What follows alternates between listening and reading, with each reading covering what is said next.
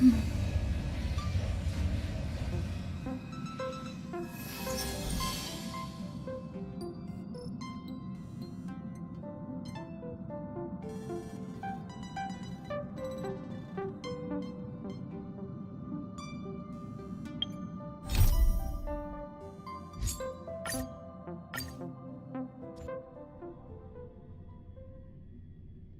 many people talking about it. This commotion at the theme park definitely made waves.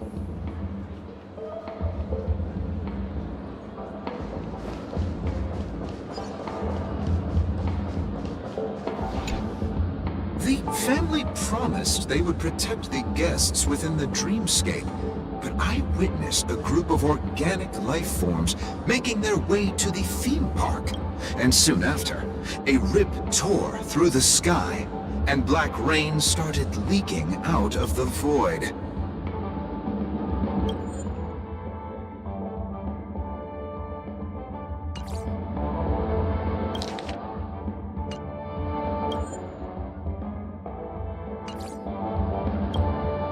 The family needs to provide a reasonable explanation, or I'll take my loved ones and return to reality. I thought the dreamscape was supposed to be a paradise. If it's not, then there's no point staying here. It appears the good sir has seen many great events. And it's true that an uninvited guest has unexpectedly entered the dreamscape. However, their target is not the ordinary guests, but the ambassadors of the IPC. The family will certainly ensure that the safety of the guests is of the highest importance. Miss Robin, I know the Bloodhound family has already sealed off the theme park and has control over the situation, but it won't resolve the problem. The family can try their best to protect their reputation, but as a guest, I don't wish to gamble with my life. But as you can see, sir, no innocent bystanders were affected in this incident. Perhaps the dreamscape is not as perfect as promised, but there's no place safer than dreams under the family's rule. I believe you know this better than I do. If this incident happened in real life, how many people would be able to walk away from it? I could stay here, but keep in mind, guests come to Penacony to enjoy the dreamscapes. They do not wish to be entangled in a conflict between the family and the IPC, so let's not have any more unnecessary incidents. Of course. With the Charmony Festival about to commence, we will spare no effort in our preparations. Rest assured. To express our apologies, the family has arranged this gift for the guests. Thank you for understanding.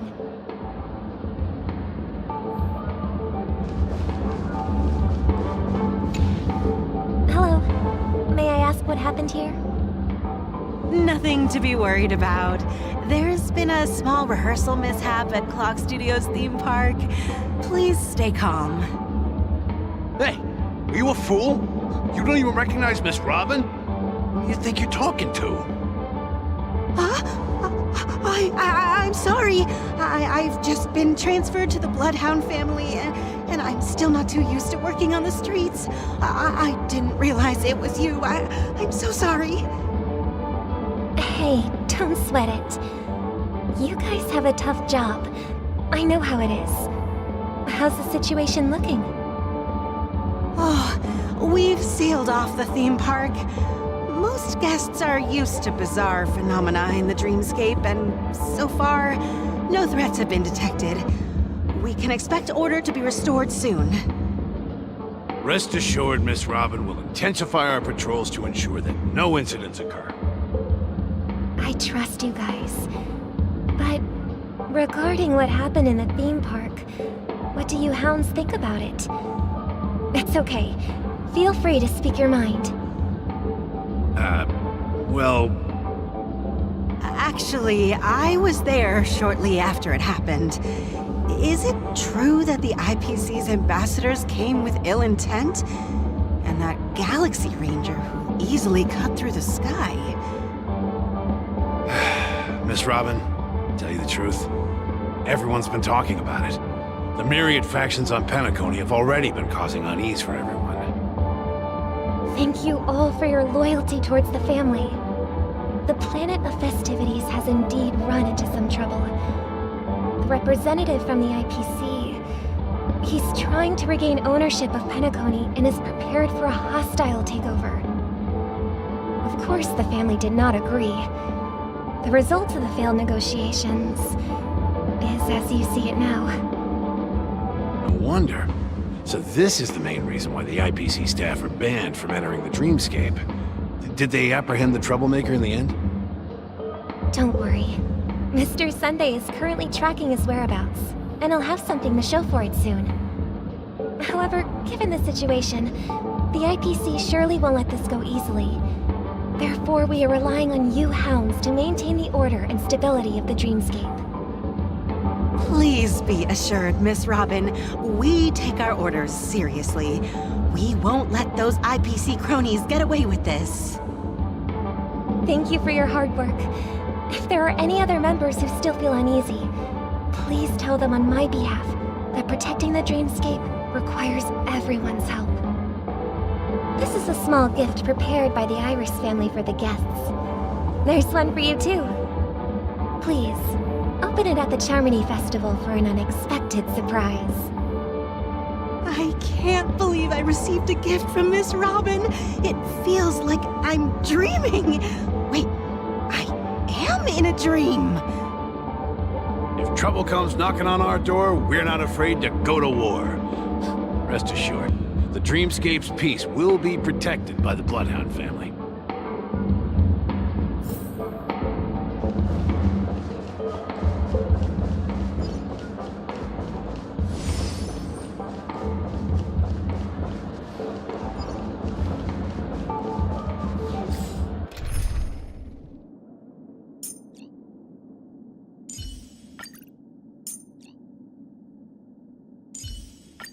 Ta-da! Miss Robin? That's the renowned cosmic superstar, Miss Robin! I didn't expect to meet a fan here. I'm honored. Welcome to Penacony, a world filled with wonderful dreams. I can't believe I'm actually meeting the real Robin! Shouldn't you be preparing for the Charmony Festival? Preparation is important, but the ceremony is fundamentally about sharing the Great One's harmony with everyone.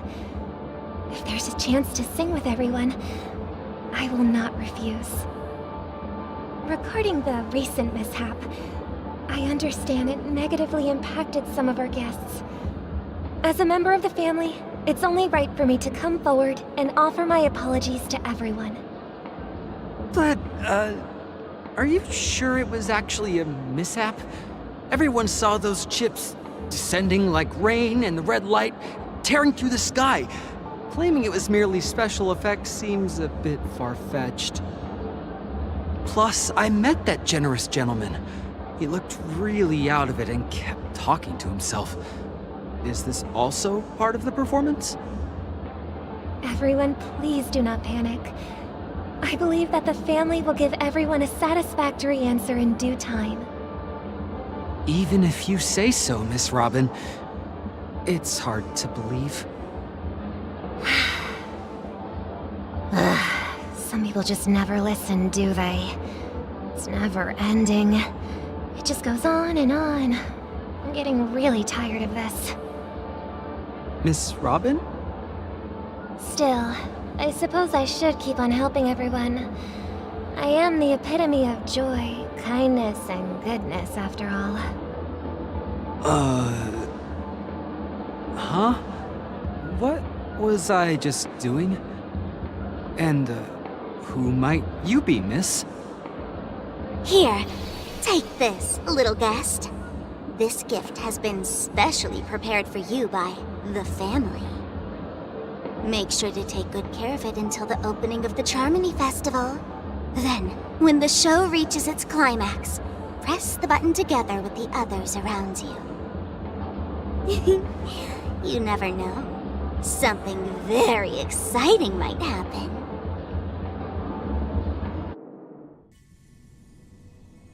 we're back to where it all began.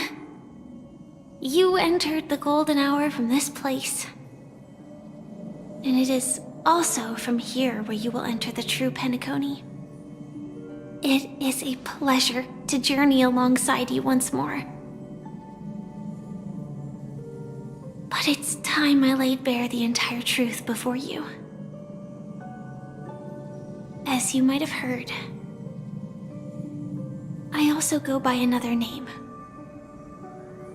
Stellaron Hunter Sam.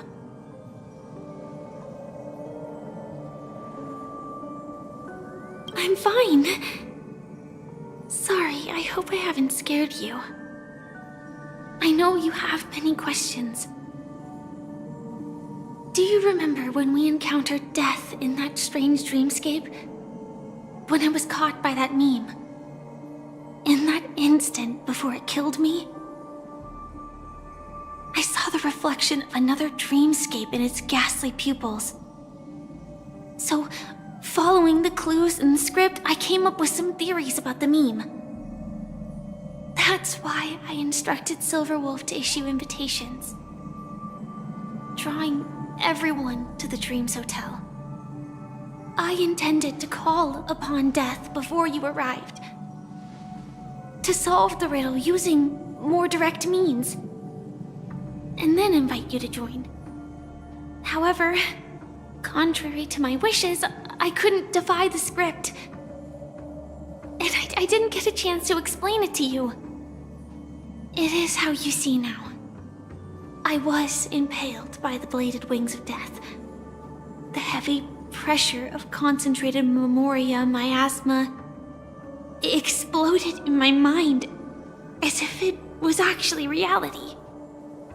But after the momentary numbness subsided, I found that my body was absolutely unscathed. I was still alive. And it was just as I thought. I had arrived at a place starkly different from this beautiful dream. Beneath the dreamscape of Penacony lies another, more chaotic, more primal memory zone. Its name? Land of the Exiles. And so, then I returned to the hotel in the dreamscape, hoping to tell you of its existence. Yet I could not reveal my own identity. So, I could only divert your party's attention and lure you away from the battlefield. And after all my attempts proved futile, it wasn't until not long ago when a crimson blade of light shattered the high wall of the dream, causing you all to fall far into the abyssal depths of the dreamscape, that I was able to awaken you and your companions one by one. And that's it. That is all that's happened so far. I know it's tough to believe all this without reservations. I just want to say, you are very close to the final answer. Just one more thing needs to be done. And then I can prove it to you. Now, let's leave this place. Please close your eyes. Take a deep breath and visualize the dreamscape's outline in your heart. And remember, you must not open your eyes at all times. 3, 2, 1. Don't be afraid. The one who has come to greet us has arrived.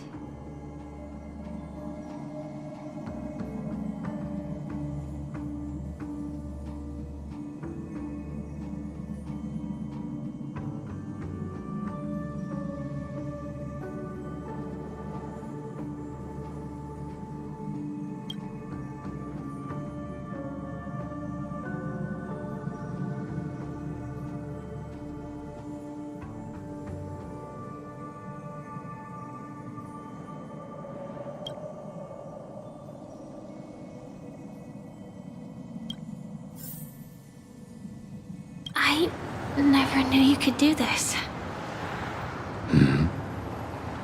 Do you have a driver's license? I do. That is... surprising. Why? Because this is Japella, the city of sins? No, it's nothing. I'm just thinking that you haven't slept in 20 system hours. Are you sure you're okay? I'm fine. I'll survive. Same goes for you. I'm not so sure about that. Slow down a bit. Infiltration is over. Feel free to activate Sam anytime you like. There's still some time before the next part of the script unfolds. Let me stay a little longer in this body.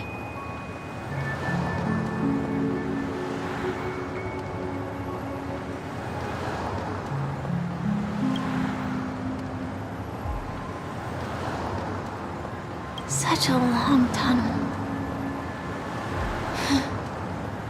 Didn't feel this long when I set off.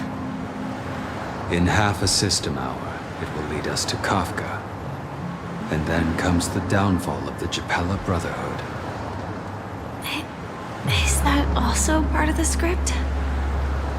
It's in your script too. Sorry. I didn't notice. Their destiny won't change just because of your selective ignorance. I told you before, it's a bad habit. What about you then? Is this the moment you finally find the death you've been looking for?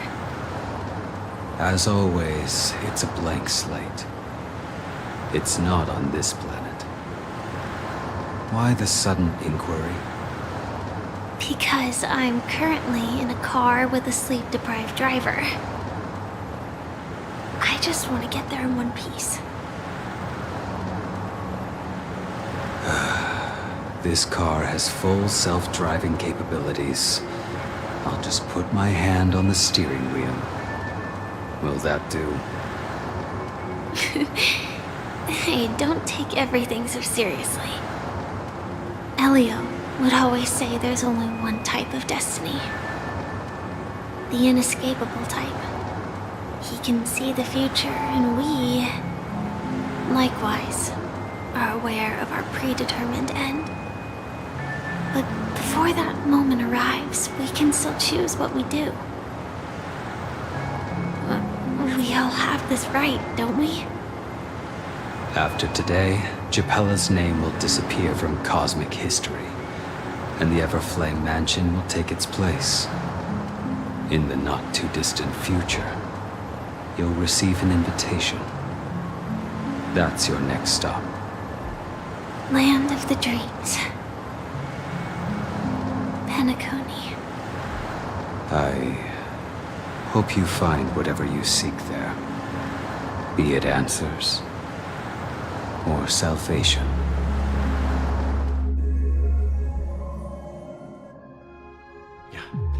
Glad to see you're safe and sound. Close your eyes. This is the answer. Isn't it incredible? The monster that we have always known as Death is actually the guardian of the land of the exiles. It abides by a certain rule, abducting people from their dreams and bringing them here.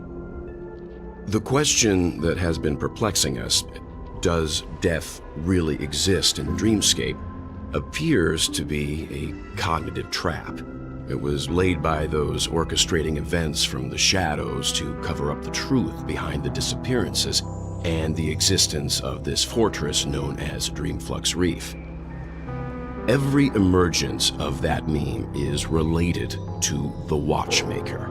Since Dreamflux Reef is where it brings its captives, It's likely that many of our long-standing questions will be answered in this place. The atmosphere here is starkly different from the beautiful dream. There are no regulators here like the family. And they all look like they're mildly dazed. But from the whispers of the residents, they've heard a familiar name. Gallagher. It's that man again. Always in the right place at the right time. Though that does save us the trouble of looking for him. Himiko and March have already made a move. Get ready. We're about to set off. The real dreamscape. The land of the exiles. Before we go, should we speak to everyone first?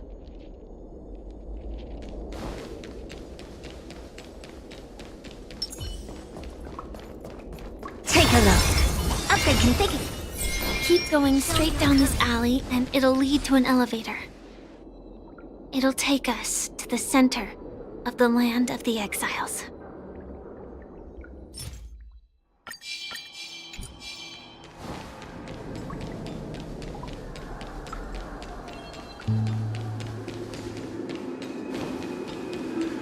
What a huge clocky. Looks like the watchmaker also left his mark on Dreamflux Reef.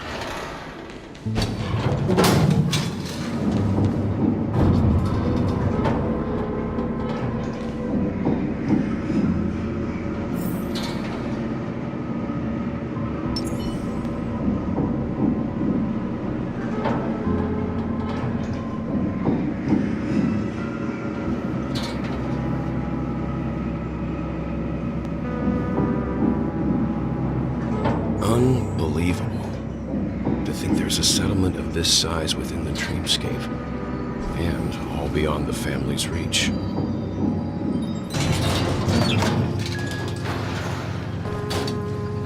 The atmosphere in this fortress is pretty different from that in the beautiful dream. When I first saw it, I was in awe too.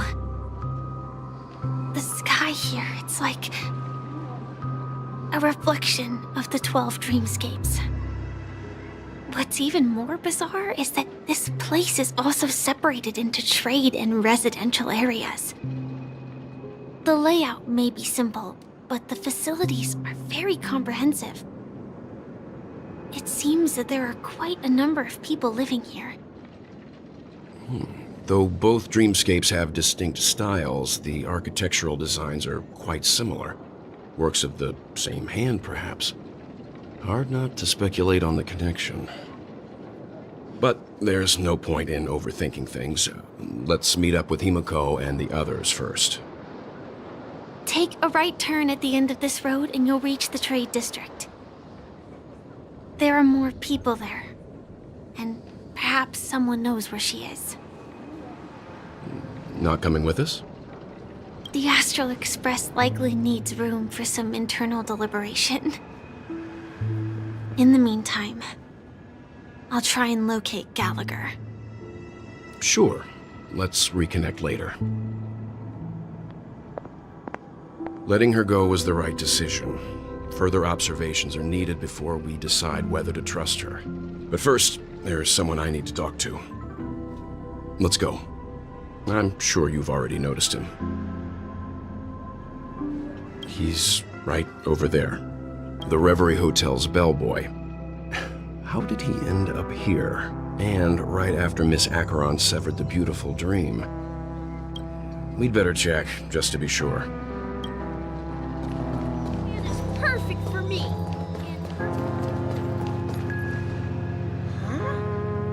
You're the guest from before. We meet again! And a new friend. Forgot to introduce myself. I'm the hotel's bellboy, Misha. Hello, Misha. I'm Welt. We met in a dream. Oh. And who might this be? Tick-tock! Old friend and new friend! Let's high-five! Your, memory zone meme? Nope. Clocky is a good friend of mine. We all live here. How did you two get here? This dreamscape isn't supposed to be open to the public. I wonder if it has something to do with Sleepy. So, this is your home? Yep. After my work in the beautiful dream ends, I'll go back home. Commuting used to be more convenient, but ever since travel became cumbersome, Sleepy started ferrying people back and forth between the two dreamscapes. This Sleepy. Can you describe what it looks like? Sleepy is a memory zone meme. Looks fierce and has many eyes. But it's actually really well behaved. Gallagher's been taking care of it. Based on the description, that meme is indisputably death. A nightmare for the family, but for the people who live here, well, that couldn't be further from the truth. Death? Not in a dream, surely. Sleepy's just a little aggressive, and sometimes messes up by fetching the wrong guess. But it would never hurt anyone. I see. Has it brought back any guests recently, say, in the last day or two? We're currently investigating a missing person case that occurred within the beautiful dream. I see. Then you'll have to speak with Gallagher. But he's currently busy hosting a visitor from the Oak family and specifically asked not to be disturbed. Mr. Yang, the person you're looking for, is it Miss Robin? Just as I thought. Considering what happened with Miss Firefly, this doesn't come as a surprise. If you're looking for Miss Robin, I can lead the way. She told me that she'd be willing to meet with outside guests. If it's not too much trouble. Also, we're looking for our missing companions. A woman with red hair accompanied by a girl with pink hair. Have you seen them? Oh, I haven't. But please, rest assured. Dreamflux Reef is a small place, and it's not as bustling as the beautiful dream, but its safety is unmatched. How about this?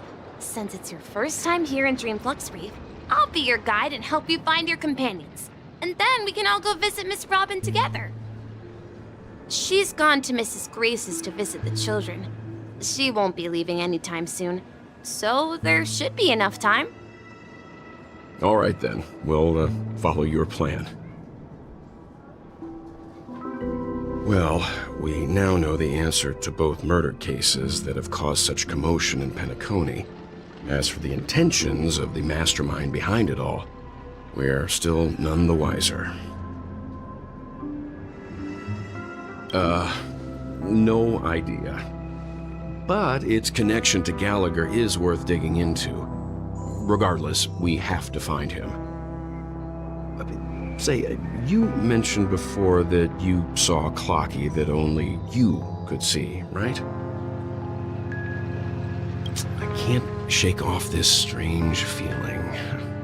Am I really still so young at heart? Forget it. It's not important. We'd better just follow Misha.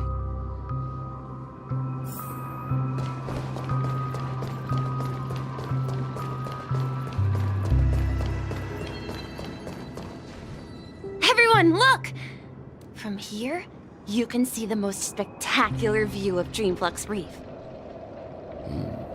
A black hole? No. An accretion disk formed from consolidated memoria?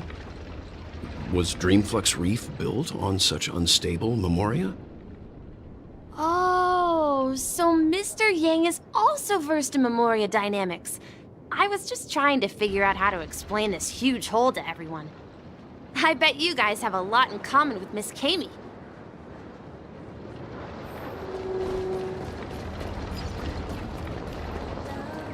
Look! There she is! My calculations are finally done. In another 10 system hours, the above dream will swallow the dream below. My hypothesis was correct. this place will cease to exist as the dream devours everything.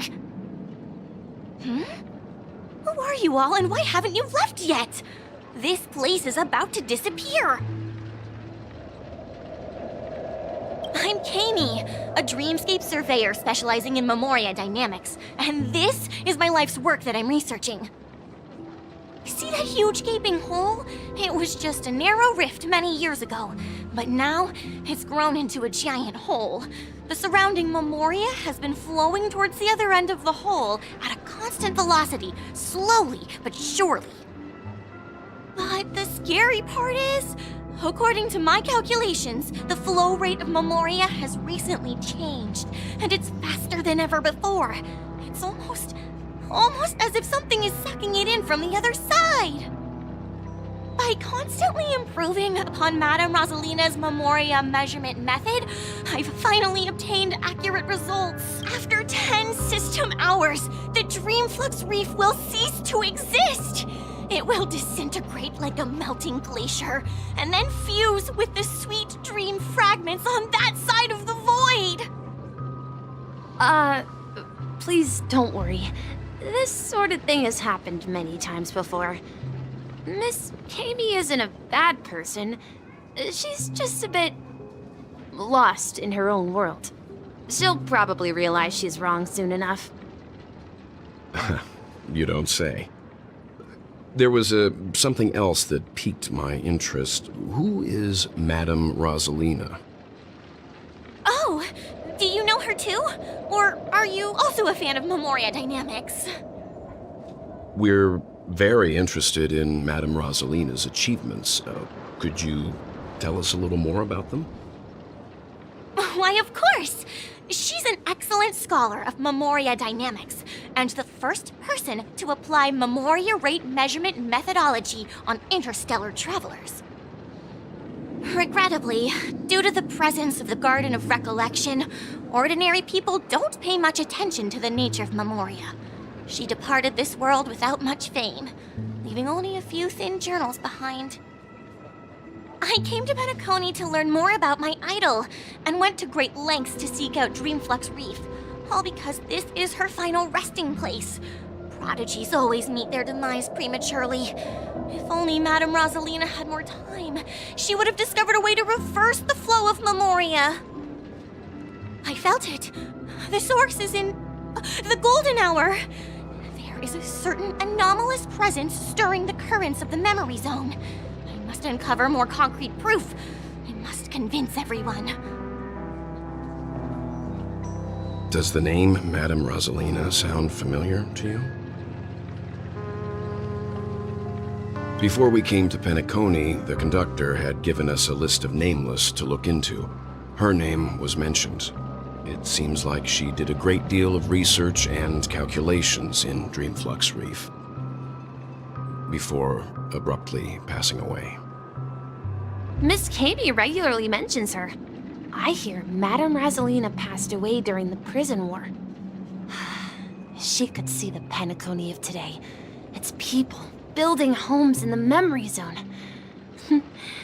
I bet she'd be really happy. Perhaps. Our destination is the commercial district. That's where the largest crowds gather in Dreamflux Reef. We might be able to find the others there. Let me go! Ghost! There's a ghost! Don't come near me! Oh my. I'm human and so are you. Can you get a grip? Ah, there you are. I've been waiting for you two. Quickly, come help. I bumped into a member of the family on the way here. He was so scared and I just wanted to calm him down. But... Let me go! Let me go! I've only done good in my life. Why can't I rest in peace after death? Well, this is how it turned out. Ha ha, you're a regular comedian. He thinks he's dead. Although, when I first fell in, I also thought the same. Dear guest, this is not the afterlife. This is Dreamflux Reef. That's right. Did you hear that? Repeat after me. Dream Flux Wreath. You're talking to someone invisible. If I'm not dead, what am I? I shouldn't have pushed my luck and tried sleeping in my dream. Curiosity kills the Papeshi. Stop asking! You'll alert the monsters! All the dead are right here. All of them! You're not talking about the Memory Zone meme, are you? Don't say that name! It's all your fault. They're coming!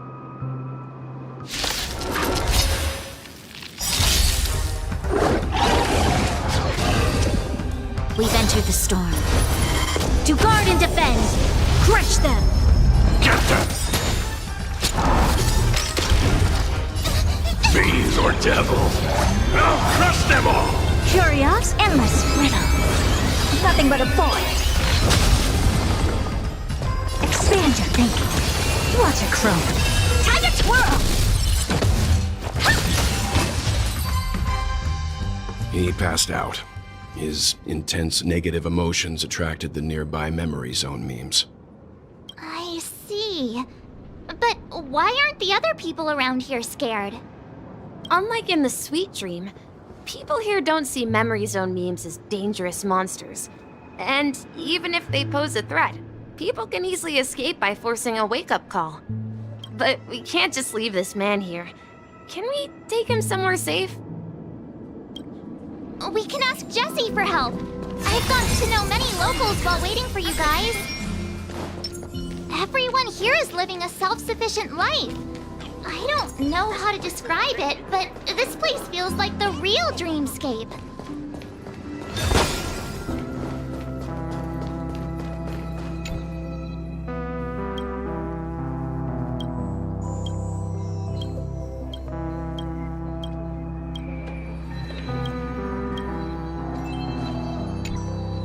Evening, Jessie.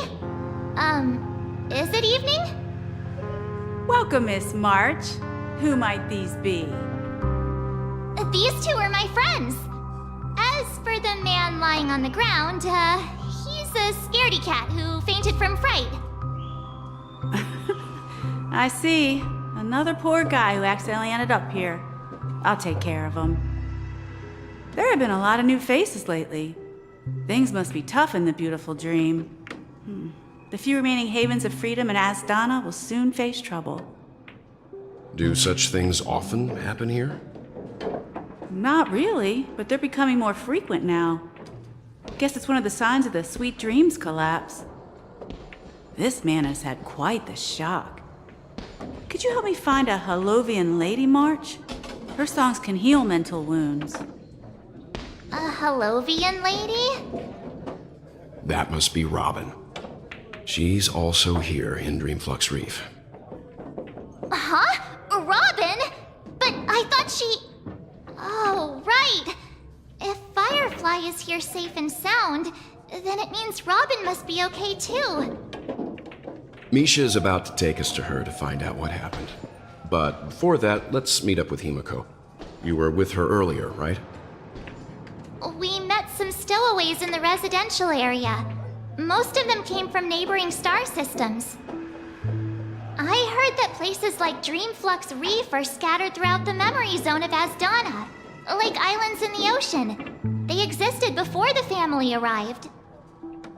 I also heard that when Dreamflux Reef took shape, it was the center of all dreamscapes in Penacony. If that's true, it's no wonder there are so many similarities between this place and the Sweet Dream. Himiko must be gathering information. Let's hurry up and get going.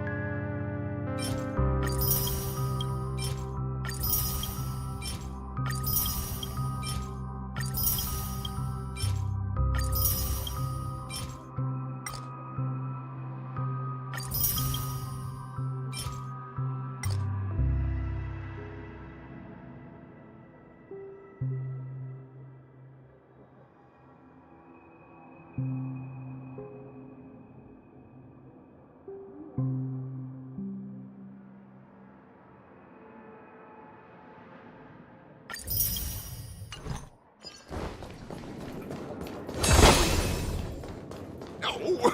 At this rate, the family will be done for! Done for! This is where we split up. She can't be too far away. So that's how it is. I never imagined we'd gather the remaining details here. To borrow Gallagher's catchphrase, what an unpredictable twist of fate. Himeko, here they are. Ah, perfect timing. Now that everyone's here, I'd like to introduce everyone to Micah, who's partly in charge of the Land of the Exiles. Micah, these are my companions. It's a pleasure to meet the Nameless. You know us? I've been keeping an eye on you since the day you arrived in Penacony. We would have met under more appropriate circumstances if Dreamflex Reef hadn't been isolated from the 12 Dreamscapes. Please, allow me to formally introduce myself. I'm Micah, the Gravekeeper of Dreamflux Reef. Gravekeeper? Life in Dreamflux Reef is pretty liberating. Everyone here mostly keeps to themselves, without meddling in others' affairs. My daily task involves cleaning a few tombstones. You're too modest, Micah.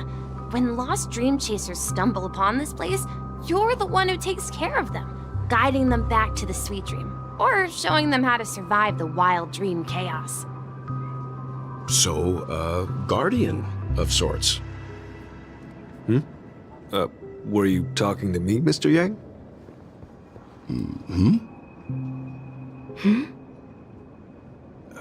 On that note, Mr. Mika, which tombstones are you referring to? We didn't come across any graveyard when we arrived. They're actually just symbolic stones.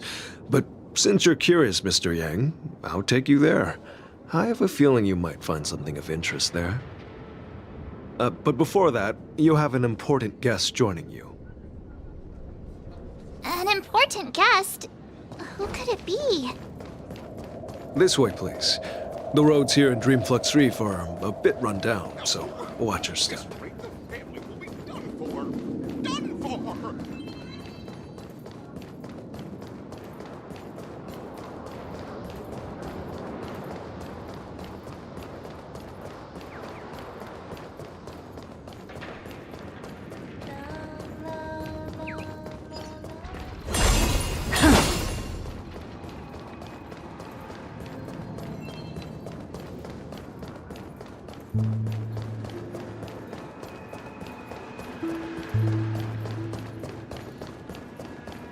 There she is. Everyone sang so wonderfully. It's not often that I tried this music style, but I've gained some valuable insights from it. Oh, I can't thank you enough, Robin. Well, these kids have made incredible progress in only a few days. It was nothing, Grace. I merely taught them how to sing. It was you who brought hope into their lives. Life must be quite difficult for them in reality, I imagine. That's right. Whenever it's time to say goodbye to these kids, they're reluctant to leave. But I've explored every corner of Dreamflux Reef, talked to everyone I met, and they all told me the same thing. This shattered dream is not worth clinging to. It seems you truly are a child of the Harmony. Emma and Andy are orphans I took under my wing. Carol there, with her blind eyes, used to work at a nutrition center in the outer ring of Penacony. And as for Gary, he's been living with autism since he was a child. They're not old enough to enter the sweet dream managed by the family. If we compare people to birds, these kids are like fledglings with impaired wings. But in this dream, well, they can fly freely. Even if they stumble along the way, well, they're still relying on their own strength. And me, an old lady with no legs. Well, without this dream, I couldn't even walk toward them. I'm glad that you found a new life here in Penacony. It's just... Don't worry, Robin. Dreams have their significance, but they aren't everything. Both the children and I understand this. No matter how long we fly through this dream, we will one day return to reality. But you know what? Emma and Gary aren't plagued by their insecurities anymore. No, and Carol is learning how to cope with her blindness. And Andy is livelier than ever. Well, even I've become more optimistic. You see, in dreams, we learn how to live. Once we return to reality, we learn how to survive. And should our feathers be damaged, then we share our wings with one another. There's no need to covet an illusory sky in dreams, because we have the right and the ability to fly towards a broader horizon. It's a relief to see you safe and sound, Miss Robin. It's nice to see you all again, Astral Express crew. I heard my disappearance caused quite the commotion out there. I'm really sorry about that. Since you're here, can we assume that you're fully aware of the situation in Penacony? Ever since I returned to Penacony, my voice started to change, until it gradually faded away. At first, I thought it was a temporary ailment, perhaps due to having been away too long. I thought maybe it just takes some time for my body to acclimate to the high concentration of Memoria and Asdana. But now it seems the root of the problem goes way beyond me. There are elements around me that don't align with the harmony. And losing my voice is just one of the signs of the Sweet Dreams collapse. The Sweet Dreams collapse. That memo keeper mentioned the same thing. So it's real. While I was away from Penacony, the boundaries of the 12 dreamscapes kept expanding outward. But whenever I mentioned the anomalies in the dream, all the family heads refused to talk about it. Only my brother was willing to respond. Later, I discovered the secret letters from the IPC ambassador, which further convinced me that there are hidden secrets beneath the surface of Penacony. So, following the clues in the Oak family's dossiers, I found my way here. The land of the exiles, concealed by the family under the guise of death. A dream within a dream, where Penacony's past is buried. Hearing you speak, it sounds as if your voice has made somewhat of a recovery. I hate to admit it, but the harmony in this place resonates more broadly than within the Sweet Dream. It's regrettable, but the family has experienced betrayal.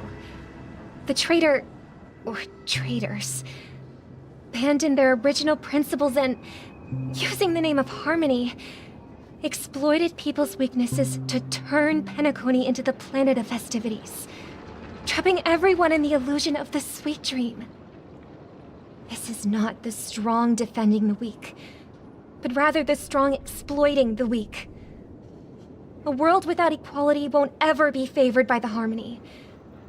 And naturally, those voices blessed by them have lost the ability to sing. Could there be another force influencing the family's shift in philosophy, Miss Robin? Considering what happened with Acheron, it's difficult to conceive of another entity within the realm of the harmony capable of influencing everyone. Unless a power surpassing that of an emanator is involved. I'd heard about what happened to the Xianzhou Alliance, but as far as I'm aware, the family hasn't faced any such external interventions. Who knows? Perhaps I've just been away too long and missed something. Regardless, I cannot accept my home is moving towards the very opposite of what the harmony represents, while still claiming to uphold it. I must uncover the reason why Mikhail cut ties with the family, and who exactly it was who betrayed us all. Do you remember our arrangement, Mr. Micah? Well, here's my answer. I've decided to forgo my role and never step foot on the Charmony Festival stage again.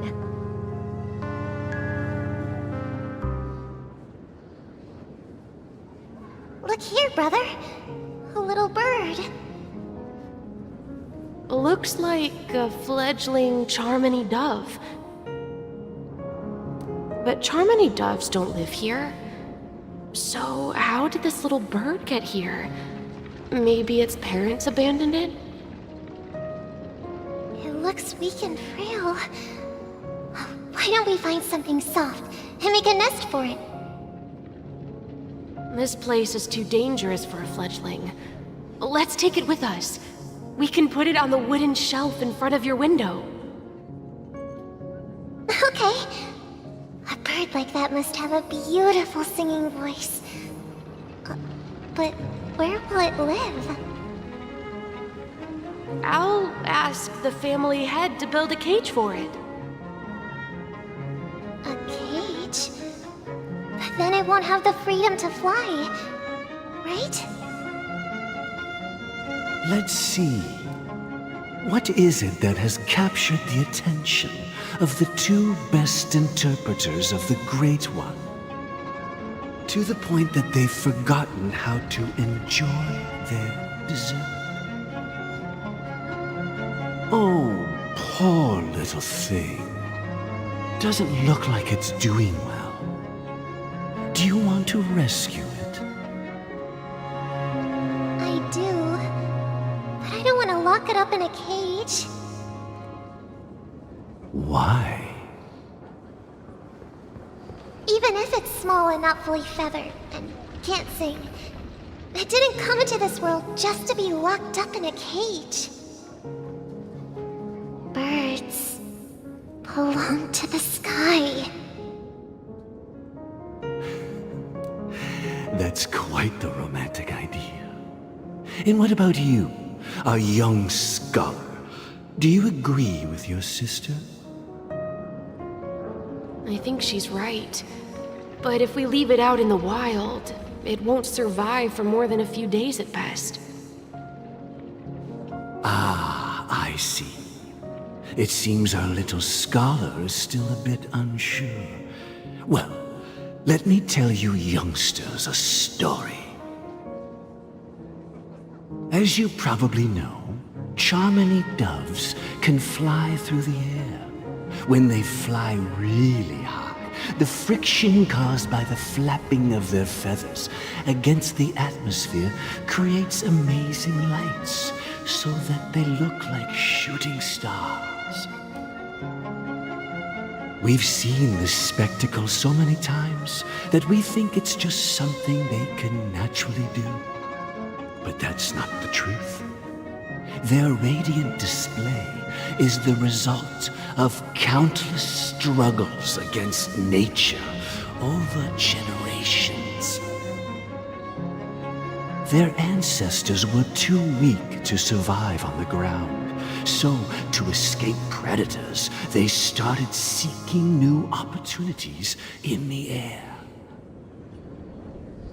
After countless attempts by many generations, one of them finally figured out how to fly.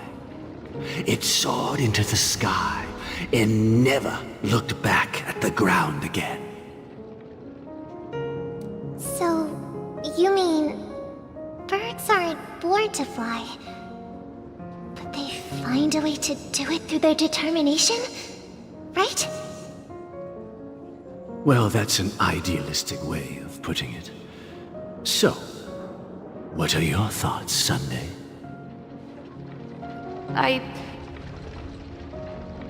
I think people believe birds are meant to fly because they've never seen those birds crashing to their death.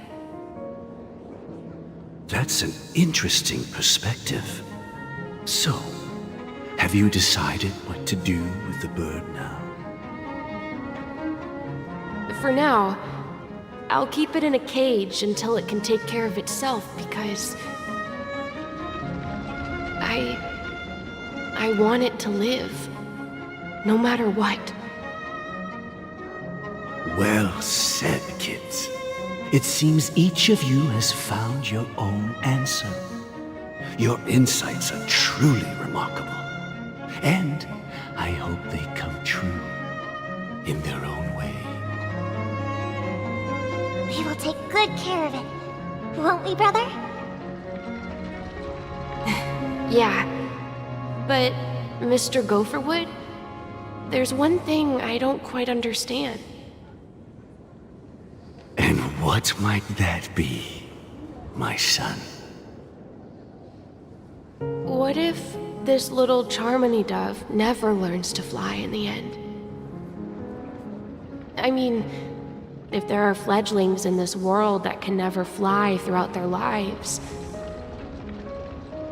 should we let them go back to the sky, only to see them crash to the ground and die? Talking in your sleep, Birdie? Time to wake up.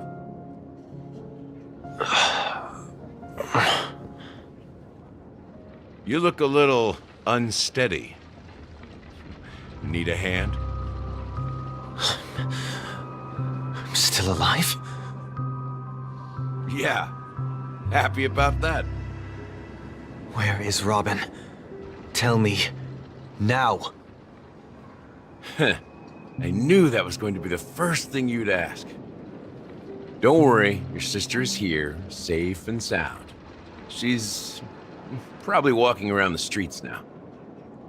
If I were you, I'd be more worried about myself. After all, right in front of you is the guy who just stabbed you in the chest with a dagger. If you wanted to kill me, you wouldn't give me the chance to speak. Just tell me your demands, lackey of the Watchmaker. So, you figured out who I am, huh? No wonder you had the guts to go against the Dream Master and the Four Families. Looks like I made the right choice. Choice? You are aware of my plan and see through my fictionology. Time is running out, so let's drop the charades. I'm suggesting we cooperate. Cooperate? What makes you think I'd cooperate with you? The fact that the famous Robin has chosen my side. Plus, some clues about a traitor and a bright future for Penacony. Any of that catch your interest? I find it hard to believe a man who's full of deception. Fine, you don't have to trust me. What you should trust is the sense of justice inside of you. Show me Robin first. All right, as you wish. Here she is. Huh? What's your trick this time? Just kidding. I mean, this lady will lead us to Robin, right? And the crew, too. There are too many people who you owe an explanation. That'd be great. Please follow me, Honorable Oak Family Head.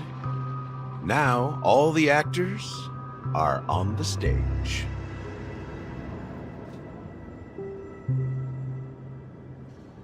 This is the monument I mentioned earlier. The names inscribed on it should be familiar to all of you.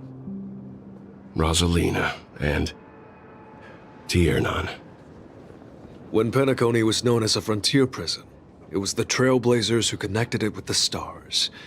They were the heroes who saved Astana, and their names deserve to be immortalized, not just on this small stone tablet, but in the annals of history for all of time. However, today, the planet of festivities is nothing but sweet dreams. That heavy piece of history is all a distant memory. Just like that prison. If their names are inscribed here, then that means... According to Micah, they died long ago. Rosalina was killed during the War of Independence. She ventured alone into the heart of the star system to investigate the flow of Memoria, but she never returned. Tiernan was a skilled gunslinger, strong and reliable. He led the people through countless battles, but he didn't live long enough to witness the arrival of true peace. In the decade following the war, Penacony faced challenges internal and external. To protect Asdana, Tiernan picked up the way of the Trailblaze again, and led the Letmoth family to explore beyond the system, only to be surrounded and wiped out by the Swarm. Though I had expected as much, the tales of these heroes truly are sorrowful. True to the title of Trailblazer, they spent their lives venturing into the unknown. But what about this tablet? There are no names carved on it. When Dreamflux Reef was created, its owner was still alive. However, he insisted on erecting a monument for himself, saying that it will happen someday. Here we meet again. Everyone from the Astral Express. Robin.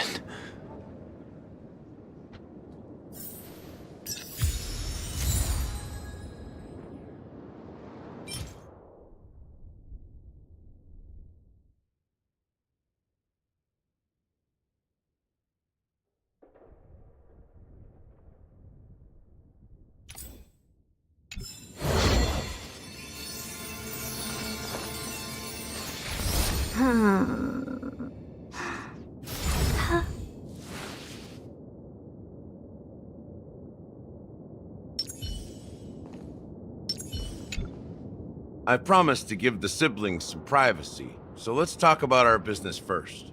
What do you say? That sounds sensible enough.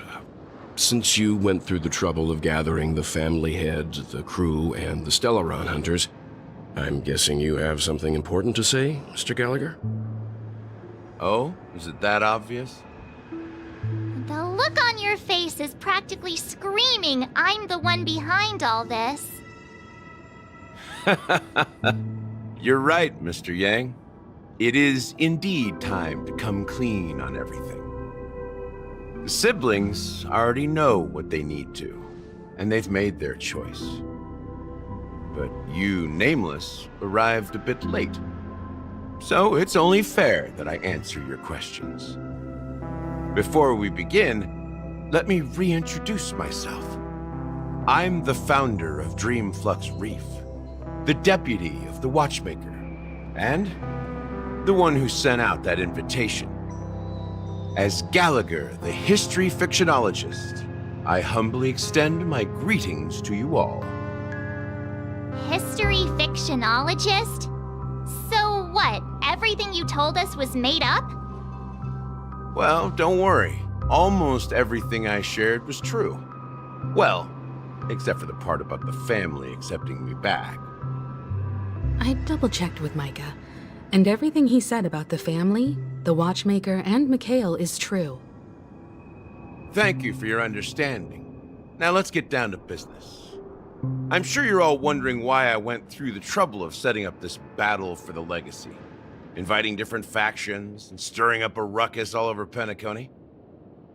Well, it all boils down to something very familiar to all of you. The Stellaron.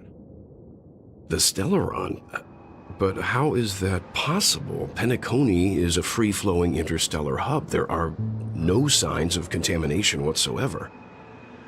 You're totally correct. So, care to take a guess at what that means?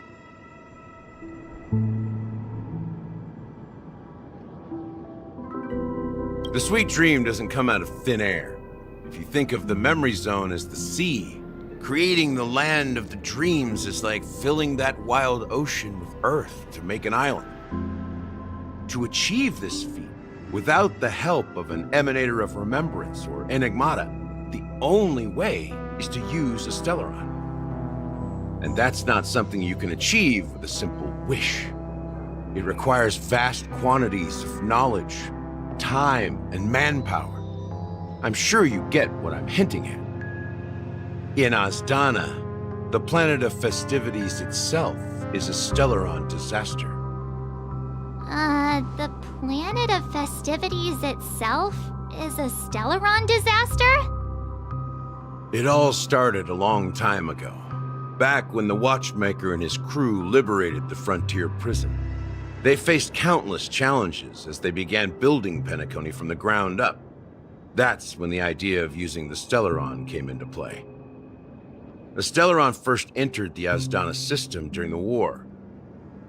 The Nameless warned everyone against the folly of attempting to tamper with such a power, and most heeded their words. But there are always people in the shadows with ulterior motives. The turning point came after Tiernan's death. With two of the Nameless gone, the Watchmaker had to go to the front lines. It was at that moment his rivals saw an opportunity. By the time a representative from the Montour Systems family arrived at the Watchmaker's call, the Stellaron had already been activated and was seeping into the primordial synesthesia dreamscape. And I suppose the family happened to possess the knowledge to seal the Stellaron? Not just that. They knew far more about the Stellaron than the average person. They helped Mikhail swiftly quell the civil unrest and played a part in building Penacony under the disguise of the Harmony. Those 3 eras were known as the Age of Dreaming. The Watchmaker, who had been left in the dark, sent out invitations across the universe, spreading the hype around the land of the dreams. Then, how did they turn against each other? Remember the island in the ocean metaphor? The truth is, the Stellaron was never truly sealed. It existed in a different form within the dreamscape. Think about this. What would it cost to create and maintain such a lavish dreamland? It's people's lives. The opulent dream is built upon the decay of spirits, with a toxic elixir called pleasure flowing through the dreamscape. It tempts people to indulge in the dreamscape, and gradually their minds succumb, becoming nourishment for the sweet dream. Confusion, laziness, and cowardice, weaknesses that plague humanity, were magnified and nourished by the family. Penacony became a new kind of prison, even more impenetrable than the previous one. Sadly, we realized this far too late. By then, the family had a firm grip on Penacony, swiftly quelling any opposition that arose. At my wit's end, I had to use the power of the Enigmata, and sought refuge in this chaotic memory zone. Over the years, I fabricated a meme within this dream for our use. Dormancy. That's its real name. We exploited a loophole. You see, regular people can't fall asleep again while they are inside the dreamscape. So this is the true meaning of the impossible. You sent out invitations in the Watchmaker's name to find forces capable of resolving the Stellaron disaster and draw them into Penacony to uncover the truth. It's not just that. Above all, I wanted to see what happens when the major factions engage in a struggle for the legacy. Since this is the Watchmaker's first announcement in decades, the traitor within the family is bound to reveal themselves. So, the legacy is just a facade. If you want to consider the Stellaron as the legacy, I'm totally fine with that. If that's the case, where is the Stellaron now? That's a question for Mr. Wings. The Stellaron is still under the family's control, and as the head of the Oak family, I'm sure he holds all the answers.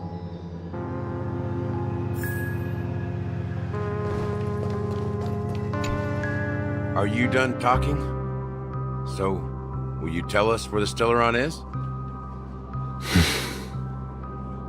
It is the Penacony Grand Theater itself. As I suspected, it's the embodiment of the family.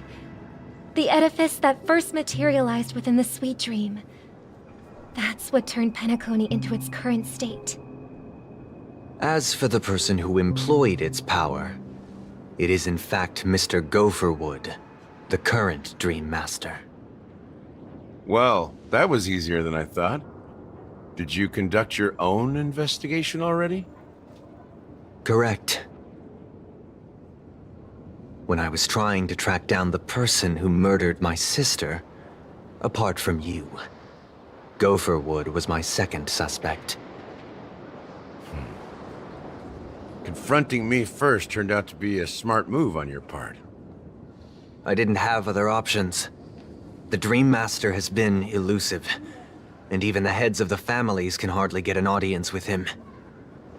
Moreover, Mr. Gopherwood has been kind to my sister and me. And I didn't want it all to end like this. What do you mean by that? To be honest, my brother and I are also victims of the cancer of all worlds. We grew up as orphans, and were adopted by the family when they came to help. Mr. Gopherwood recognized our potential and brought us to Penacony. But I can't just stand by and watch Mr. Gopherwood become an enemy of the Harmony. I won't use my voice to support an evil cause. I won't step on that stage and sing, no matter who the traitor is, or what orders they give me. I won't let the Charmony Festival become an event that destroys Harmony itself, or the paradise in our dreams. Indeed. For the paradise in our dreams. As the head of the Oak family, I'm responsible for ensuring Penacony's promising future. Robin and I will head into the Sweet Dream and confront the Dream Master. And if it turns out that the family has truly strayed from the Harmony, I'll fight alongside you. We'll put the Charmony Festival on hold and make sure Mr. Gopherwood pays for his blood debt. The enemies you are about to face aren't like this old dog here, who can barely even bark. Since our interests are aligned, why don't we team up? Maybe, just maybe, we'll have a shot at success. We have always been following in the footsteps of our nameless predecessors, and there's no reason to stop now.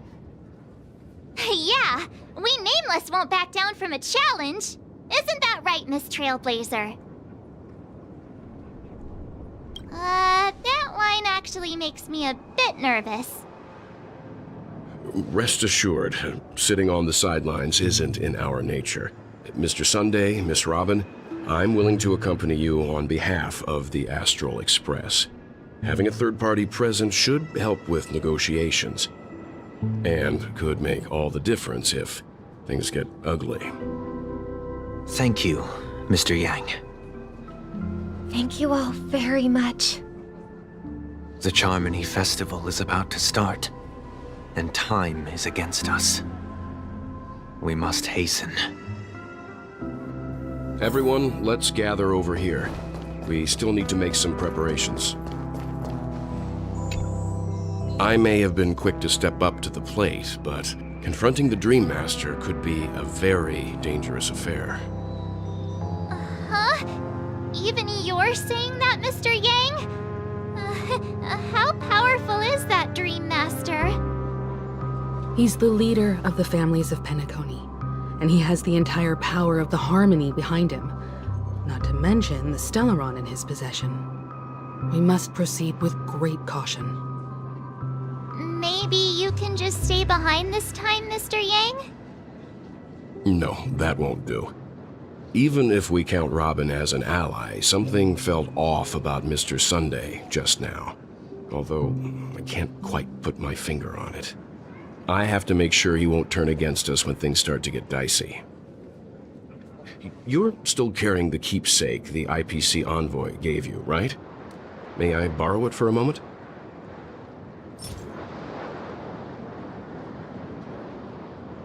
Huh. I knew it.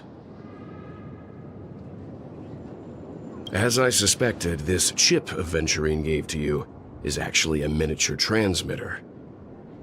If I'm right, he intends to use it to track your location or contact you when needed. As it so happens, this may actually be of some use in the current situation. Aventurine? Is he still alive? And what does he have to do with our mission to confront the Dream Master? Remember what I said earlier? Working with the IPC is a way to keep the family in check. If negotiations go south and the family show their true colors by going after the Stellaron, I'll use this transmitter to send a message to the IPC. It'll be just the opportunity the IPC ambassador was hoping for. The only question mark in all of this is Aventurine's current status. But the IPC is always listening, especially senior strategic investment department heads like him. Getting the message across shouldn't be a problem. Good luck to you, Welt. Well, you take care too. If anything goes wrong, don't worry about me. Just make sure to seal the Stellaron. Spoken like a true hero.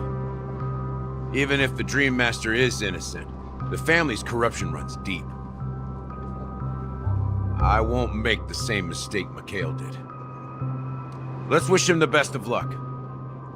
Don't you have something else to tell us, Gallagher?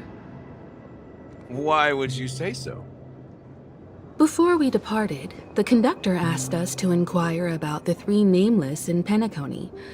We've already collected intel about Razalina and Tiernan, so the only one left is legwork. If I'm not mistaken, we've already met him somewhere, haven't we? It's not enough to say meet, but the answer is pretty obvious. After all, I've hinted at it in quite an evident way.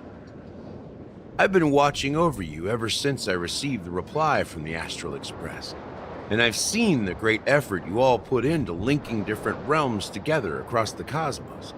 And now, after getting this far all in one piece, you have truly proven yourselves. Miss Himiko, were you the one who repaired the Express and got it sailing through the cosmos again? Yes.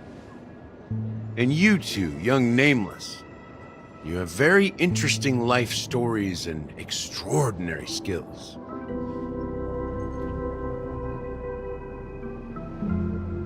What?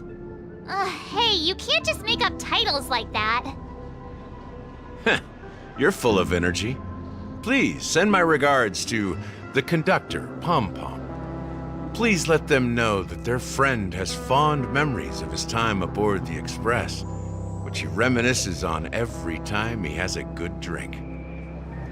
As for the last Nameless, he embarked, disembarked, and embarked again, traveling in a great circle, ending up back where he started.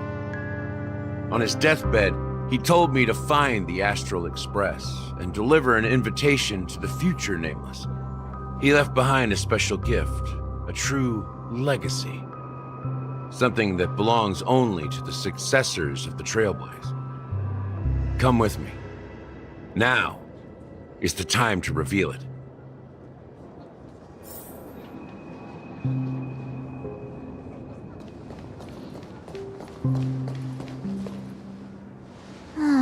Back here again.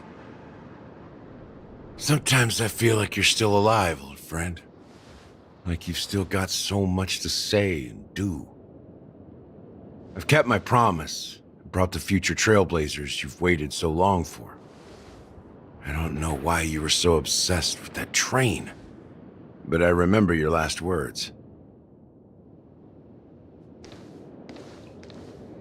Don't let us down, old man.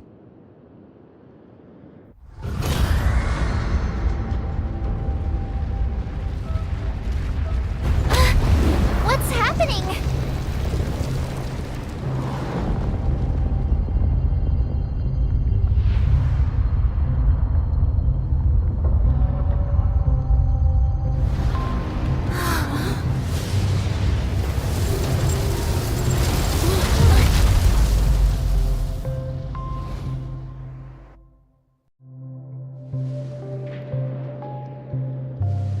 Go ahead. His resting place lies in the garden up ahead. The first and last Nameless of Penacony. Mikhail Char Legward, the Watchmaker.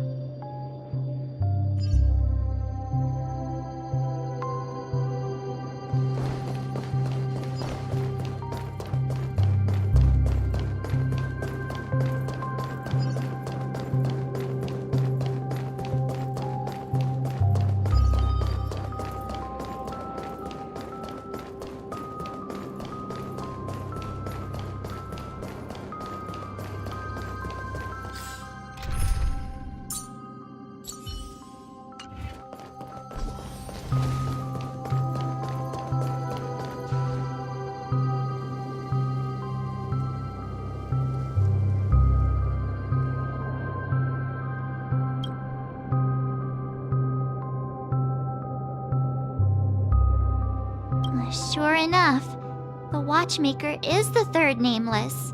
Even I could guess that one. The legacy he left behind was a dream bubble. I believe inside that bubble, there's something that holds meaning only for the nameless.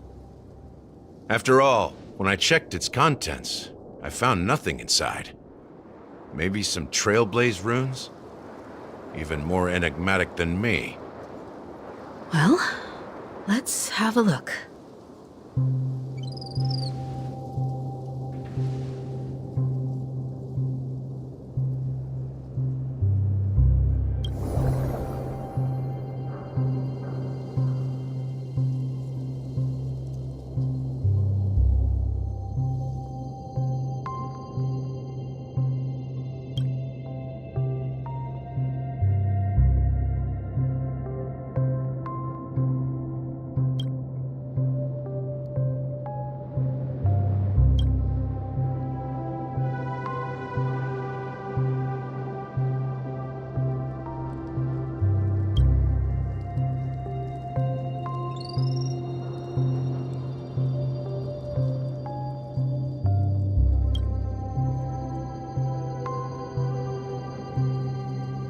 Wait, what's going on?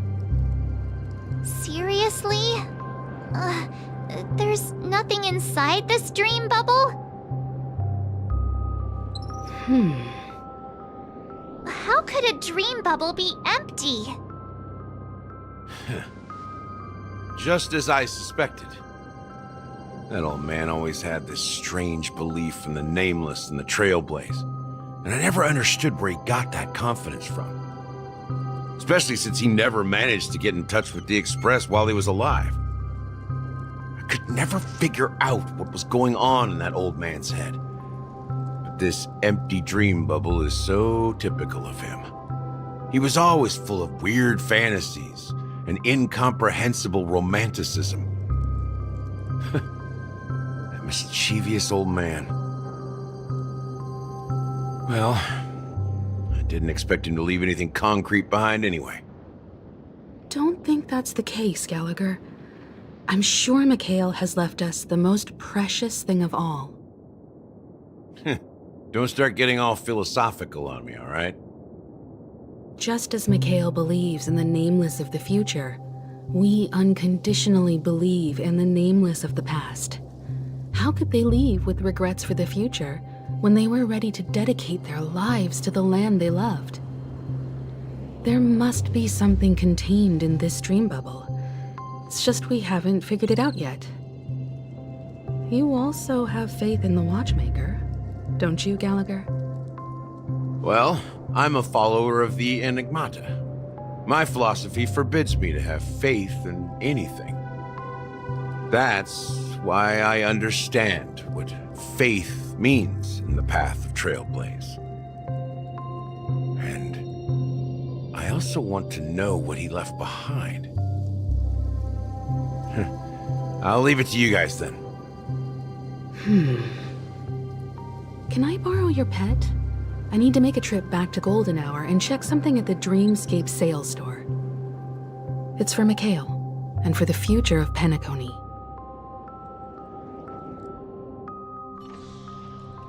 Welcome to the Reverie Hotel. How may I help you? Greetings. We're the Nameless from the Astral Express, and we'd like to check in. The Astral Express? But I thought... Yes, my companion's already checked in. My name is Dan Hung, and I believe my personal information is recorded in your system. I see, but your companion said you wouldn't be coming due to a change of plans. Now the plans have changed again. And you are...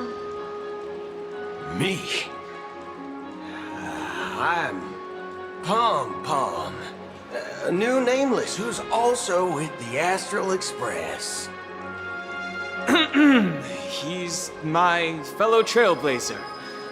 We responded to the family's invitation before he boarded the Express, so he wasn't registered in your system. Is it possible to accommodate him as well? Oh, I see. Another one of the Nameless had a similar situation. Seems like a lot of people are joining the Trailblaze these days. Since there's a precedent, it shouldn't be a problem. Just give me a second to contact your companions.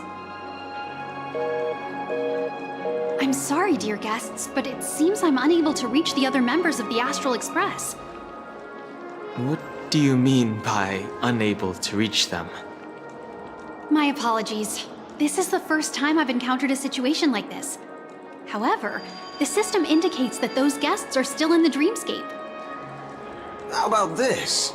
Give me their room number, and we'll go check on them ourselves. I'm afraid that's not possible. I need to verify both of your identities before I can share any guest information. How about you just wake up someone? Let's say, Welt? I'm sorry, but there are strict rules regarding forced awakening. It cannot be done without the proper clearance. So nothing works, huh? What's your solution then? Are you saying we sleep here? At the reception? Please be patient. We need to contact your companions in order to confirm your identities. And now it seems you need to confirm our identities before you can contact our companions. It seems so. Oh, fudge! Look, nothing personal, but if you can't handle this, go find someone else who can, okay? Please calm down, dear guests. I do recall that Mr. Sunday, the Oak family head, personally handled this issue earlier. Oh, please wait a moment while I contact him. I don't think she's trying to give us a hard time. She really just doesn't know what to do. I have a bad feeling about this. You tried to contact them on the Express earlier, but they didn't respond. Something doesn't seem right. I need to leave for a moment. You can stay here with the receptionist. Sure thing. Just don't keep me waiting forever. Don Hung seems pretty worried about his companions. I should give him some space. Stressing out about it won't help anything.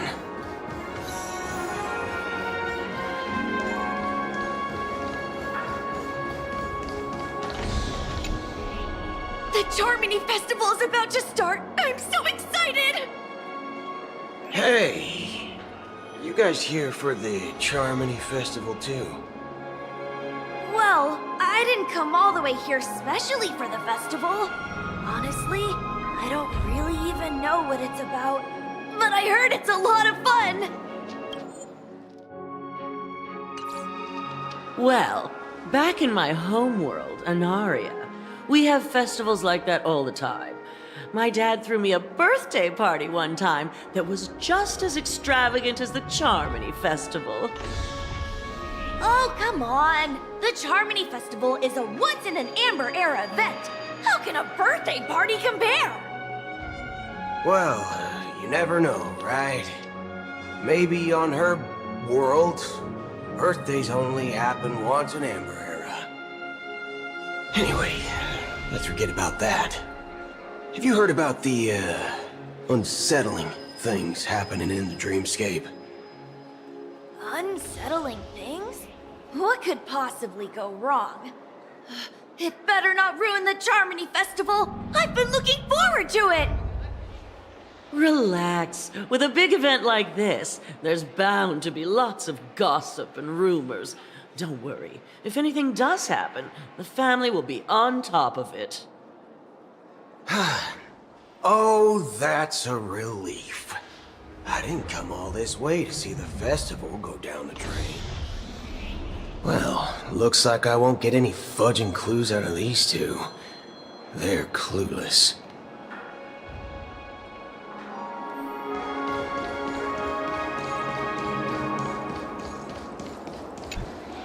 Greetings. I'm Cody of the Bloodhound family, head of security for the hotel. How may I assist you? Hello. So, there's something I wanted to ask about.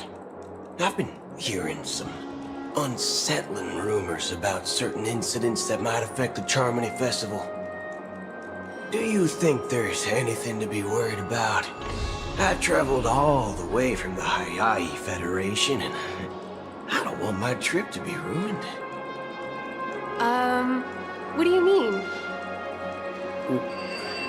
Wait, you haven't heard?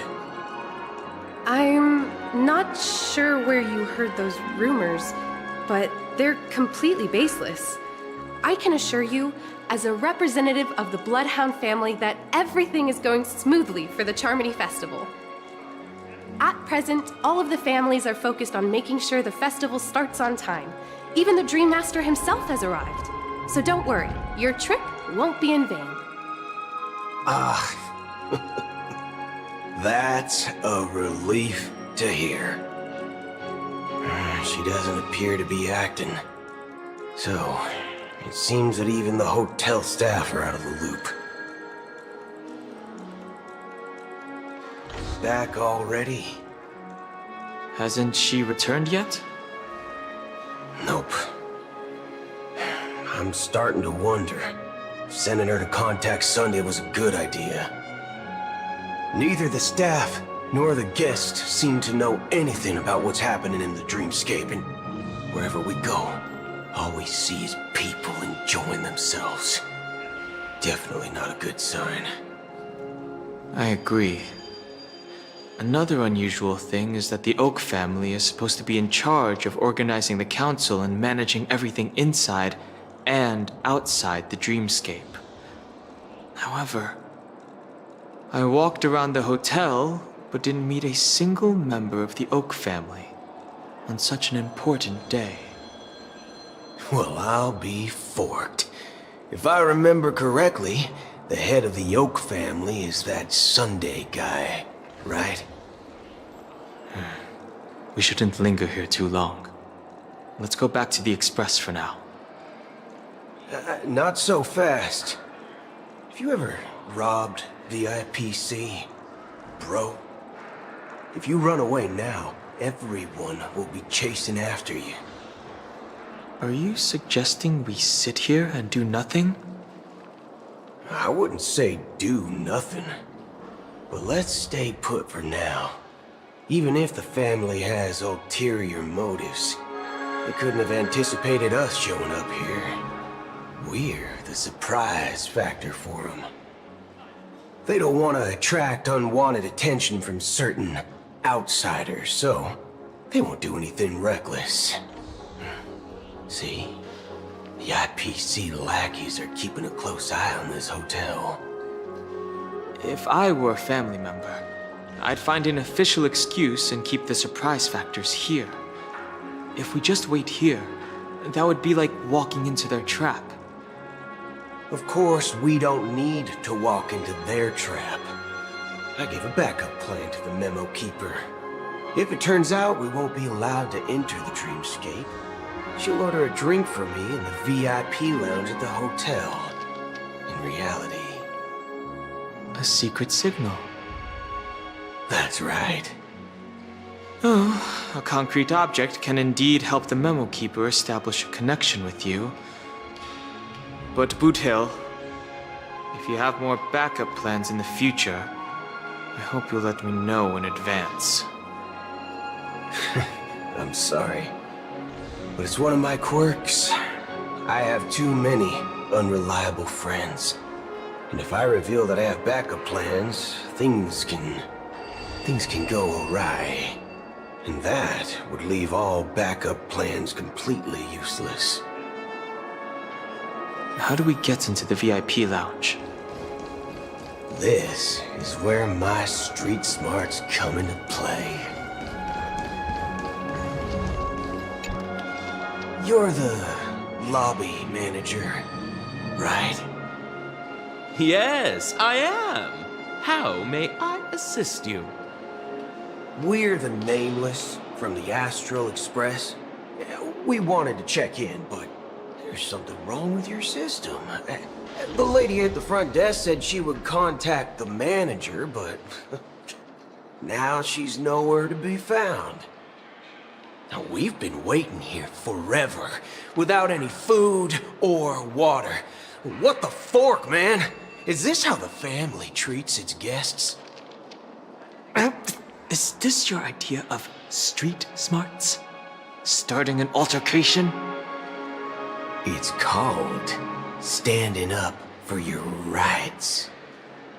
I apologize for the inconvenience. Please wait while we try to contact Mr. Sunday. I'll arrange 2 premium seats in the VIP lounge so you can rest there while you wait. See? Just like that. Just don't call yourself nameless next time. Wow, this bar's something else. Certainly worthy of the planet of festivities. Good evening, gentlemen. Hey, I have an order for a bottle of His Donna's White Oak. Can you help us find it? Has Donna's White Oak? I think there might be a misunderstanding. We don't serve that here. Oh, no way. Are you sure you're not mistaken? If someone had reserved such a beverage, I would definitely remember it. It sells for hundreds of thousands of credits per bottle, after all. I couldn't afford to cover for such an item if it were broken or lost. That's strange. Well, could it be that the memo keeper couldn't afford it? Then what should we do now? Oh, no need to rush. Well, let's grab some drinks first. Maybe I arrived too early and she hasn't come yet. Now, let's see what kind of juice malts you all have here. Well, give me a glass of Heenum Valley, 40 years. I'll have it neat. No ice. Wow, that's the most expensive one on the list. You have a taste for the finer things. It's on the house, anyway. What can I get for you? Anything you recommend is fine. Then I would recommend today's special, Glass Village. It's classic Soul Glad mixed with Laboom juice. It's refreshing and suits your cool demeanor. Just 1 minute. Ah, this flavor. Dynamite barbecue with rocket fuel. Ooh, it really hits the spot. Truly the finest sherry cask-aged malt juice in the cosmos. Dynamite barbecue with rocket fuel. Is that really something that humans enjoy? Hey, this guy doesn't know anything at all. As long as you're satisfied, dear guests, please enjoy. Let's give the memo keeper another half-system hour. If she doesn't show up, we'll need to come up with a new plan.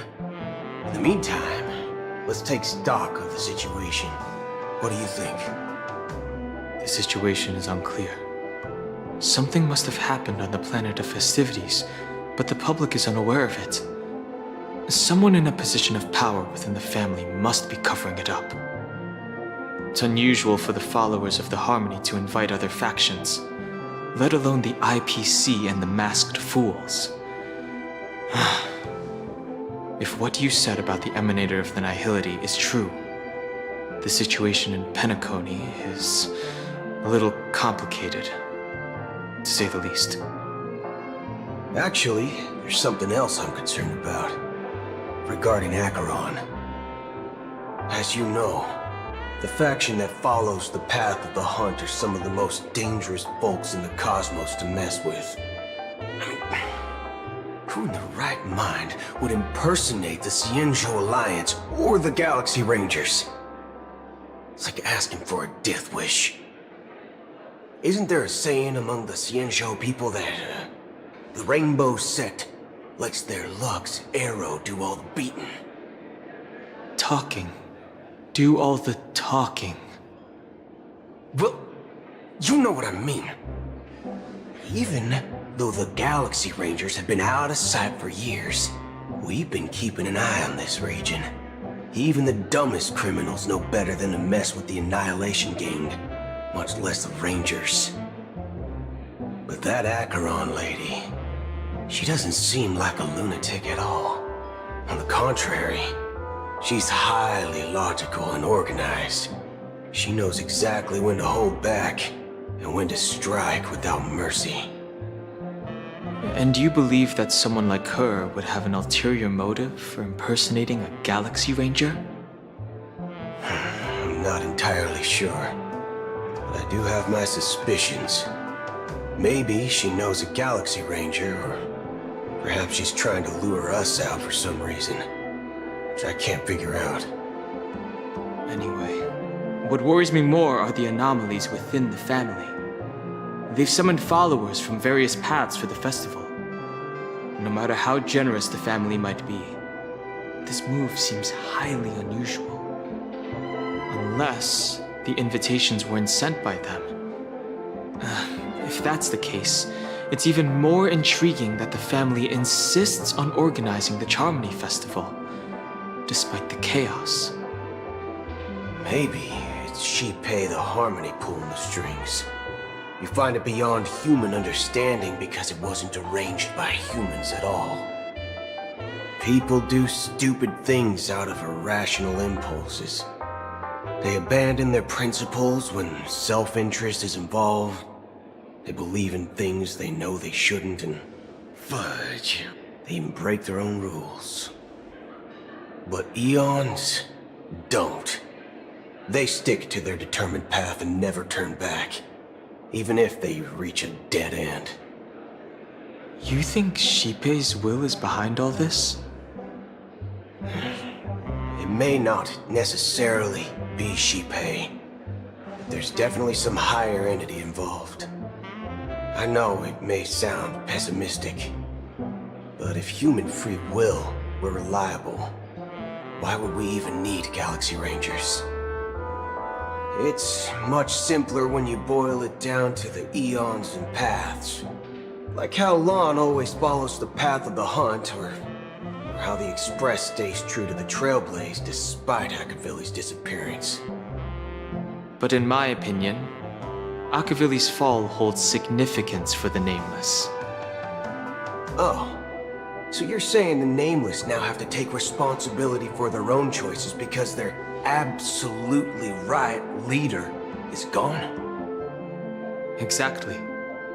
I believe the purpose of the journey isn't just about following a path that's always considered absolutely right. It's more about doing your best to choose the right path for yourself among countless possibilities, even with limited insight and judgment. I don't know what you've been through, but I agree that people must take responsibility for their choices, because no one else can do it for them. That's why the Galaxy Rangers need to uncover the imposter and figure out her true intentions. Just in case. I have a backup plan if the Memo Keeper doesn't show up. This is my final backup plan. I promise. You sure have a lot of cards up your sleeve. Well, going back to my old career would make things a lot easier. By the way, when you were walking around the hotel, did you happen to see any important-looking guests? What's your plan? It's simple. We just grab some hostages and use them as bargaining chips with the family. Or maybe we can even take their identities. No need for that. We'll return to the Express now. Wait. Are you getting scared? Draw your weapon. Let's make a big scene. Are you leaving, esteemed guests? Would you like to cancel that as Donna's White Oak you just ordered? Huh? As Donna's White Oak? But didn't you just say... Ha ha! looks like you are a bit intoxicated, esteemed guests. You ordered a bottle of Asdana's White Oak just a moment ago. Looks like your memo keeper friend has finally arrived. Oh, right. Sorry, my memory's not the best. You know, too many modifications and all. Anyway, let me check. Well, fork me. It says Donna's White Oak, all right. And there's a note. I'll be waiting for you on the Astral Express. No mistake, that's her message to you. She knew the hotel wasn't safe, so she suggested we find another place. Well, looks like we took a detour, but now it's back to the Astral Express. So, what are we waiting for? Let's go. You're back? 2 guests just boarded saying they were looking for Boot Hill, so I told them to wait in the parlor car. Oh, just in time. 2 guests? She's one of them. Look, we welcome all passengers on the Astral Express, but sneaking in like that? You have no regard for etiquette. My apologies, conductor. It was an oversight on my part.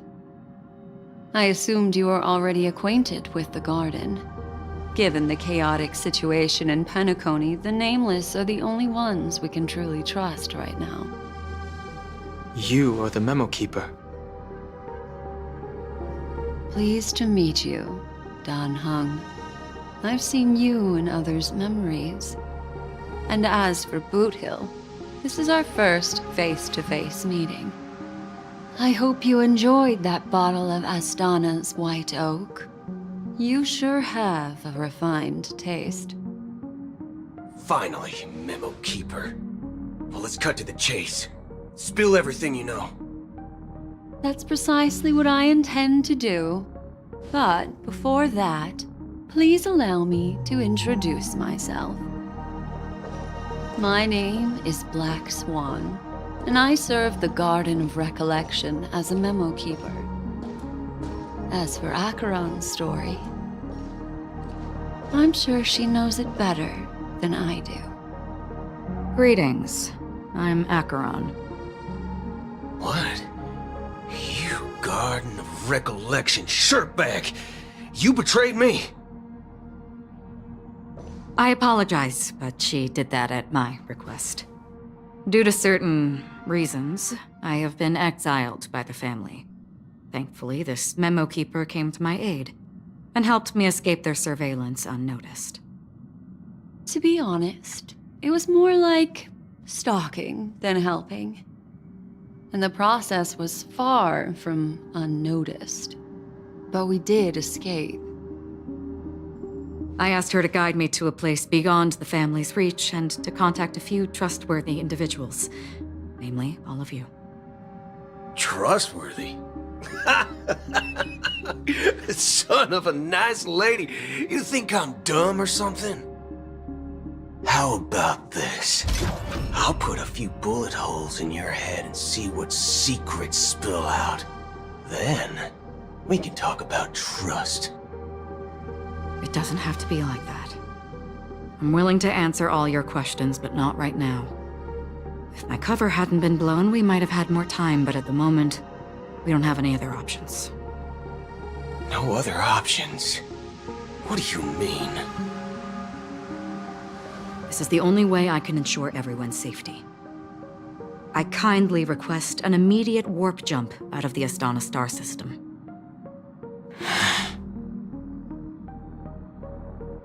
This passenger is requesting... As far as I can tell, she's not a threat, and seems to be telling the truth. I've briefly traveled with your companions and know their whereabouts, Dan Hung. Please rest assured, your nameless companions are safe, but they need our help. As for Boot Hill, you may have guessed. I've been waiting for you. Galaxy Rangers are known for their elusive nature and limited contact with each other. So this was the only way I could reach out to you. Only by doing this can I find a true Galaxy Ranger and fulfill a long-standing promise. To return his relics to their rightful owner. Someone once told me that every rainfall is like a gift from the heavens, a sign of their mercy upon the world. Raindrops are said to be the tears of the gods, shed in response to the sorrows of the world. Their constant pouring is a reminder that the gods haven't abandoned us yet.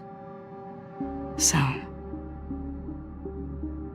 how long has this rain been going on for? I used to believe, just like you, that it would eventually stop. Years and decades passed. And in the end,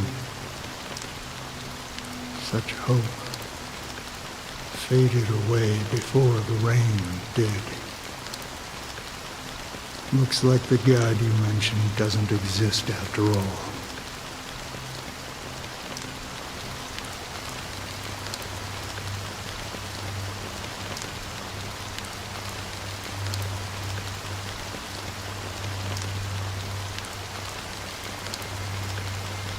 Well,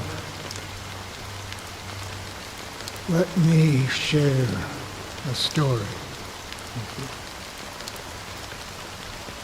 you. Mortals who walk the paths are like sailors on a vast ocean, leaving behind a trail that creates countless ripples of possibilities. These ripples last longer than the fleeting lifetimes of humans. And for some, their presence leaves such a strong mark that it's reflected in the waves. Like those shadows on the ocean. Sin-thirsters, the obsessions of the Pathstriders. They emerge from the depths of IX, seeing themselves as masters of their own destiny, unknowingly repeating the actions of their past lives. They emerge from the nihility and head toward it, leading purposeless lives. However, these hallowed phantoms, they were once my dear companions. A group of Galaxy Rangers. Are you watching over them? Watching over them? No. I'm guiding them toward transcendence. It was a brutal war. A crusade that shook the universe. The universe witnessed the fall of Zulo, the Lord Ravager, but it came at a price. A price so hefty that only those who were there still remember. The unwavering determination of the Hunt followers persists even in death. So someone must guide these lost souls to their life beyond. They were heroes in their time, and they shouldn't be reduced to mere puppets of nihility. As for me, I've suffered too many losses on that battlefield to advance any further.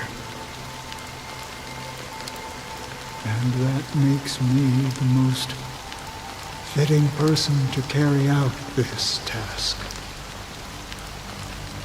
But you know, these sin thirsters, they're not who they used to be. Does this seem pointless to you? Well, some tasks have to be done, even if they are pointless.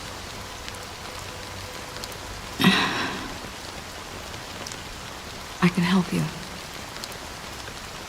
For what? For the meaning of the nihility. That's what I've been seeking. I see. After all, this realm is off limits to ordinary souls, right? Thank you, stranger. I wish that you find what you seek. Before we part ways, I have one more question. It is true that their actions and even their entire lives may seem pointless from our perspective. But if, and it's just an if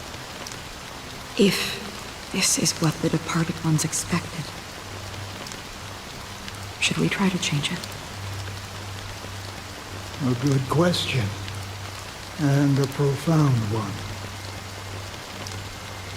I don't know the answer. What I do know is that one day I too will pass away. I hope that when that day comes, someone will stand at my grave and place a bouquet of flowers.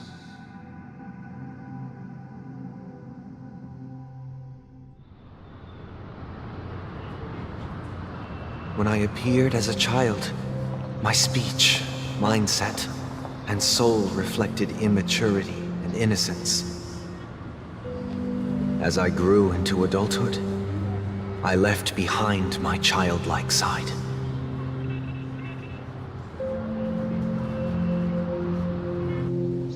I humbly request your blessings, esteemed advocate of Shipe.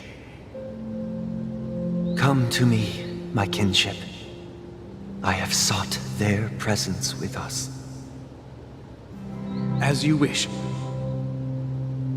I have faithfully served the Alfalfa family for nearly a decade, promoting the path of the harmony to the best of my ability. However, I made a mistake yesterday. While I was preparing dinner for the family head, I accidentally dropped a prepared dish on the floor. Out of laziness, I lied and claimed that everything was ready. Although the head has dismissed me as punishment, it has been tough to sleep with the guilt still gnawing at me, as I worried that the seeds of evilness may have taken root in my soul. So, I confess to you now to seek atonement for my sins. Do you sincerely repent and vow to change your ways? Yes. Have you examined your soul and confessed all your sins? Oh, yes. Are you willing to accept the process of atonement? Yes. Very well. Show your dedication and goodwill to the family, and you shall be reinstated among them. Now, please, leave in peace. Oh, praise Shipe. And thank you, esteemed advocate. Next, please step forward. I wholeheartedly confess to you. Please, pardon my sins. Rest assured, I have implored their presence to be with us. As long as you are sincere, absolution will be granted. Oh, great. You know, I arrived in Penacony as a stowaway. I sold everything to get a ticket. My house, my land, and My 2 children. I see. Please, go on. My children were starving, and I hoped they'd have a chance at survival if they became slaves here. If I can strike it rich here, I'll lift them out of that situation and give them the life they deserve. But the Bloodhound family got wind of it. They're on my tail, hunting me down. I thought I could bring my kids here. It was all my fault. All my fault. The family is ready to forgive all sinners. I'll ask the Bloodhound family to cease their pursuit. You don't need to live in fear anymore. Oh, thank you. Thank you. I'll work my hardest to redeem my children and make them part of the family. Praise the harmony! Next, please step forward. Hey! Long time no see, Mr. Sunday. The most esteemed individual in Penacony, and the next leader of the Oak family, right? I have sought their presence with us. Let us proceed. Sure. Let's just get this over with. I have sinned. Please forgive me. I wasted half a pizza at breakfast, and a bottle of Soul Glad. That's it. Nothing more. When we wrap this up, I've got a robo-ball game to catch, you know? Do you seek to atone for your sins through good deeds? My sins? Starting to sound like a saint, huh? Well, let me tell you something. Neither the family nor you have the right to judge me. You think nobody knows what your precious family has done? About the watchmaker? Huh? Don't kid yourself, Featherbrain. Those dream chasers might be fooled by your act, but don't fool yourself. Before you start spouting off your holy verses, answer me this. Where does the power of the Oak family come from? And your power? What makes you think you can sit there all high and mighty, looking down on everyone else? Well, I've spent enough time in confession today to enter the Harmony's paradise, right? Then I'll take my leave. Good luck with your election, and, don't make me regret my investments in you.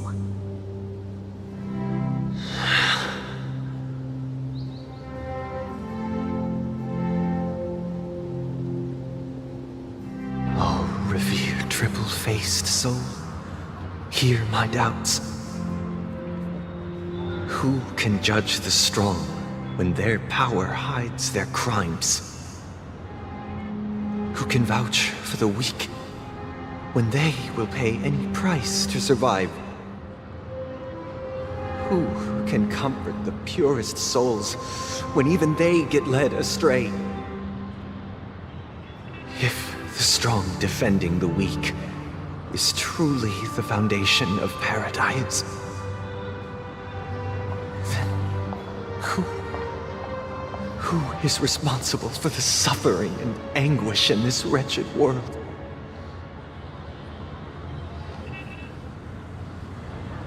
Brother? Brother? Brother, are you all right? I'm fine. I've been working long hours, and I just made a trip to Dreamflux Reef and back. So, I'm a bit out of sorts. But it'll all be over before we know it. You've been working non-stop on the Germany Festival, Mr. Sunday, and no one could have predicted this incident. Even if the Stellaron does pose a grave threat, I still feel sorry for all the trouble we've caused you. No need to worry about troubling anyone. The Charmony Festival was meant to spread joy and harmony across the cosmos. But now that we know the truth, I'm afraid we'll have to cancel it. It has always been our wish to make everyone happy, so... we'll do our best to explain everything to the Dream Master. I'm sure he'll understand. Even if the negotiation does not go smoothly, I'll refuse to go on stage. Without the Chordmaster, the Harmonious Choir would not arrive, and the Charmony Festival would be just a grand performance, and nothing more. I'm relieved to see your determination. You know, since arriving in Penacony, we haven't had any contact with this Dream Master himself. I'd heard of the heads of the 5 major lineages, but the Dream Master is a mystery to me. The Dream Master rarely grants an audience, even for us.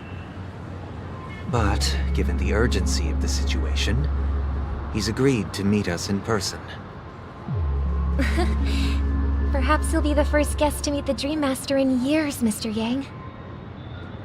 Let's hope we can reach a consensus that satisfies everyone. Indeed. Let us hope so. It's about time. We'll have to get ready for the meeting.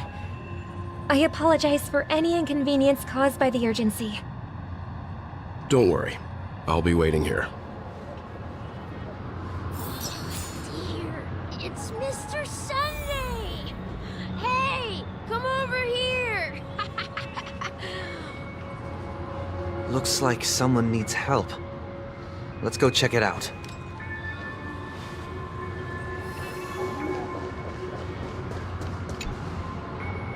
Mr. Sunday. Hey there! Okay, see the moon in the sky?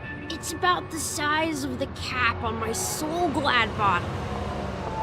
If I just reached out my hand, I could grab the moon, couldn't I?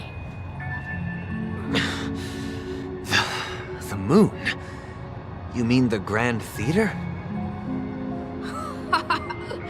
Yeah. Look at me. I've been away from home for too long. I must be missing that moon. But it's no big deal. The Grand Theater here looks much better than the moon back home. It's just magnificent. They told me not to sell everything I had just to come to Penacony.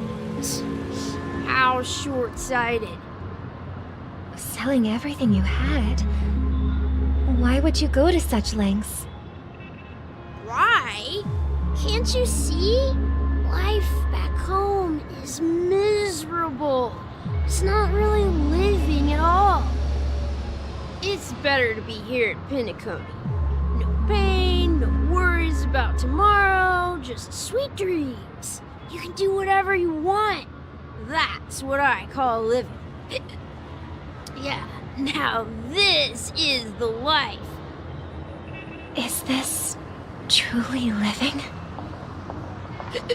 Huh? What did you say, young lady? I didn't quite catch that. Oh, it's nothing, sir. You see, the traffic on Glock's Avenue can be dangerous.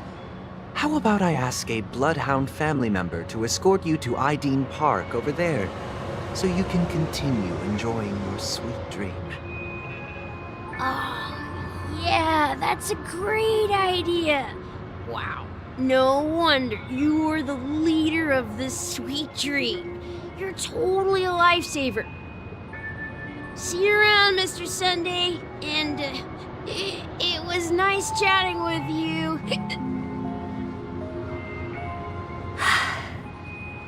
What's up, sister? This is the land of the dreams. But why do they live like this? The man we ran into, he doesn't seem happy at all. Even though sweet dreams are nice, they're just illusions. But for him, they're the only way to survive, even if it means giving up on reality.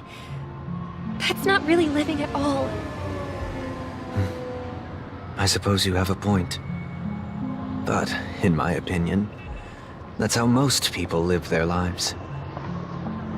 Why do you say that? You think that man is not actually living, but that's not quite accurate. Even without Penacony, people create their own illusions called self-value. People believe they have a predetermined value to fulfill. Gaining value means gaining power, and those deemed worthless are seen as the weak. However, value doesn't come out of thin air, and there's a limit to it. To accumulate value, people have to take from others, so the weak get exploited and oppressed. Are you suggesting that this is not how things should be? Exactly. But, ironically, people don't think there's anything wrong with it, because they uphold the illusory notion of self-value, and even the weak believe in it. The survival of the fittest. That's where all the tragedies in the world come from. People come to the sweet dream in Penacony to escape from that reality and find solace. No tragedies exist here, only happiness, although in its nascent form.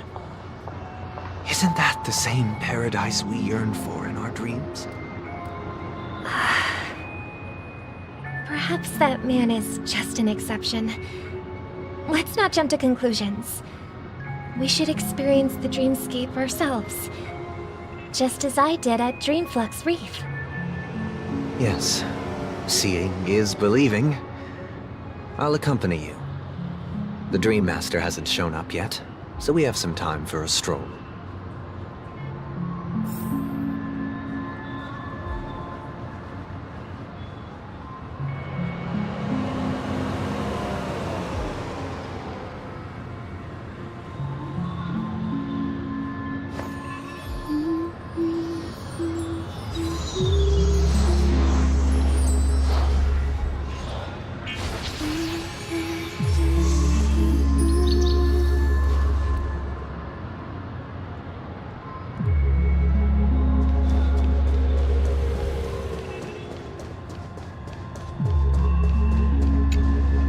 Glad to meet you again, Robin.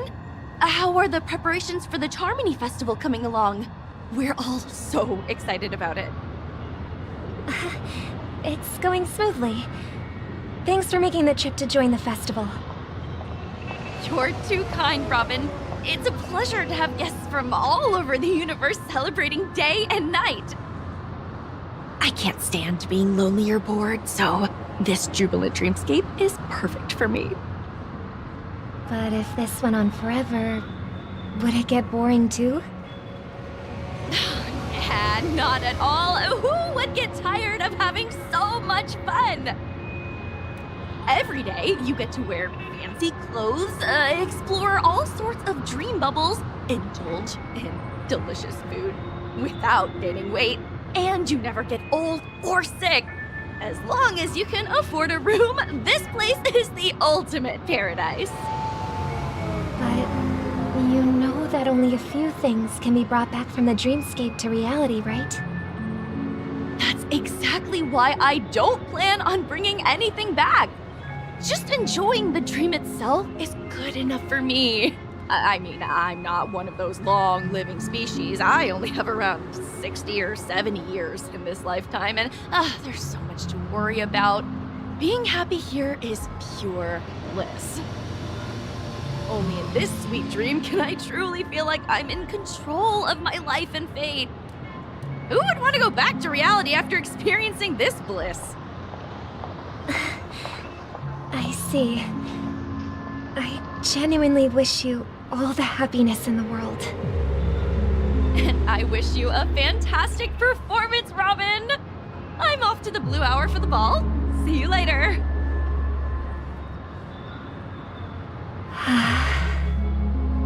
Seems like that guest's perspective didn't resonate with you either.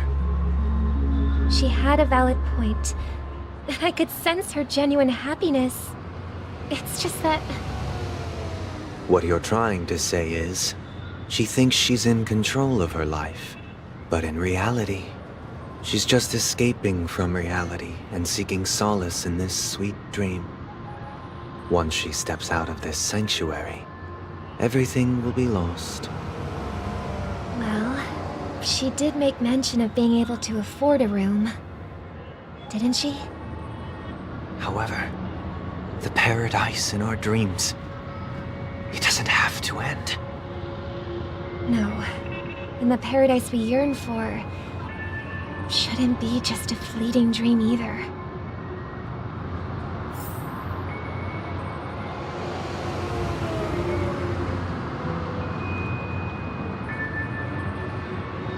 The show begins.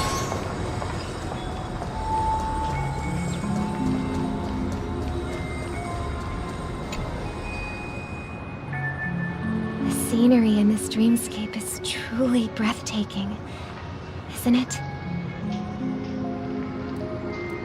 Oh, Robin. Can't believe I'm meeting you in person here. What an honor. You're right. Even though time stands still in this dreamscape, it always feels fresh. I find something new every time. A philosophical mind. I hope I'm not intruding. Oh, not at all. No. With little time left, I yearn for meaningful conversations, especially with someone as esteemed as you. Do you mind if we chat? It's my pleasure. No need to be formal. Just speak your mind. You said, with little time left. Please, forgive me for being blunt. But is that why you came to Penacony? Yeah. I was part of a war, and while escaping from the Sarkosian mothership, I got exposed to some radioactive materials. And then, all my comrades died, and my hometown was wiped out by neutron bombardments. I couldn't bear to live with everything I knew gone.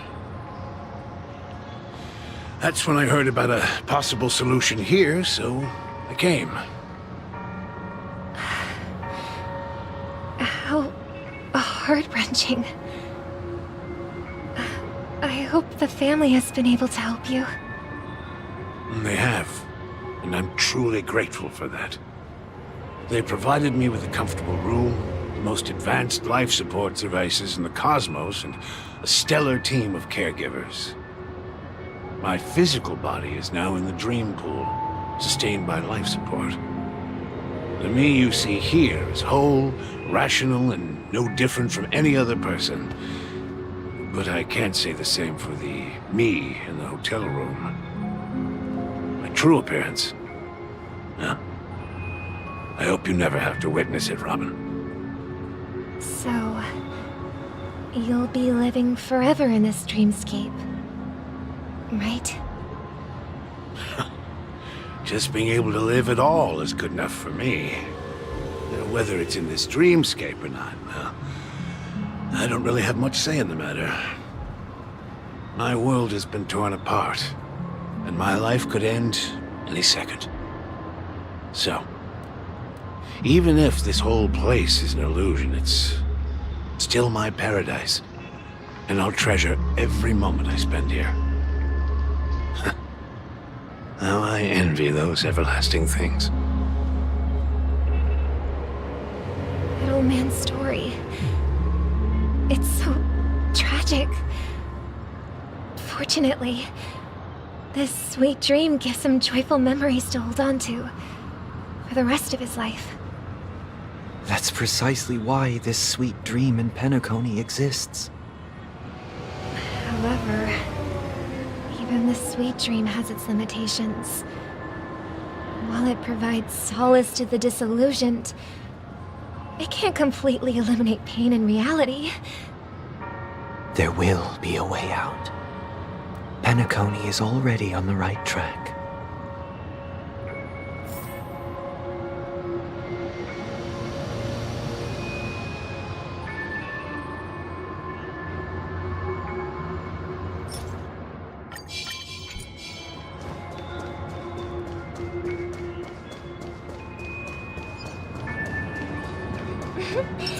what we have here? A lovely young lady.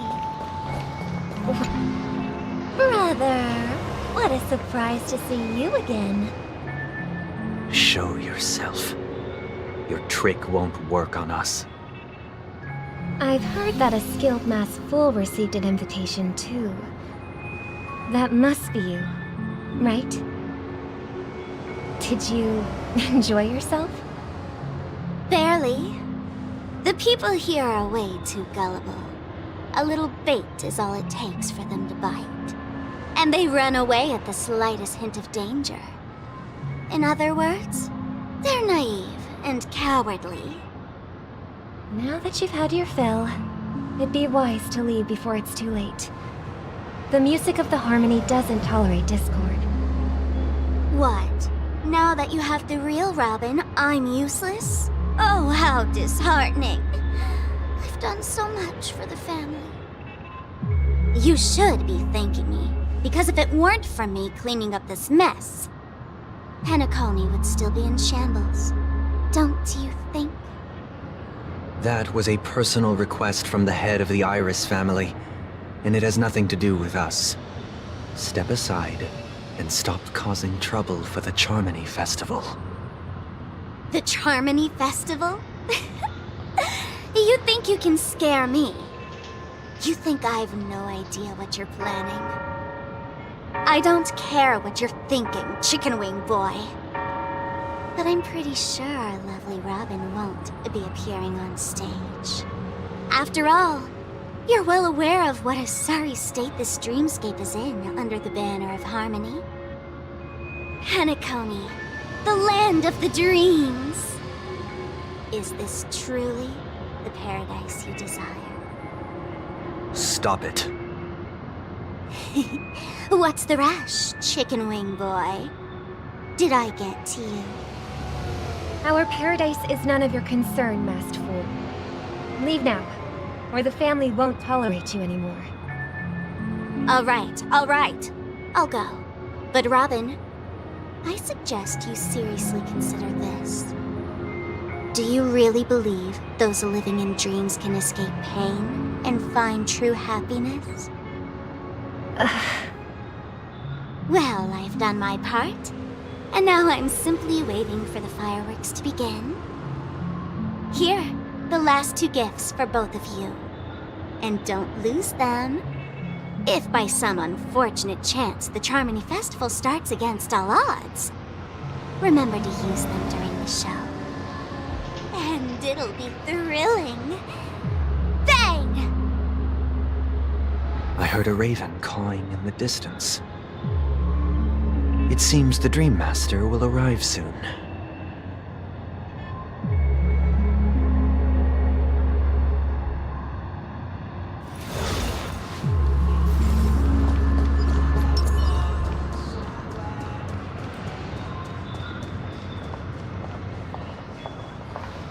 Let's wait here for the Dream Master to arrive. Okay. By the way, brother, I heard you no longer have a sweet tooth.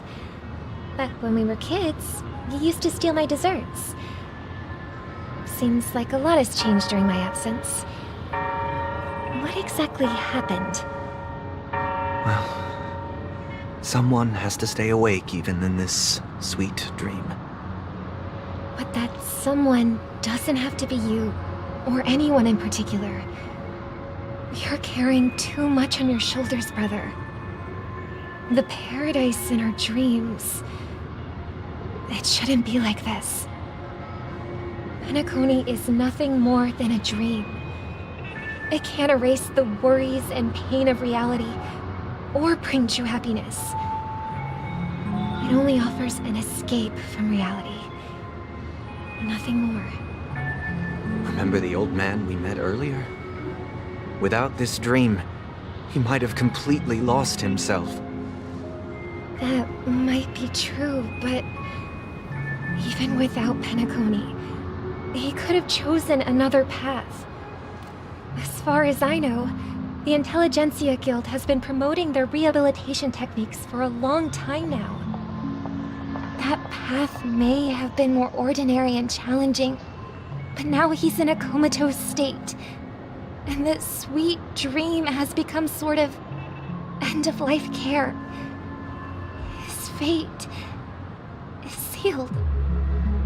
Is Penacony granting these people a future? Or is it taking it away from them? Well, don't forget this. Not everyone really has a future. The future for humanity is like the sky for birds. People mistakenly believe that flight is inherent to birds because they've never witnessed those birds crashing to their death. Do you remember how we took in that little Charmony dove when we were young? Yeah. We took care of it. Provided food and water, groomed its feathers.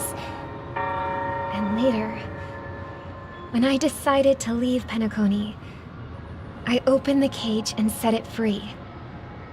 Well, I didn't mention what happened to it in my letters because I didn't want to upset you. Shortly after you left, it crashed to its death right in front of your window. I had surmised as much. I knew you wouldn't have avoided mentioning the bird for no reason. Despite that unfortunate outcome, I still believe it was the right decision. Birds aren't meant to spend their lives in cages. They belong in the sky, even if they can't fly. But here's the thing. If there are birds in this world that can never fly, can we really assert that they belong in the sky? Are you implying that the same goes for humans too? Let's take the Astral Express as an example. The Nameless made tremendous efforts to bridge worlds, gaining fame across the universe. However, only a few extraordinary individuals can endure such a perilous journey. That's because the pursuit of the Trailblaze exceeds the capabilities of ordinary humans. Otherwise, why would this path be filled with broken rails, an abandoned express, and even a fallen Eon? That's just sophistry. If that were true, then only the powerful would have the right to determine the future. Unfortunately, that's exactly what happens. Another name for the future is self-value. While this world has its fair share of heroes who inspire people and garner admiration for their heroic deeds, the majority of ordinary people will never become heroes in their lifetime. Some are born weak and vulnerable. Some find themselves trapped in unfortunate circumstances. Some fall victim to malice and cowardice. When it comes to survival, everyone is equal. And the weak can only watch as their value gets constantly diminished by external forces. That's why we should care for the weak and support them as if their suffering were our own. That's what the Odes of Harmony have always taught us.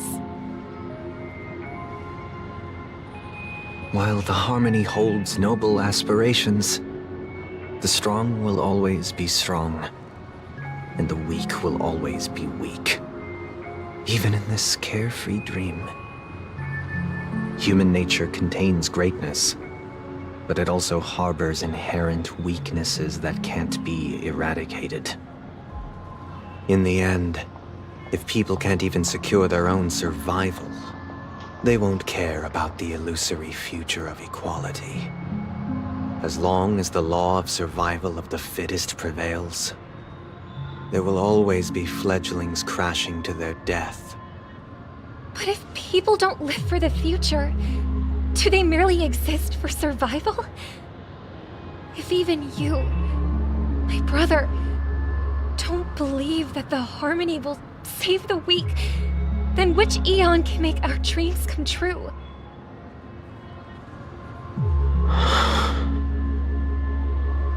People often forget that when the first bird took flight, the entire world envisioned a future where no more fledglings would ever crash to their death. Are you reading, sister? What are you reading? Mr. Gopherwood gave me a picture book. It's about the story of the harmonic strings. If I could become a chord master, I'd like to summon Dominicus, the harmonious choir. I want to sing with everyone and spread our wishes so that all can feel happiness and joy. I see. Then I would summon the harmonious choir too. Don't you have a wish of your own, brother? Of course I do. It's just that it includes your wish and everyone else's. I long for a true paradise where everyone can find peace. Then, let's build a stage there and invite everyone to our performance so that both our wishes come true through the power of the harmonious choir. It's a deal then. Yeah, it's a deal. But how can I become a chord master?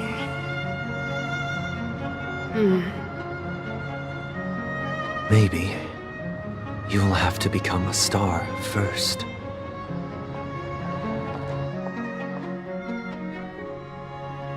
You're back sooner than I thought. Any results? Yes. And now, it's up to us to forge ahead. Huh. Since his last will has now been conveyed, my final mission is complete. But pardon me if I sound curt. It's good to have determination. The path Mikhail left for you is not an easy one to tread. Why else would he have chosen to sleep in solitude, staking everything on some nameless in the future? But you have the numbers, and in numbers comes strength. So that might just delay your inevitable a little more. Got any more encouraging words? As I see it, relying on Welt's negotiations alone is far from enough.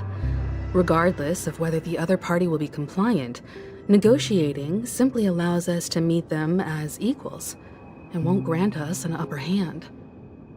Penacony is our rival's home turf, and we already have very few chips left to play with. Rather than idly sit around while the family's got us blocked off, an offensive approach might be a wiser course of action. We're more familiar with the Stellaron's properties than most, and since it's the key to stabilizing the sweet dream, it's vital to the family's interests. By attacking their core interests, they're bound to retaliate hastily. And as the saying goes, haste makes waste. That's right. As long as we pose a threat to the Stellaron, either with words or otherwise, we have a chance at gaining the upper hand. But the problem is, on the eve of the Charmony Festival opening, how exactly are we going to get close to the theater? Family security will be airtight, and if we brute force it, even if we succeed, it's too risky. So, no one's gonna say anything? Then I'll raise my hand. I know the answer to this question.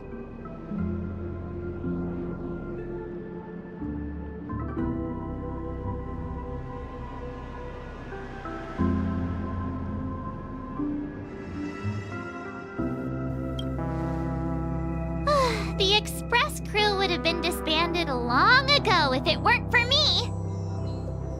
So, I heard that before the Charmony Festival begins, there'll be a pageant to kick off the festival.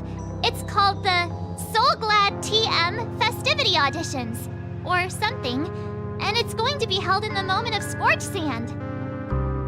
As long as we clinch the top spot, we'll be able to attain the title of Festive Superstar, and be able to personally bask in the graces of Miss Robin.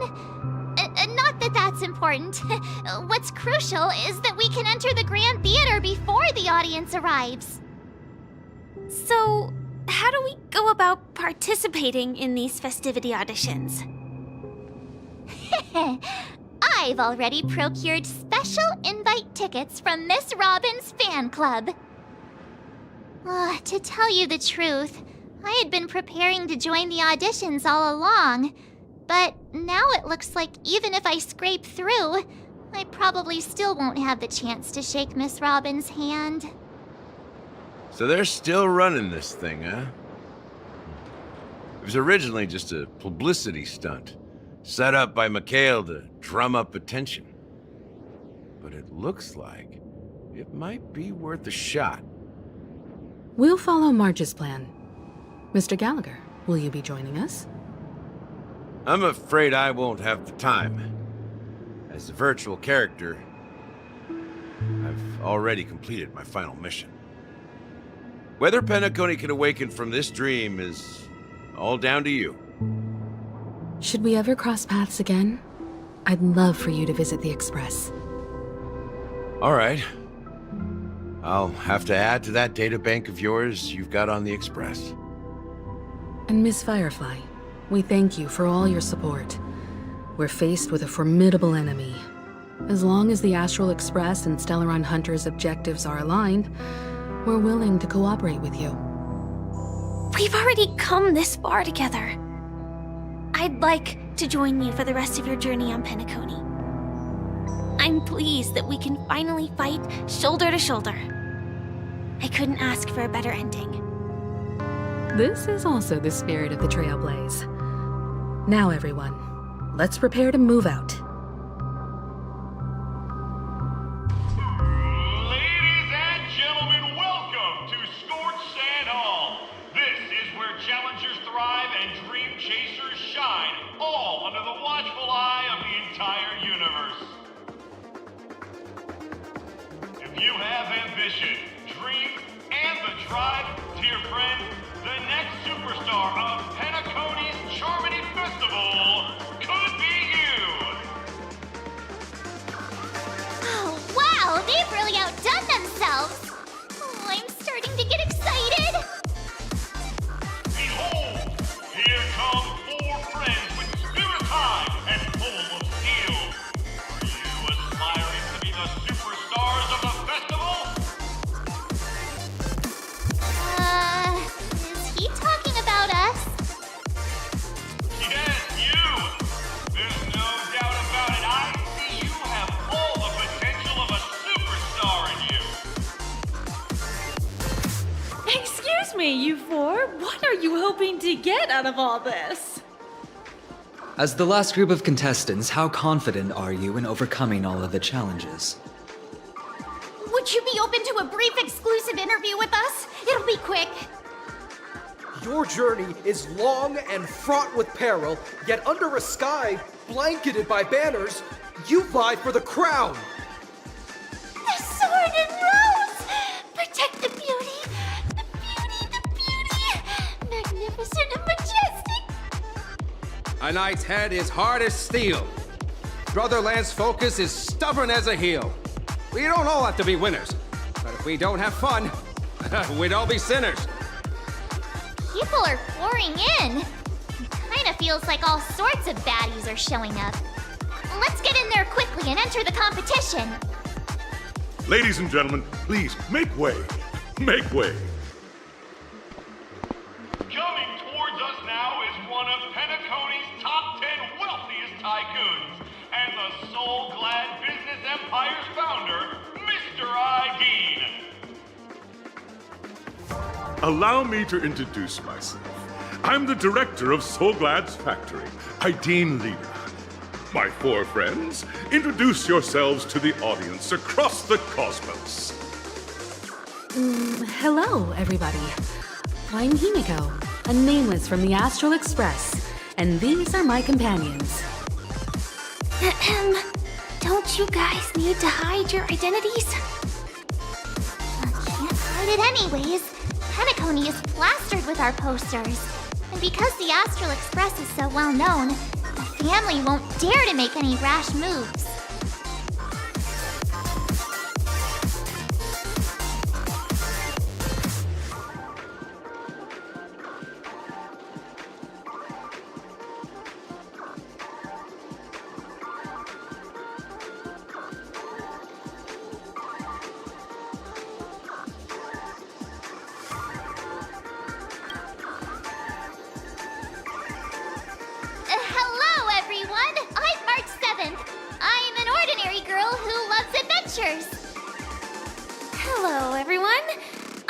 Firefly. I am also an ordinary girl who enjoys adventures. So it's a bunch of nameless guests. This final face-off is bound to be spectacular. Time is precious. My four friends, come with me. Grab a bottle of Soul Glad and make your dreams a blast.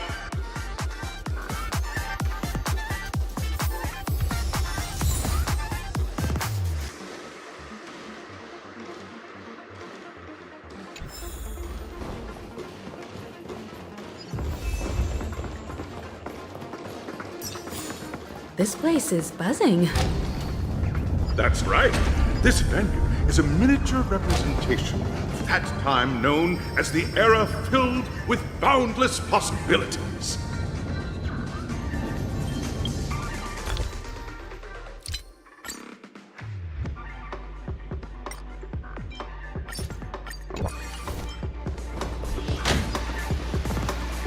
Grab a bottle of Soul Glad and make your dreams a blast. Nameless, your arrival reminds me of the grand occasion when Penacony was first established. I was still a young, bright-eyed lad back then, lured here by the watchmaker's ads, full of zeal and ready to make my first fortune in life. Once, during a particularly grueling day, I passed out and was resuscitated by a drink from Mr. Sousa. That sweet taste has since been etched in my mind, and that was what drove me to create the Soul Glad that we all know and love today. The dream-chasing era was truly a wondrous time. Oh, I miss those days, and the watchmaker.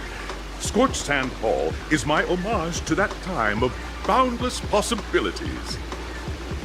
I wholeheartedly hope you make it to the finish and emerge as the next superstars of Penacony. Now then, is there anything you'd like to say before the competition officially begins?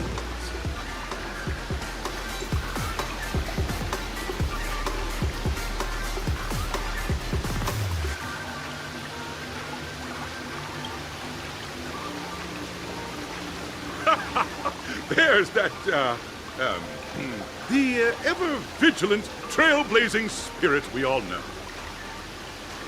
Hey, you should really fix that defeatist mentality of yours. Miss March, how about you? Hello, everyone! Next up, get ready for the Mega March 7th Adventure, where I'm going to break the speedrun world record!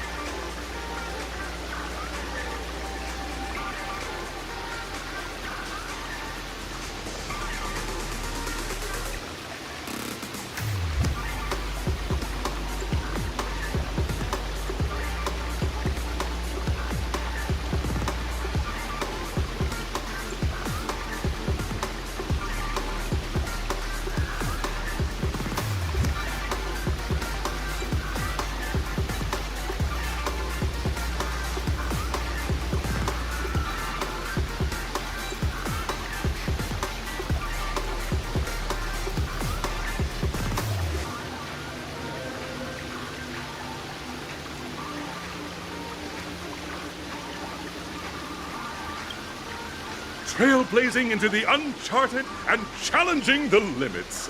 That's Miss March 7th for you. How about Miss Firefly? I hope that by the end of this journey, everyone will have achieved the outcome that they hope for. Ah, a wonderful wish! Miss Himiko, what are you expecting from your team? Safety first, everyone. Simple words, but full of warmth. Waiting for you are 3 stages, each connected to that era. The first 2 stages offer 2 distinct paths to choose from, with unique challenges on each route. And in the last stage, you will face off against a champion who has defended the title to this very day. A beloved contender whose noble virtues are unrivaled. Those are the rules. Simple. Everyone clear? Now then, I hereby announce that the 33rd Scorched Sand Festival of the 20th season, sponsored by Soul Glad Enterprises, has started.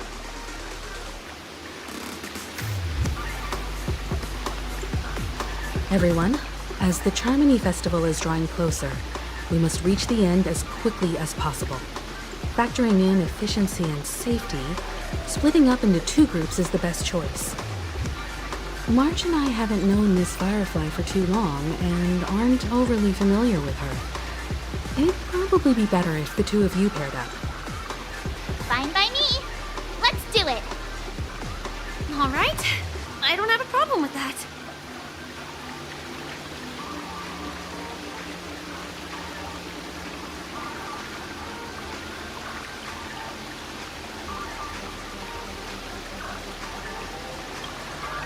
We'll split into the assigned groups then.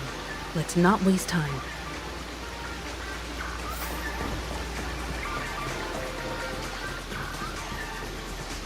Welcome to the first stage of Soul Glad Enterprises' 33rd Scorched Sand Festival of the 20th season, Dream Play Fantasia! In this stage, you can choose between 2 challenges, the School of Acting or School of Action. In the School of Acting challenge, you have to complete 3 performances from 3 scripts and move the panel judges.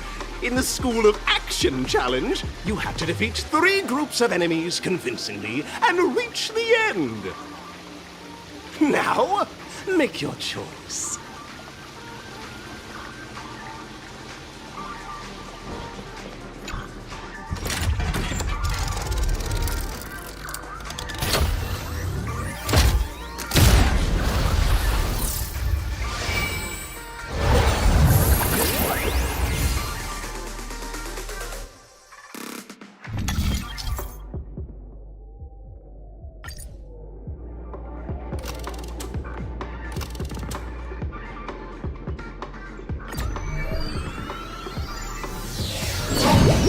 The champion's crown awaits you on the stage.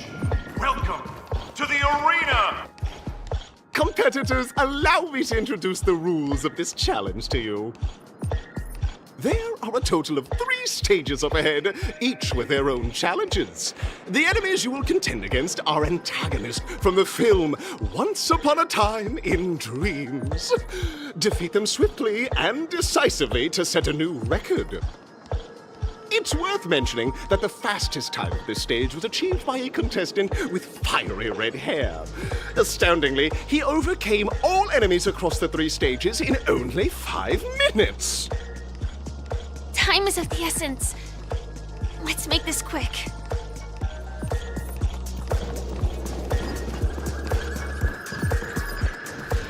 Contestants, you are about to confront the monsters of the primordial dreamscape. During this period, Penacony was nothing but a barren wasteland. The dreamscape was fraught with strife and disorder, with memory zone memes running rampant. As dream chasers who've come to Penacony, defeating them is your first step towards success. I'll the Soul Glad is ours! Don't even think about plundering the Soul Glad from us!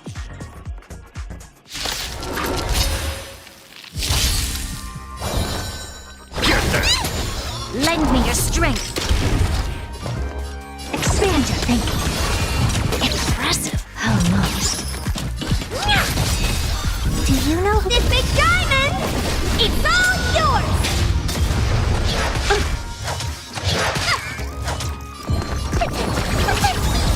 Impressive. Lend me your strength.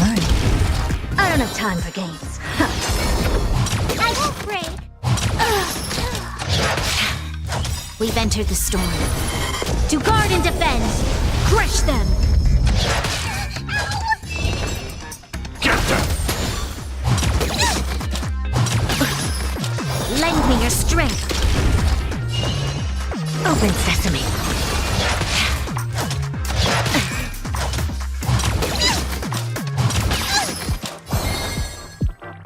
Get them! Bees or devils, I'll crush them all! Lend me your strength.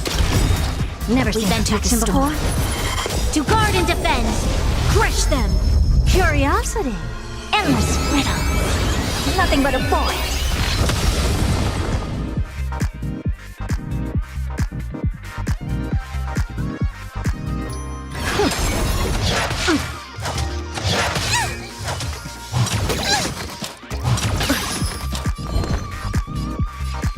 Your resistance is timely. I don't have time for games. Expand your thinking. Watch it chrome.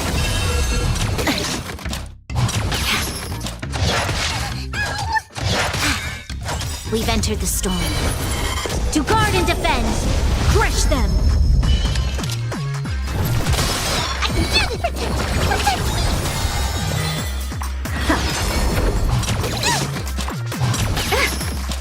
Lend me your strength. Never seen perfection before? Impressive, almost.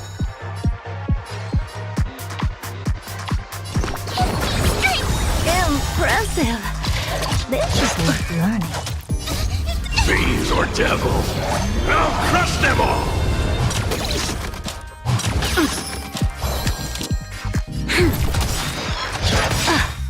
We've entered the storm. To guard and defend. Crush them. Curious, endless riddle. Nothing but a boy. Open sesame. Glimpse the unknown. I can do this! Get them!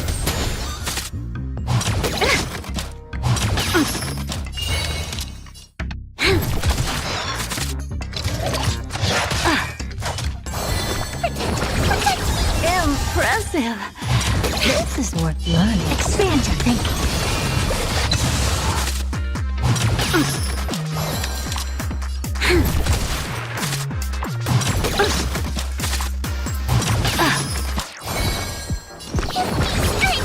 Impressive. This is curiosity. Endless riddle. Nothing but a boy. Hope this is ever. Open sesame. Watch it crumble. We've entered the storm. To guard and defend. Crush them. I'm gonna hold everyone back and get them! Bees or devils, I'll crush them all! This battle is unavoidable. Never seen perfection before? Expand your thinking. Soul Glad! My Soul Glad! Pretty simple. I just hope these tests don't take too long.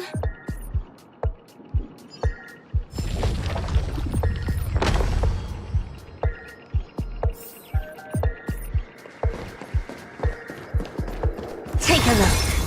This is pure genius in action.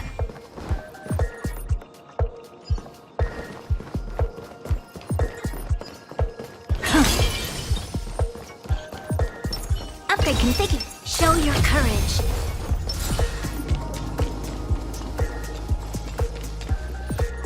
Congratulations on becoming the first group of Dream Chasers! Answering the call from the Watchmaker, you are disappointed to learn that Penacony isn't paved with gold. Resigned to your current plight, you start from the hierarchical dredges, biding your time for a chance at success. Just as you're about to give up, a downpour sparks a business idea. You enter the umbrella business! But just as things are looking up, you encounter a competitor. Defeat them and emerge victorious from this trade war. Why is our opponent so glad? Because this is So Glad Enterprises' 33rd festivity auditions of the 20th season! Isn't this just product placement? To safeguard the integrity of Soul Glad, I will soar high into the sky and become its shiniest star. Whoosh!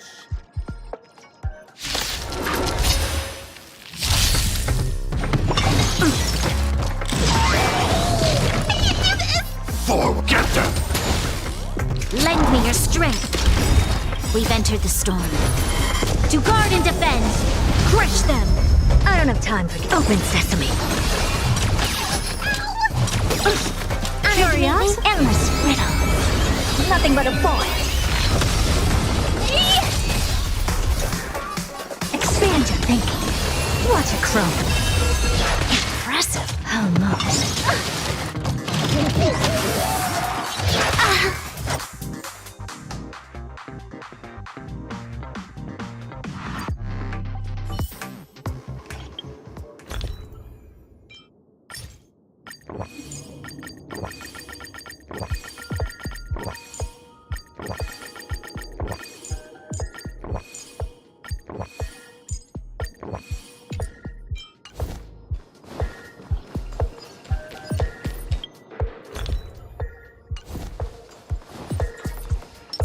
Take a look. Upgrade configured. Show your courage. Congratulations on becoming the We've entered the storm. To guard and defend, crush them. Fiends or devils, I'll crush them all! Do you know who? This big diamond! It's all yours! Curious, endless riddle. Nothing but a void. Open sesame. Glimpse the unknown. Troublesome. I'm gonna hold everyone back again! Get them! You'll lend me your strength. Never seen perfect. Expand your thinking. What are you... Time to twirl!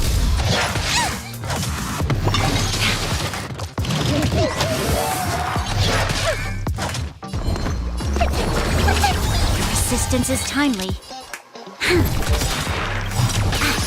We've entered the storm. To guard and defend, crush them.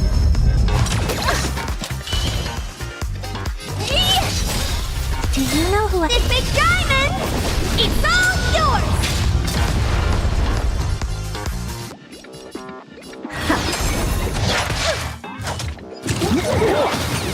We must...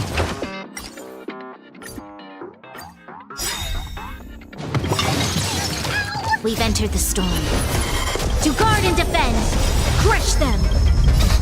Fiends or devils, I'll crush them all! Do you know who... This big diamond! It's all yours! Curious, endless riddle. Nothing but a void. You look tough. Open sesame. Watch it grow. Get them! You'll pick. Lend me your strength. Expand your thinking. Honored to meet me. Time to twirl!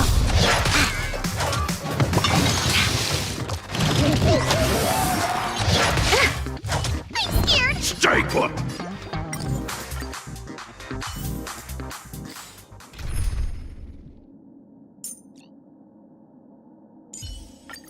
Can ordinary... Upgrade configured. Take a look.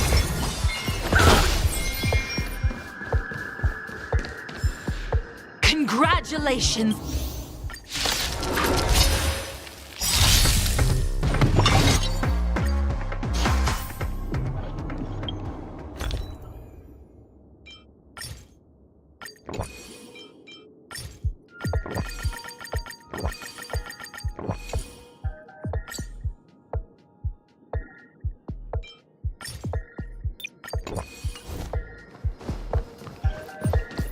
Upgrade configured.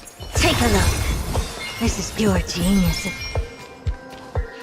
Congratulations on be-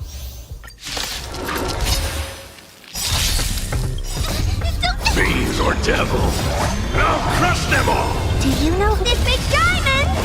It's all yours! Curiosity, endless riddle. Nothing but a boy. SAS per knowledge, the measure of truth and falsehood. You look tough. Open sesame. Glimpse the unknown. Free!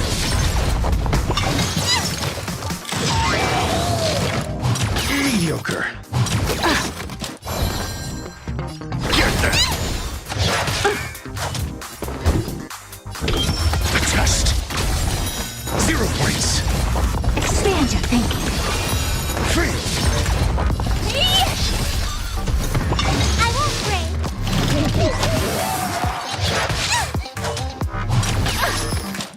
Connection.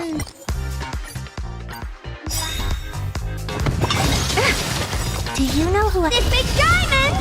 It's all yours.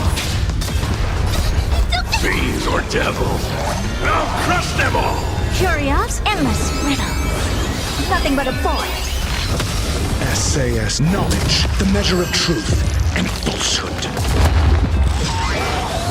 You look tough.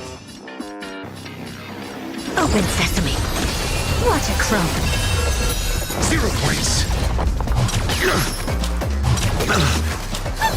Get them! Answer me. Free! Time to twirl! 0 points. Time to twirl!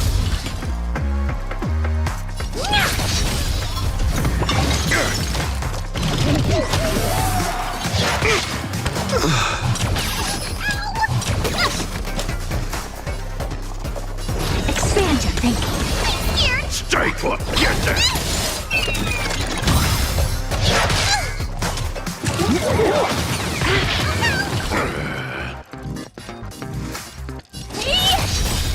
Do you know who this big diamond? It's all yours!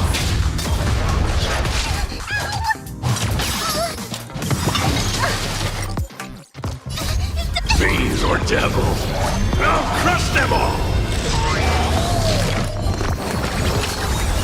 Never seen perfection before. Open sesame. Impressive. Almost.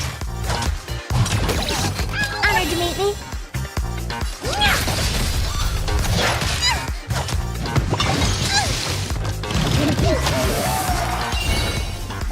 Get them! Expand your thinking. Time to twirl! Curious, endless riddle. Nothing but a boy. Time to twirl! This big diamond! It's all yours! I don't have time for games.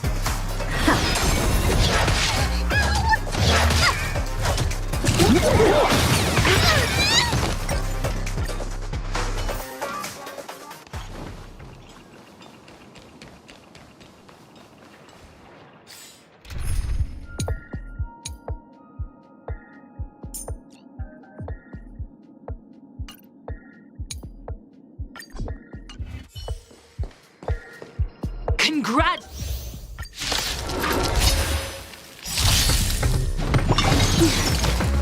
That's better.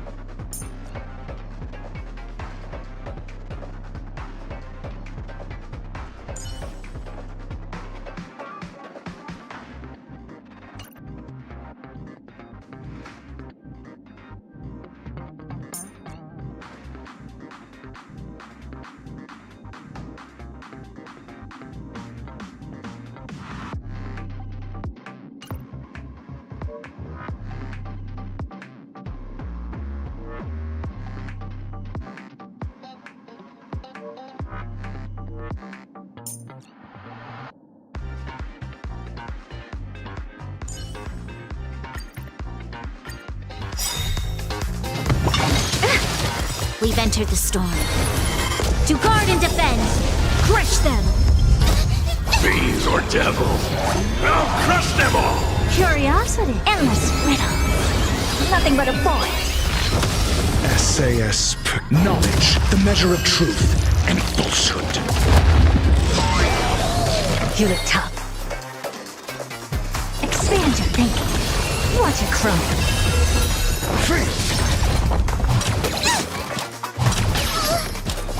Get that!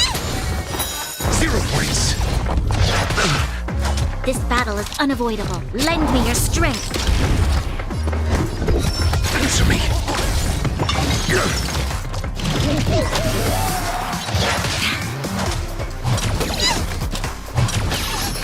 Never seen perfection before? I'm scared. Stay put! Your resistance is timely. Lend me your strength. I'm a test.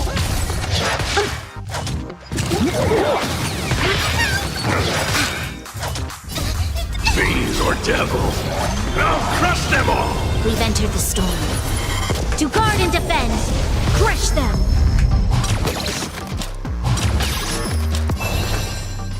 Get them! We must... I don't have time for games. Answer me. SAS, knowledge, the measure of truth and falsehood.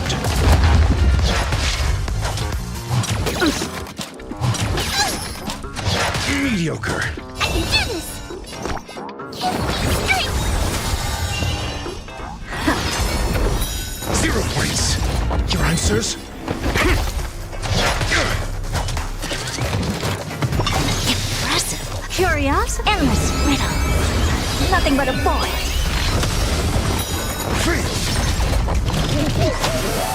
Never seen perfection before. Open sesame. Watch it crumble. Impressive. Almost. Impressive. I'm asking questions. Fiends or devil, I'll crush them all! SAS, knowledge, the measure of truth and falsehood. I don't have time for games. 0 points. Mediocre. Flesh. Get that!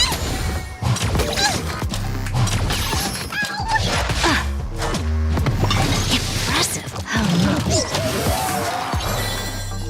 Expand your thinking. Curiosity? Endless riddle. Nothing but a point. Open sesame. Glimpse the unknown. I'm scared. Give me strength.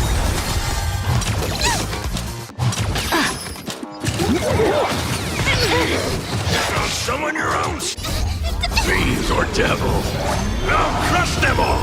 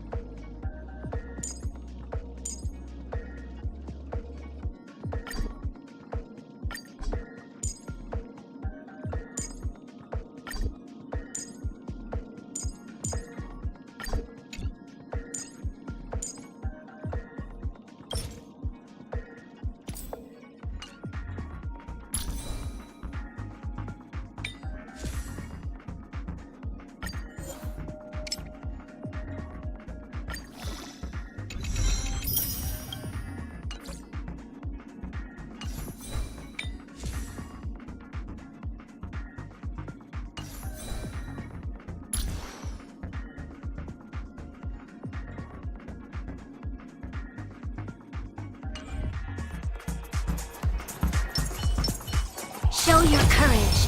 Take a look. This is pure genius in action.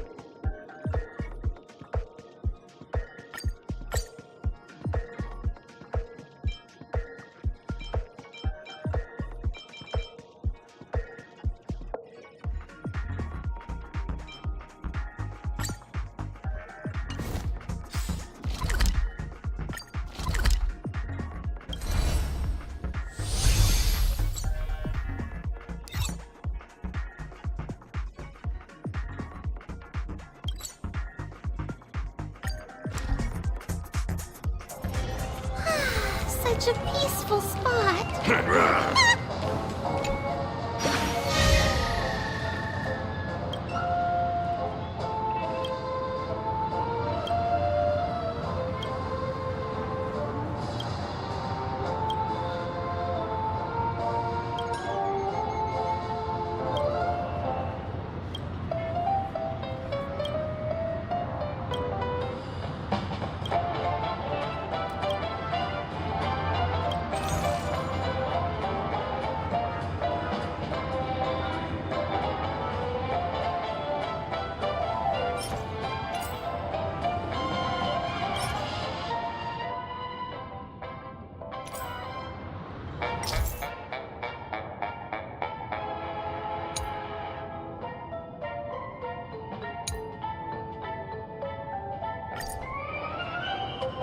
Ketchup! Oh boy! I've eaten too much this time!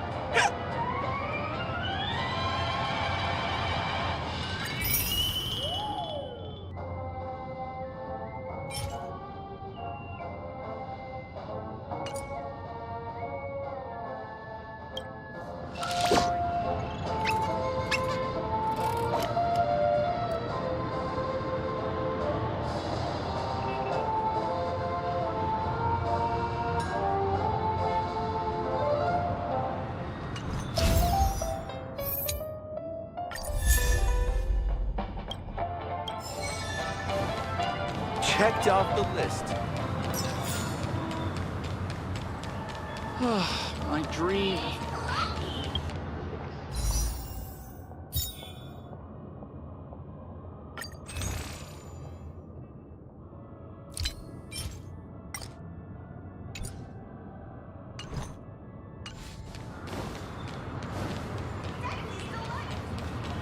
Cake, soda.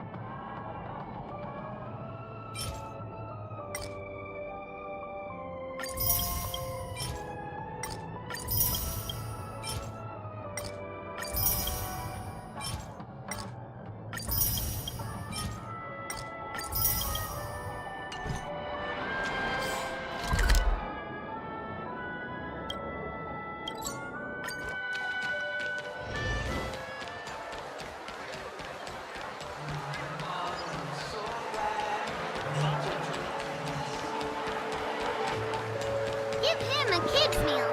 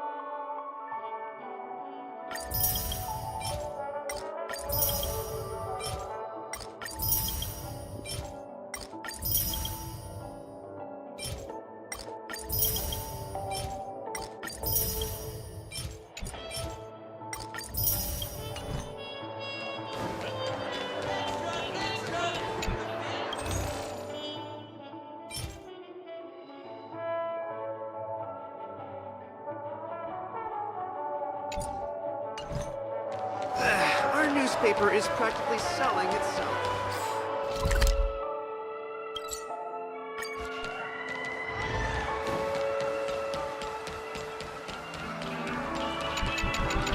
Maybe you're looking for some psychoanalytic therapy.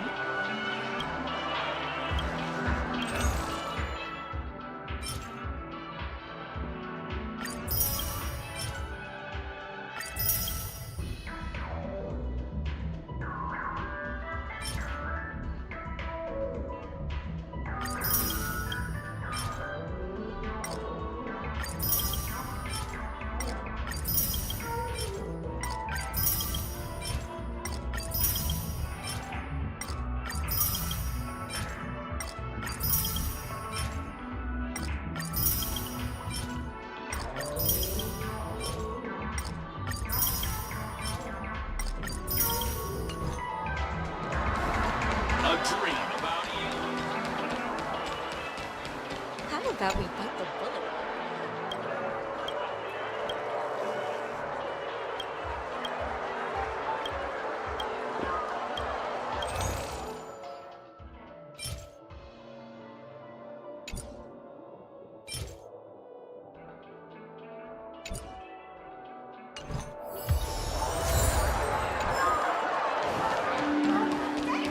I heard old Oak.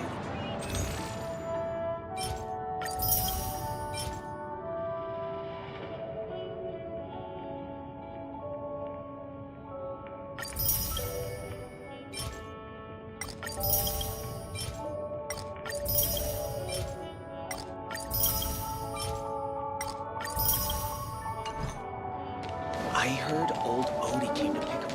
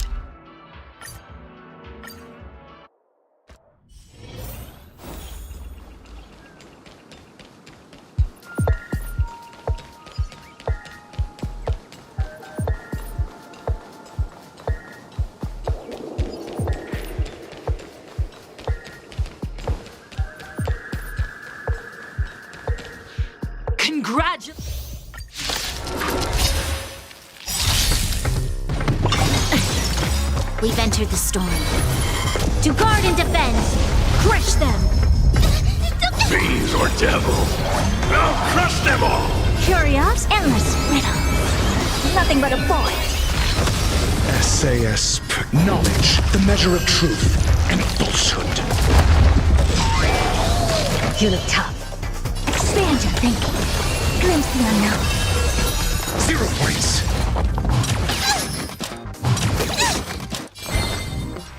Get that! Free! You'll pay for this.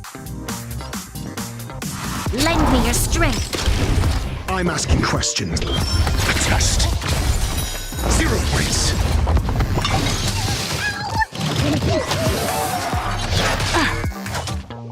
Mediocre. Open sesame. Stay put!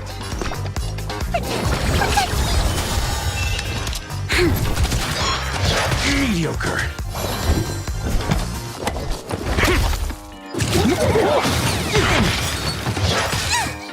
We've entered the storm. To guard and defend, crush them! SAS, knowledge, the measure of truth and falsehood. There's always a weakness. Your assistance is timely. Fiends or devil, I'll crush them all! Expand your thinking. Free! I'm asking question.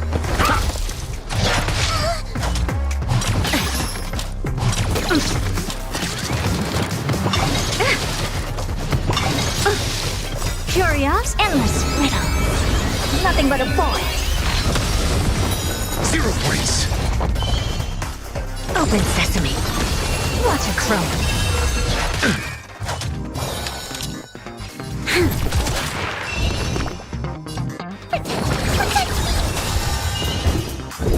Answer me. Impressive. Almost. We've entered the storm. To guard and defend, crush them!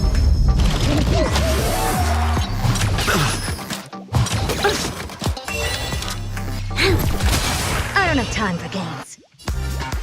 Expand your thinking. I'm gonna hold everyone back! Get that!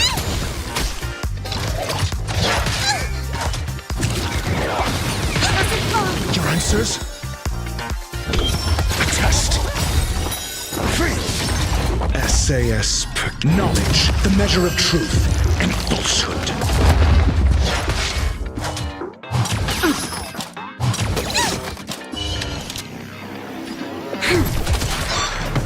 Impressive. Almost.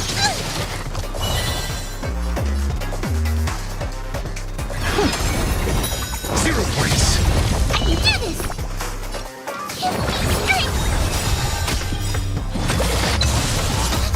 Fiends or devil, I'll crush them all!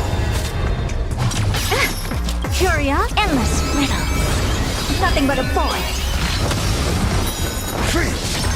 We've entered the storm. To guard and defend, crush them! Never seen perfection before? Open sesame. Watch it crumb.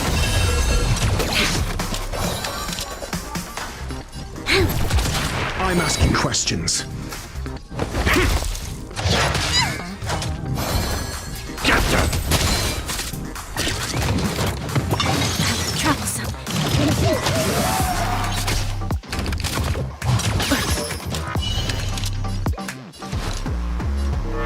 Lend me your strength. Your answer. We've entered the storm. To guard and defend, crush them! Impressive. Almost. Expand your thinking.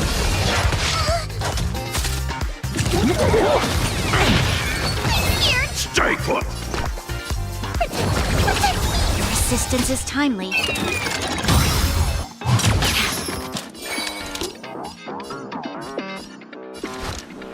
Lend me your strength.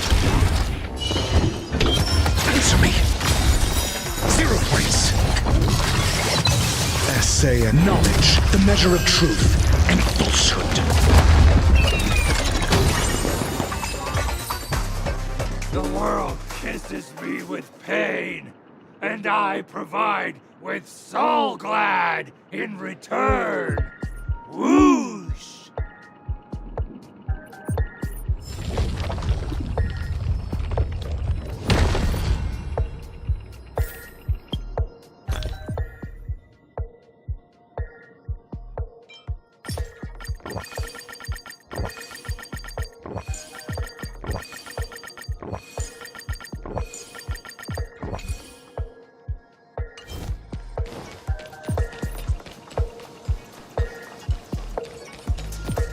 Take a look. Show your courage.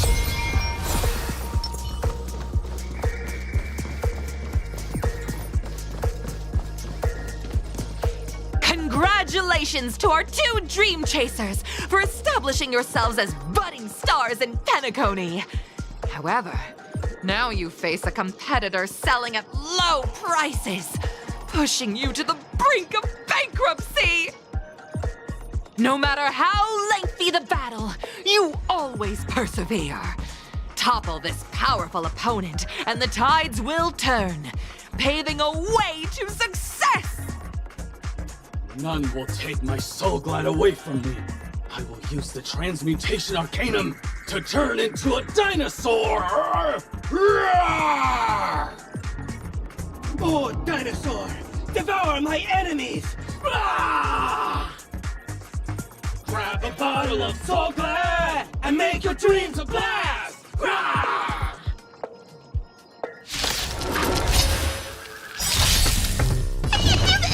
Forward! We've entered the storm. To guard and defend, crush them! Fiends or devils! Now crush them all! Curious, endless riddle. Nothing but a void. SAS, knowledge, the measure of truth and falsehood. Get them! Freeze! I don't have open sesame. Watch a chrome. 0 points. This battle is unavoidable. Lend me your strength. Expand your thinking. Doesn't fall. Get them!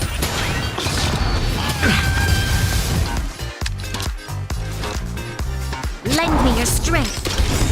Never seen perfection before. The storm. To guard and defend, crush them. Open sesame.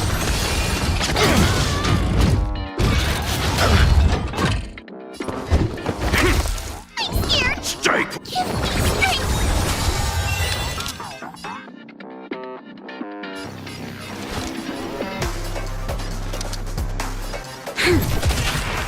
Expand your thinking.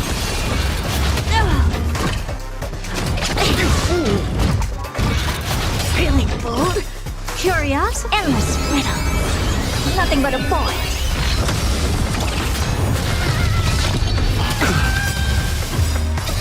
Fiends or devils! Now crush them all! Open sesame.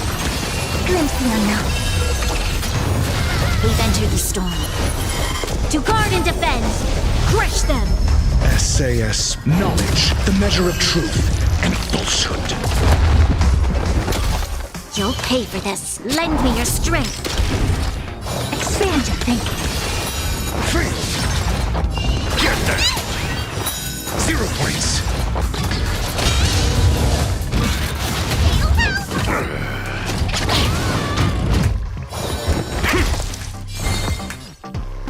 Get them!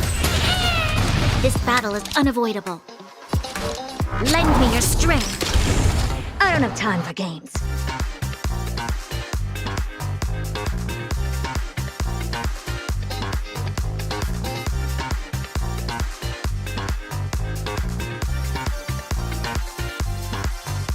If I wait any longer, the universe might just implode.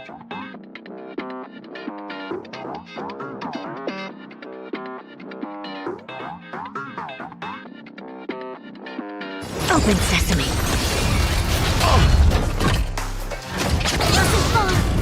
I'm asking questions. Answer me. Free.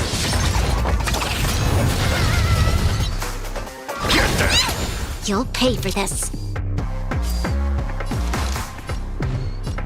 Lend me your strength.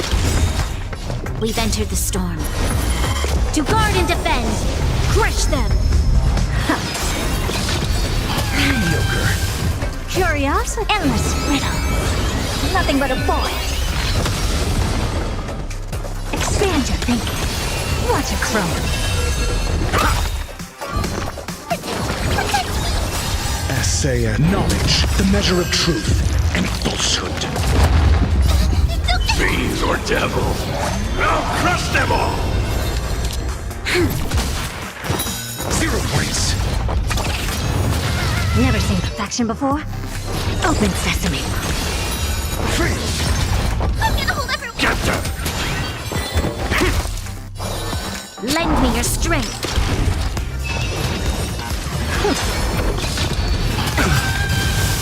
We've entered the storm. To guard and defend. Crush them. I'm scared. Stay put! Your assistance is timely. Lend me your strength.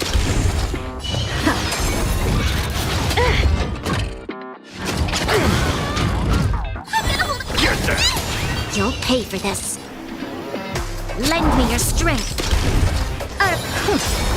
Curiosity? Endless riddle. Nothing but a boy.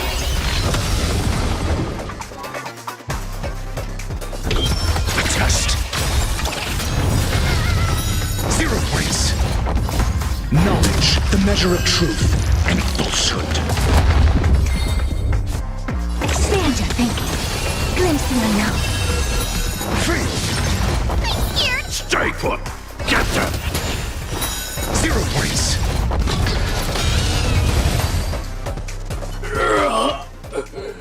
The body withers, but the soul-glad name shall not. Ah! You truly are a beast! More than I can ever be. That should do it! Okay. Let's go. Mr. Yang is waiting for us. Isn't this fight way off from the actual storyline? Transforming into a dinosaur isn't imaginative enough for you? This is the sort of magic only seen on Penacony. Anyway, let's get back on track. Where were we? Oh, that's right. After an extended battle, you finally emerged victorious! But the companion who journeyed to Penacony with you chose to leave, having lost all hope. In the years that followed, you encountered each other once more on the prosperous streets of Penacony, but dared not call out to one another. Perhaps akin to the lingering regret of every dream chaser. Ah, well done! You brought to life the thrilling action scenes from Once Upon a Time in Dreams with your fighting skills. Looks like we won! Let's hurry up and get to the next stage.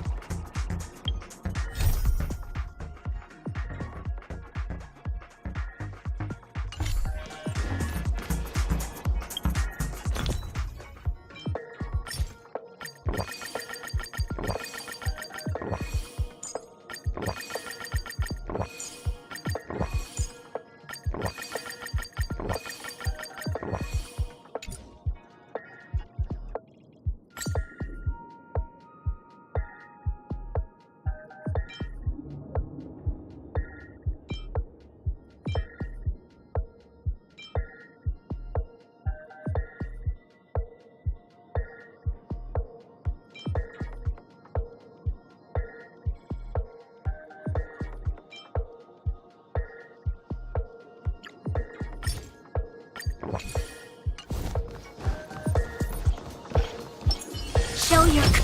Take a look. This is pure genius in action. Madam Herta. Upgrade configured.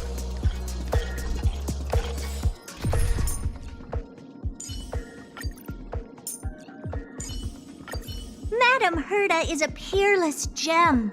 Madam Herta is an unrivaled genius. Madam Herta is an inimitable beauty.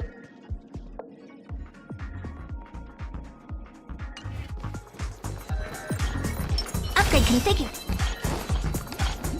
Congrats to both of you for clearing the stage, but more importantly, are you having fun?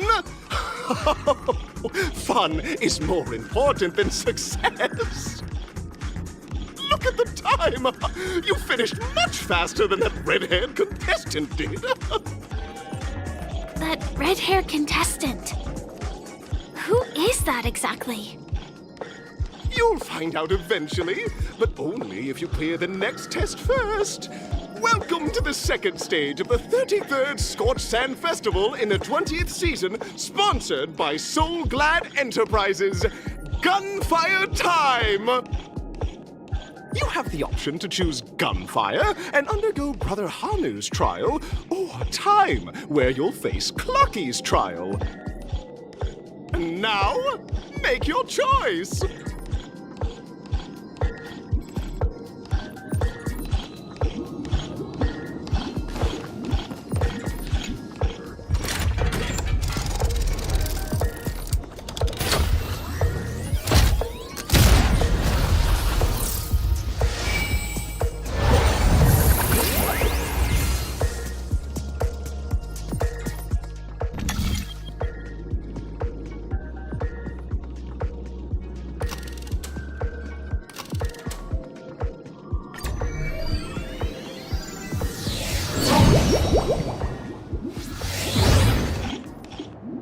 Friends, welcome to the wonderful world created by the Watchmaker.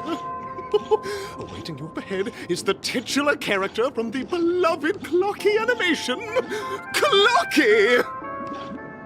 It's said that the Watchmaker dreamed up the idea of Clocky when he was just a boy.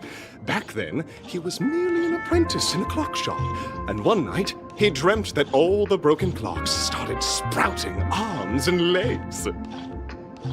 Like a skilled pilot, he steered them towards the right path.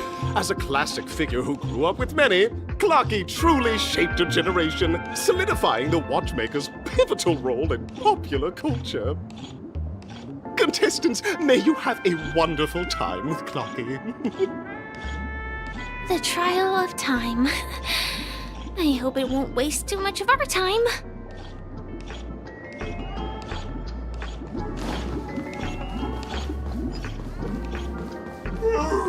Am I just a failed experiment? Am I just a failed experiment?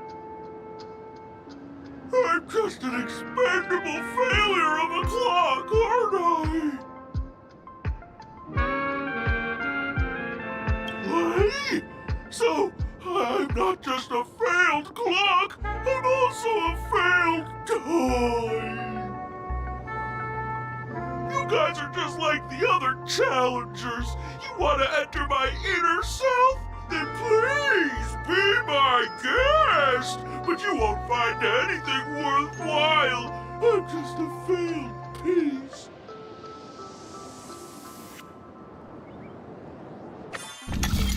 See? I'm just empty inside. Tick-tock! It's time for me to make an appearance! Clocky? I can also see him. Is this character part of the show? In Dreamville, Clocky is everywhere and can do anything! Like, right now! I could solve this problem with your big ticker pal, Tick-tock! I can't believe it's actually Clocky! Why would you come and visit a failure of a clock like me for no reason? You see, we're all clocks. We're family. I want to help you be happy! Tell your pal Clocky what's troubling you. I came across a startling revelation yesterday. Apparently, Dreamscape Tinker isn't the same as Clocky at all. It's just a discarded prototype from Clocky's early development. Please, just leave me be, Clocky. I just don't know how to face you, because I'm just a failure. Oh dear. Seeing it like this is utterly heart-wrenching. But fear not. We're here to help it rediscover the missing parts of its inner self and guide it out of despair. I guess even troop members can experience existential crises. Don't worry, miss. I've already pinpointed its missing parts. Over here, my friends! Better use that hamster ball knight speed!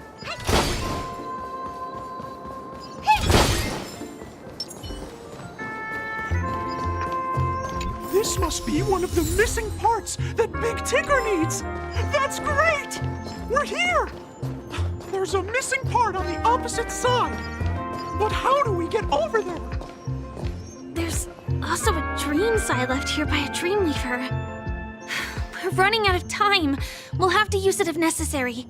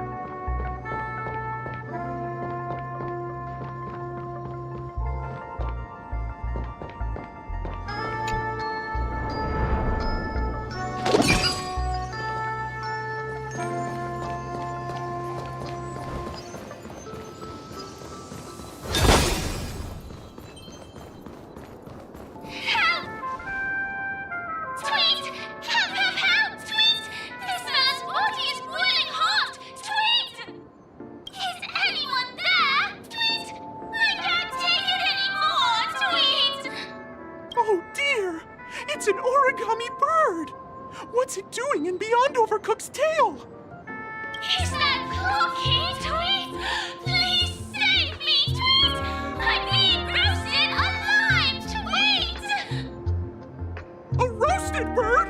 Oh, this is horrible! Let's save it, quickly!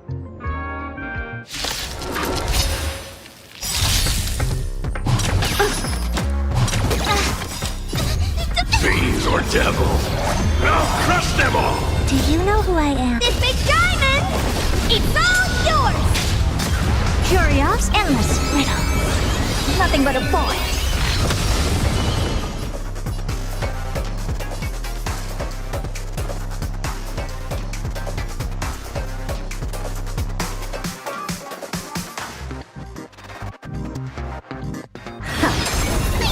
Stay put! Get them! SAS, knowledge, the measure of truth and falsehood.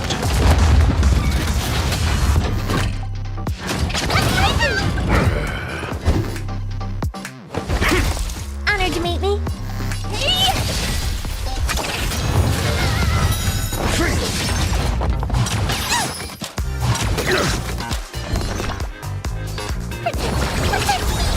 I'm asking questions. A test. Never seen perfection before?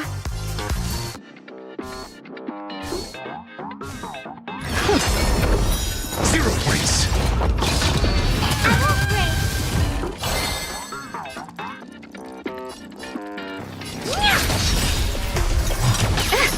Do you know who this big diamond? It's all yours!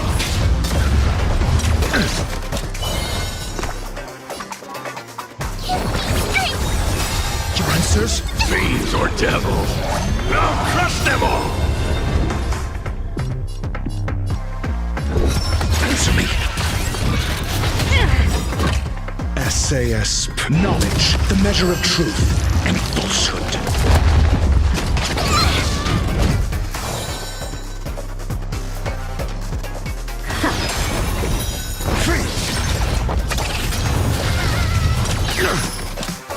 I won't break.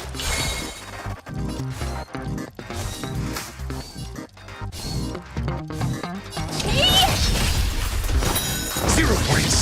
Time to twirl! Get there. I'm asking questions. Do you know who this big diamond? It's all yours!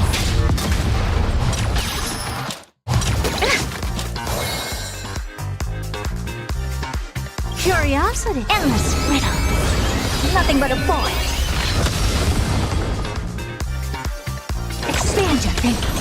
Glimpse the unknown. Honored to meet me.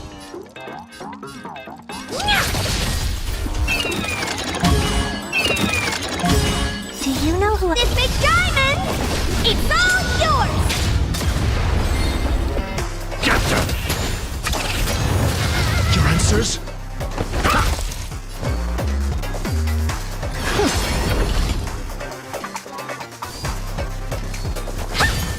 I'm gonna hold everyone back again! Give me strength!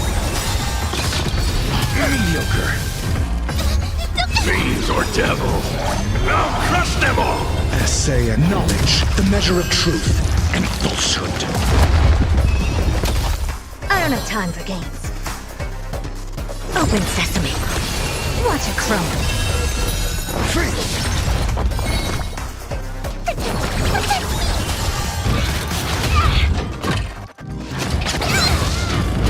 What are you looking at?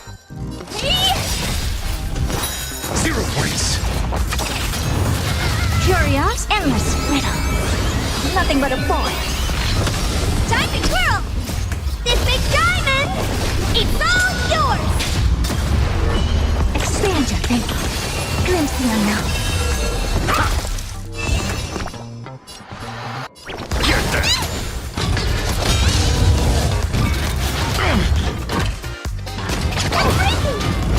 Never seen perfection before? I'm asking questions. Not bad. Open sesame.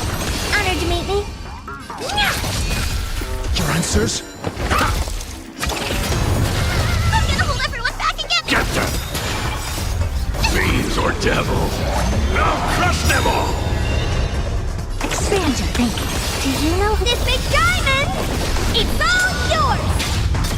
Essay and knowledge, the measure of truth and falsehood.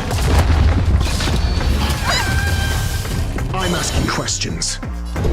Answer me. Amazing. But then again, it's me we're talking. Thank you, guys. Tweet.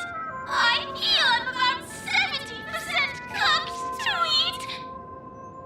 Thank goodness you're okay! But why did you burrow yourself into that fella's tail?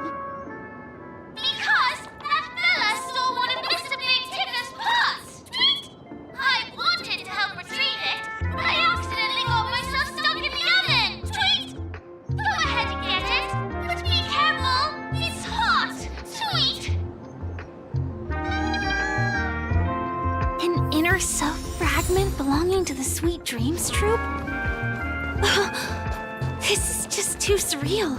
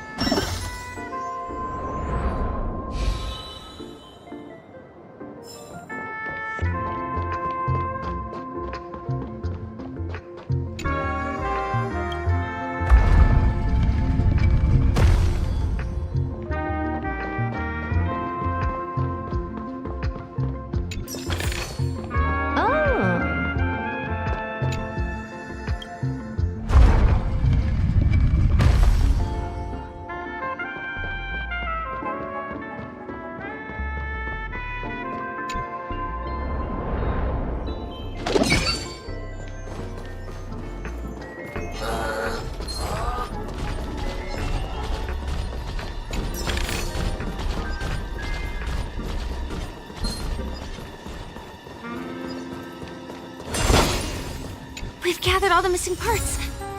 Let's hurry back. We don't want to keep Big Ticker waiting.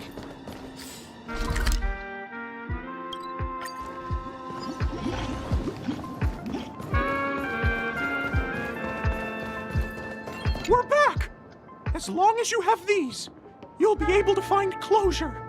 Tick-tock! Wow! This sudden surge of joy! It's working! Tick-tock! Next, we just need to enter its emoscape, help connect its pathways, and we're done!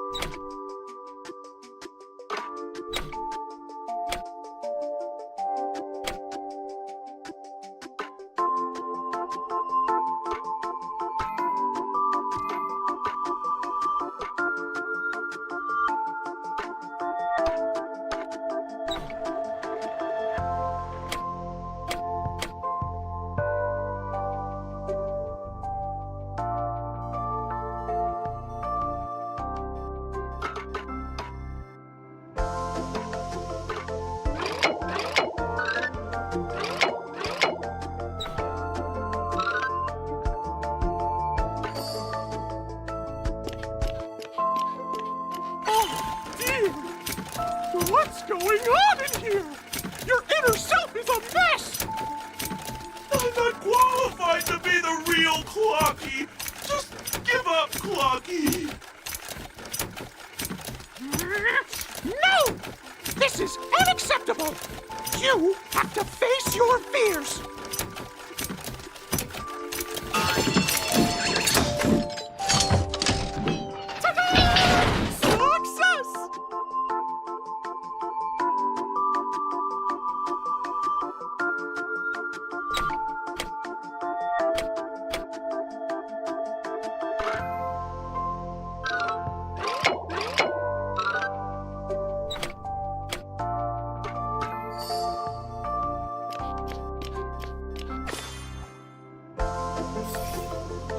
Thank you, Clocky! If not for you, I'd never be able to connect with people like this!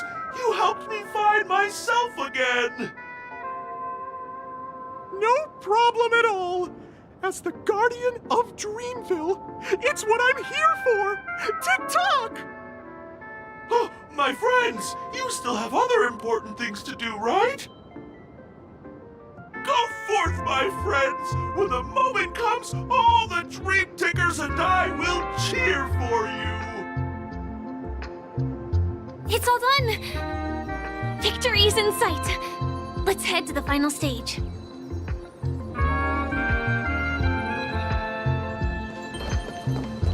Take a look.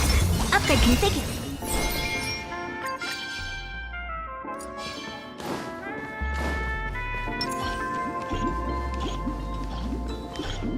Congratulations to both of you! Oh, you've overcome all obstacles and proven yourselves! But, unfortunately, there is only one who can be Penacony's festive superstar. In the final stage, you will face the defending champion. If you fail, you will lose the opportunity to become the festive superstar. Welcome to the 33rd Scorched Sand Festival's third stage in the 20th season, sponsored by Soulglad Enterprises' Superstar Showdown.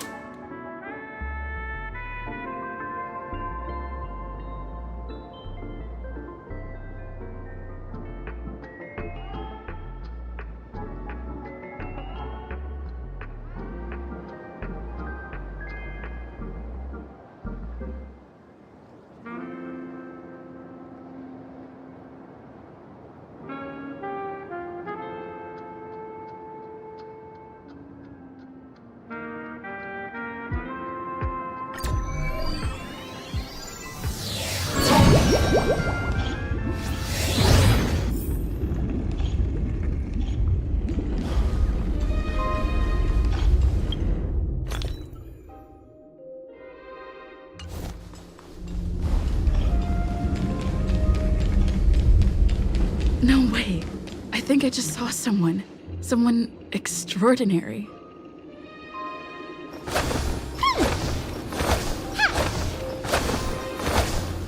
Please wait! My beautiful ladies. By the glorious light of beauty! I never thought I would see you again. In such turbulent times, your kind faces are as spring's gentle breeze.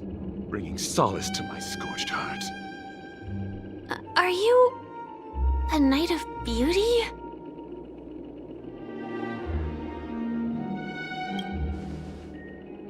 You've already heard of my humble title elsewhere? I am deeply honored. Upon hearing of the impending festivities, I commanded the one and only to bring me to Penacony with full haste. Alas, in a cosmos unguarded by the beauty, disorder prevails. Thus my passage was delayed by tending to the sick and injured. Fortunately, the mini-rabbit mech pilot, stray cat duelist, galactic ninja, and quad-drive Intellitron, along with 32 other souls in distress, all emerged from their predicaments safe and sound. I then led them all here to revel in the harmony with the countless other splendid beings.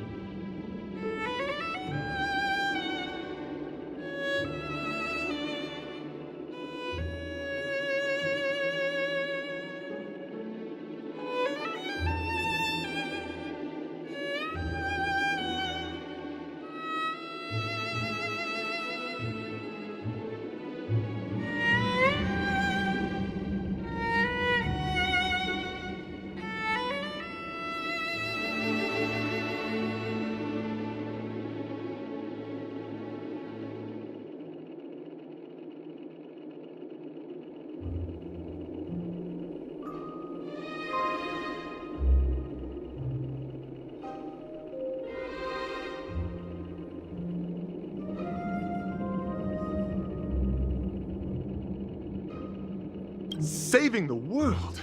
What a righteous act of beauty! If that's the case...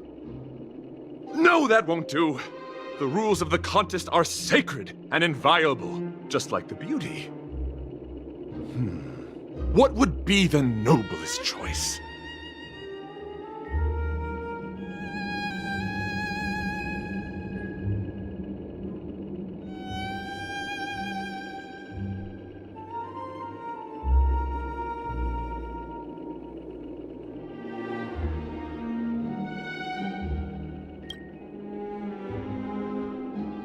That's right.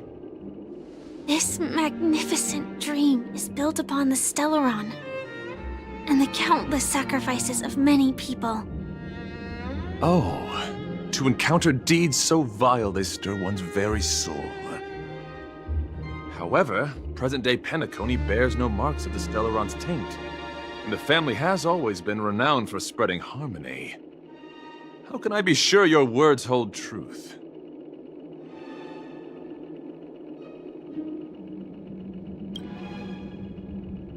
If I'm not wrong, the Knights of Beauty also received an invitation from the Watchmaker, right? That's right. But what does this have to do with the Stellaron? Actually, we've already met the Watchmaker.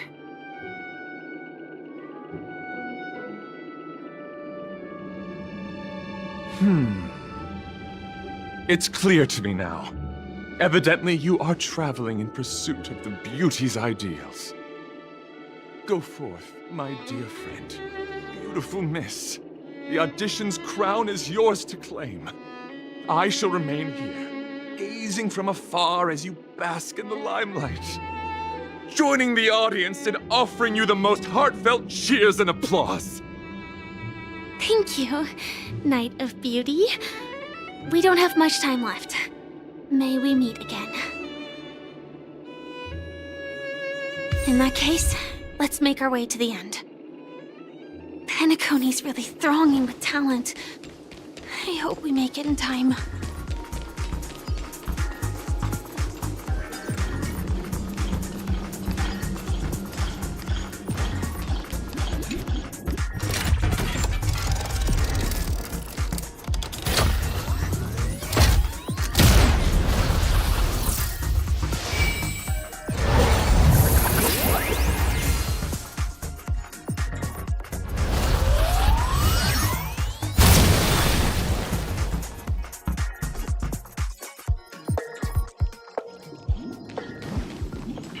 Congratulations to the Galactic Baseballer and Firefly on becoming this Scorched Sand Festival champion!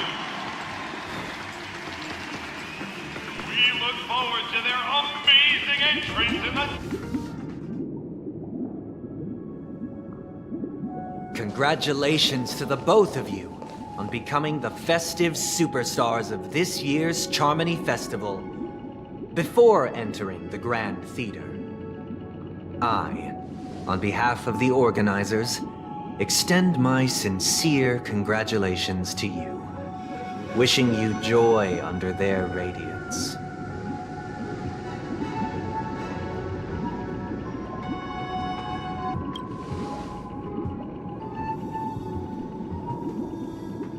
As previously promised, my sister, Mr. Yang, and I have met with the Dream Master.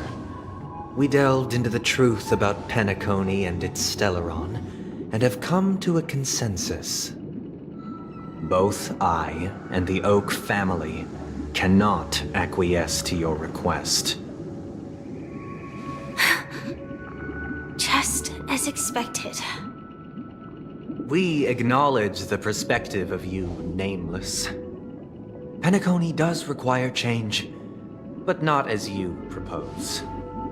The planet of festivities cannot and will not revert to a place characterized by chaos, disorder, or anarchy. Through your journey of overcoming obstacles, you must have glimpsed the essence of that era. The vulnerable ruthlessly eliminated, equality non-existent, common folk living precarious lives, eking out a dreary existence.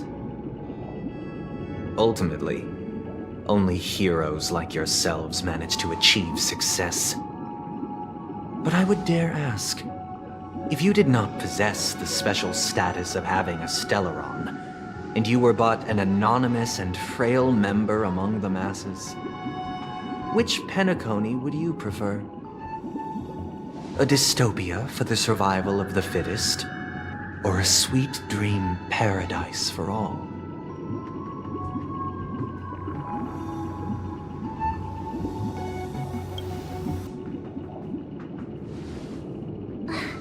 That's not the point!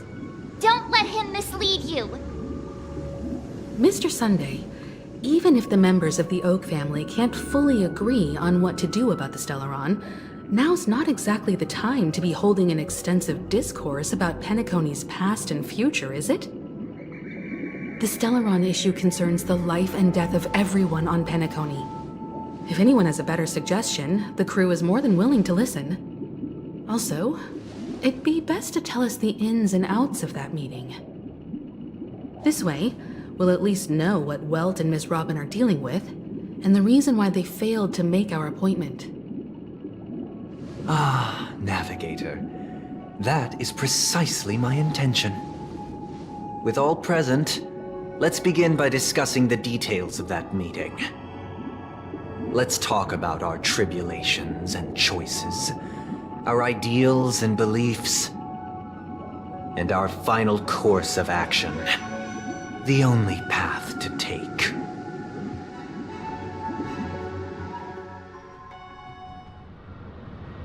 You mean to say that for the longest time, there have been scoundrels who would use the Charmony Festival that I have bequeathed to the masses as a tool to realize their ambition?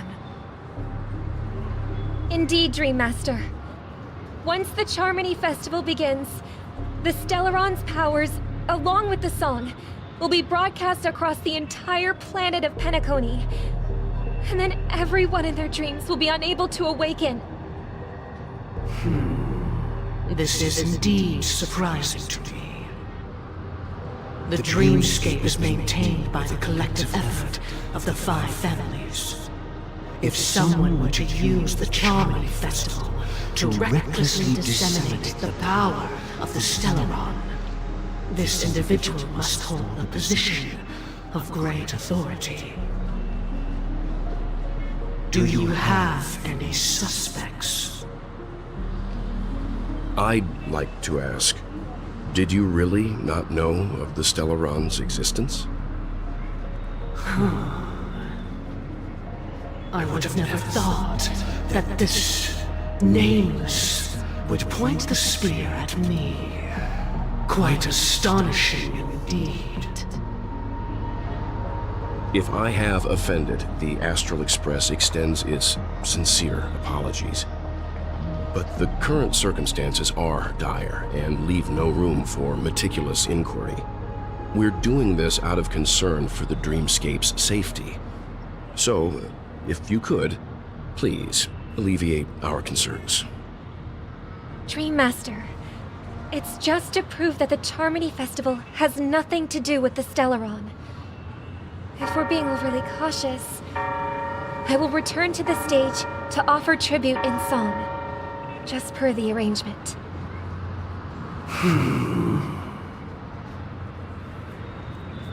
Sunday, Robin. I've watched you two grow up, and know your dispositions like the back of my hand. Both of you, right now, can surely be lauded as their most devout advocates. I already know your resolve. The magnitude of this matter is enormous, and cannot be taken lightly. Since Mr. Yang has asked with such earnestness, I will personally respond in kind. If there is a need, the entire Oak family will be mobilized to heed your call. Someday, might I ask you to beseech them to cast their light unto me, and question me in their stead, so that no lies may be concealed? I will do as you command. Robin, could I entrust you to be present as a witness, to document the truth, and to proclaim my innocence, so that all slander may be utterly dispelled? I will do as you command. May thy will be carried out on earth, just as it is in the heavens. Oh, triple-faced soul, please sear his tongue and palms with a hot iron, so that he will not be able to fabricate lies and make false vows. Let us begin. There is nothing else to prepare. Understood. Question. Have you devoted your life to your god, never worshipping other gods? Naturally. Do you love your god as you do yourself, always heeding their admonishments? Naturally. Have you strayed from the path expected by your god, betraying their name? Never. Have you ever been inordinate with your asks of your god, coveting more than the foundation of the creation itself? Never. Then, a final question. Do you swear to fulfill all vows, past, present, and future? With the Eon as my witness, if I do not deliver on my words, or if I renege on my vows, may I be cursed in accordance with divine law. They have seen your faith, and have endorsed your faith. With this, it can be evidenced... Just a moment. What is it, Mr. Yang? I have another question I hope to have answered. To my understanding, the family's harmony and prosperity have never relied on so-called divine laws. The god you both mentioned, are they truly Shipe? Mr. Yang should know that those belonging to the family toil together as if they were kin, embracing solidarity and unity under their light. All duplicity is laid bare before the harmony. Such a delicate and complex symphony. Which other god could perfectly harmonize this, if not for the Great One, Shipe? Perfectly harmonize it. Therein lies the problem. It isn't an outsider lurking in the shadows who changed the harmony, but a dissonance that has surreptitiously emerged from within this very symphony itself. In the distant past, there existed an eon. With one flick of the wrist, they crafted the laws of the cosmos. Their followers formed the Beyond the Sky Choir, spreading solemn and reverent hymns throughout the universe. Later, they fell. The route traversed by this eon clashed with the harmony, ultimately being absorbed and fused into it. The chorus that once reverberated across worlds fell silent, and when it echoed anew, it was transformed into the hymn of harmony. Though an eon may perish, paths with no masters still linger. In the all-forgiving harmony, echoes of bygone dissonance may subtly arise. Mr. Yang. Being overly astute can be a detriment. Especially when you find yourself alone and without allies. So this is how it is. For the sake of our grand cause, Sunday, please afford these two an opportunity to rest. What?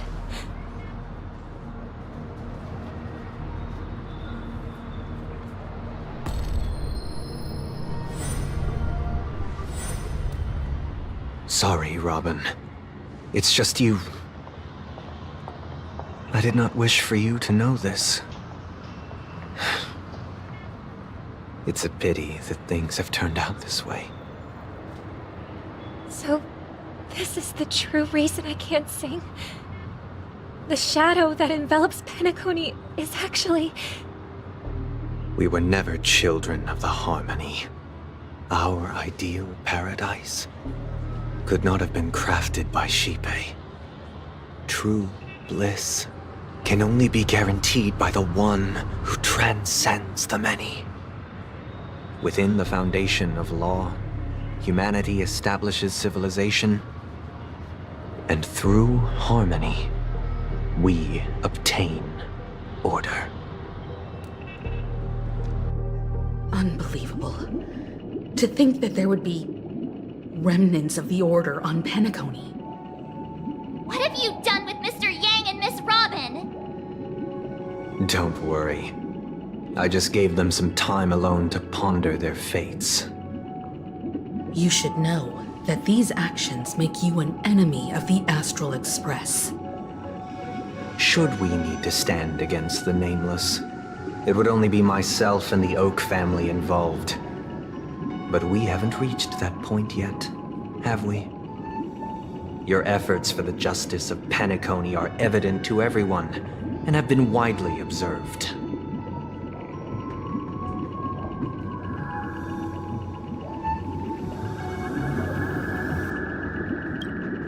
Smart kid. You're just as sharp as the other one. If If it is the Order that drove you to imprison Welt and Robin, and you're using them to coerce our compliance, then there'll be no point in entertaining any type of discussion. You're mistaken, Miss Himiko. They are in very safe hands, and just as the family has always proclaimed, no one can be harmed in the dreamscape, least of all in the beautiful new world belonging to the Order.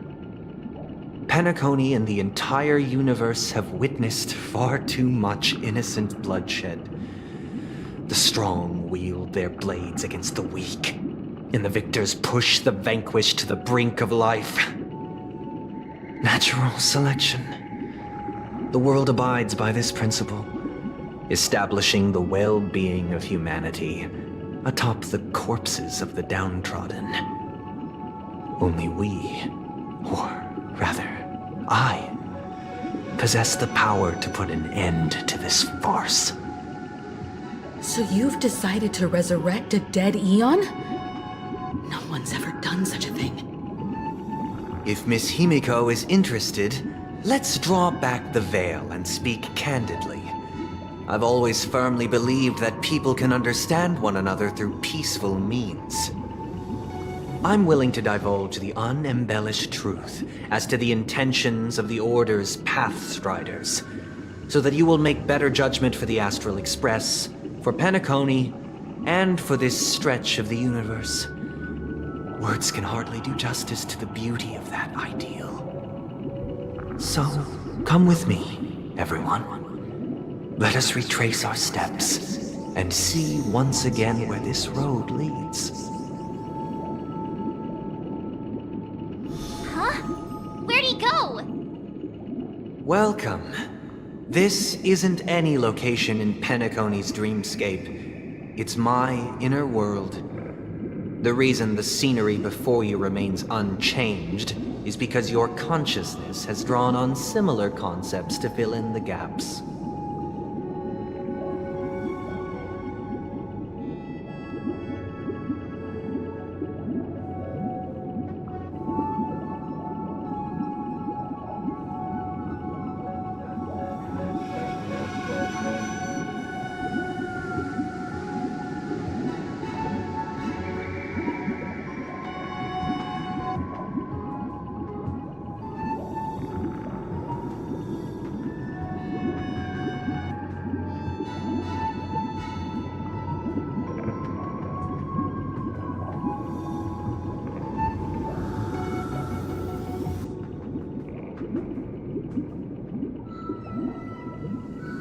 Did you do the same to Welt? It's a tuning process. Stronger in effect and more draining on the mind. The gray-haired guest has experienced it before, so she should understand what it entails. Tuning allows you to intuitively grasp my feelings, which also means that I cannot hide anything from you. Now, everyone, please look at the huge screen. The road we once took begins here. From this point on, you will witness the numerous decisions I've faced. I've selected a portion of these to share with you. I believe after going through similar predicaments, you'll be able to better understand my thoughts. Let's begin. The first decision. A story about a baby bird. This story happened when Robin and I were very young. We were victims of the Stellaron disaster, and the family's Mr. Gopher Wood, who would later become the Dream Master of Penacony, saw that we siblings had no one to turn to and took us in. Later on, Robin and I lived a time with nary a care in the world. One day, after dinner, while my younger sister and I were lounging about in Mr. Gopher Wood's yard, we spotted a fledgling Charmony dove all on its own. That baby bird was tiny. It didn't even have all of its feathers, and it couldn't sing. When we found it, it was already on its last breath. having fallen into a shrub, probably abandoned by its parents. We decided to build a nest for it right there and then. However, thinking back, that winter was unusually cold, with fierce winds at night in the yard, not to mention the many poisonous bugs and wild beasts in the vicinity. It was clear that if we left the fledgling in the yard, it stood no chance of surviving until spring. So, I suggested we take it inside, place it on the shelf by the window, and asked the adults to fashion a cage for it. We decided that when it regained its strength enough to spread its wings, we would release it back into the wild. The tragic part, something that we'd never considered, was that this bird's fate had already been determined long before this moment. Its destiny was determined by our momentary whim. Now, I pass the power of choice to you all. Faced with this situation, what choice would you make? Stick to the original plan and build a nest with soft net where the Charmony dove fell.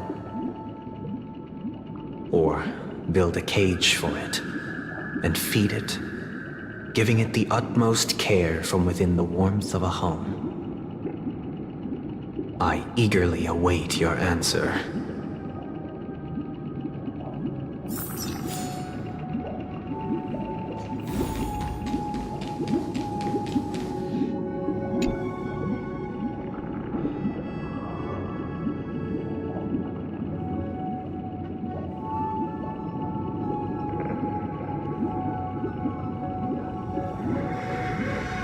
Interesting.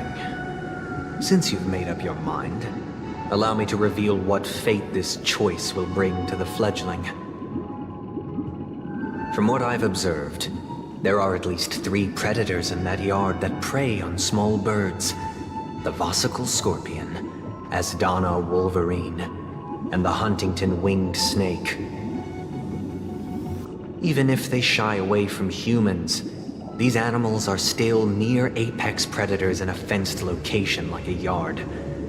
In such a location, only one fate awaits that little Charmony dove. A painful death.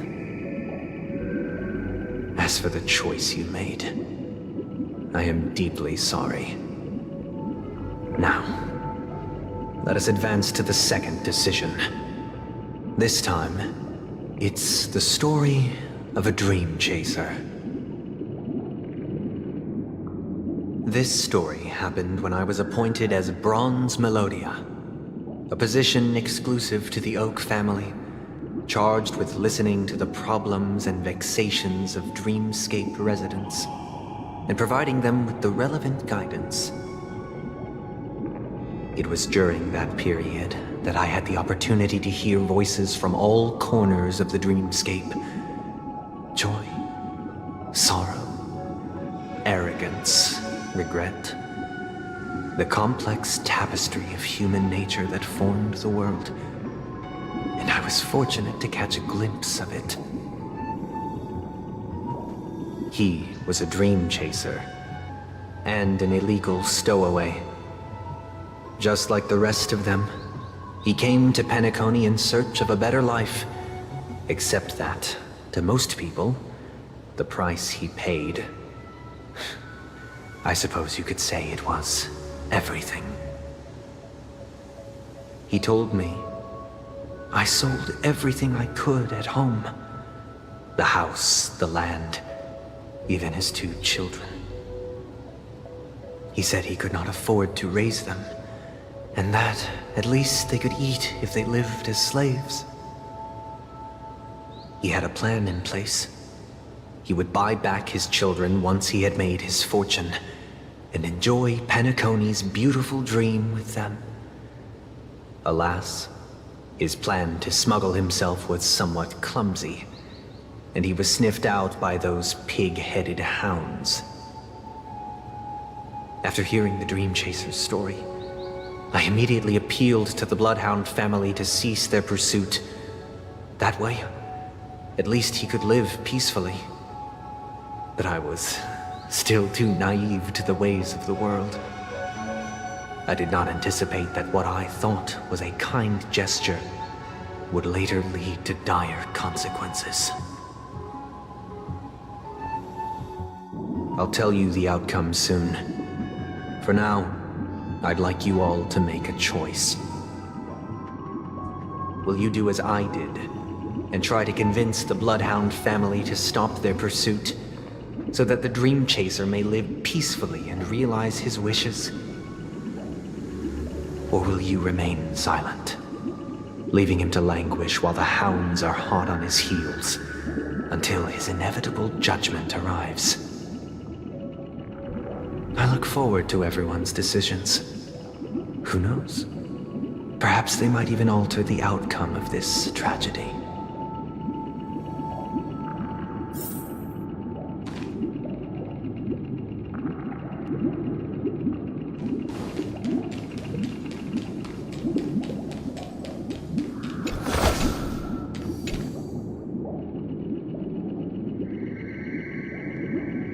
It seems you, like me, are pondering whether a different choice could have led to a better outcome. Sadly, his fate would only be more tragic. Say he never gets caught. He would only die from delirium. The methods with which illegal stowaways enter dreams are unorthodox, not flawless like the hotels.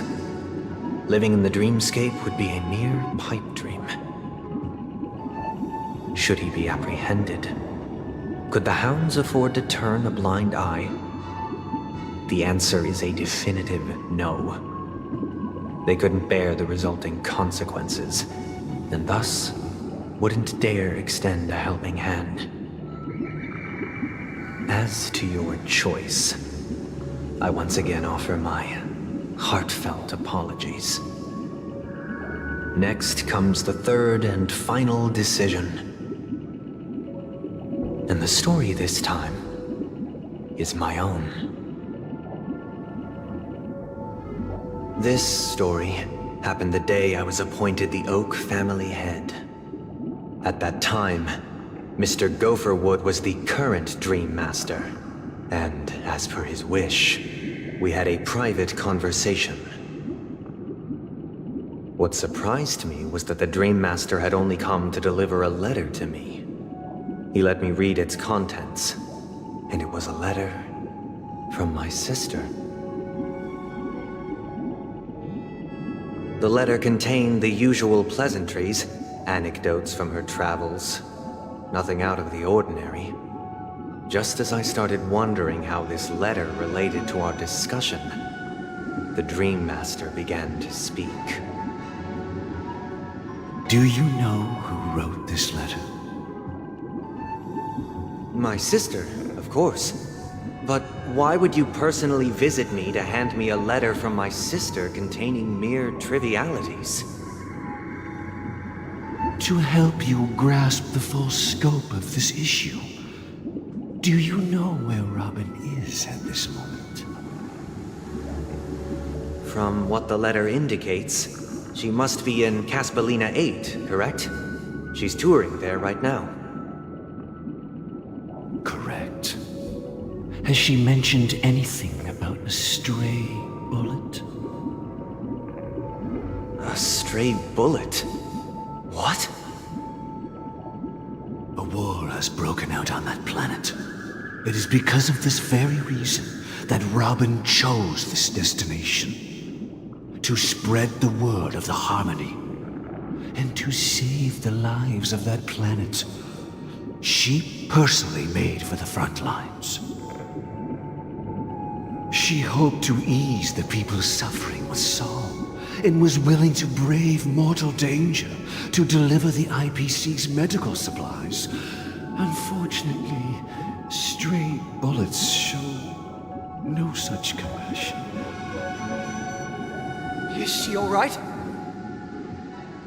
If the operation was successful, she should probably be recovering in the field hospital. By the eon above, the bullet struck her neck directly, yet possibly as a reward for her consistent deeds of harmony, it didn't hit any vital arteries. Once you've attended to your outstanding tasks, it'd be advisable to write her back as soon as possible. Those damned savages! I'll pack my bags right away.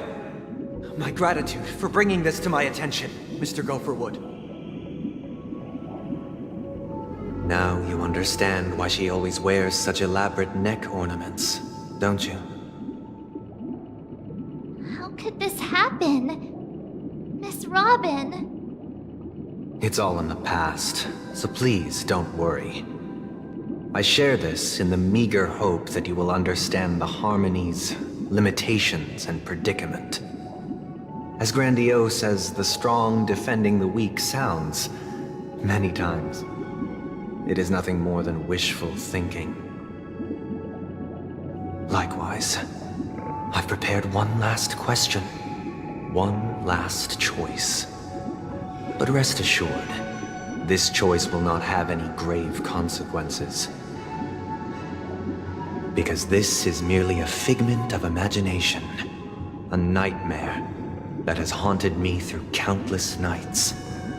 If you ever had the opportunity to make a choice like I did, would you still support Robin's journey on the path of harmony?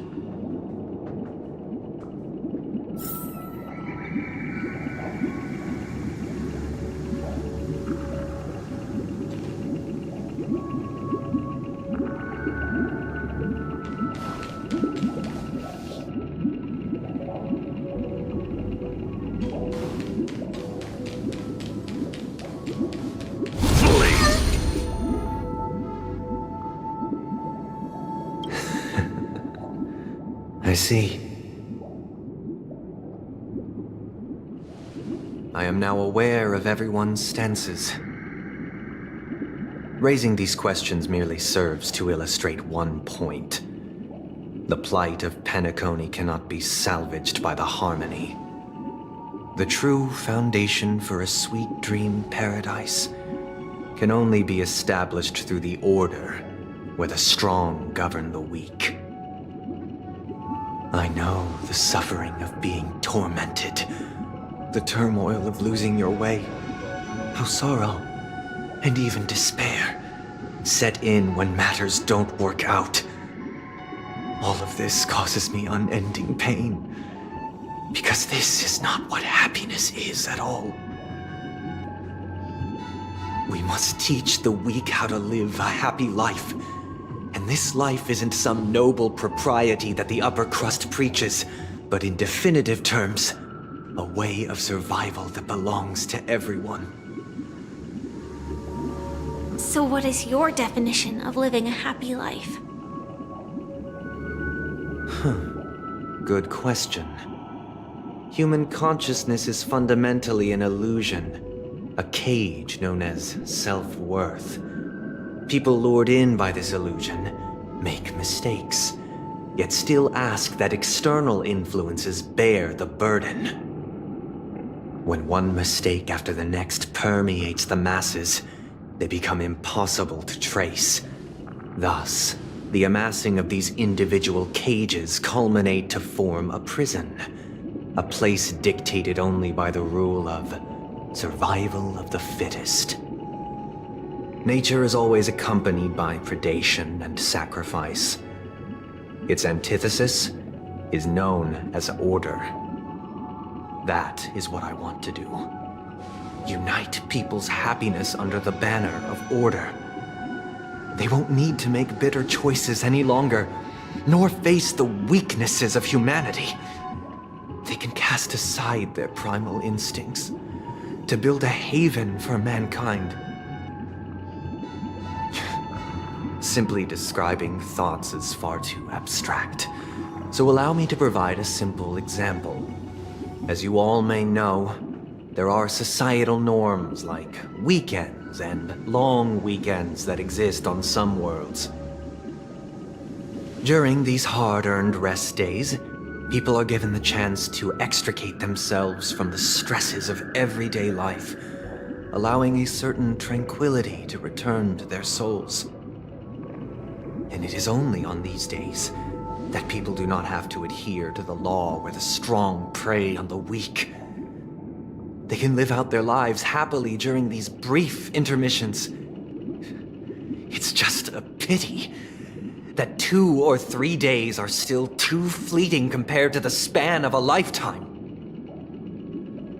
From where I stand, society's ideal system should be 7 rest days. Following Sunday, there should ensue a second, a third, and indeed an infinite procession of Sundays. This should be the face of the new world. Idyllic, eternal, peaceful days.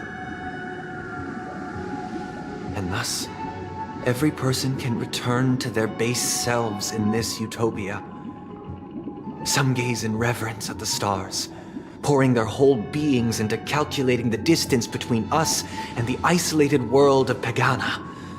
Meanwhile, some seek refuge in quiet corners, holding one another, unencumbered by the chains of unwelcome obligations. There would be no need to bear the hardships of reality. Only in this way can humanity face the inevitable end with the purest of spirit, living a life of dignity. This is what it is to live in bliss. Miss Firefly, you who are stricken with entropy loss syndrome, you of all would surely understand this.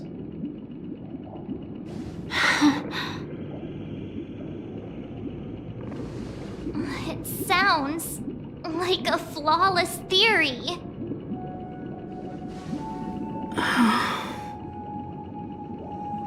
But what is the price to attain all this? The cost is minute, merely a personal and eternal sacrifice.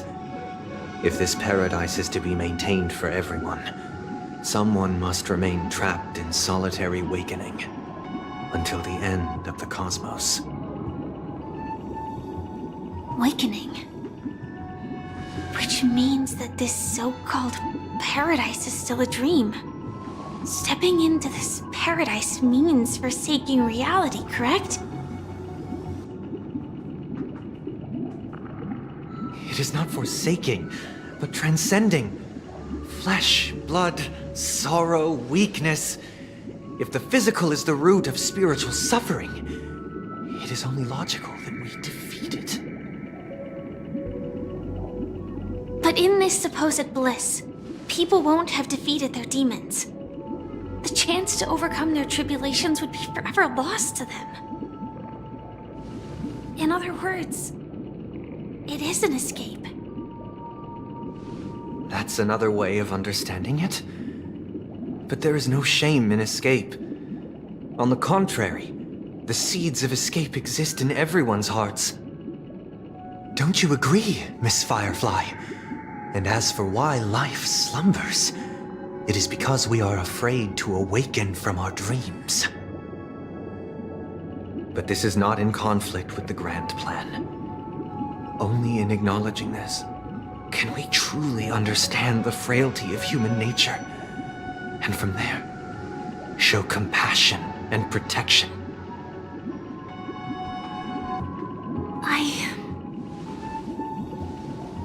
I admit that you are a born leader. Your perspective on humanity brims with pessimism.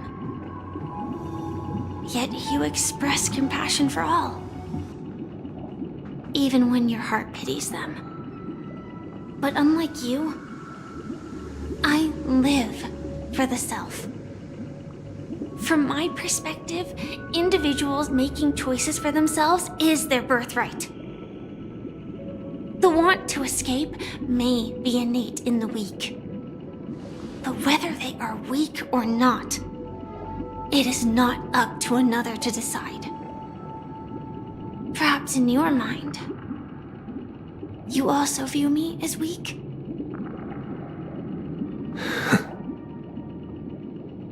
Because I don't think so. Since Miss Firefly has said her piece, the Astral Express will also naturally give you our answer. We'll leave it to you. Just as Mr. McHale instructed before. Tell him our choice.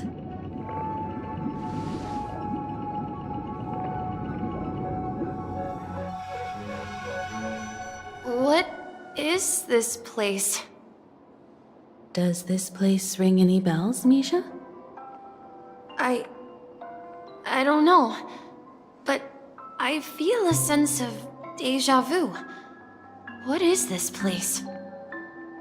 It's the realm within a dream bubble.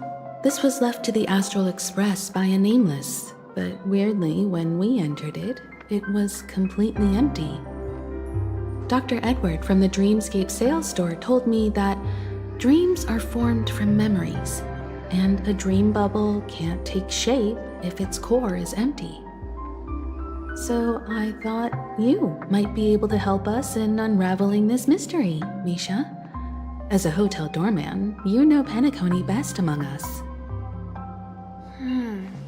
I don't know much about dream bubbles, but if you want to figure out what this mansion is, I'll do my best. I'm counting on you then. Himeko, I still don't get it. Why were you so sure that Misha had a connection with this dream bubble? I wasn't sure. It was just a hunch. But since Misha feels familiar with this place, my hunch might be correct.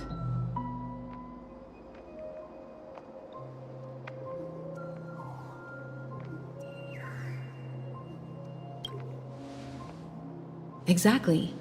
This is where you and Firefly encountered death, which we now know as dormancy. Considering its connection to Dreamflux Reef, it's not surprising it appeared here. The question now is, who brought you here? Based on the clues we have so far, it's unlikely to be that masked fool. So identifying them is crucial to us. We're drawing closer to the truth once more. Let's give Misha some time, as I believe he'll unveil the secret of this dream bubble. All right, but there are doors all over the place. Which one should we choose? Do you have any idea, Misha? I guess... maybe this way?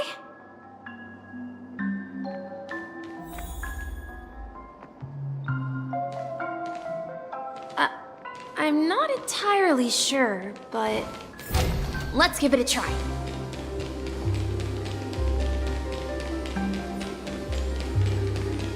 Wait, you... Weird. This place is quite different from the hotel. But I feel like I've been here before, and even lived here for a while. If I remember correctly, there should be a fireplace down that hallway. Clocky and I used to sit by the fire, listening to the crackling of firewood. And the room on the other side was the toy room. I loved spreading out all the toys from the box on the floor and making up stories for each of them. Hold on. This doesn't make sense. Didn't I grow up in Dreamflux Reef? So, what is this place? This could be a case of amnesia. Don't worry, Misha. It's common for everyone to forget certain aspects of the past. Those memories haven't vanished. They're just lying in the depths of your mind. We can surely get them back. Since this place seems familiar to you, why don't we explore a few more rooms and see if you can recall anything more? Yeah, then let's check out the rooms I just mentioned.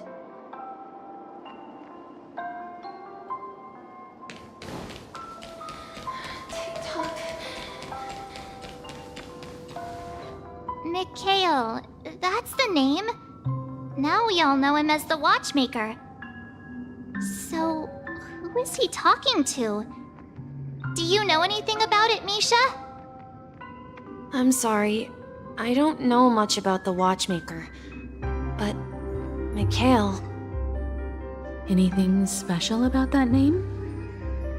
Mikhail is Grandpa's name. Grandpa? Do you mean you're the Watchmaker's grandson? But we haven't heard anything about the Watchmaker having descendants. And the name Mikhail is not rare. Perhaps it's merely a coincidence. Could you tell us more about your grandpa, Mikhail? Yeah, sure. He was a seafarer who fearlessly ventured into mysterious seas and storms. He was always on the sea and had lots of friends who accompanied him on his travels. He didn't want me to call him Grandpa because that would make him sound old. He believed he was still young. The name Mikhail was given to him by his parents, Mihaly and Elise, both renowned seafarers. Every time he came back, he'd share his logbook with me and tell me about his adventures at sea.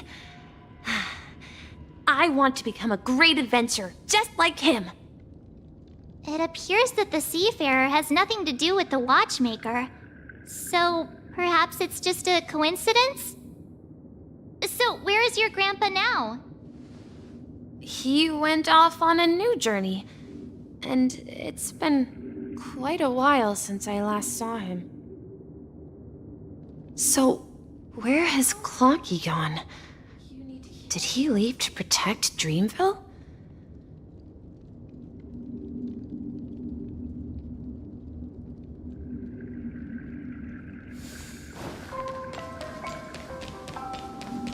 Tick-tock. Tick. I heard some noises from the room. Origami Bird? That's a friend of mine. You and Origami Bird are friends? Yeah. It's a member of the Compass crew, just like Clocky and Miss Mirror. And there's more than just one Origami Bird. They are a big family with lots of brothers and sisters who look the same. They follow Miss Mirror's orders and handle all sorts of jobs on the ship. They're the best sailors. Sailors? Can Origami Birds be sailors? Could you tell us more about the compass, Misha? The Compass is a ship bound for the New World. Clocky and his partners travel through layers of fog to the depths of the sea. Whenever there is danger, Clocky will use a compass and guide the ship in the right direction. That's a great story. But in the Penacony cartoon, Clocky and his partners have always lived in Dreamville and never ventured out, right? Huh? Oh, that does seem to be the case. Weird. I clearly remember Clocky arrived in the New World in the end. Perhaps Clocky has a hidden past. I think I hear the sound of water. You once mentioned there's a magnificent fountain up ahead. Look, there it is! The water resembles a precious jewel, embedded in the dreams of all seafarers. Every time I gaze at the shimmering lights beneath the waves, it feels as though I'm back in this place, standing by your side. Have you recalled anything, Misha? Yeah, I saw these sentences in Grandpa's logbook. He used to say that despite the perils of the sea, whenever he stood on the deck in the afternoon, overlooking the sparkling waves, he would think of this fountain in front of his house. He often said that those moments felt like returning to his family's side, and the difficulties at sea didn't seem quite as challenging. You know, I quite understand such sentiments.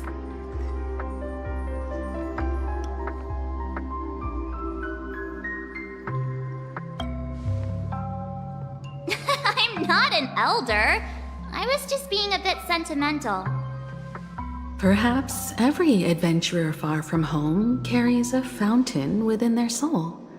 Even though the other side of the sea remains shrouded in the unknown, the fountain in front of his house serves as a compass, leading him back to his cherished ones. Yeah, while Grandpa was at home, we would stand by the fountain and place the compass, a toy boat that I made, into the pool. Back then, I would ask him when I could go on adventures like him, and he would always laugh and say I was still too young. It seems this Mikhail is truly a seafarer and has nothing to do with the watchmaker. Yeah. Based on Misha's recollections, the scenes in the dream bubble appear to be his childhood memories. But this raises more questions. According to Misha, he was clearly born on an oceanic planet and led an ordinary life, with no connection to Penacony at all. Could this be some sort of metaphor? Perhaps the sea refers to the memory zone. I'm sorry. I don't know, but my memories keep pouring out uncontrollably, like water flowing from a fountain. Perhaps I'll remember more things if we go further. Share your burden.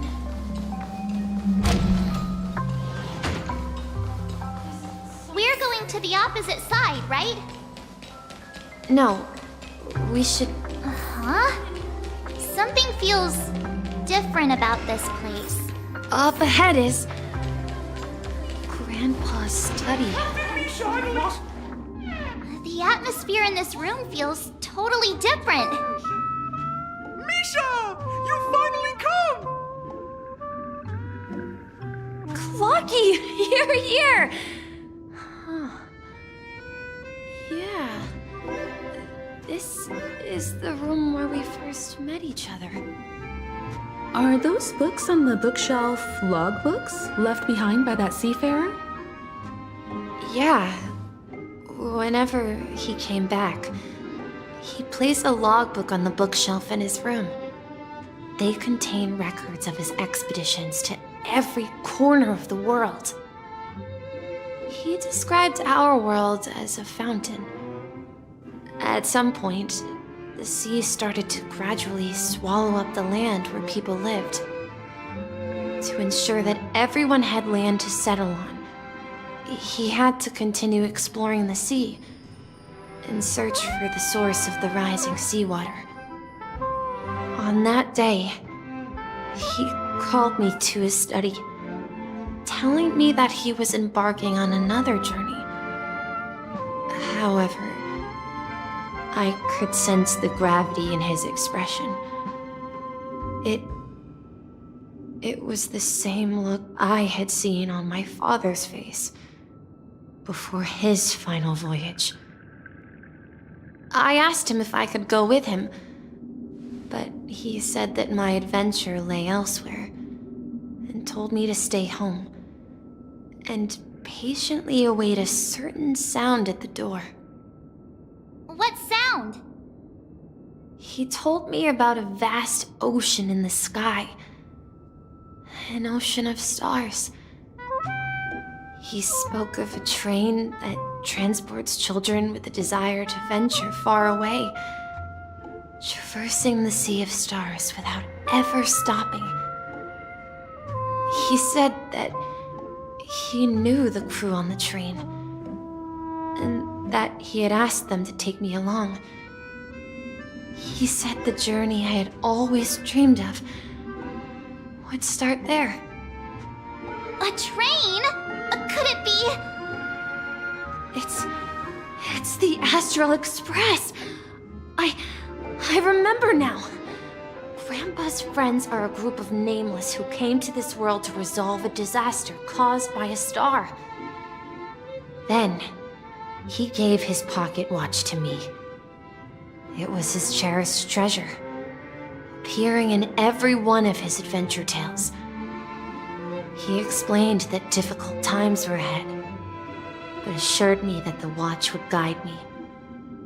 He said, as long as I kept moving forward, I'd eventually reach my desired destination. And then, it was as if I heard the distant sound of a train whistle, echoing throughout the room.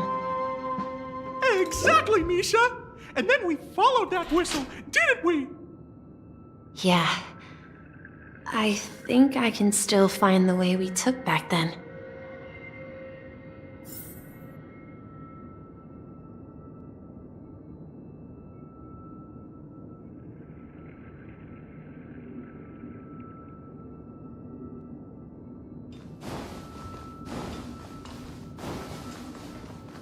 This is the dream jigsaw, right?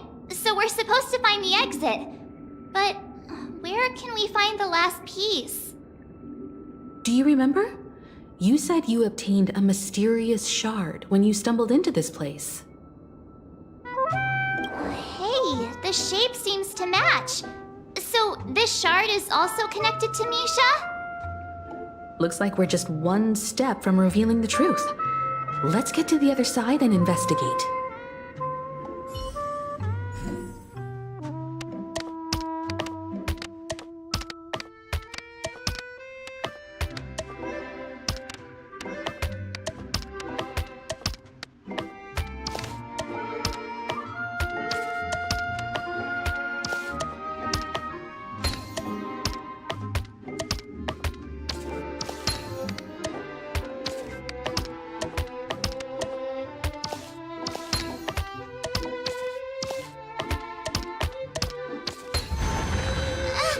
I'm actually pretty good at these things.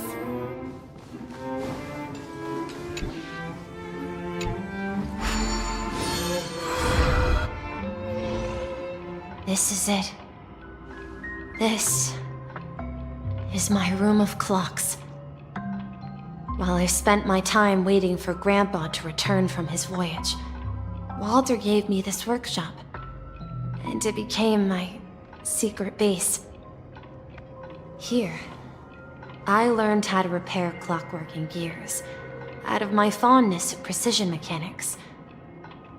In my dreams, I was the captain of the compass, embarking on adventures with my companions, Clocky and Miss Mirror, in search of the new world. I was born and raised here. So, this building in the dream bubble is your childhood home? Yes, but not exactly. To be more precise, this dream bubble itself is my home. Looks like you've remembered everything now. Wait. Why does it feel like everyone else knows something I don't?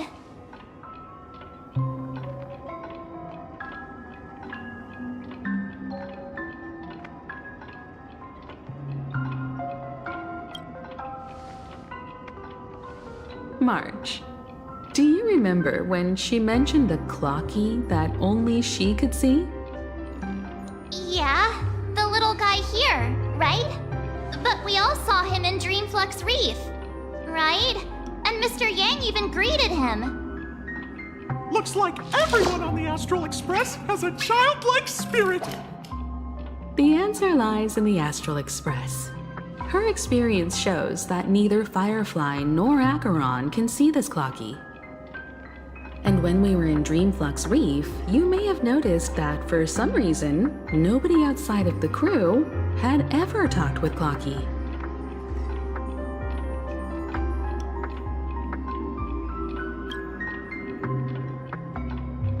A mimetic life that can only be seen by a select few? It's just like a hidden message. left by someone for the Nameless. But Misha can see Clocky too, right? They even grew up together. But Misha hasn't started the way of the Trailblaze yet. That's the key to the mystery, March. Now, take a moment to recall. Have you ever seen anyone outside of the crew interact with Misha? Wait. No way! That's the answer, March 7th. This dream bubble is the place where I was born. And I'm a dweller in this dream. Just like a memory zone meme. I should have stayed here and waited for you. But when reality and memories merged, I unconsciously pushed open that door and left the bubble with Clocky.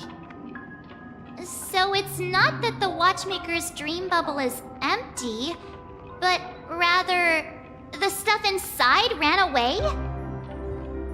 And the whistle you heard was the sound of the express arriving at Penacony? That's one way to see it, but I believe there's a longer story behind all this. It's best for Misha himself to explain all the details. How about we start with your name? Now, should we call you Misha, or...? Thank you all for helping me rediscover my true self. Now, please allow me to reintroduce myself. I was born on Lushaka, in the Presmere system, adopted by seafarers Mikhail and Char. They gave me a treasure, a name that carried their hopes. Mikhail Char Legwork, or simply, Misha. If you prefer, you can call me by a more familiar name, the Watchmaker. So, you're the Watchmaker himself?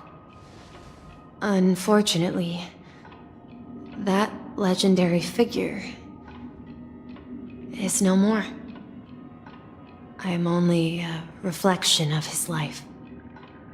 As for the child who has been with you, he's the innocent protagonist of Misha's childhood dream. A friend of Clocky, a young apprentice, and a future mechanic on the Express. And this also marks the beginning of his journey, devoted to the Trailblaze. At the end of the journey, I left this little flame, which I so cherished, in my deepest dreams, hoping to pass it on to the nameless of future generations. However, he somehow left the dream bubble and forgot all about his task. I apologize for all the confusion this caused. Because he was born with a desire to trailblaze, wasn't he?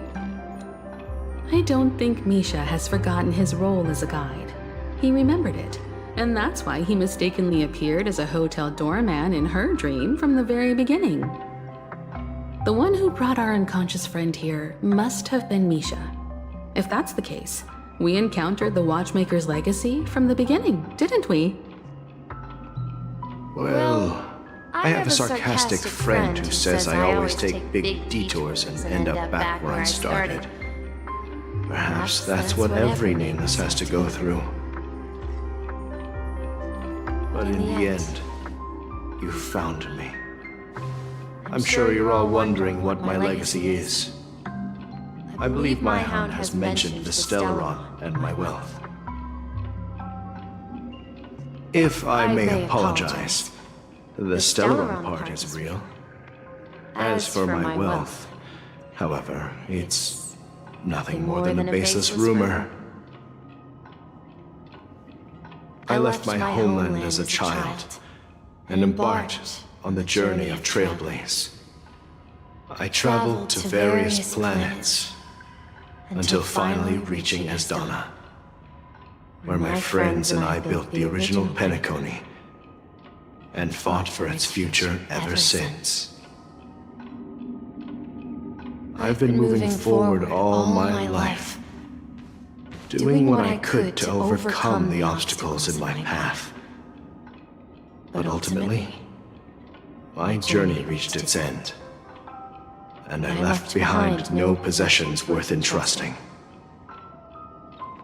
So, if you ask what's left within this worn-out train engine that can be called a legacy, I suppose it's the things that are still burning in the engine's furnace.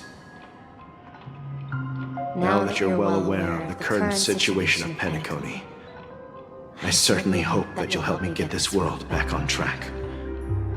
But I'll leave that decision to you, for the path of Trailblaze is never paved by others. All I have for you is a story and 2 gifts. I want to give you my pocket watch. It has accompanied me throughout my long journey, guiding that naive child forward, and has been blessed with the presence of so many great people up to this day. And my hat, too. The one who navigated for me placed it on my head and planted a fanciful thought in my mind. The trailblazing expedition will never end. Now, it's time for you to make your choice. Once you've made up your mind, open that door and enter the long dream of an old man. I'll be waiting for you at the end of this corridor of time. All right, everyone. Let's make a decision. Although I don't think anyone will have any objections.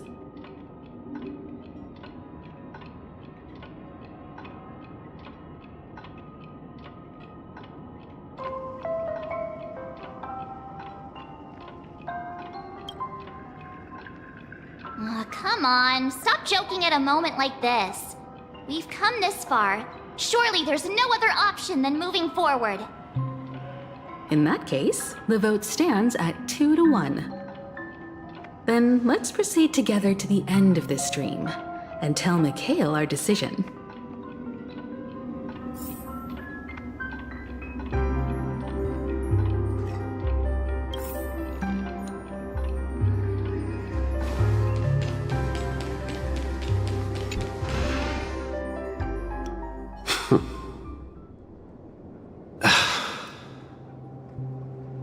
Mikhail, where are you going?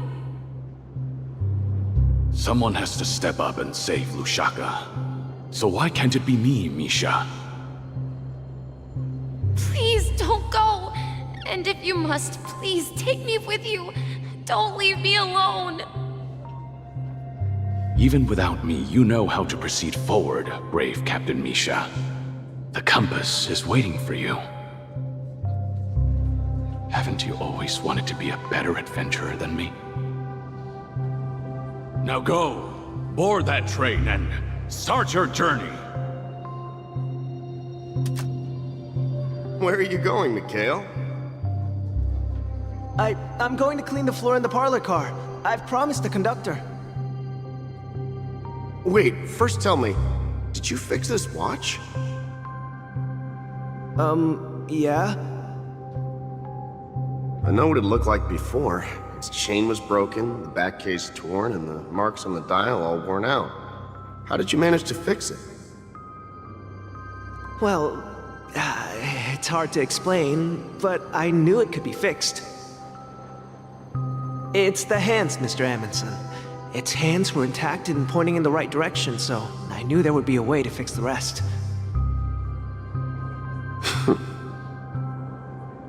I see. You'll work with me from now on. Haven't you always wanted to tinker with this train? You're its mechanic now. As for the conductor, I'll do the talking. But I only know how to fix watches. Don't Don't worry. You've got what it takes. I'll teach you what you need to know. Where are you going, legwork? It's time to head to our next stop.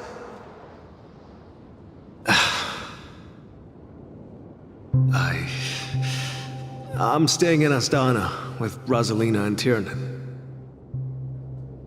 I see. This place reminds you of home.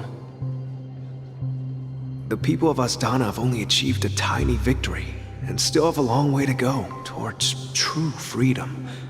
Hanunu needs us. Don't worry, not all journeys lead to the stars. Even if I leave the Express, our path of Trailblaze will continue. Yeah. I knew you wouldn't stay on the Express forever. Leave in peace, my friend. And, take this with you. This is Mr. Amundsen's hat. But why? When he departed, he said he would leave it to his best student. Well, I suppose the time has come. Farewell, legwork. Take care of Tiernan and Rosalina. And don't forget to write to us.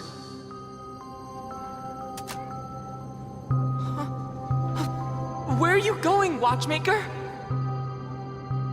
Don't worry, Micah. Just going on a little trip. Someone has to be at the forefront of the interstellar frontier, and I'm the only former nameless in Penacony. So why can't it be me? Because you're all we have! Have you forgotten about Tiernan? The cosmos is way more dangerous now.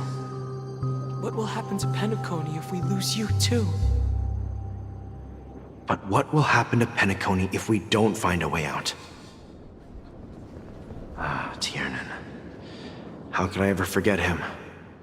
I've spent countless sleepless nights asking myself why I didn't go with him back then.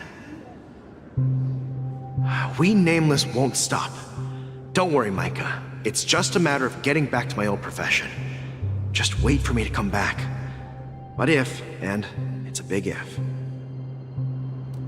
if I don't come back in one piece, then you'll become the next Watchmaker. Where are you going, old man? Oh, you're here. Answer my question. What are you up to? Relax, Gallagher. I just came up with a great idea. Wanna hear it? Oh, come on! Aren't all your ideas just ways to get yourself killed?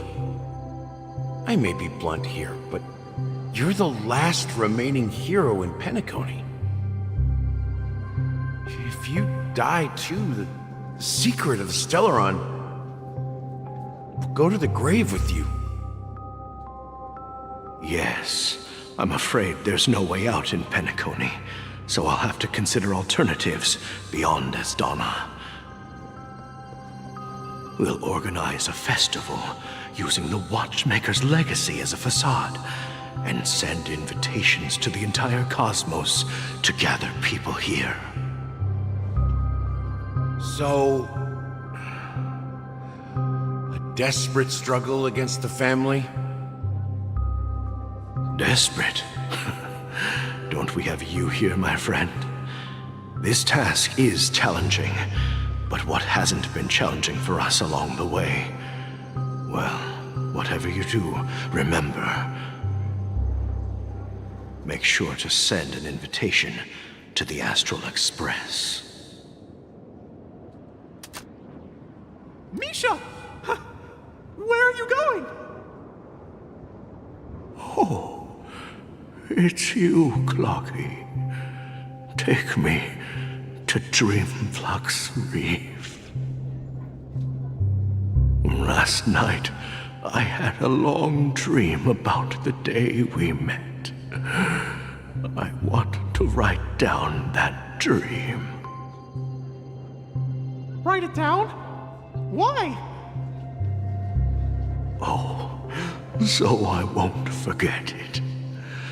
Do you remember how you got your name, Clocky? Of course! You told me that when you were a kid, you lived in a room full of clocks. Those wall clocks and pocket watches grew up with you and were your best friends. Yes, but what I didn't mention was there's a funny misunderstanding behind it. I was a kid, and there was always a special pocket watch in my memories. It was with my grandpa, guiding him on his sea voyages and leading the way in his every adventure story. I wanted to have a pocket watch like that too. And that's when you appeared in my dreams. Yeah. Every night, we boarded the compass and set sail together. But you know what? It wasn't until the day my grandpa gave it to me that I realized it wasn't a pocket watch at all. It was a compass. So, your name should have been Compassy. And the watchmaker is just a nameless.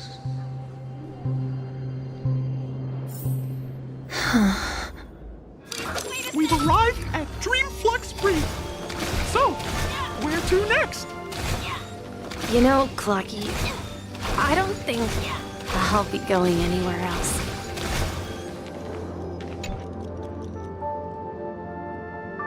I've traveled far enough, and it's time for a little break. Oh. So, we'll set out again when you're rested? No, I'll stay here. And then, this is where it ends. This is where it ends? What do you mean, Misha? You told me that the trailblazing expedition would never end. Yeah, that's what I said. So now, it's up to you to decide your next destination. My next destination? What's that supposed to be? I've been following you. Misha? You're acting weird today. If you're feeling down, we can just do what we usually do.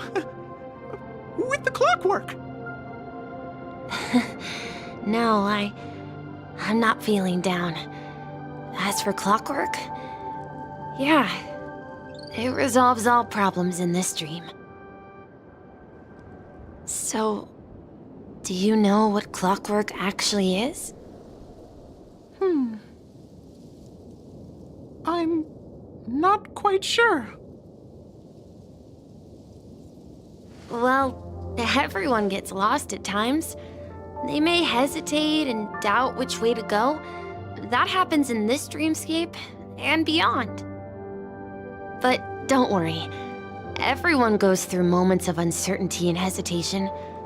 Eventually, they gather the courage to make bold decisions. Whether it's calming, happy, angry, or sad, all they need is a little nudge to take that step toward where they truly belong. I'm leaving that little nudge with you, and I hope you'll share it with others. Such is the essence of clockwork, the will of the Trailblaze. Clocky's hands spin around non-stop, indicating confusion, frustration, and weakness. But ultimately, people still need to move forward. Just like your hands, always pointing ahead. This is where my journey ends. From now on, it is your path to walk. Trailblazing means taking paths your predecessors forswore and venturing even further. The Penacony in Mikhail's dreams does not belong to Order.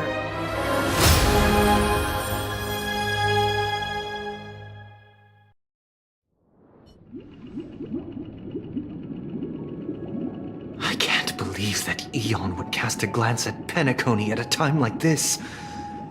Is it because of the resonance from the legacy of the Trailblaze? Or perhaps the bond between you is so strong that it even impresses an Eon? Well, there might be another possibility. Perhaps they want to witness, on behalf of the fallen Eons, who will hold the future of Penacony. If that's the case, on behalf of the Dream Master of Penacony and the 107,336 members of the Oak family, I'm extending a formal invitation to all of you. I'm cordially inviting you all to the Penacony Grand Theater to participate in the upcoming Charmony Festival. And, of course, you won't be in the audience, but on center stage. Since the future of the Stellaron, Penacony, and even the entire cosmos is at stake, let's draw a conclusion there, in all fairness. If you truly believe in Akavili's path, then show me their courage and determination.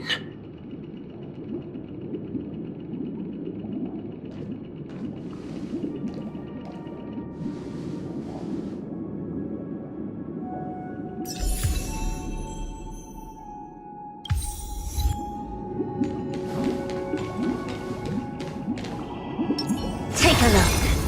This is pure genius in action. Does that mean he wants to fight us during the Charmony Festival? I'm afraid so. This is weird. Aren't Arc villains usually plotting some dirty conspiracy in the end? But he actually said something like, "In all fairness." Could it be that he's underestimating us? Well, in my opinion, Sunday is deeply committed to his own philosophy and genuinely wants to prove that the Order is right. I sensed a strong conviction and a desire for dominance in him. Maybe he won't accept the outcome unless he wins fair and square. That's why he'll give it his all in the upcoming battle.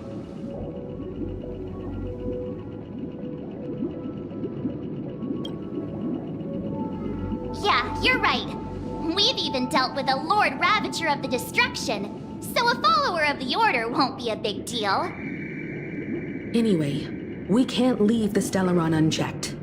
This is about trailblazing a bright future for Penacony and fulfilling Mikhail's and his predecessors' long-cherished wishes. Now that we've taken up the mantle, we can't afford to fail them. However, the same applies to the Order.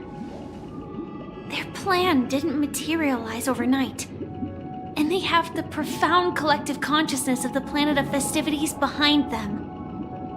A desire to dream, to slumber and escape reality. All those hidden emotions have given birth to the sweet dream of the Order. They've harnessed the will of an entire planet to create an Eon. This confrontation is far more complicated than a simple power struggle. To secure Penacony's future, fighting on the stage alone is not enough. What do you mean? Are you not coming with us? I believe Firefly is trying to say that she's heading off to another battle.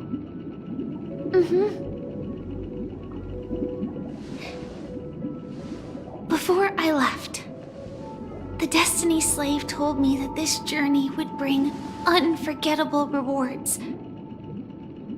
Even though the script he gave me only had a few lines, I couldn't ignore them. Because one of the lines said, "I'll experience death 3 times in the land of the dreams." 3 times? This can't be serious, right? The first time was a painful death when I was stabbed by the Blade of Dormancy, which led to all subsequent events. The script will always come true, but in a way that will only be revealed when that page is turned. So now I've understood the meaning of my second death. And I am prepared to face it. If all goes well, my efforts will provide crucial support for you. Only by achieving victory in this battle can we secure a future for Penacony. And only then, my third and final death won't come true in the most terrible form. The most terrible form? Does that mean... The true death, where everyone in Penacony loses themselves completely in the eternal sweet dream of the Order. We must do everything we can to prevent that. Have you made up your mind, Firefly? Yes. Otherwise, I wouldn't be here. Thank you again for your assistance for the Astral Express. May we meet again, in reality. Yeah.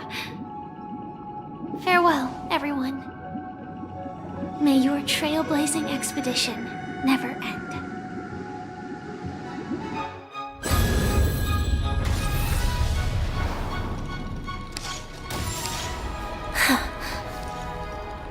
I dreamed of a scorched earth. Everyone, are you ready? A new shoot sprouted from the earth. It bloomed in the morning sun and whispered to me. Like fireflies to a flame, life begets death. May we meet again in reality.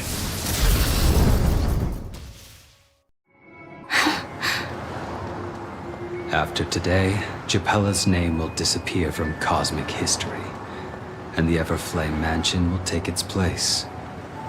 In the not-too-distant future, you'll receive an invitation.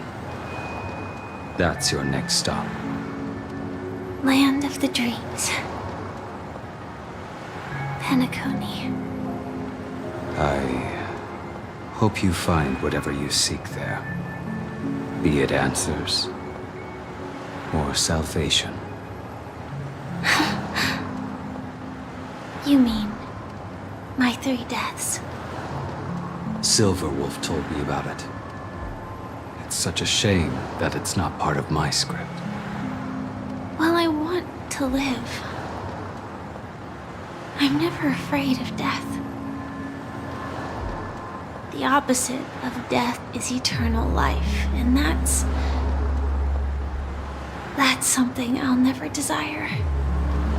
People die, and I am no exception. Death is like a script, a fate that cannot be defied.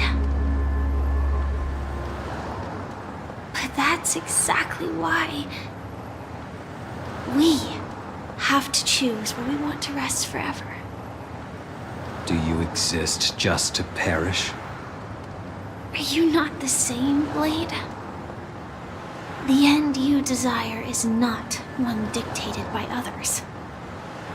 If I were to die now, I would only be a weapon. I believe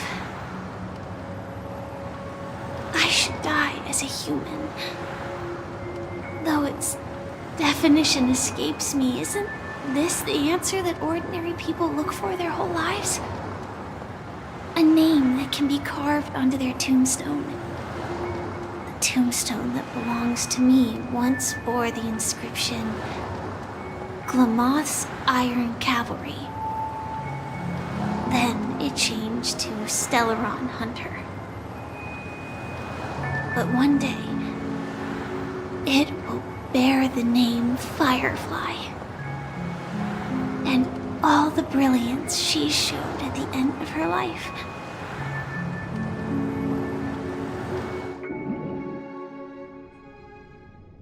That's quite unexpected, old man. Who would have thought your crazy plan would actually work? Do all you nameless fools just act on a whim? I can sense that this false sweet dream is coming to an end. The Nameless may be young, but they had the ability to achieve this goal.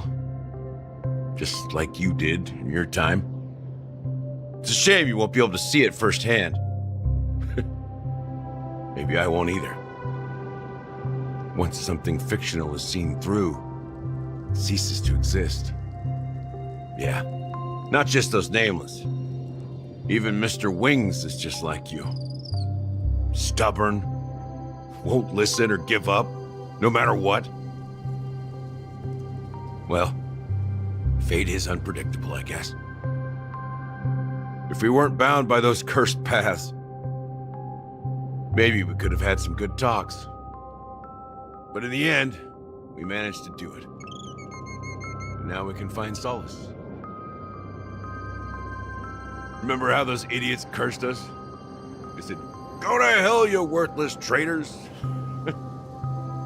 Well, I don't know if they really meant it, but if longing for freedom means going to hell, then I'll be joining you soon, you old fool. Let's get together and have supper again in hell. Oh, I almost forgot. There's one more thing. Here's to you. A glass of hello and goodbye, Trailblazer. To the imperfect tomorrow. It's warm here, isn't it? You're lucky to have found shelter from the rain. Let alone fresh berries in this desolate place. I was just following the scent of life. It's particularly strong in a place like this. It's a shame these berries don't have much flavor. Seriously? In case you didn't know, this fruit is pretty juicy. The only downside is that when you chew it, it becomes extremely spicy.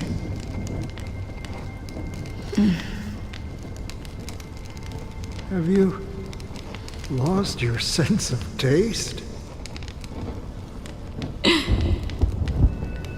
I can still taste certain things, like a faint sweetness. Before coming here, I stopped by a place called Orkron. It had barren cliffs and nights lit by bonfires. Burgundy snow would fall from the sky, and when it landed on my tongue, it tasted like raspberries. The flavor wasn't exactly sweet, but it left a lasting impression.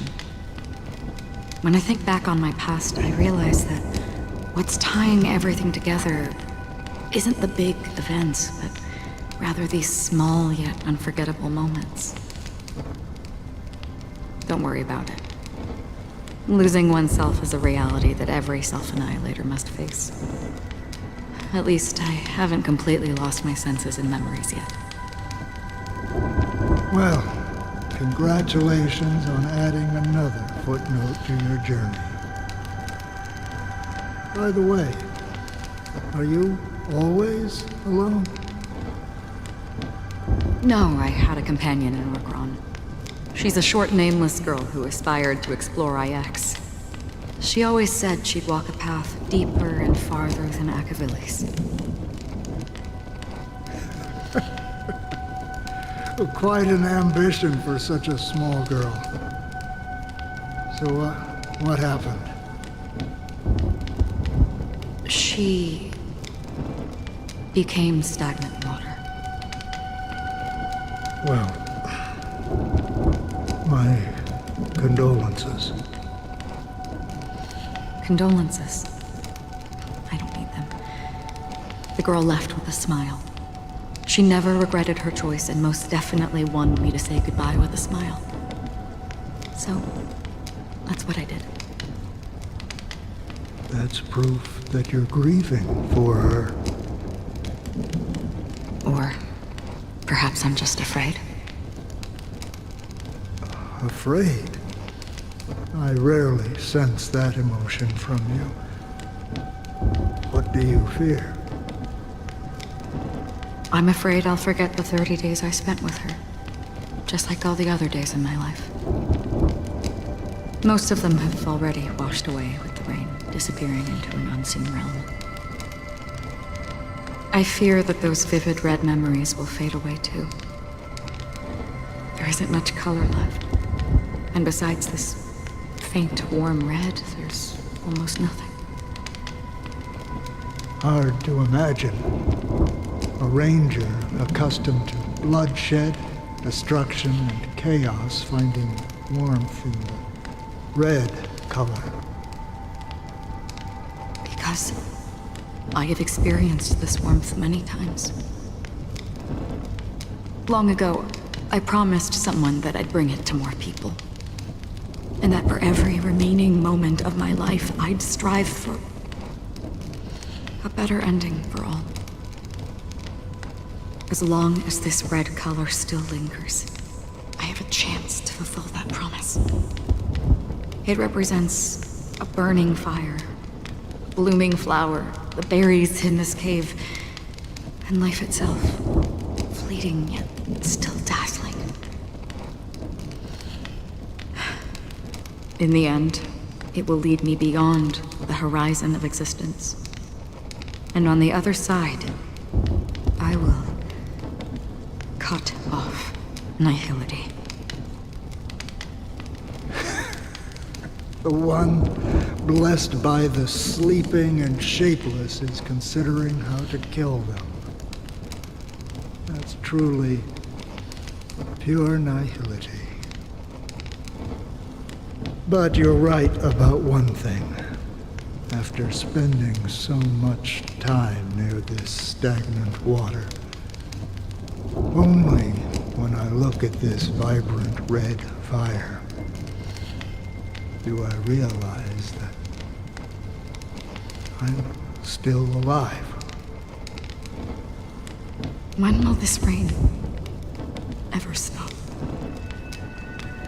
Perhaps when the sorrows of the departed have finally quieted down,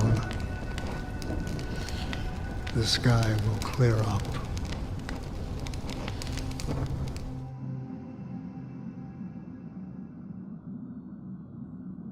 Have you heard of a planet named Biari Scamandros, Don Hung? It's one of the paradises under the influence of the Harmony, a sought-after wonderland for the inhabitants of the Dardanu Major and Minor systems.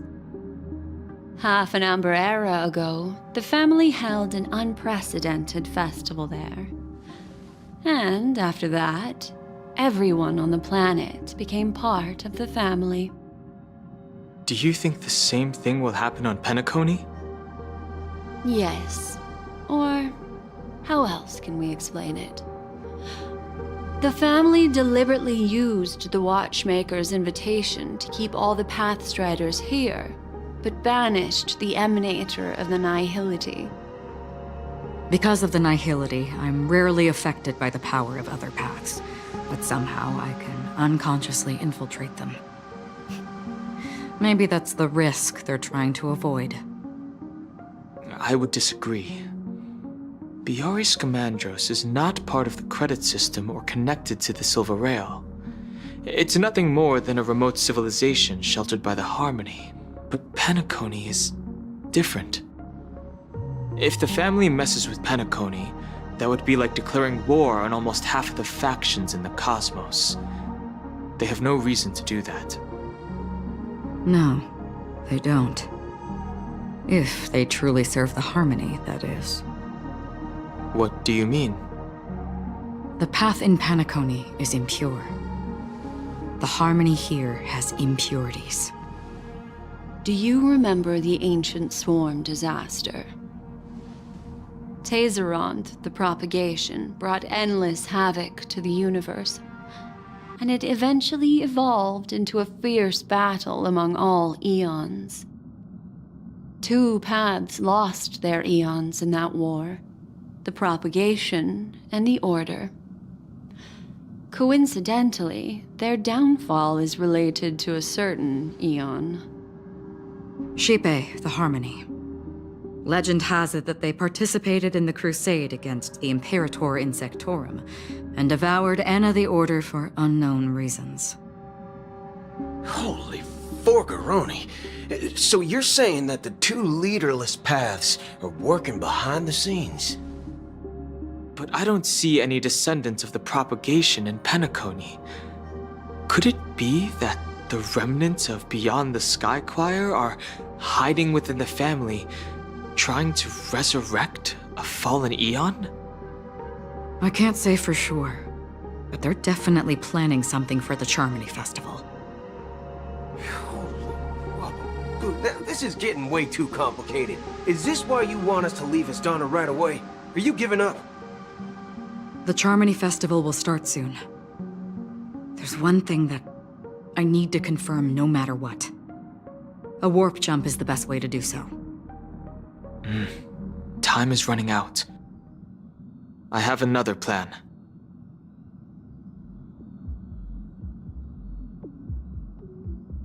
Hold on. Are you thinking of using the Jade Abacus of Allying Oath? Exactly. The assistance from the Lawfu Cloud Knights would be enough. Think it over carefully. You can only use that once in your lifetime. I have considered it thoroughly. My companions are... they're also once-in-a-lifetime treasures.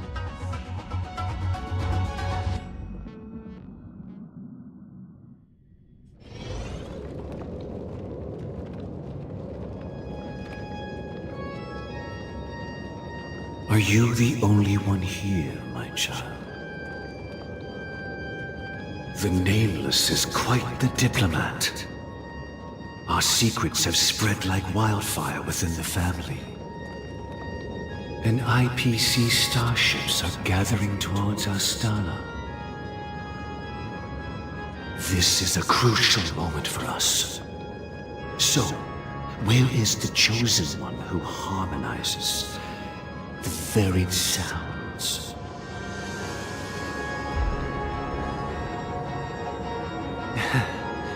What do you mean, Master?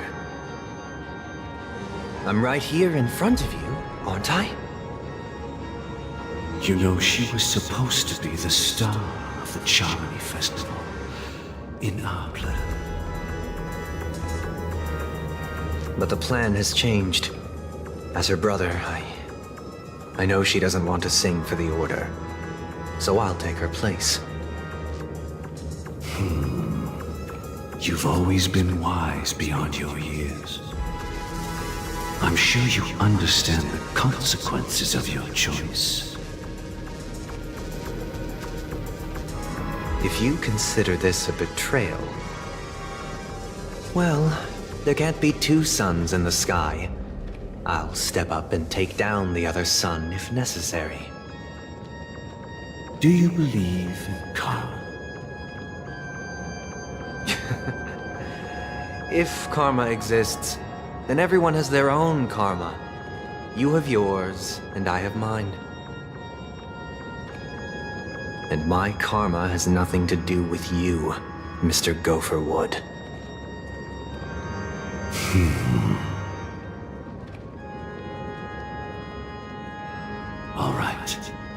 Since you're willing to sacrifice yourself for her, I'll grant your wish.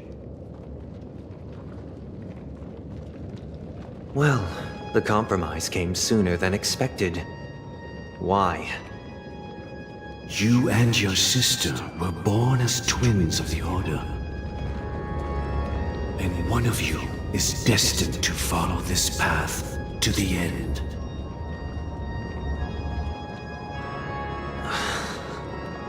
Is this part of your plan? Of course. You're still as clever as you were when you were a child. The opening is near. Go, my child. Seize the power of the harmony and reveal your karma. I have one final question, Master. Why did you choose to bring the Order to Penacony? Wouldn't it have been better to choose a desperate world instead of a city filled with hope and dreams? Why? It's for justice, my child. If we lose justice in our hearts, we'll make the same mistake as the Harmony did. So, it's not you who manipulates the dreamscape with the Stellaron, but... Well, that's where our conversation ends. Go ahead. The 107,336 souls of the Oak family have dreamed of this moment too many times.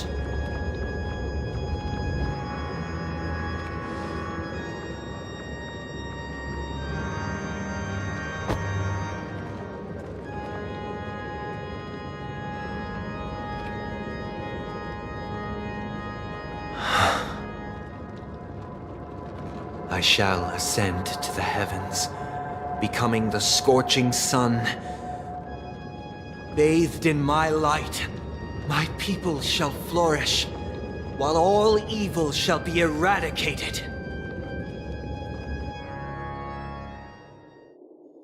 This is the interior of the Penacony Grand Theater. It's quite exhilarating to be flushed into the air by Soulglad. But why is the venue still closed when the Charmony Festival is about to start?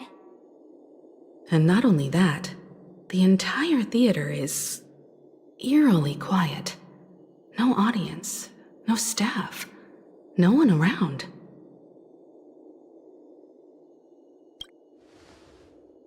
Even if we're late, a grand theater like this shouldn't be completely empty. Let's explore around. Be careful, everyone.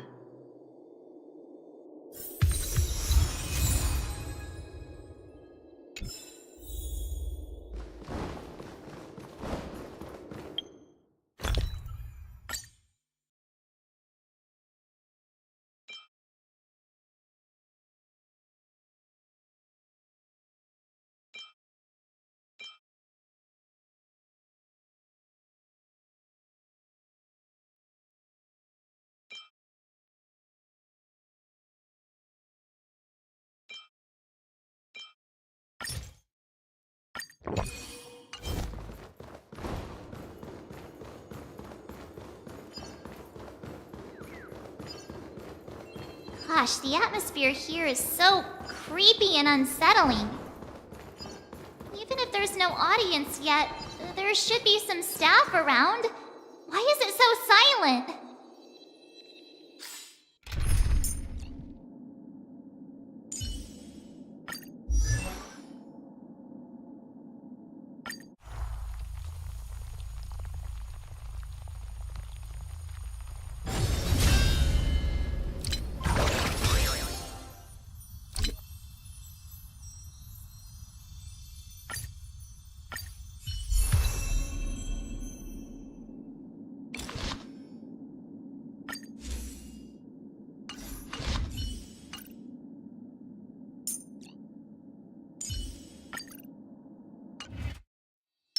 Please stay tuned.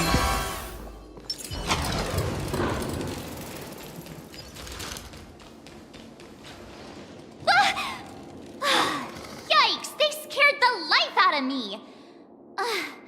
Why are there so many puppets at the ticket office?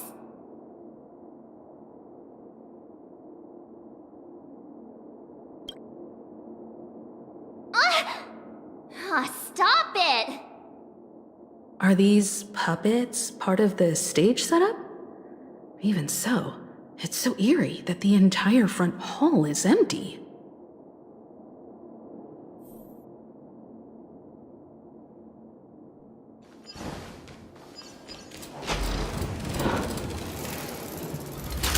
Something feels off. We're in the right place, right?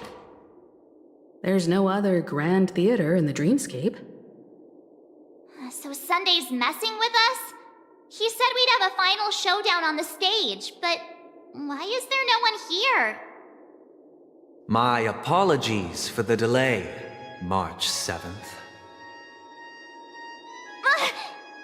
You scared me! Where are you now? I'm waiting for you behind the curtain. Following the Asdana tradition, I invite you to enjoy a stage play in 3 acts before the festival begins. History is a mirror reflecting the universe's true essence. Let's use this opportunity to delve into the rich history of Penacony and the eons. Within it, naturally, the future takes shape. Let us commence with the dawning of the world. After the Dusk Wars, darkness veiled the sky, and chaos consumed the earth. Anna the Order emerged, destined to restore all existence. That marked the first day.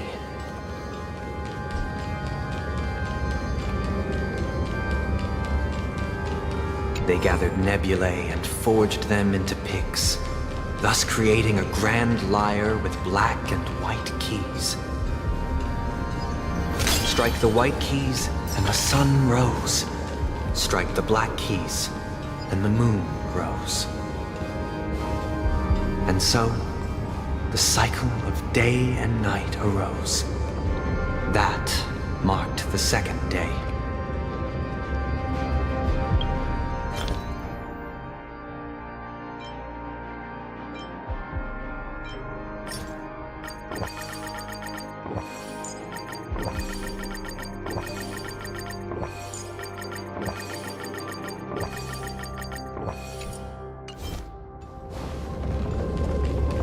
The puppets are gathering around the frame.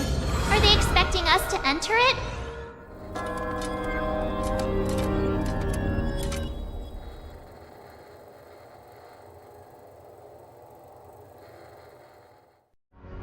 Where are we now? The atmosphere here looks similar to Sunday's inner world. Perhaps this so-called stage play is created with his abilities. This act is named Ode to Prisoner. Given the atmosphere here, I believe it's about Penacony's past. I thought things were finally looking up as I managed to dodge prison during my recent trailblazing expeditions. But now it looks like I'll be back behind bars again.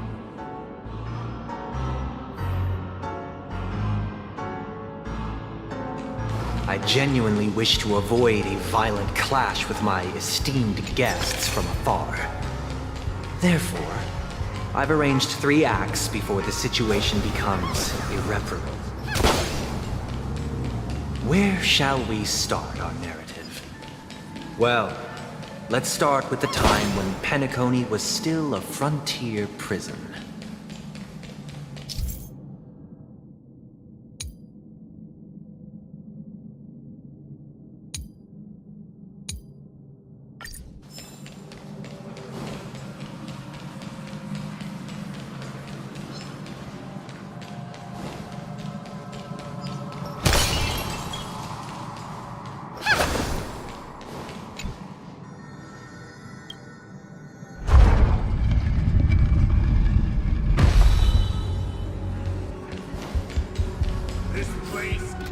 2147 AE, a prisoner named Hanunu ignited a struggle for liberty and emerged triumphant.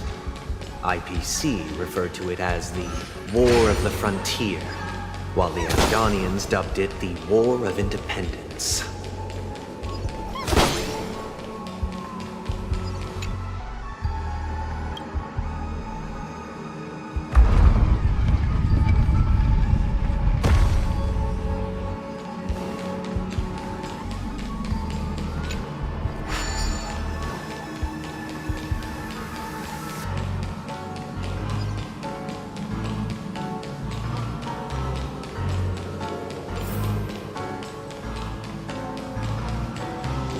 Shattered the cages and expelled It's true that Hanunu was a legendary hero, but it must be acknowledged that while he bestowed freedom upon the prisoners, he didn't grant the three nameless stayed on the planet, endeavoring to spread the tenets of Trailblaze throughout the frontier prison.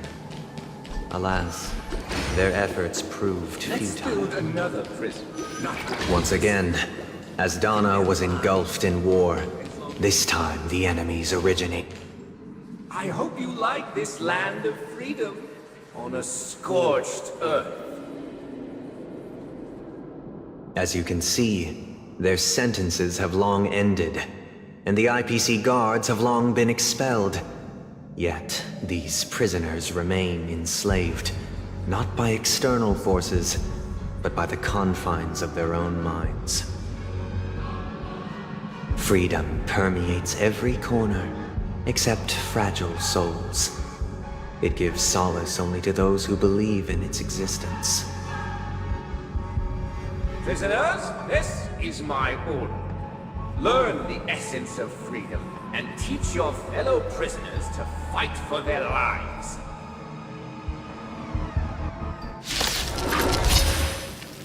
Hey! Why do we have to fight while enjoying the show? For I desire not only your enjoyment, but also your assistance in its completion. I don't have time for Open sesame. Take your position. Curious, endless riddle. Nothing but a void. The mood is set. Let the show begin! Do you know this big diamond? It's all yours! Fiends or devils, I'll crush them all! Let's improvise. Time to twirl! Never seen perfection before. Expand your thinking. Glimpse the unknown.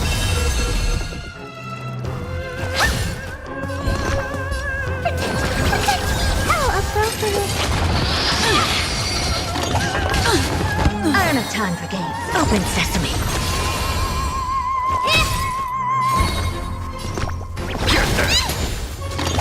Impressive. Almost. Never seen perfection before. This big diamond! It's all yours!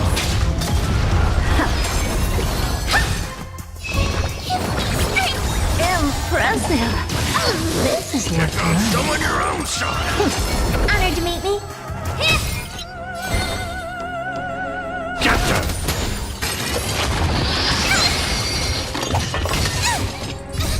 Fiends or devils, I'll crush them all! How appropriate. Curious, endless riddle. Nothing but a void. Do you know this big diamond? It's all yours! Expand your thinking. Watch it chrono. I won't break. Here comes someone. Open sesame.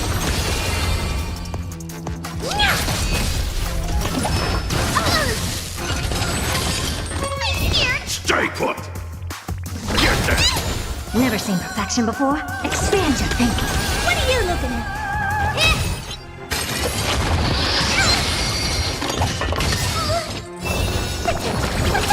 Impressive. Fiends or devils, I'll crush them all! Open sesame. Curious, endless riddle. Nothing but a void. This big diamond! It's all yours!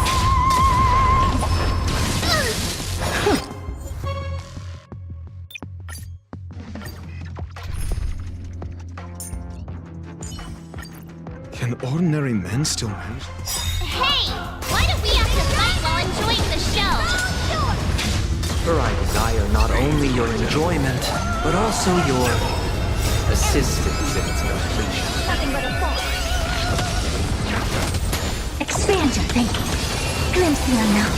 Time to twirl! I'm breaking! Answer me! 0 points! Hey! Give me strength! Open sesame.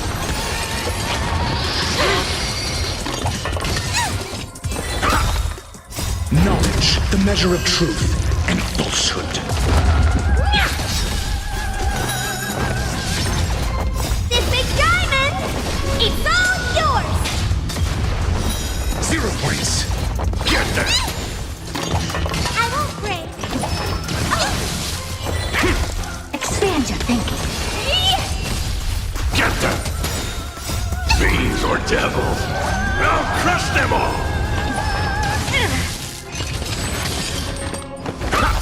Open sesame.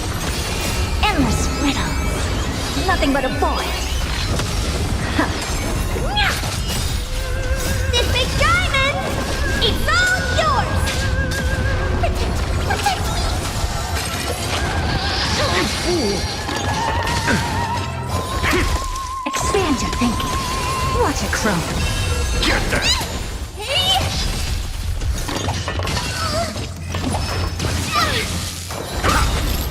Knowledge, the measure of truth and falsehood. Open sesame. Get them! 0 points! Expand your thinking. Get them! Fiends or devils! I'll crush them all! This big diamond! It's all yours! Endless riddles. Nothing but a void. Open sesame. Glimpse the unknown. A test! Get them!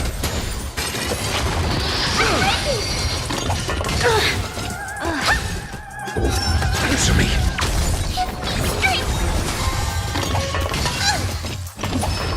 You fool! Knowledge, the measure of truth and falsehood. Time to twirl! Fail! 0 points! This big diamond! It's all yours! Get them! A test! Fail! Get them! Fiends or devils! I'll crush them all!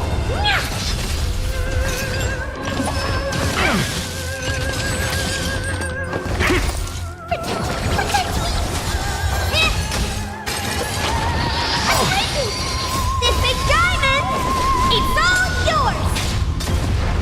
Knowledge, the measure of truth and falsehood. Get them! 0 points! Answer me! You fool! Fail! Get them! A test! 0 points! Give me strength!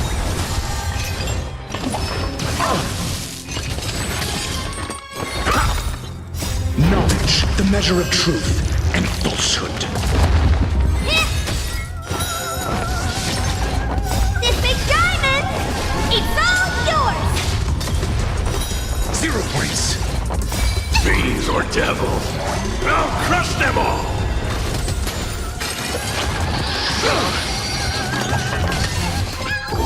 Answer me! Fail! 0 points!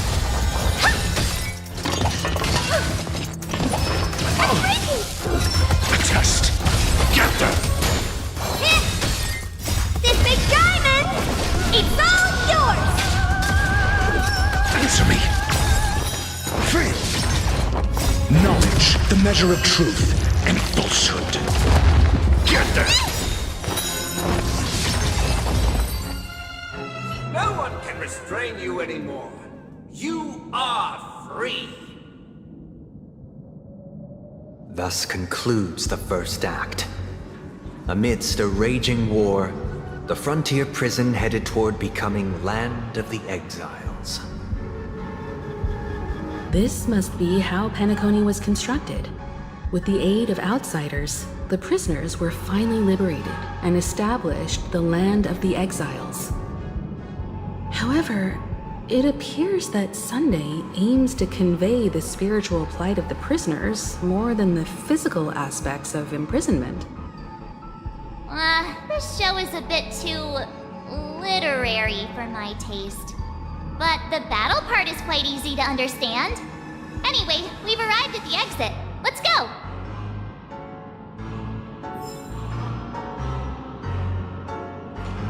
These puppets. Where are they guiding us this time?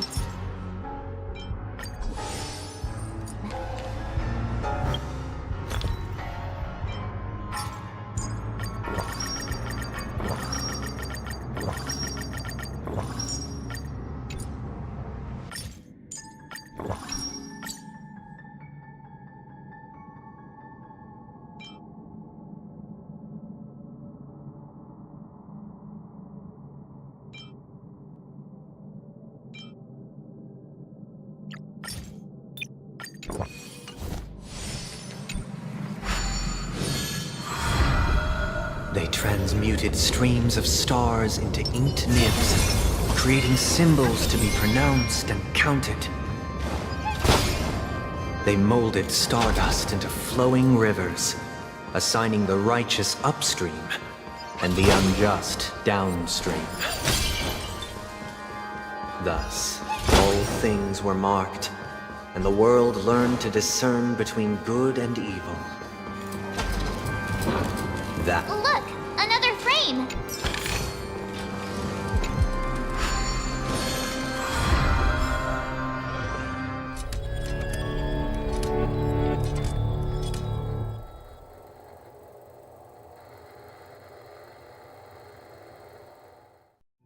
Ode to Fool. This must be the second act. The surroundings are different from before. The stage decorations look a bit tidier now. Behold the ensuing tale, a struggle for power. Penacony witnessed the ascent of the 7 major lineages: tree, grass, flower, bird, beast, fruit, and insect. Peace never truly graced Land of the Exiles. The history in this era is rich and intricate, so please allow me to present it in allegorical form.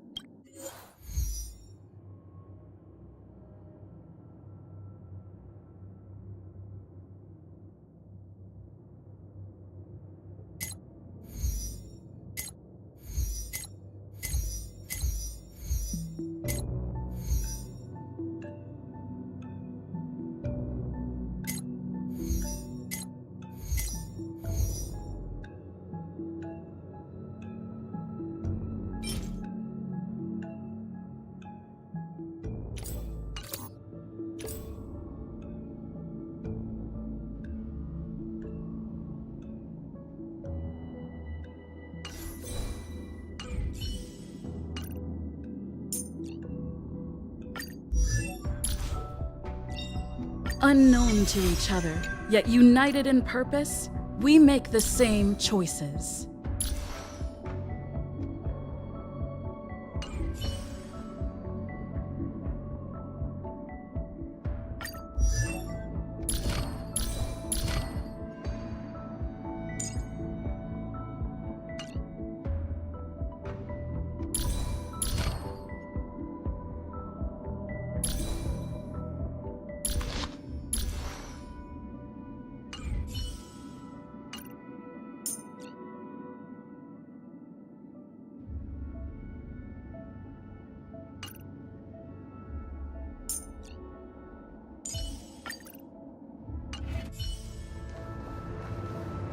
Show your courage. Upgrade configured.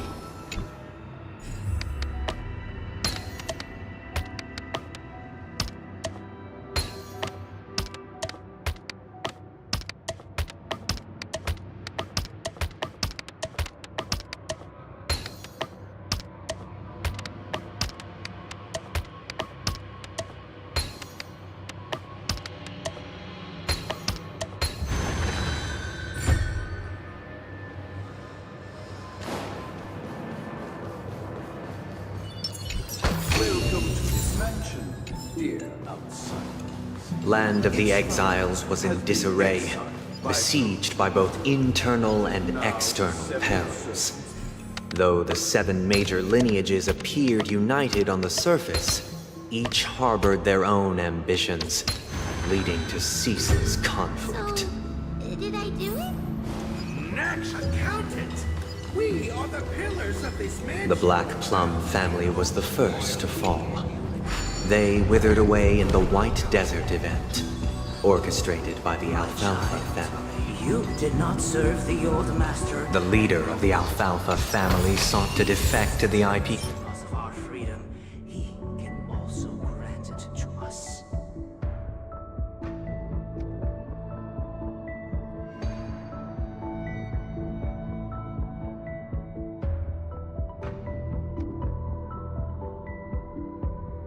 You see, trading freedom for survival.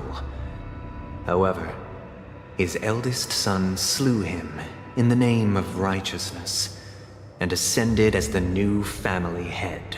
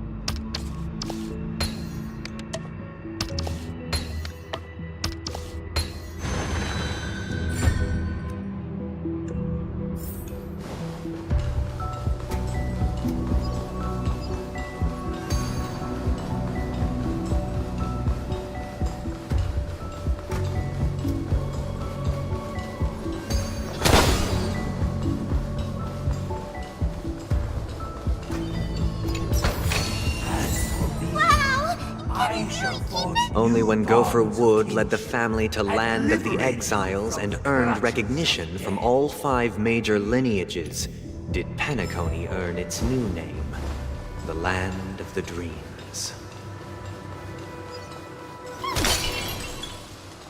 Dear outsider, I beseech your aid in purging this mansion of the poison spread by the lurking instigators. You want us to help you? What do you need? I wish they could regain their reason and cast away the shackles of hypocrisy. This is the second act. Looks like it's about Penacony's journey to becoming the Land of the Dreams, during which the family plays a crucial role. But this new master seems like a bad guy to me, don't you think? Perhaps this is the truth Sunday is trying to express, if you read between the lines. The Harmony changed Penacony just as the guards once did. Looks like we've gotta help those guys kneeling down over there calm down a bit, right?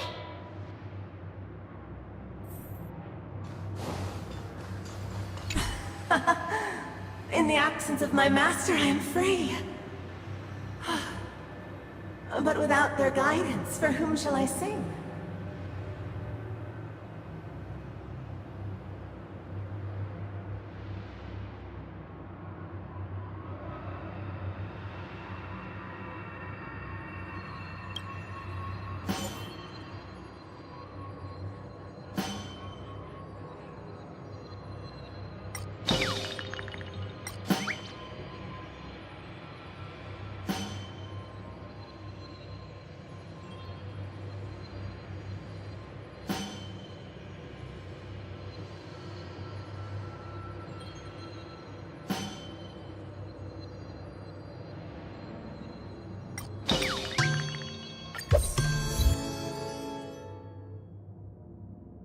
I shall sing for my new master, just as their noble voice once resonated throughout the cosmos. Master! Oh, you will return in due course, and I shall stand vigilant, awaiting the reward for my loyalty.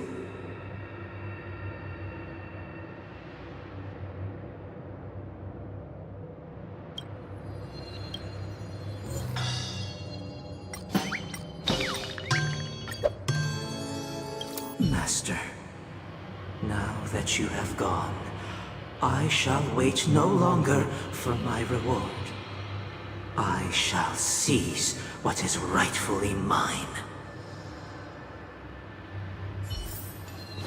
Once, I stood as the most loyal guard among all the servants.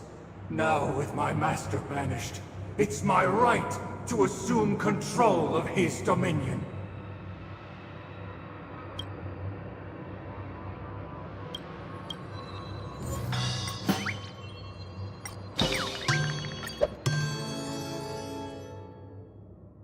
My former master has long departed, but why do I still fear the remnants of his creation?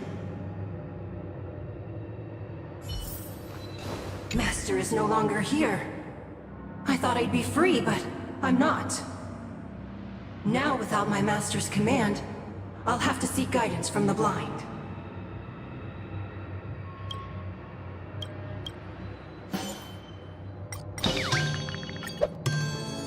Master is no longer here.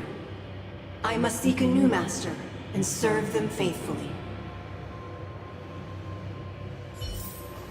Either I shall be my own master, or I shall return to my former master. I shall not submit to a new master under any circumstances.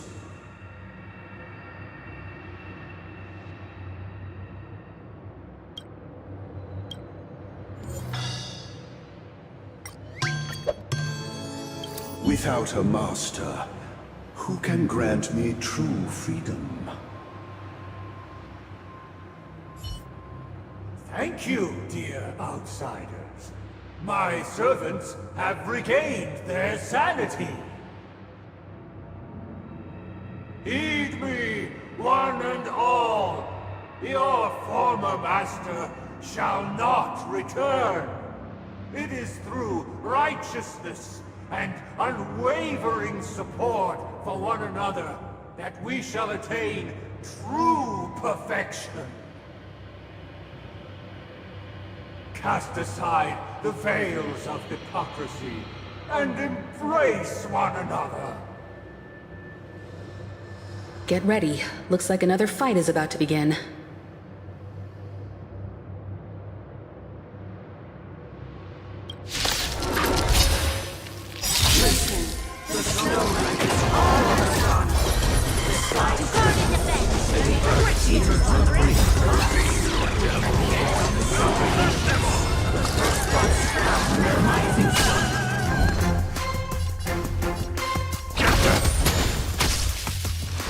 Lend me your strength. Your answers? A test. Free!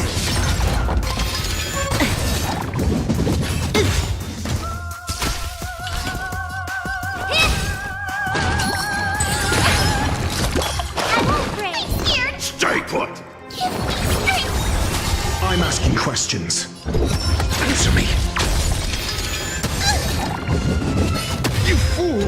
This battle is unavoidable. Lend me your strength. Your We answers? entered the storm. To guard and defend! Crush them! SAS. Knowledge, the measure of truth and falsehood.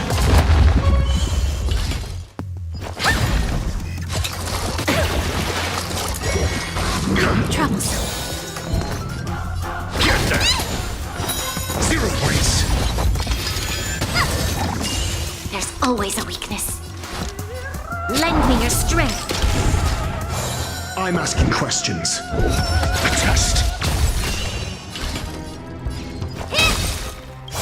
Do you know this big diamond? It's all yours! Free! Time to twirl! I'm gonna hold everyone back! Get that! You'll pay for that. Lend me your strength. Your answer?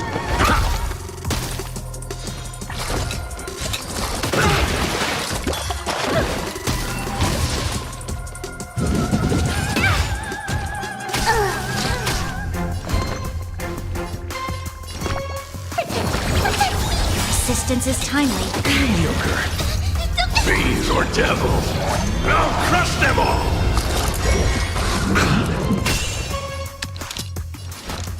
Lend me your strength. Answer me. I mustn't fall. We've entered the storm. To guard and defend. Crush them.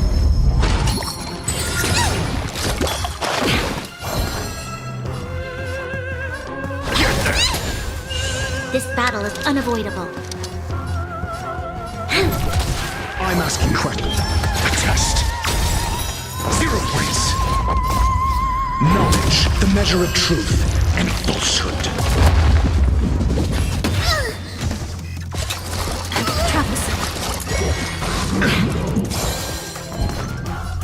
Get that! Free! You'll pay for this. 0 points. Got the defense? Answer me. Free! This battle is unavoidable. Lend me your strength. Your answers? A test. Your resistance is timely.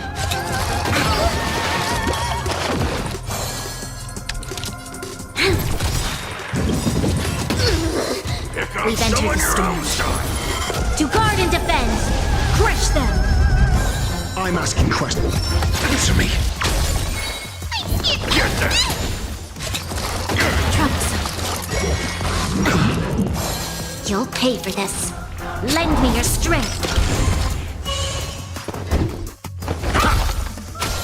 I'm gonna hold everyone back. Get that! Fiends or devils, I'll crush them all! SAS. Knowledge, the measure of truth and falsehood. This battle is unavoidable. 0 points. A test. Resistance is timely.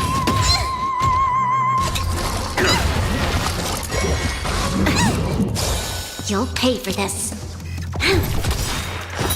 Free! We've entered the storm. To guard and defend. Crush them. Got the defense? Answer me. 0 points. Get that! This battle is unavoidable. Lend me your strength. I'm asking question.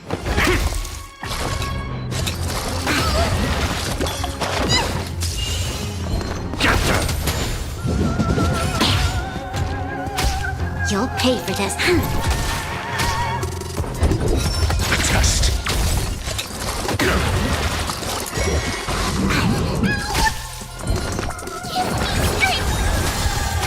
This battle is unavoidable. SA knowledge, the measure of truth and falsehood. Free!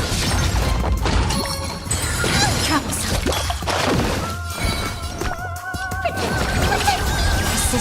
timely. Fiends or devils, I'll crush them all! Lend me your strength. We've entered the storm. To guard and defend, crush them. I'm asking question.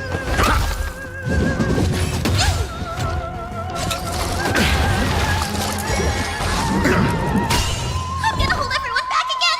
Get them! 0 points. There's... Free. A test.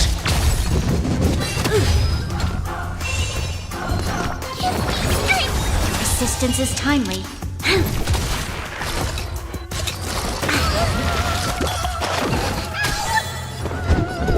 Answer me. Essay and knowledge, the measure of truth and falsehood.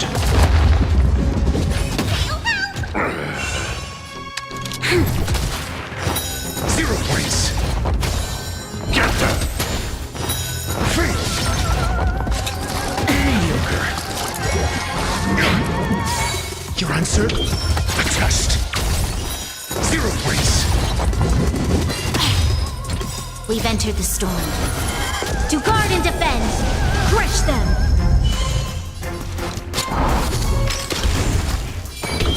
Answer me. Free. Get them. Fiends or devils, I'll crush them all! Troublesome. You'll pay. I'm asking. A test. Essay knowledge, the measure of truth and falsehood. Get them. 0 points.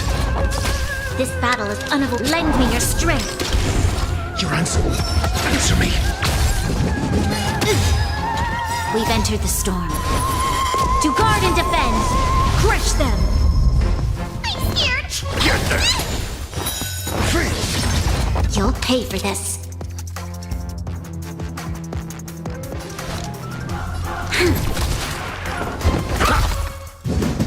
I mustn't fall.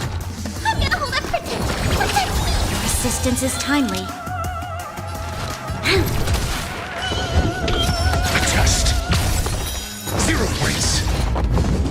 I'm scared! Get them. Alas, they remain but slaves till the very end, with the illusion of freedom. Thus concludes the second act. Amidst an illusory harmony, Land of the Exiles charted its course toward becoming the planet of festivities. This is how Penacony fell under the family's control. Since the arrival of the Harmony, the Land of the Exiles has undergone dramatic changes, not all of which have proven beneficial. This guy really loves dramatic scenes. Bet he comes from a whole lineage of stage performers.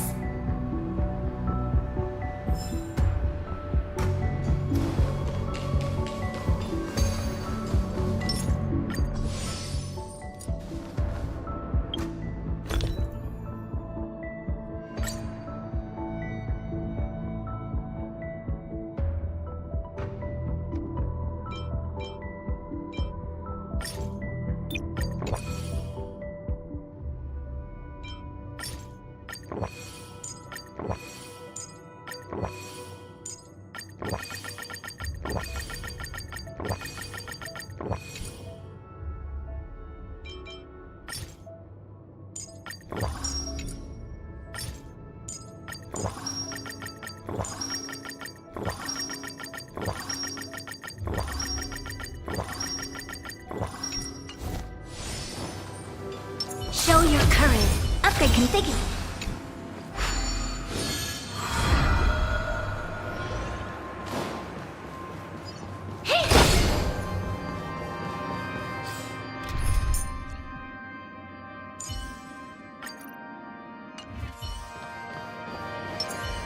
Take a look. This is pure genius in action.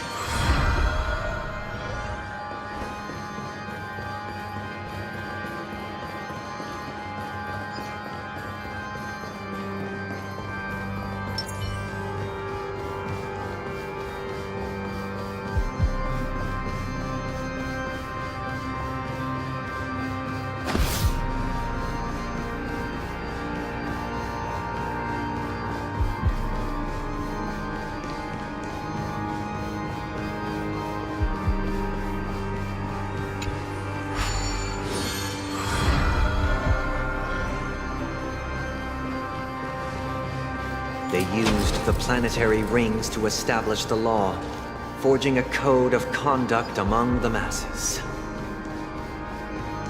A grand lyre with black and white keys served as an instrument, while symbols of articulation and numerical notation took the form of musical notes. The downward flowing river became a melody, and the canon of law dictated the form. This guy is really into these puppets.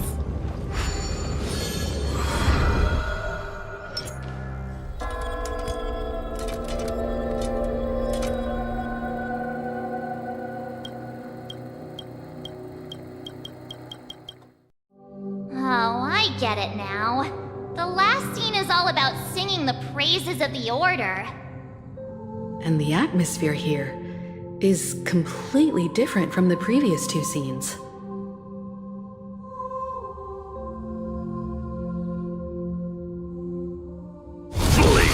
This is the concluding act of this play. I have showcased the past and present of Penacony, hoping that my desire for change resonates within you. Now, I shall reveal its future to you. If the people lack force, we will make choices. We shall support one another, protecting and standing against the mighty.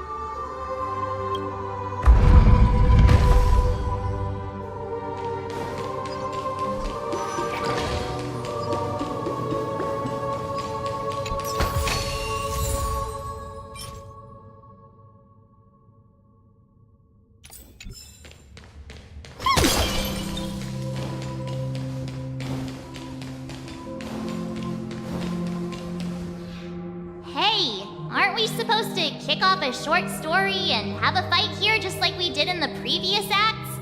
Why aren't any of these puppets saying anything? Perhaps we'll need to complete the story ourselves, just like we did before. So, do you think their mind needs tinkering or something?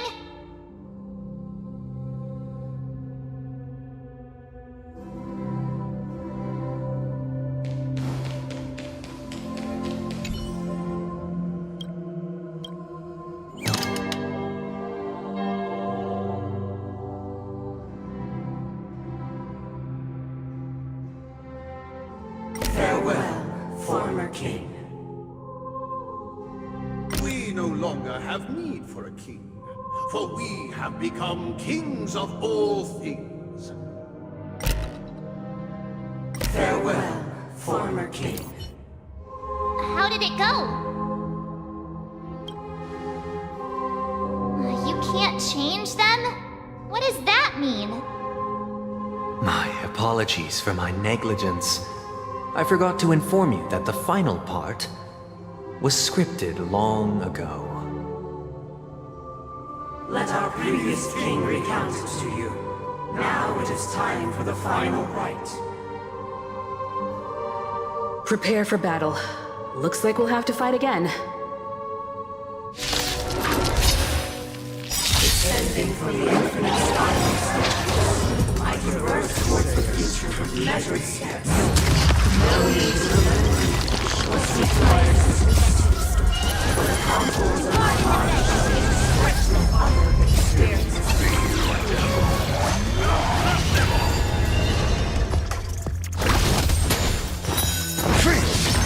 This battle is unavoidable. 0 points. A test.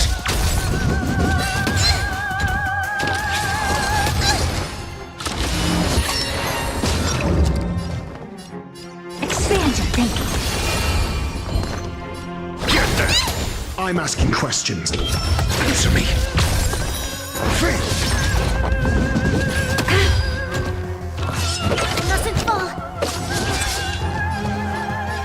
Open sesame. You'll pay for this. I'm gonna hold everyone back and protect me!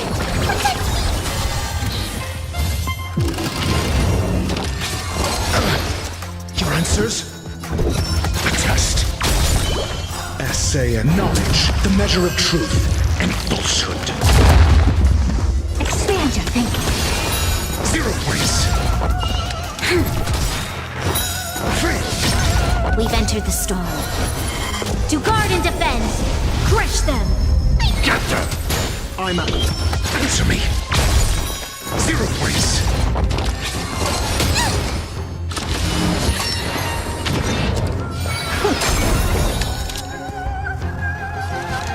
Lend me your strength. Test. I'm gonna hold everyone! Get them! Fiends or devils, I'll crush them all! I don't have time for game. This battle is Curious, endless riddle. Nothing but a void. Open sesame. Glimpse the unknown. Answer me. Essay as knowledge, the measure of truth and falsehood. Resistance is timely.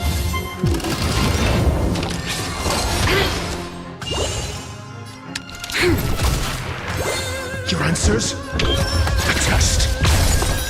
3. 0 points. Get them! 3. We've entered the storm. To guard and defend, crush them!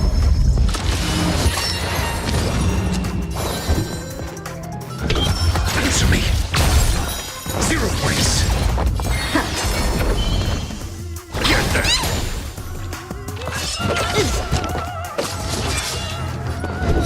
A test. I'm gonna hold everyone! Protect me! Resistance is timely.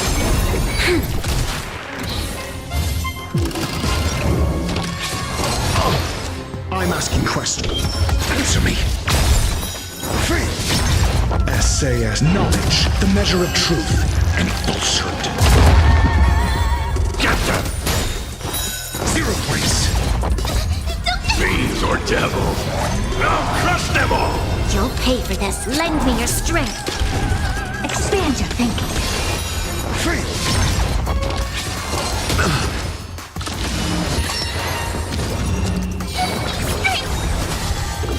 A test. 0 points. To guard and defend, crush them! Open sesame. Endless riddle. Nothing but a void. Mediocre. Get them! Answer me. Expand your thinking. Glimpse the unknown.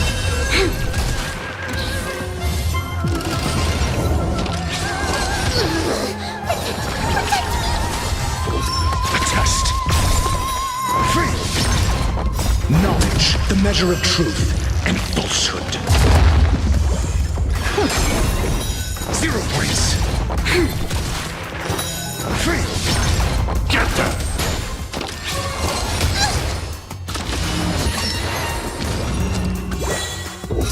Answer me. Lend me your strength. Open sesame. Fiends or devils, I'll crush them all! To guard and defend, crush them! Get them! A test. 0 points. Expand your thinking. Get them!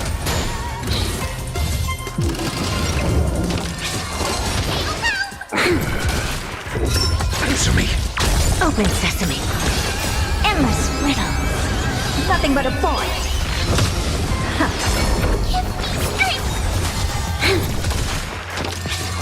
Impressive. Almost. A test. 3. Knowledge, the measure of truth and falsehood. Get them! 3. Lend me your strength. To guard and defend. Crush them. Expand your thinking. Glimpse the unknown.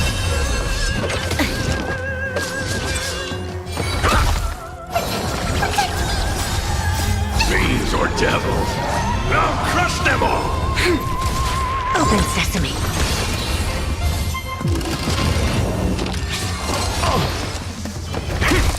Get them! Lend me your strength. Answer me!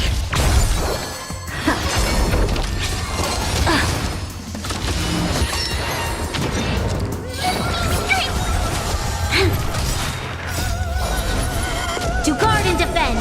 Crush them. Test. Knowledge, the measure of truth and falsehood. Endless riddle. Nothing but a boy. Expand your thinking. Watch it crumble. Troublesome. Get there! Answer me! 0 points! Open sesame. You fool!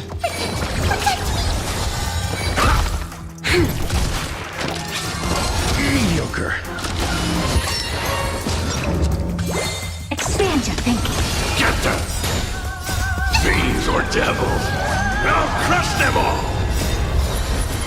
To guard and defend. Crush them. Test.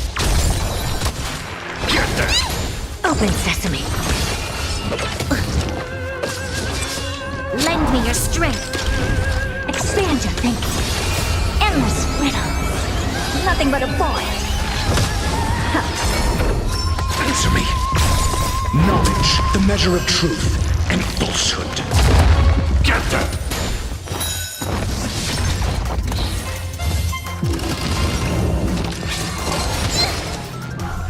Open sesame. Glimpse the unknown. 0 points.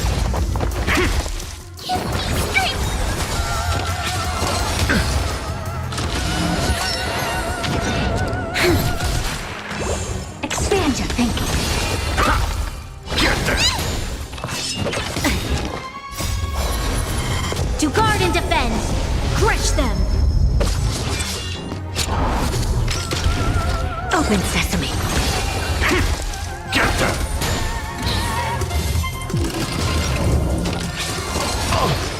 Lend me your strength. Test.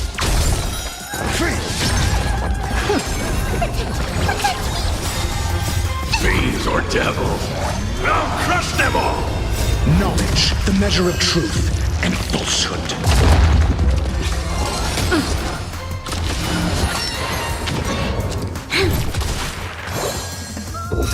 Answer me.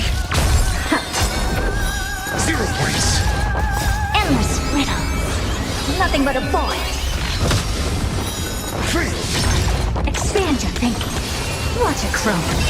Get them! To guard and defend. Crush them. Test. Open sesame. Get them!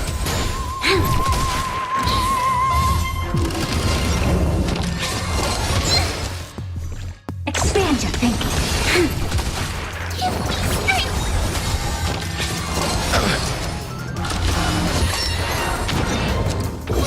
Answer me. 0 points.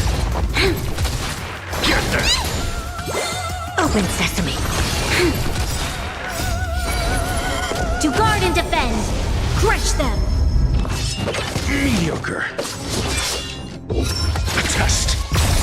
Knowledge, the measure of truth and falsehood. Get them! Fiends or devils? I'll crush them all! Expand your thinking. 0 points. Endless riddle. Nothing but a boy. Open sesame. Glimpse the unknown.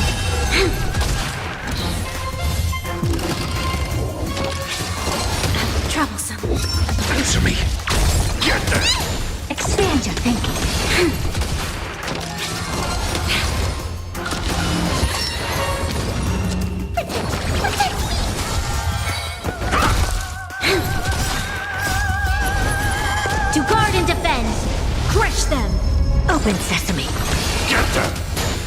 Give me your strength. Expand your thinking.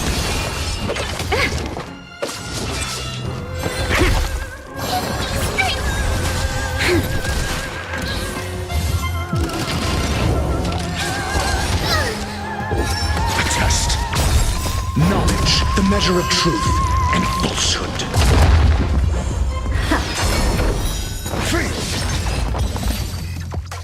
In the hushed expanse of a nocturnal reverie, I leave faint traces behind.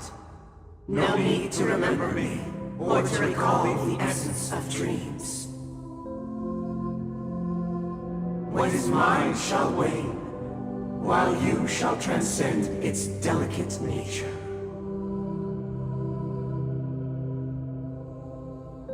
This is the final scene. It's much more straightforward. He wants to expel the Harmony and establish an empire based on the Order. Let's go. Once this stage play concludes, it'll be time for the main event, the Charmony Festival.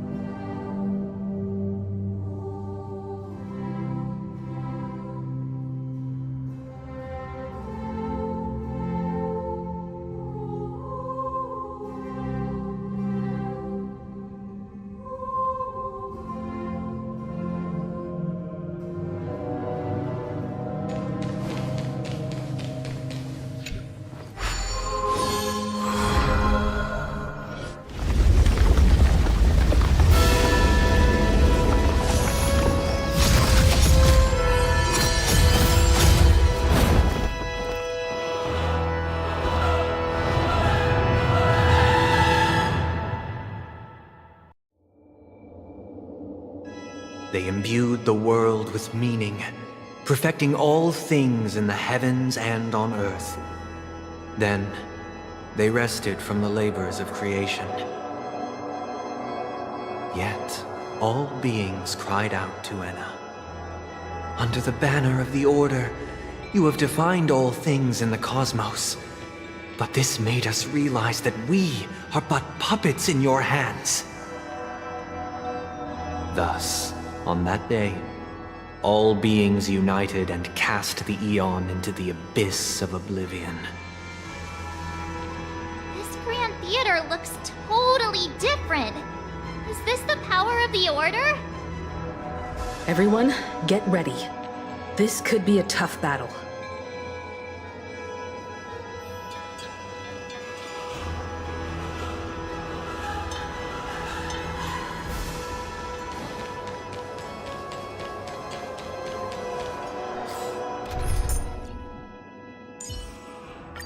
Madame Herta is a peerless gem.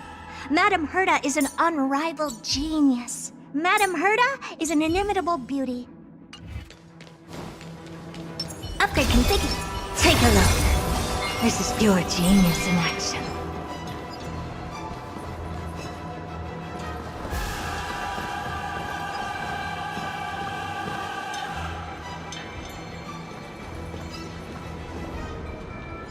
That marked the seventh day.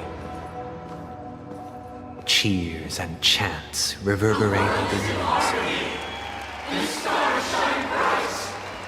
Praise the Great One.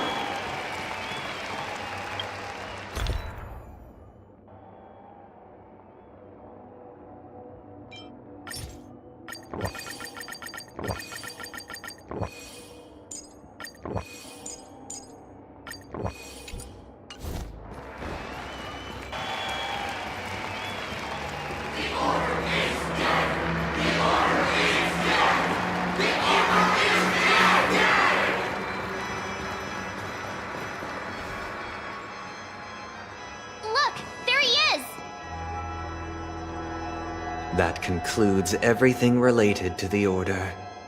What are your reflections on this, my dear guests? Nevertheless, this is but a trivial blip in the annals of galactic history. What truly matters is the course this river shall take in the days to come. You've arrived at the perfect moment. The Charmony Festival is about to commence, and it would be a shame if you were absent for the Harmony's prologue.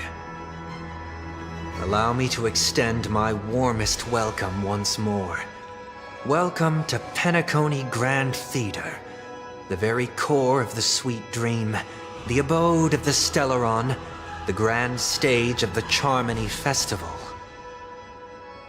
And the very place where the future of Penacony shall be determined through conflict.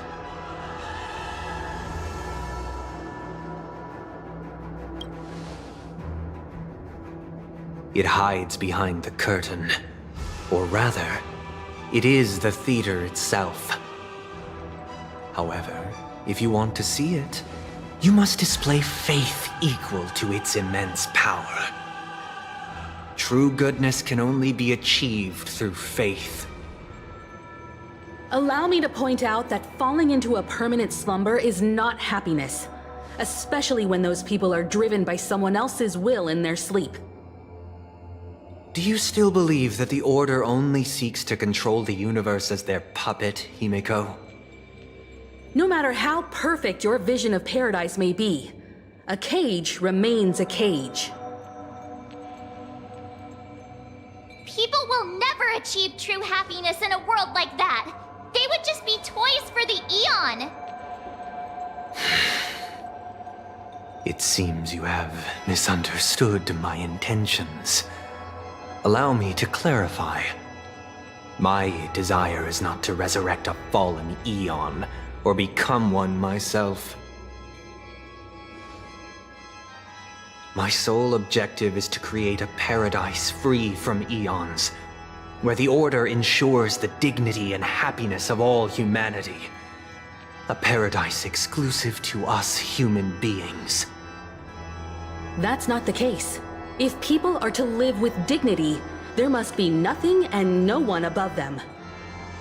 In your so-called paradise, you would be the one reigning supreme. Looks like we won't be able to convince each other. Now that our conflict has been destined, let's unveil our paths and reveal to the universe the true path. However, before the prelude to the future begins, please take a moment to ponder the questions I've posed. Is darkness equal to daylight? Are sinners equal to the righteous? If you are born weak, which god should you turn to for solace?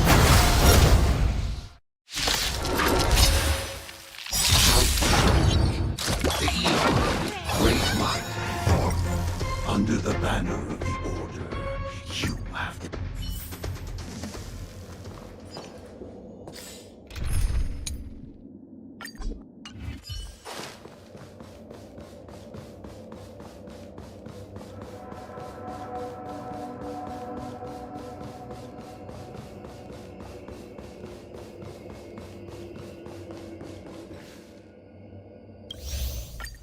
Is darkness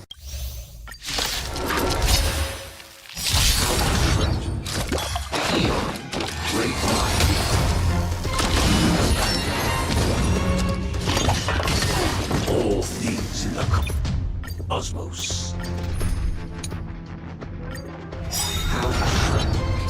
The Eon or great might. Under the banner. All things in the cosmos.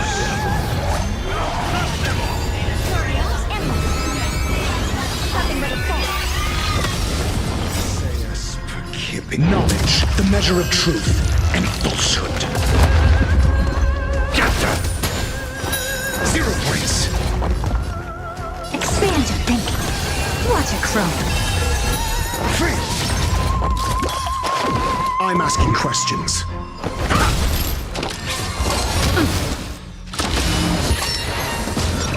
Oh dear. Never seen perfection before? Open sesame. Mediocre. Your answers? I won't break. Honored to meet me. who... This big diamond! It's all yours! How appropriate. I'm asking questions. Answer me. I don't have time for games. Expand your thinking.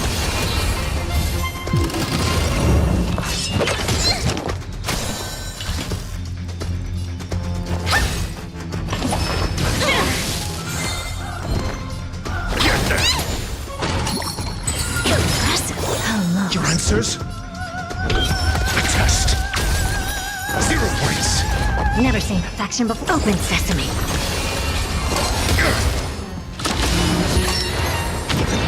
What are you looking at? I'm gonna hold everyone back and... Get them! I'm asking questions. Answer me. Faith. SAS knowledge, the measure of truth and falsehood.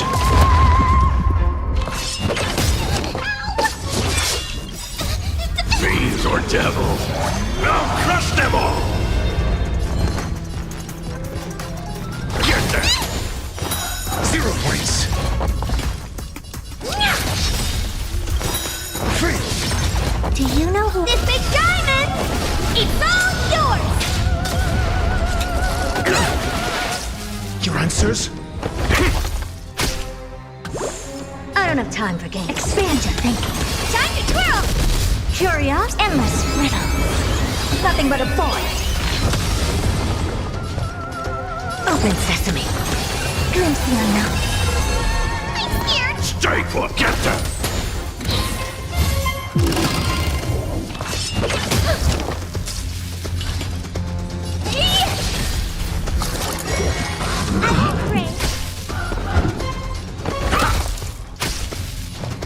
Expand your thinking. I'm gonna hold everyone back again! Get them! Mediocre.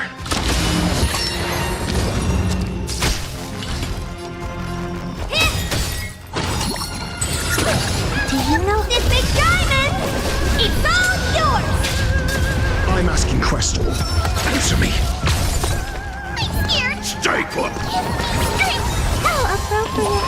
I don't like it!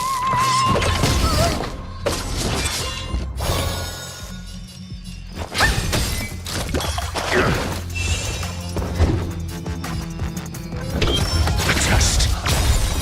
0 points. SAS knowledge, the measure of truth and falsehood. I can do this! Get them! Faith. Open sesame. 0 points.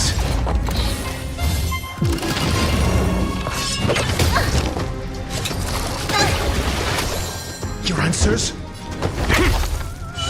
Honored to meet me. Get them! Fiends or devils, I'll crush them all! Do you know who... This big diamond! It's all yours! I'm asking questions. Answer me.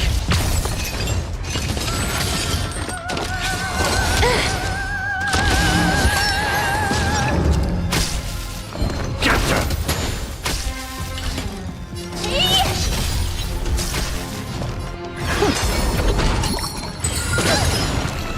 I'm gonna hold it... Get them!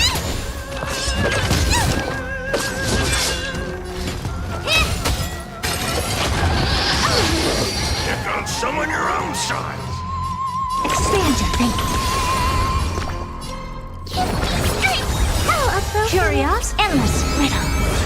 Nothing but a void. Open sesame. Watch it crone. Your answer?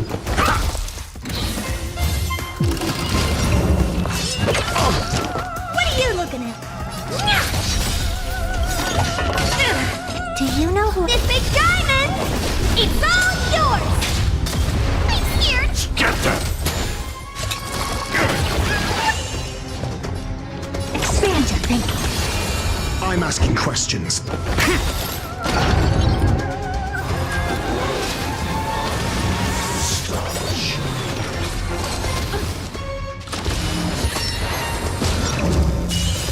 Essay and knowledge, the measure of truth and falsehood.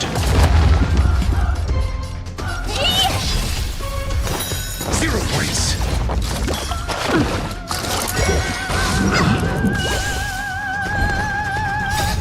Fiends or devils, I'll crush them all!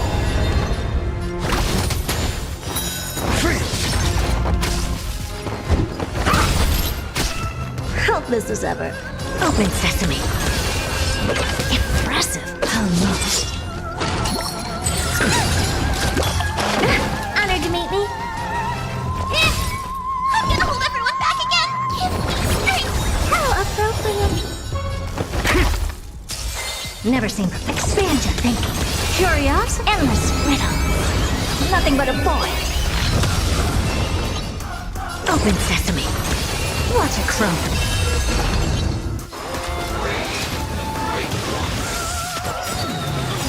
This big diamond! It's all yours!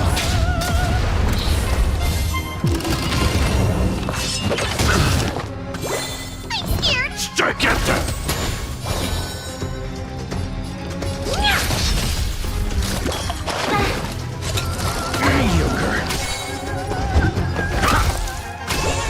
I don't have time. Expand your thinking.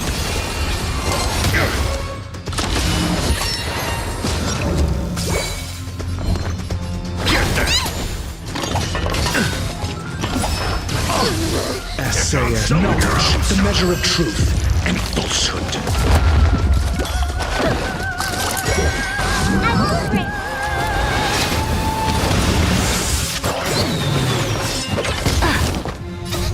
Fiends or devils, I'll crush them all! What are you looking at? 0 points. Your answer. Open sesame. Free. I can do this! Give me strength!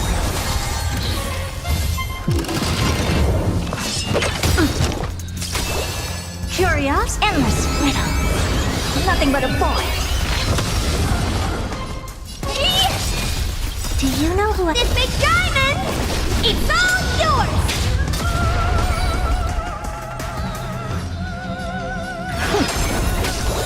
I'm asking questions.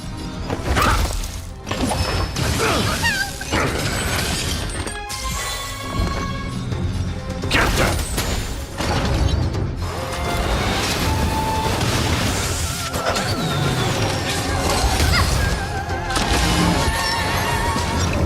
Never seen perfection before? Expand your thinking. Glimpse the unknown. Essay and knowledge, the measure of truth and falsehood. Get them! 0 points. Your answers? A test. Open sesame. Free.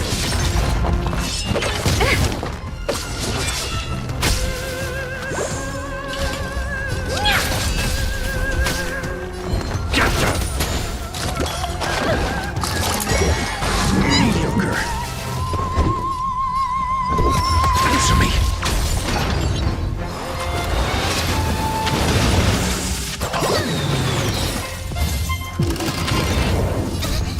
Fiends or devils, I'll crush them all! Do you know who this big diamond? It's all yours! Curious, endless riddle. Nothing but a boy. I'm gonna hold everyone back again! Give me strength! How appropriate. I don't expand your thinking. Watch it crumble.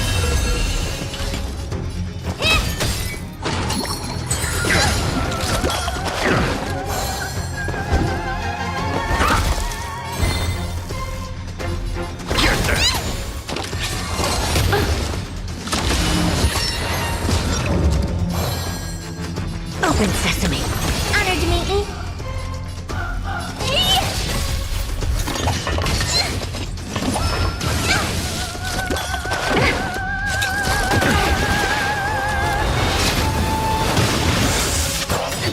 Essay and knowledge, the measure of truth and falsehood. Do you know who this big diamond? It's all yours!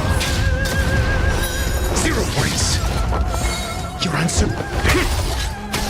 I can do this! Protect! How appropriate! Expand your thinking. Free! What are you looking for?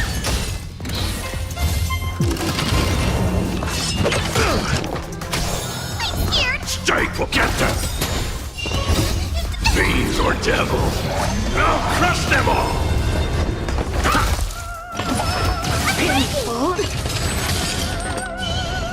Open sesame. Curious, endless riddle. Nothing but a boy. Expand your thinking. Glimpse the unknown.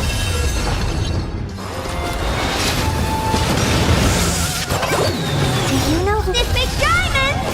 It's all yours!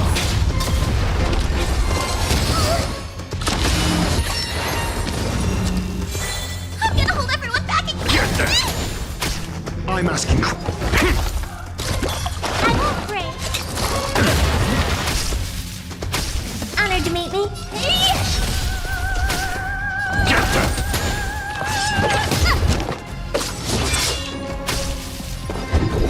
A test. I already know your decision. I now permit you to gaze into the sun.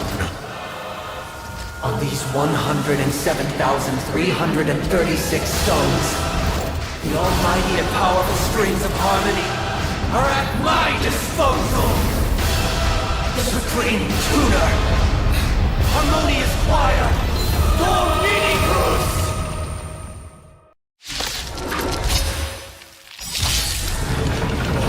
Lost souls, come and meet your... The embodiment of the harmony?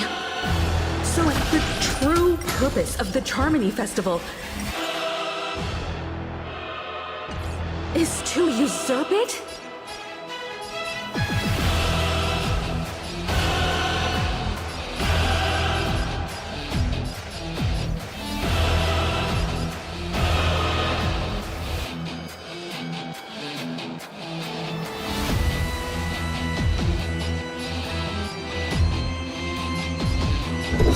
Answer me.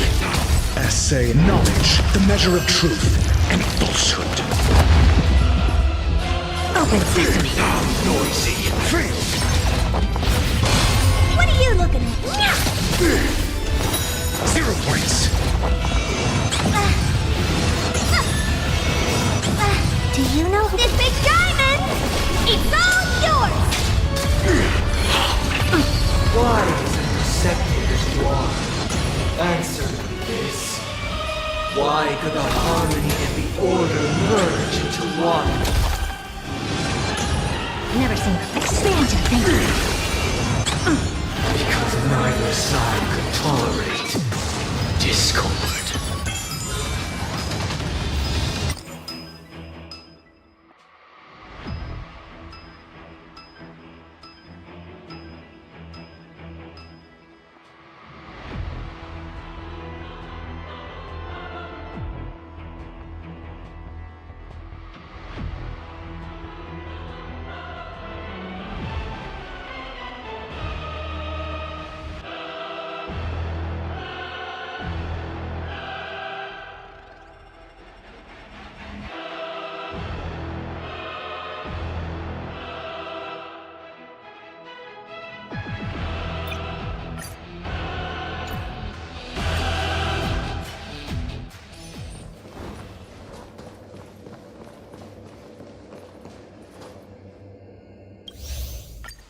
Is darkness equal?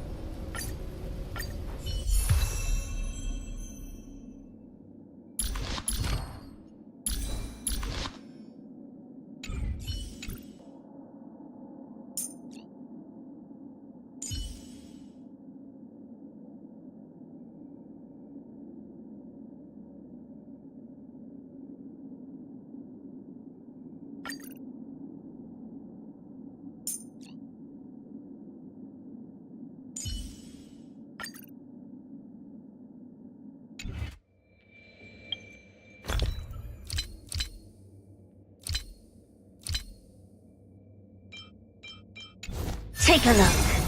This is darkness.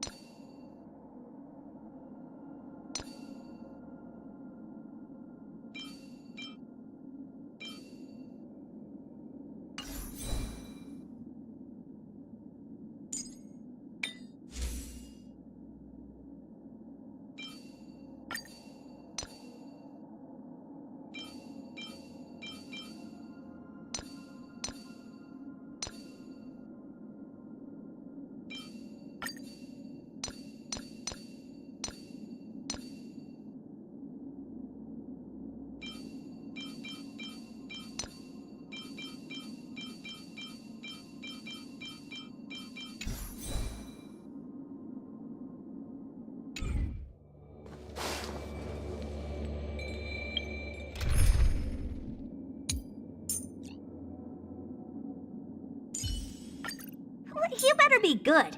My time is precious.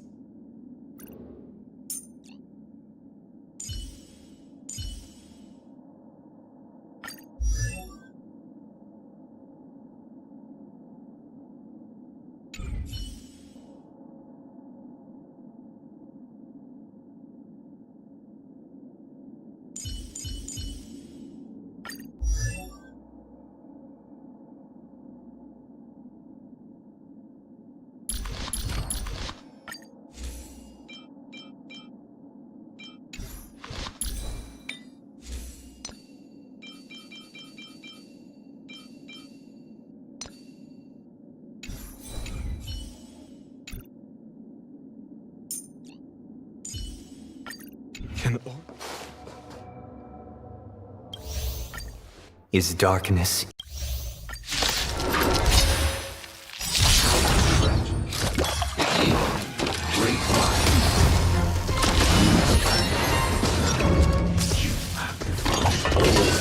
in the cosmos.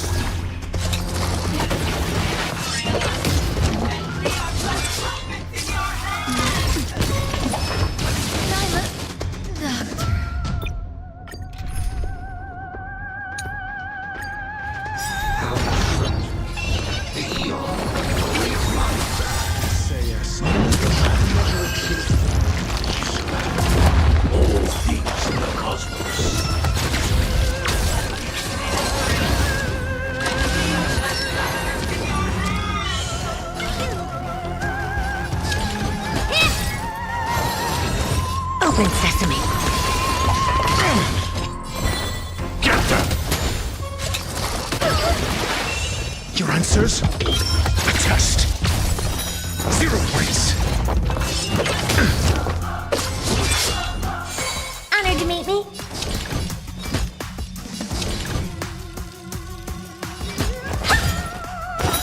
Free. Help me expand your thinking. 0 points. Get them! Fiends or devils, I'll crush them all! Do you know who this big diamond? It's all yours! I'm asking questions. Answer me. Free. SAS knowledge, the measure of truth and falsehood.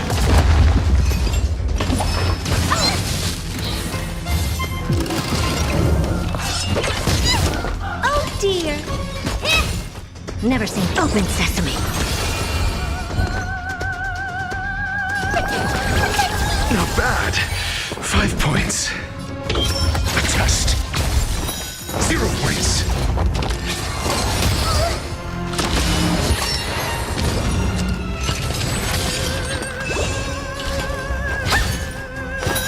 Free.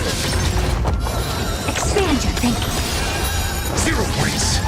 Curious, endless riddle. Nothing but a boy. Get them! Your answers?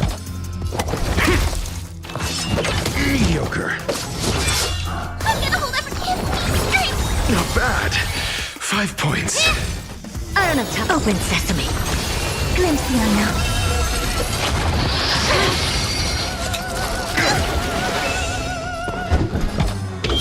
Answer me. Free. Get them! Fiends or devils, I'll crush them all! SAS knowledge, the measure of truth and falsehood. Do you know who this big diamond? It's all yours! 0 points. Time to twirl! Free.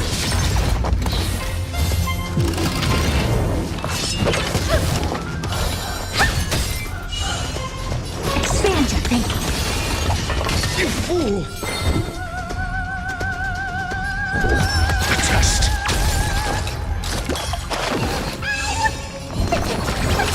How appropriate.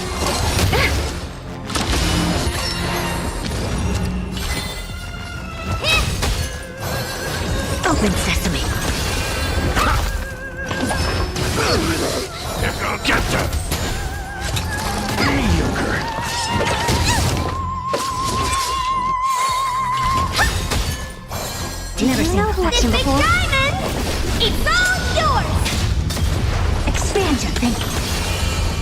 answers?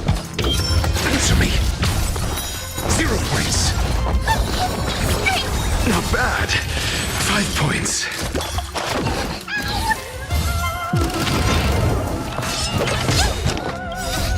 Fiends or devils? I'll crush them all! I'm asking questions. Essay and knowledge, the measure of truth and falsehood. Oh dear. Free! I don't have time for games. Open sesame. 0 points. Curious, endless riddle. Nothing but a void. Expand your thinking. Watch it grow.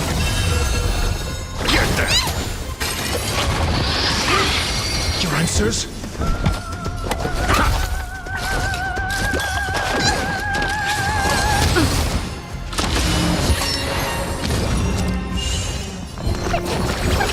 Impressive. What are you looking at? This is worth learning. Open sesame.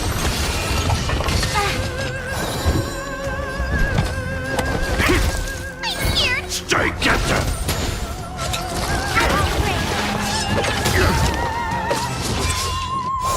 Honored to meet me. Do you know this big diamond? It's all yours. I'll expand your thinking.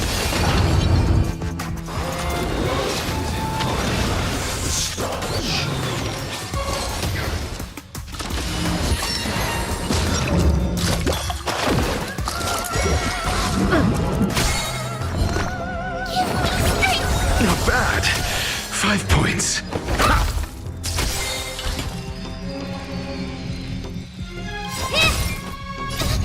Fiends or devils? I'll crush them all! Essay and knowledge, the measure of truth and falsehood. Never seen perfection before. Open sesame. Free!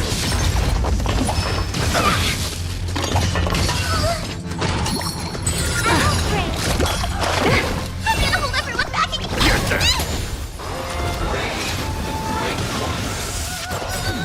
You know this big diamond? It's all yours. 0 points.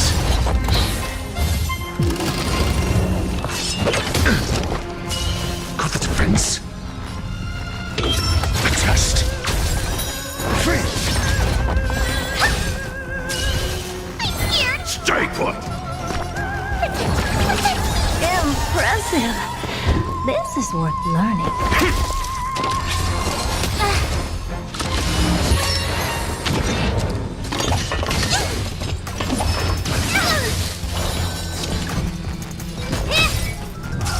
I don't have time. Expand your thinking. Curious, endless riddle. Nothing but a void. Open sesame. Glimpse the unknown. Get them! Your answers? Fiends or devils? I'll crush them all! Answer me. 0 points. SAS knowledge, the measure of truth and falsehood.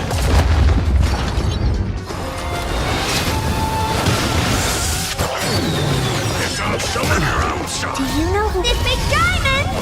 It's all yours. Free!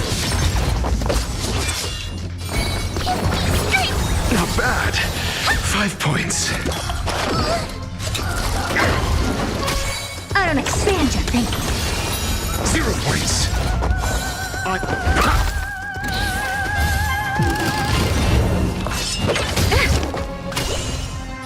Get them!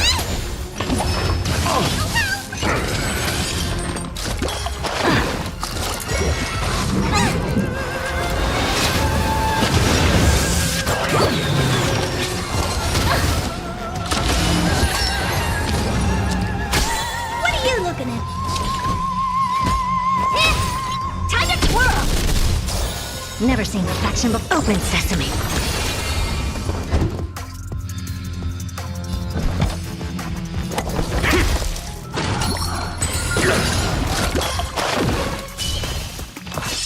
I won't break. Do you know this big diamond? It's all yours!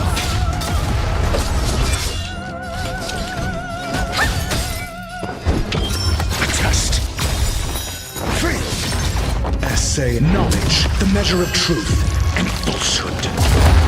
Helpless as ever. Expand your thinking. 0 points.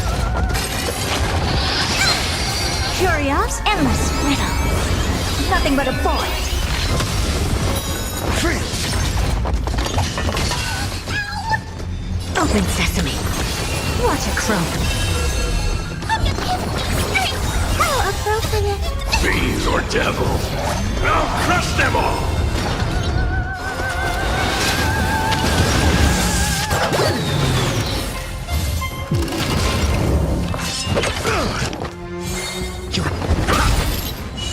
Oh dear. Do you know who this big diamond? It's all yours. Expand your thinking.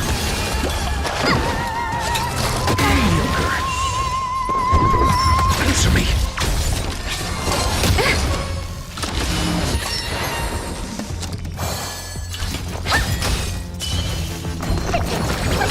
Impressive. This is what learning. Open sesame. I must.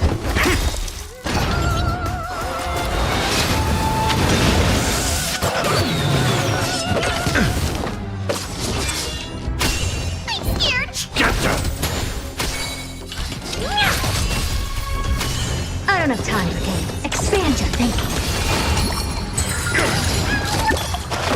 You're on. How appropriate. I won't break.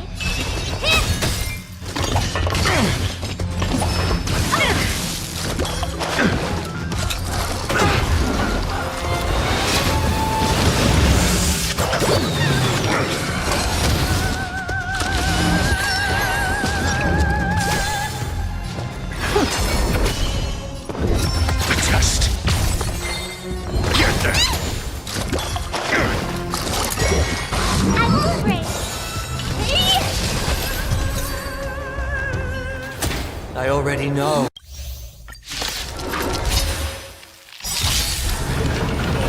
Lost souls, come and meet the embodiment of the harmony.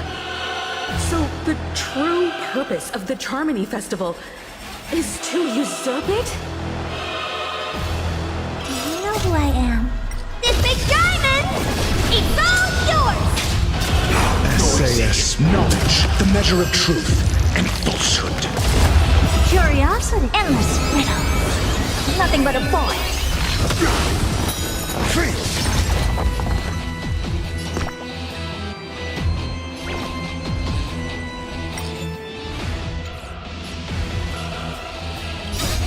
Fiends or devils, I'll crush them all! Not bad. Open sesame. Watch it crumble. 0 points.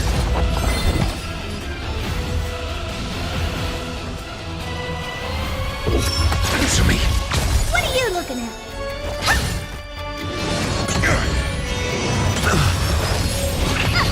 Why is it accepted as you are? Answer me this. Why could the harmony and the order merge into one? Impressive. Almost.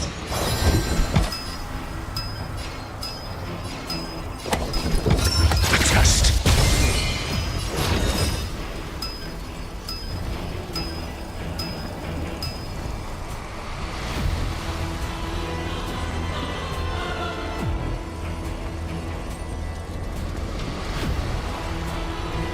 If I wait any longer, the universe might just implode.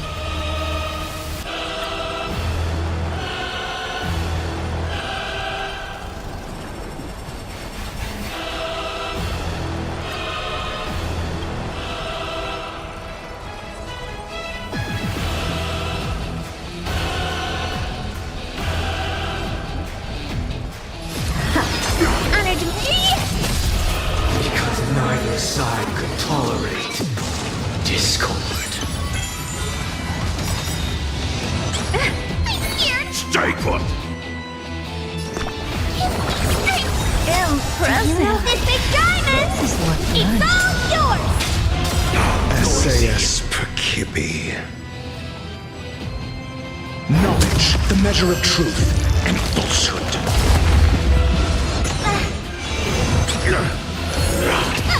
Sink into a dream. Answer me. I don't have time for games.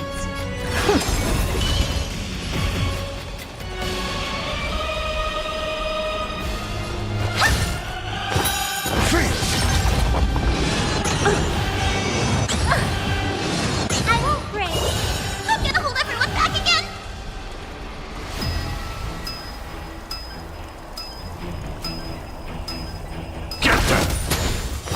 0 points. Look to me!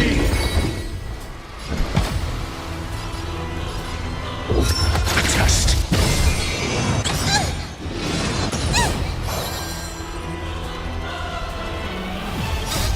Fiends or devils, I'll crush them all! Open sesame. Curious, endless riddle. Nothing but a boy. I'm feeling like there's another world in front of my eyes. It's the power of tuning. Don't let the song distract you. Noise is fading. How appropriate. I won't break. SAS Perkibi. Knowledge, the measure of truth and falsehood.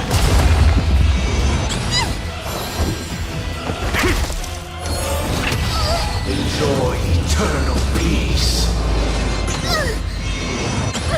I don't have time for games.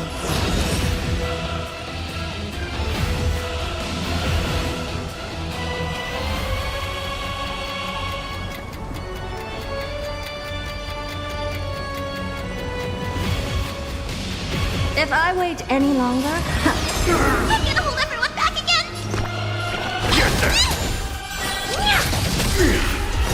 0 points. Together. Answer me.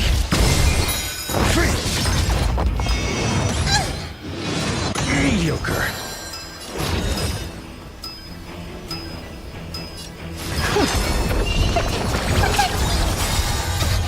Fiends or devils, I'll crush them all! All wishes are all things are part of the melody. Do you know this big diamond? It's all yours. Noisy. 0 points.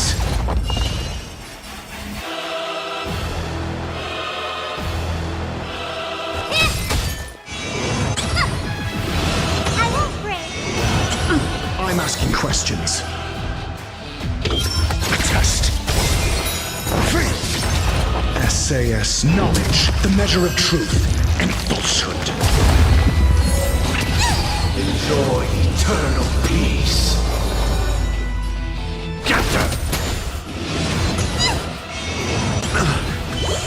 never seen open sesame. Disorderly 0 points.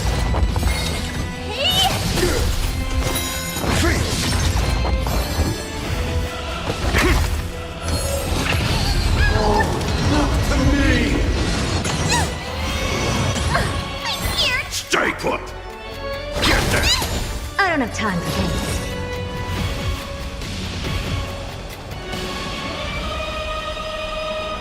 Expand your thinking. Noisy. Noise is fading. Curious, endless. Someone else. Nothing but a boy. The time has come. Creation will be reborn from the remains of the gods. Dan Heng?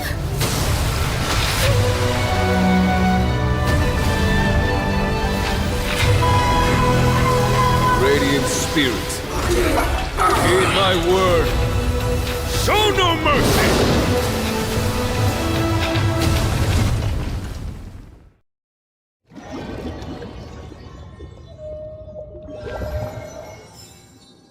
Wake up!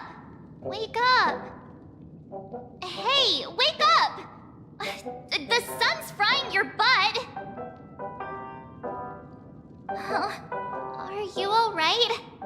Can you hear me? Do you remember your name?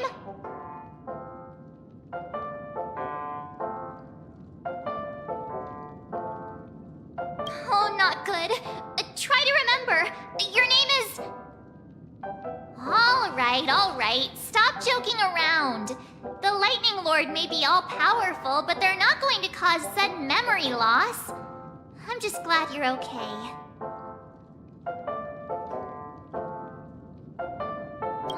It's a long story.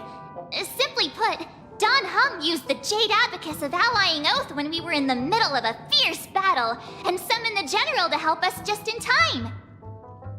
And then we returned to reality. Look, this is your room. Everyone else has also returned from the dreamscape. Himeko and the rest are at the lobby discussing matters with the General. And now that you're awake, we should tell the crew that you're all right. Come with me. Not going to come chat with me, sleepyhead. That voice. Is that Black's... Hey, where are you going? Hey, we meet again, sleepyhead. What's Miss Black Swan doing here? Nothing, Miss March. I noticed she was awake and wanted to check to see how she was doing.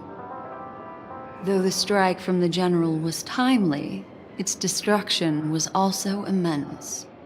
When emanators collide, ordinary people inevitably suffer. But, luckily for them, the dreamscape is my home turf. Thankfully, I managed to get everyone out before the harmonious choir collapsed. Oh, so that's what happened! Thank you, Miss Black Swan! Don't mention it. After all, I wouldn't want to see such precious memories vanish. You're heading to see your friends, aren't you? Would it bother you if I walked with you for a short while? Of course not. But you're not planning on doing something like last time, are you? Why would you think that? I've never harbored any ill intentions.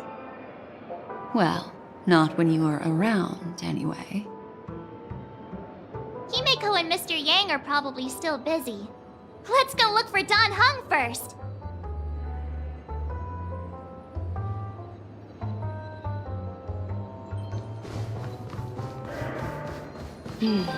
Seems the older I get, the harder it is to fall. Wow! Can I really keep it?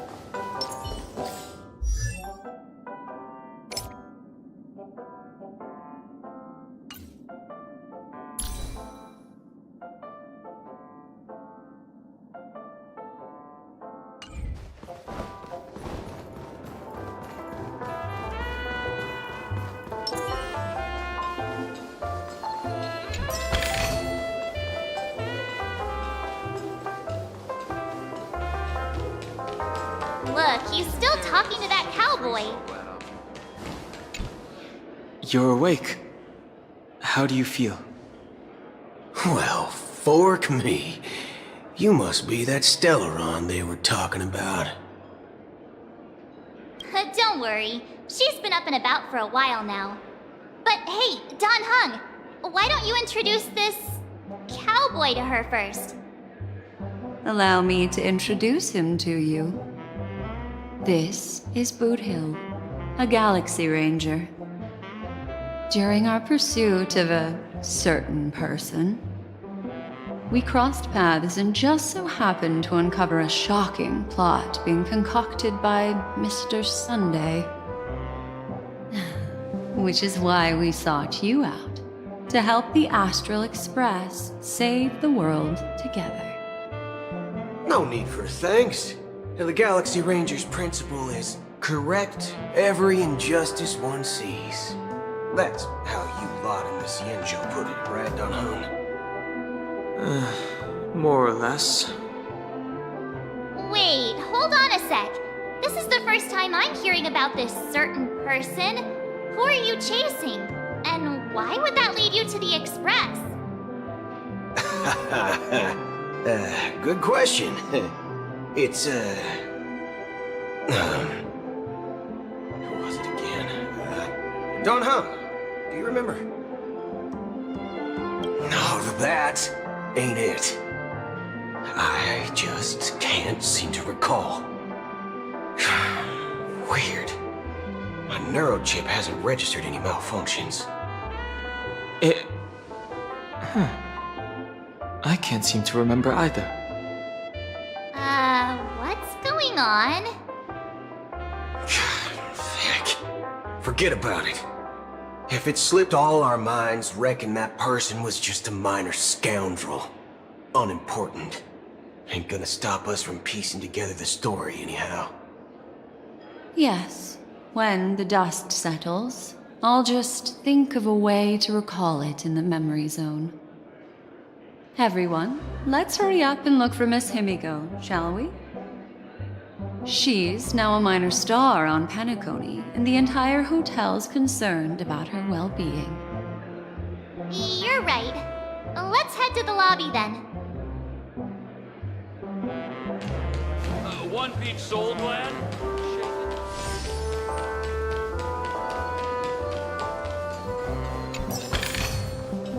Wow! Can I really keep it?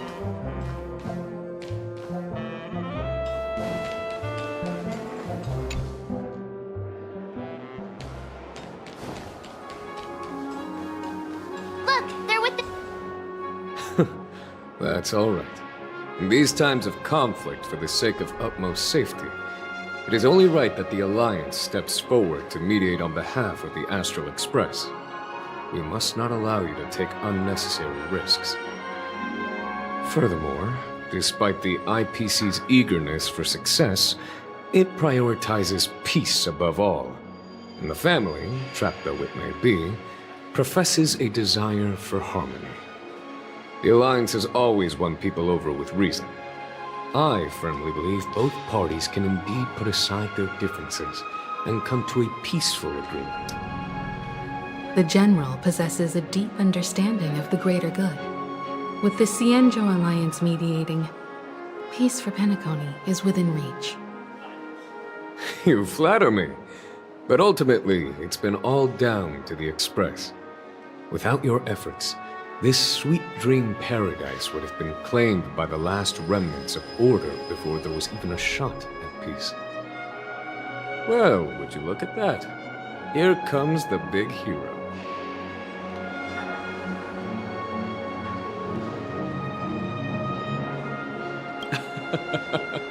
If it isn't the galactic baseballer, a true hero who dares to take action. Are you okay? I heard you couldn't wake up. Are you feeling unwell? Don't worry, Mr. Yang. There's nothing wrong with her. She practically burned through a lifetime's worth of jokes on the way here. What about you, Mr. Yang? I heard that even Miss Robin wasn't spared. And that guy locked you both up. It's a long story. But at least Mr. Sunday took it easy on us. He used an ability called tuning to connect our consciousnesses with his. In other words, he imprisoned us within his consciousness. Thanks to General Jing Yuan's destruction of the Harmonious Choir, we were able to escape. He used that tuning on us too! Does that mean that we were almost imprisoned as well? I can confidently say now, he was truly after a fair fight with us. Had he wanted, he could have easily taken us down, without so much as lifting a finger. Speaking of the Oak family head, where is he now? It's complicated, but in a nutshell, he's now the former Oak family head. The IPC has named him the key figure in the family's Penacony split, citing a threat to cosmic peace. He must represent the family and answer for the unrest caused. His trial is set to take place at Pier Point. The family quickly labeled him and the remnants of the Order as enemies, declaring the turmoil an internal rebellion. This move effectively barred the IPC from intervening in family affairs on both moral and rational grounds. Everyone really has their own agenda, after all. Then, what's going to happen to Miss Robin? She and Sunday won't be able to deny their involvement in the Charmony Festival. They're siblings, after all. Why the sigh, General? I can only say that this incident is an unexpected mess for the girl. The Alliance will try to persuade the family to consider this matter carefully during mediation. It's time, everyone. The IPC's key members and I have agreed to consult one another before the upcoming negotiation. Do any of you wish to sit in? Given the General's invitation and the matter's significance to the universe, the crew will naturally accept. However, if the IPC has any reservations... Why, of course you're welcome. They've mentioned that your team is a trusted ally of the IPC in Penacony, so there's no reason not to welcome you. Besides, if there can be reliable observers from the Astral Express present, discussions will go more smoothly. So, what do you all think? Well then, we shall oblige. I'm kind of allergic to those types of situations. I think I'll just head back to my room and start packing. Not to worry. Himiko and I will take care of things. I'm afraid I'll also have to return to the Express first. The conductor is worried about us. It's best I go and explain the situation. Thank you. What about you, hmm? Will you join Welt and me? Or have you got other plans?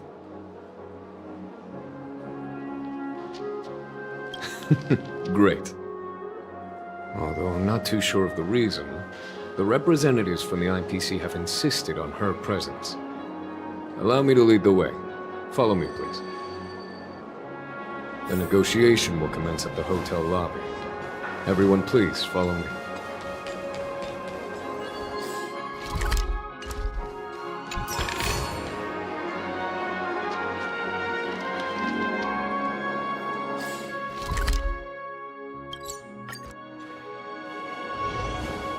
Mr. Aventurine and Miss Topaz are here too. Oh, and who is that over there? The Intelligentsia Guild's Dr. Ratio. This assembly is quite something. It's been a while, my Astral Express friends. I would also extend my sincere thanks to you, General of the Lawfu. The presence of everyone here assures that the talks will likely reach a conclusion that satisfies all sides. Oh. Looks like everyone has come with expectations. Care to share? Of course. Topaz, if you please. Sure, leave it to me. In summary, it's good news. After much deliberation from the Strategic Investment Department's Council, the absolute majority of members have agreed to the following resolutions. In light of long-term considerations for interastral peace, and by authority of Pierpoint HQ, the Strategic Investment Department, on behalf of the Interastral Peace Corporation, will permanently relinquish its claim on Penacony sovereignty and offer unconditional support of the family's rebuilding efforts on Penacony. Now that's something.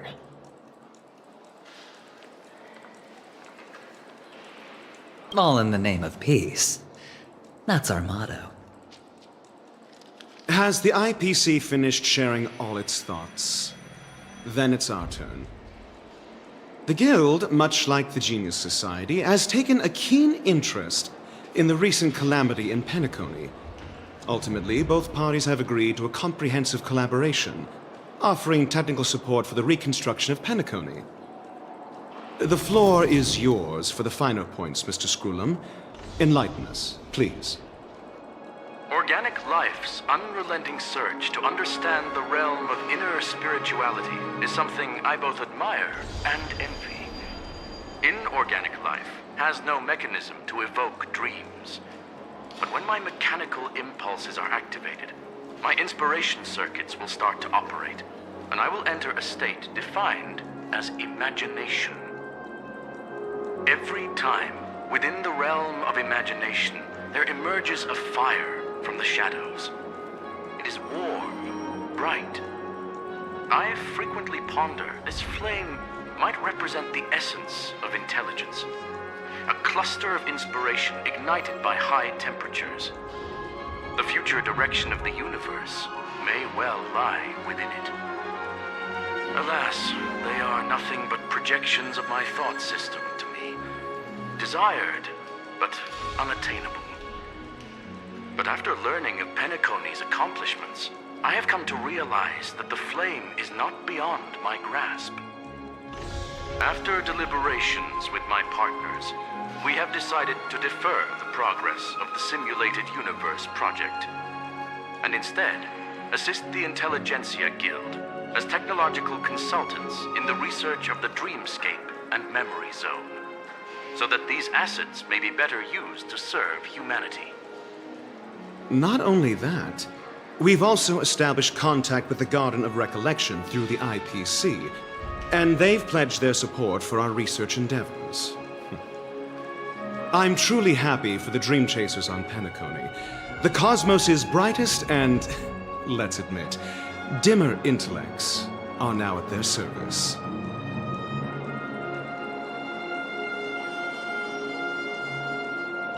Agreed. It's hard to imagine members of the Genius Society taking an interest in such mundane research.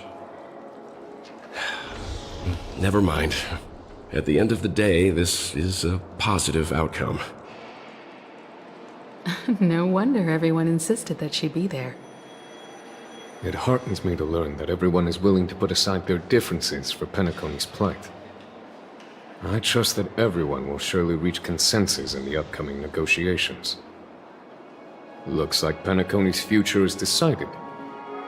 I'm wondering, is there anything else the crew is concerned about? Peace is our greatest wish. Beyond that, we desire nothing else. Well, that's good. Now that everyone's minds are at ease, I shall take my leave. You may now depart with peace of mind. The Alliance will deal with all subsequent procedures. If that's the case, it appears that we have nothing else to worry about on Penacony. Looks like it's time for us to embark on a new voyage. Sounds good to me. You two head back to the Express first. I'll pick up March and deal with the checkout procedure.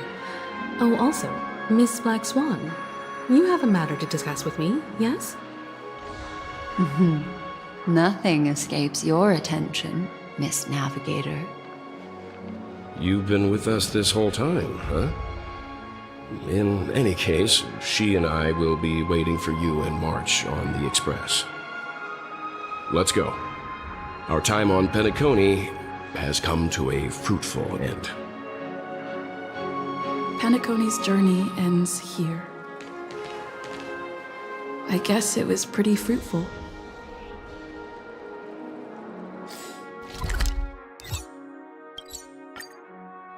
The navigation meeting is about to start.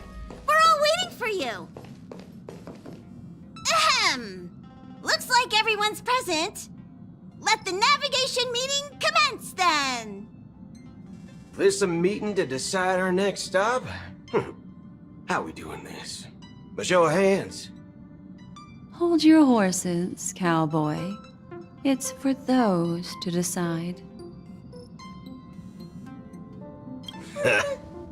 I'm just catching a lift. Don't sweat it. Allow me to explain. Mr. Boothill and Miss Black Swan submitted a request to temporarily travel with the Express for their own personal reasons. As you all may know, the Astral Express never declines any passenger whose heart yearns for the distant stars. Therefore, they will be traveling with us for a while until they reach their destinations. Whoa, the Express is going to be much livelier now. Swan, you better not use your Memo Keeper abilities to pull any pranks. Understood, Miss March. I promise you, you'll never see me in your room while you're taking a break. Don't! You're freaking me out. All right. Now that everyone's met everyone, we can continue our navigation meeting. Firstly, Pom-Pom wishes to thank everyone. If it weren't for you all unearthing the truth about Penacony, Pom-Pom would have never known where Mikhail and the rest had gone. What they had to go through was regrettable, but I reckon they all fulfilled their wishes. And it was thanks to all of you. Thank you, everyone. Now then, we come to the crux of this navigation meeting. We must decide on the Express's next stop. Let me introduce our current options. The first choice is from Himiko, the oceanic planet of Lushaka, a planet composed entirely of water. Many aquatic races reside there. Of course, it's also the home planet of the venerable, nameless Mikhail. The second choice is the agate world Melustanen, suggested by Welt. It's famed as one of the initial sites of the Stellaron disaster, and the place where the beauty Idrilla ascended. Today, it's celebrated as a planet of undying allure. The third choice is Edostar, a planet nestled within a vast ion storm region, currently under assault by the Antimatter Legion. However, the distress signals from there have recently ceased, prompting the IPC's wish for us to check in on the situation. The last choice, courtesy of Black Swan, is the glass belt Petravia, a massive belt of asteroids that was turned to glass by the Lord Ravager Zephyro. These days, it's apparently known to house one of the branches of the Morning Actors Troupe. Ooh, so many options. I'm seeing stars already. Next up, everyone will select the destination that they wish to visit, and then we'll put it to a vote.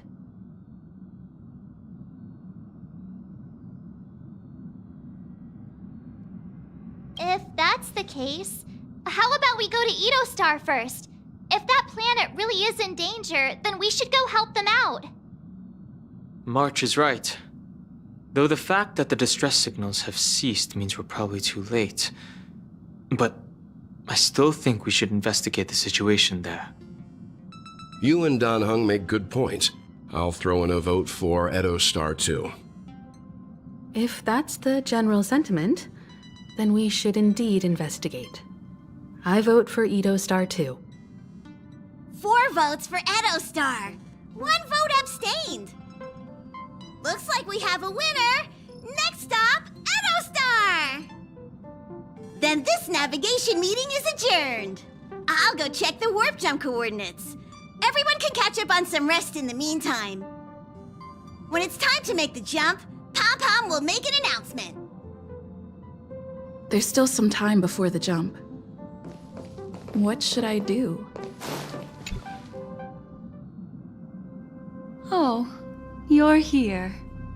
Seeing your reflection among the stars in the porthole really does seem somewhat surreal. How about it, this journey of beautiful dreams? Was it to your liking?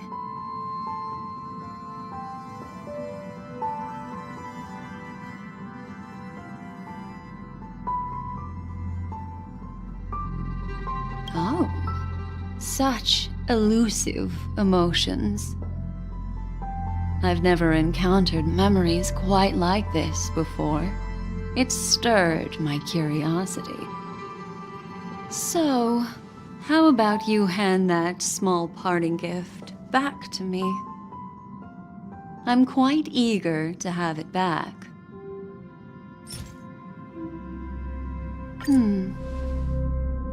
Oh?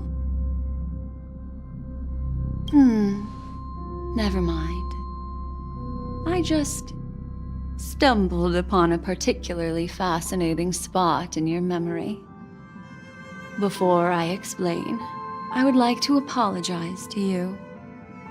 This farewell gift I gave you isn't really a compass from the memory zone, but merely an empty light cone. Remember when we entered the hotel in the dreamscape for the first time, and I procured a few trinkets from your companions? Their functions are similar. This way, I can always be attuned to your location, ready to assist immediately if you encounter any threats. But this is not its most intrinsic function. Light cones are slices of light used to encapsulate solidified phenomena. This empty light cone is the same. It can etch your memories in their most vivid form, and then allow me to admire and manipulate them, turning them into unique mementos. All the world is born from the power of mind and soul, and that power is memory. To prevent ourselves from being forgotten by the world, we must make the world remember us, or use our memories to recreate it.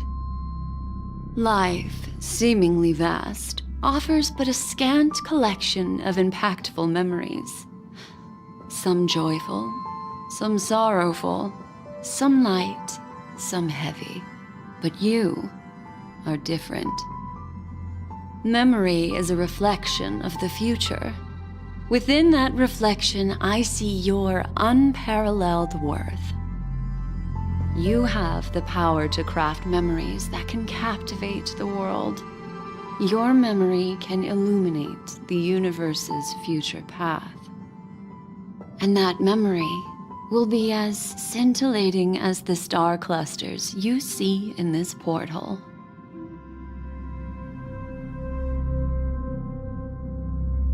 Precisely.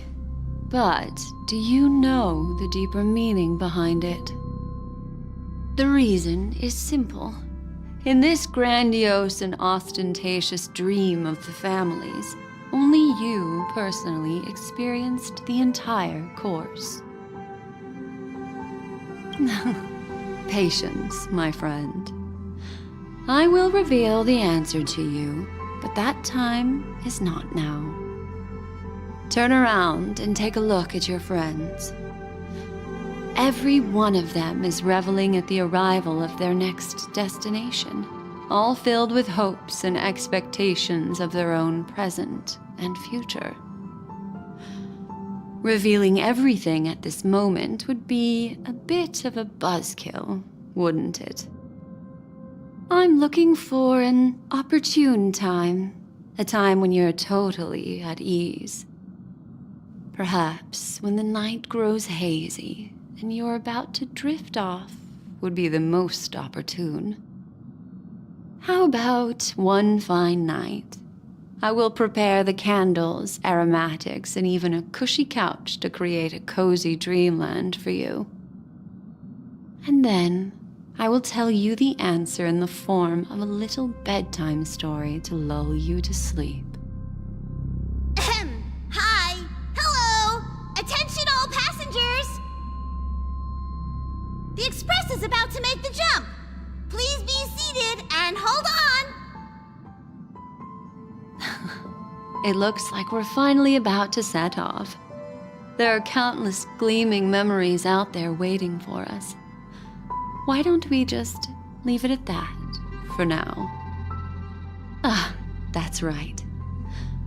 As a small token of compensation for playing that little trick on you with the empty light cone, I will gift you with some words. They hold great significance to me. Life is akin to a winding labyrinth where memories serve as our sole companions. You'll remember these words dearly, won't you? In the year 2158 of the Amber Era, the first year of the new epoch, the universe resumed its intended trajectory. The kindling of conspiracy smoldered in Penacony, the land of the dreams. Failing to erupt into a blaze, it instead flickered briefly on Klapoth's anvil, before vanishing in the blink of an eye. The dead and those fated to die remain in their eternal slumber, while the living find solace in deep sleep. All clamored in a cacophony of silence, and then went about their own ways. The cosmos emanated a vitality characteristic of a new era, all for the modest price of a brother and sister's mild grief. Babies are born as stars extinguish. The silver rail unfolds. The story of the Astral Express comes to a close, yet it also embarks anew. Time marches forward, heralding the arrival of a new chapter in the history of trailblazing expeditions.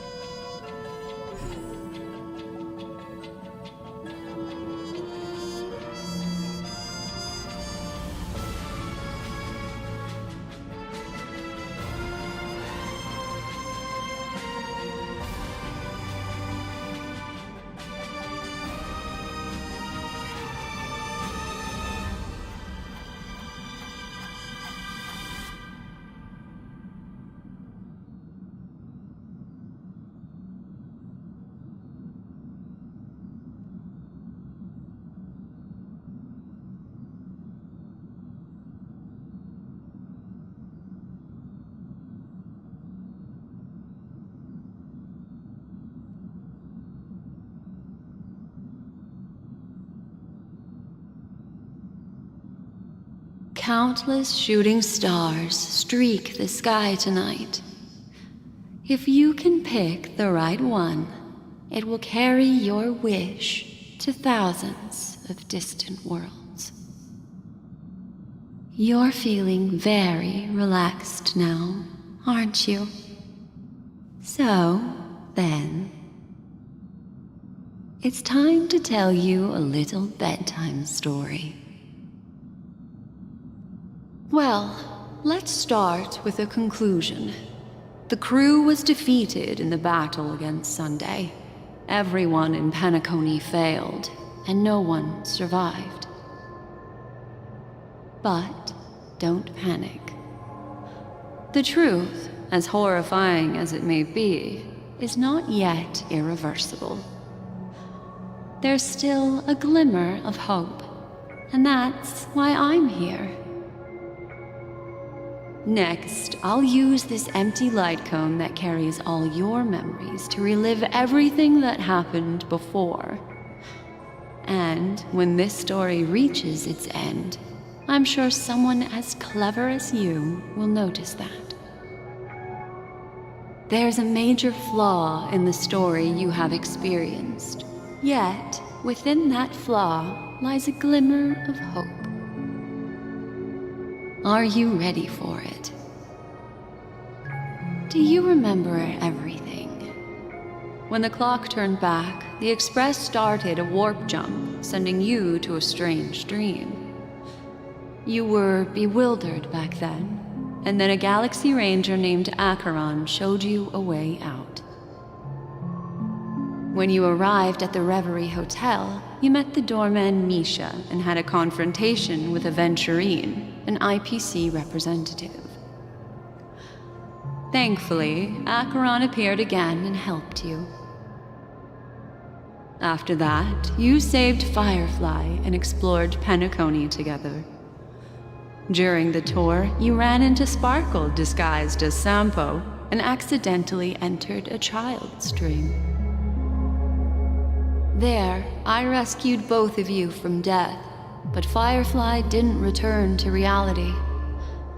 She realized the truth and tried to involve you in her plan, but that resulted in an accidental death. Even more unsettling, you soon encountered another murder. The 2 cases of death prompted you to investigate the truth behind the sweet dream. Despite your efforts to gather information about the 2 victims, you didn't make much progress. But you did learn about the Watchmaker from Gallagher. Meanwhile, Aventurine was secretly carrying out his scheme, in which you were one of the pawns. In the midst of a fierce battle, Acheron revealed her true identity as an emanator of the Nihility and unsheathed her sword. That strike foiled Aventurine's plan and opened a passage between the Sweet Dream and the original Memory Zone. Upon your arrival at Dreamflux Reef, you learned the truth that death was actually dormancy, as well as the truth about the dreamscape, the Stellaron, and the bellboy, Misha. You split up with Sunday and Robin, looking for a way to seal the Stellaron. However, it turned out that Sunday and the Dream Master had their own hidden agenda. And you had to engage in an ultimate duel on the stage of the Charmony Festival. Finally, the story reached its conclusion. You emerged victorious, with the Trailblaze triumphing over the Order, and Penacony embracing a bright and peaceful future. This marks the end of the thrilling journey in Penacony.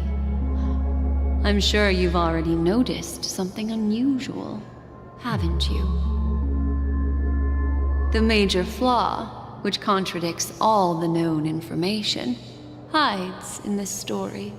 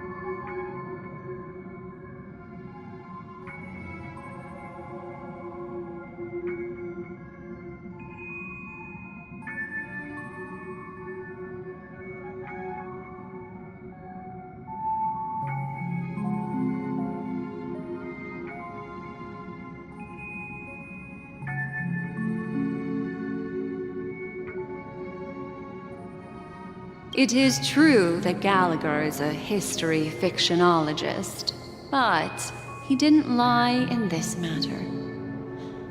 In addition, death and dormancy do arise from the same concept, don't they? This is not the fatal flaw in your adventure. Take your time and think it through.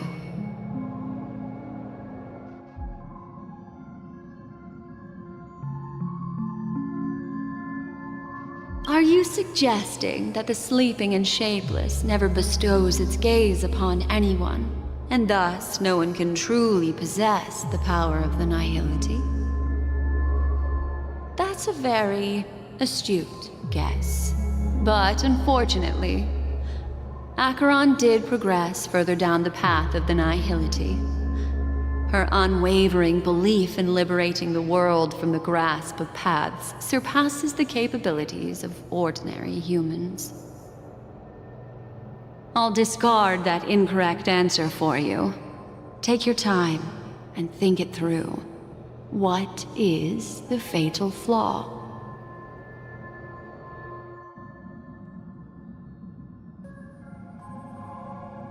Well, although the fake deaths of those two ladies don't align with our initial assumptions, this fact itself doesn't contradict the information we have so far.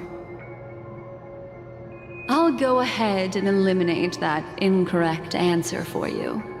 So, what is the fatal flaw?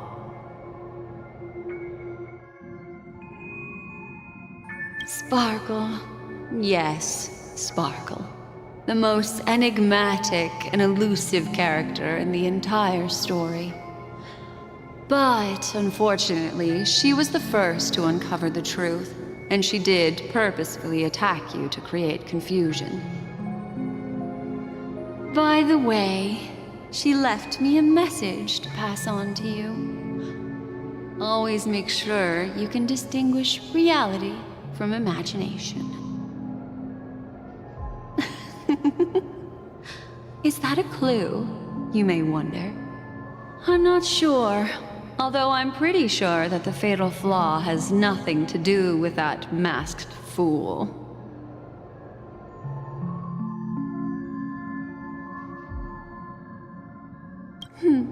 Little Misha. Or should I call him the Watchmaker? He's only a segment of memory in a dream bubble, but his ambition for the Trailblaze led him to leave the bubble and embark on a grand adventure in Penacony. While Misha is a rather special Memory Zone meme, and he was granted power by the Trailblaze, there's still one thing that he shouldn't be able to do. A life born in the Memory Zone could never manifest in reality. So, why did he appear in the Reverie Hotel in reality? The answer is simple. He is the one fatal flaw that contradicts all our known information. This means that you, who wholeheartedly believe in this memory, are still trapped in the dreamscape at this very moment. Wake up, sleepyhead. Break free from this eternal dream and return to the real world. We'll find our answers there. The train is about to make the jump. 5, 4, 3, 2.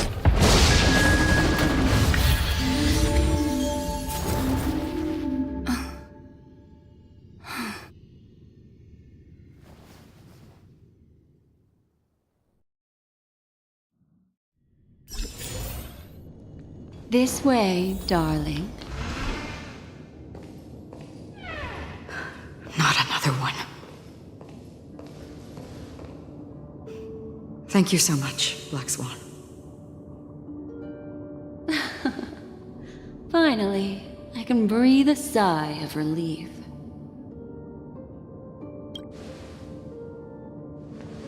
I understand you must be confused, and we'll do our best to shed light on the situation. However, before that, it's essential to know that this place is the rift between dream and reality. A place reserved only for those who have awakened from Enna's dream. Do you remember Sunday's ambitious plan?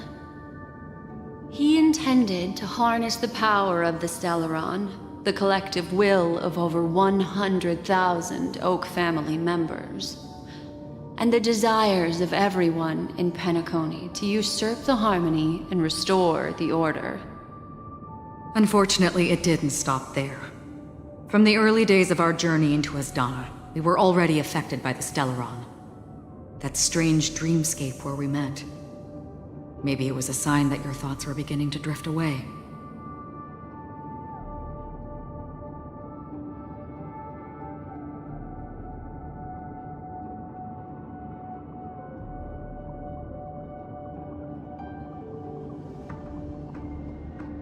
I don't think the goal of the Order was to put everyone into a deep sleep. Quite the contrary. They used the Stellaron to catalyze the leakage of Asdana's memoria into the material world, allowing the dreamscape to blend with reality. And that included a lot of memoria from the Beyond the Sky Choir. As time came and went, the dreams eventually became indistinguishable from reality, and reality became an illusion. People think they are awake, but their spirits have long since stepped into the Temple of Order. This is what makes Enna's dream so powerful. In this paradise governed by the Order, everyone indulges in their delightful dreams and lives happily ever after. I believe what you experienced in the sweet dream, except for that flaw, was real. Only in this way could you reach the destination, lifting the crisis in Penacony and embarking on your next trailblazing expedition. If it wasn't for Acheron's plan, we might have been trapped in this dream forever. Fortunately, while the path of the Order governs all things, it can't affect the Nihility. I came to realize this when the Dream Master tried to expel me at any cost. This is also why you felt a sense of peculiarity when traveling with her. Well, I'm not as fortunate as she is. Even if I'm a memo keeper, I was still influenced by the power of the Order and fell into hallucinations. However, thanks to your memories, now we still have a chance to turn the tide. For mortals, even if they possess the great power of a path, they can't create a flawless world like gods do. That's why there was a flaw in your dream. In other words, once you have realized the world is not real, you'll have a chance to break free from the dream. The flaw in your dream lies within Misha, who could have never appeared in reality. When I turned the pages of your memories, I realized that I was in an illusion too.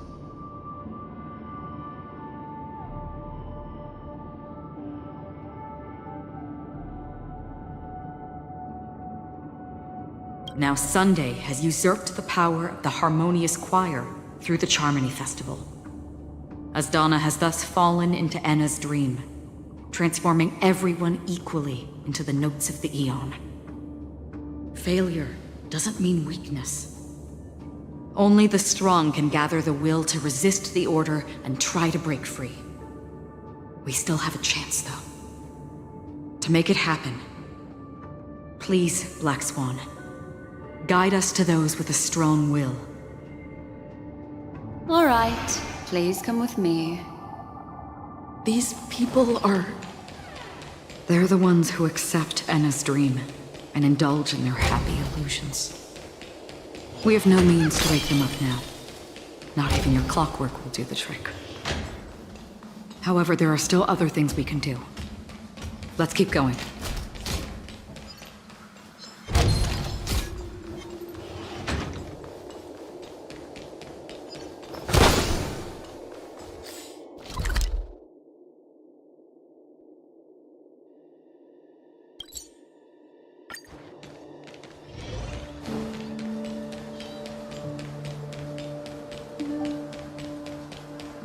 Here we are. It's... Robin?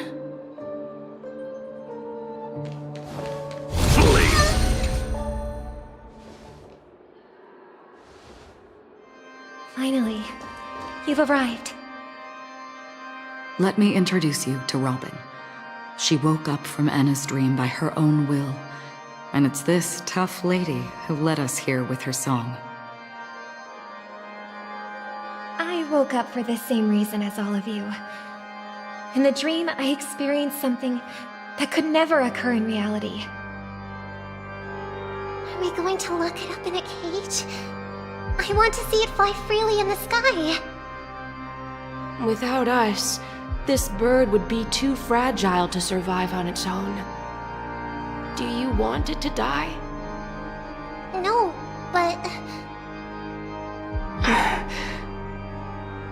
Then let's take care of it together until it can return to the sky. Huh? Birds have wings because they're meant to fly. Even if they may crash on the ground one day, they shouldn't be trapped in a cage. Birds belong to the sky, so we should help them return there, right? The illusion was so impossibly blissful that I realized it was just a dream. And this is our final hope. Enna's dream is founded upon the Harmonious Choir, namely everyone's shared wishes. It will only materialize once the aspirations of all beings in Penacony merge as one. At present, it has become impervious due to people's desire to remain slumbering within the dream. And in order to destroy it, we must make everyone in Penacony want to wake up. Now comes the tricky part. How do we do it?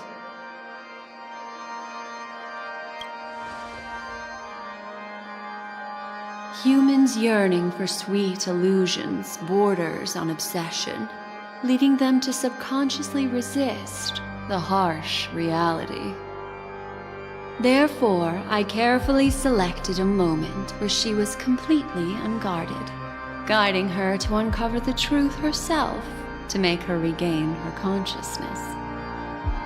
However, to wake up everyone in Penacony and get them to share the same determination, that would be nearly impossible. Indeed. I'm afraid it's almost as difficult as resurrecting an Eon. But we can't just stay here and do nothing. This is a critical moment for the whole universe. Who cares about some dumb number? Thanks to Black Swan. You're welcome. And thanks to the Memo Keepers in Penacony, too. I believe your partners have also awakened from their dreams. This is the first step of our plan. With the assistance from the Garden of Recollection, those who possess a strong will, like you, will gradually awaken from the dream. These free wills are the discord that will sway Anna's dream. However, awakening a mere handful of individuals is insignificant compared to the vast number of people immersed in the dream. We must find other ways to awaken the free will of millions of people within a short period of time. If breaking through from the inside proves challenging, we can seek assistance from the outside. We've long been aware of a potential solution. Asdana is a galaxy known for its abundant memoria and the remarkable phenomenon known as synesthesia dreamscape. When people first enter this place, they often find themselves and others sharing a collective dream. At this very moment, there is only one dream encompassing the entire Asdana system. So, you mean, if we can attract a large number of outsiders to this system, their free will would intertwine with this dream and shake it to its core. However, those outsiders might also succumb to the dream and become the foundation of the Order instead.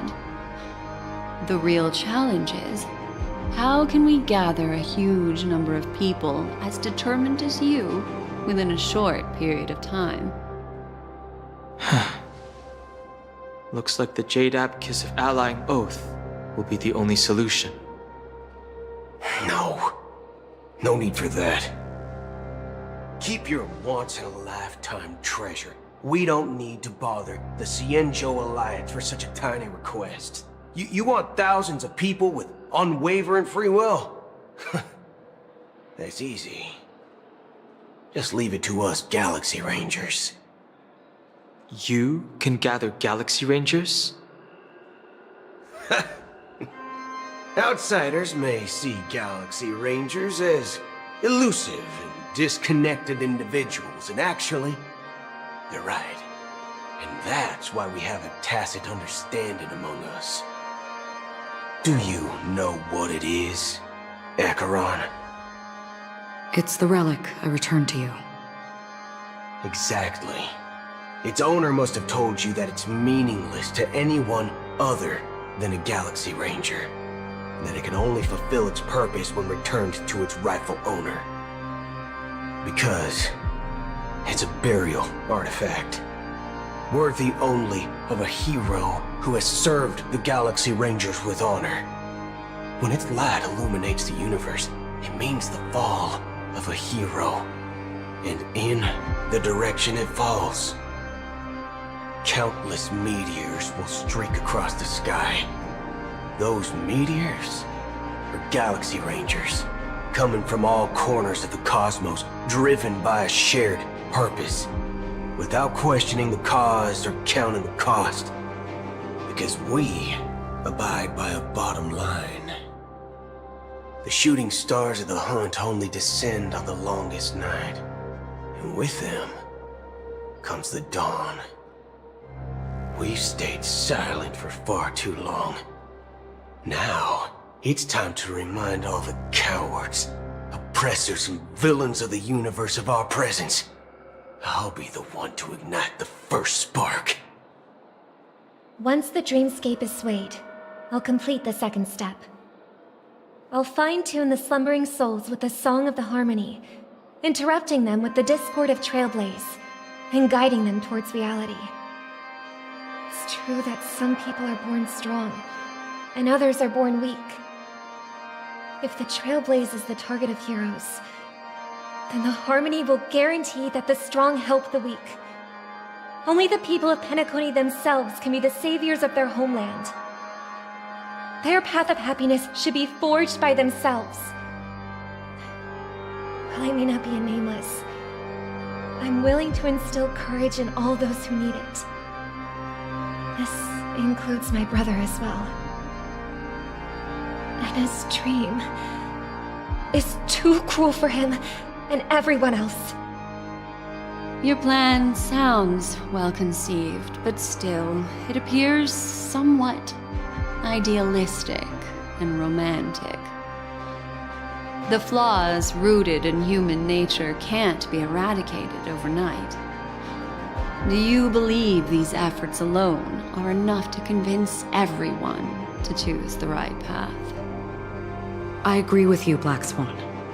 That's why the most critical aspect of this plan is not to convince everyone to choose the right path, but to inspire them to save themselves.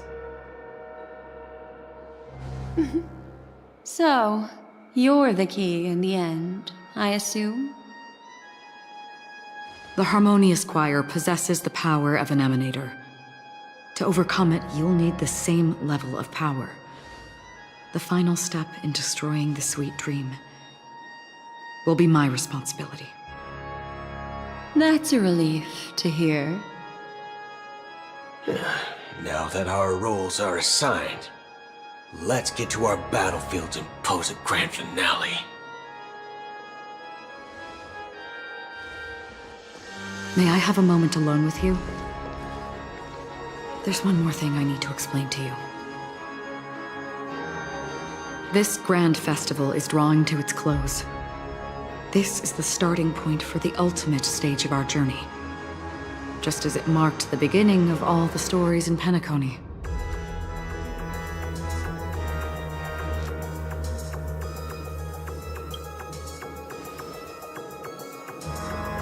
I have faith in you. However, before we depart, there is one more thing I must tell you. There's something you should know. We were able to locate you within this boundless dream and find the key to breaking free from the dream. All because of one person's unwavering dedication. Firefly. She awakened from the dream ahead of others, discovered the Express amidst the stars, and brought us valuable information about the remnants of the Order. She may have been aided by the script, and it came at a cost. As you know, Firefly is a stowaway who entered the dreamscape in a different way from ours. Without the dream pool in the hotel or assistance from the family, she can only awaken from this dream in one way. A real death.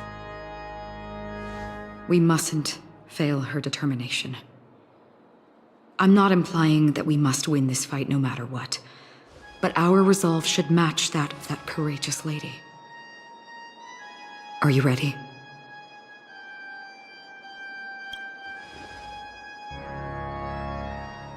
Very well.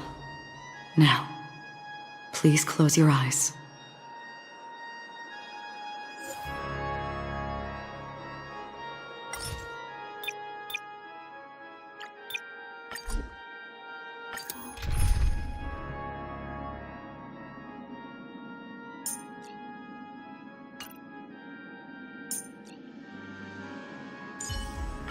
Play like how you usually do in the simulated universe.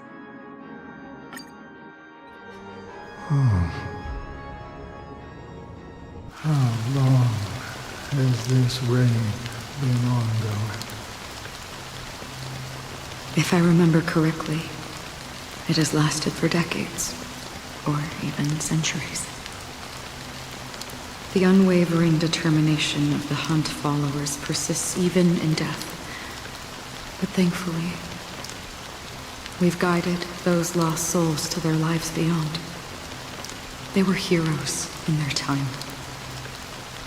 And they won't be reduced to puppets of the Nihility in their death. You see, the shadows on the sea have vanished. Do you remember? He once said that the sky would clear when the regrets of the departed had faded away. But it's still raining. I know. So, why is all this? Why did this rain choose me? Because someone's regrets haven't been fulfilled, perhaps. Mortals who walk the paths are like sailors on a vast ocean, leaving behind a trail that creates countless ripples of possibilities. These ripples last longer than the fleeting lifetimes of humans. And for some, their presence leaves such a strong mark that it's reflected in the waves. Sin-thirsters, the obsessions of the Pathstriders. They emerge from the depths of Ix, seeing themselves as masters of their own destiny, unknowingly repeating the actions of their past lives. They emerge from the Nihility and head toward it, leading purposeless lives. However, these hollow phantoms, they have journeyed with me for such a long time.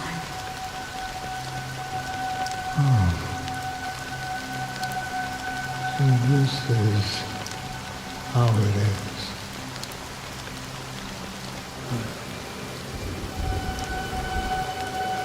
I'm already dead.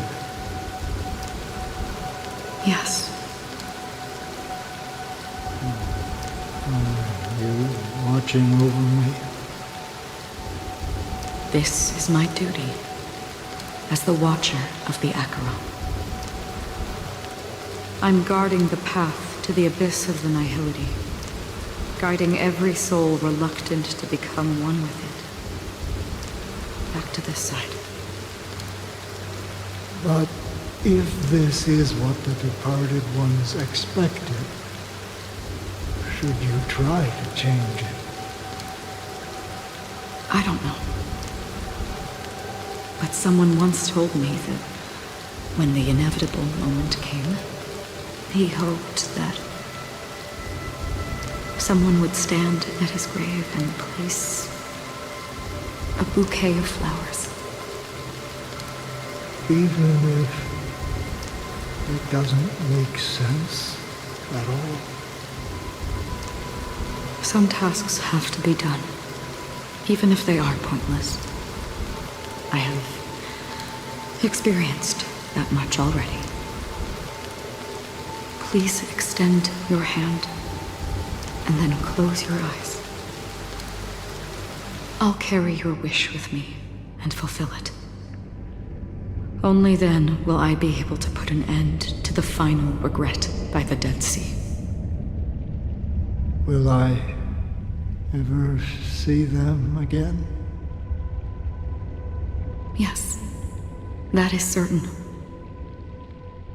Because it was you who told me about the Express, your two former companions. The expedition cut short by the swarm. Your narrow escape from death. And your encounter with the Galaxy Rangers. And Penacony. The hometown to which you could never return. Yeah. For countless times, I got rejected by the family and had to pass it by. But I knew that my companion was still there. Alone. Mikhail, are you still there? Take my hand and come with me. We will leave this place. You'll embark on a long, long journey, shrouded in darkness. But fear not, as a touch of red will be awaiting you at the end of the path. That's the color of existence. Follow it, and it'll guide you and illuminate the way out. By doing so, you'll eventually reunite in the warmth of the sunlight. Thank you. May death be the end of your boundless dream, guiding you back to the waking world. Welcome to the horizon of existence. This place is one of the thousands of manifestations belonging to the sleeping and shapeless. And it's also an exit out of the nihility for the awake ones. Let's bid our final farewells here.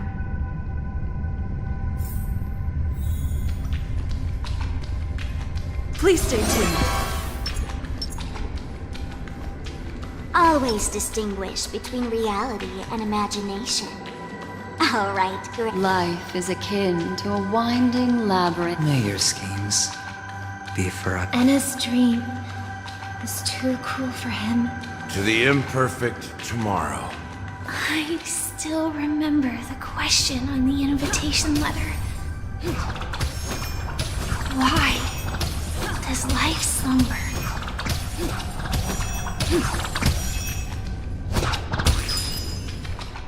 Why does life slumber? We don't know the answer yet, but we're about to awaken from this dream. Or perhaps such is the answer itself. Leave this place, return to where you belong, and awaken Penacony from this dream. As I said, our plan is not about convincing everyone to choose the right path, but about inspiring them to save themselves. So, when will people actively save themselves? The answer is when they are in desperate situations. Like a drowning individual in the deep sea. When one's body and mind bear immense pressure, agony, confusion, and despair will follow. I firmly believe that. The fragility of humankind often freezes them in their tracks. But in truly desperate situations, they will strive to save themselves. And now, Penacony has enough heroes to lead them forward. It's through this inherent, self-centered instinct that people exert their utmost effort, even when they know their struggle is fruitless. As absurd as it may seem, it's their resistance. As for now, it is time to guide them, not as a savior, but as a nameless among those mortals. In this way, you will reunite in the warmth of the sunlight. The rain is intensifying. Before we part ways, please allow me to ask a few final questions. So far, you have forged unbreakable bonds with numerous individuals and entities in the sweet dream. Might I ask if you fear severing these bonds with your own hands?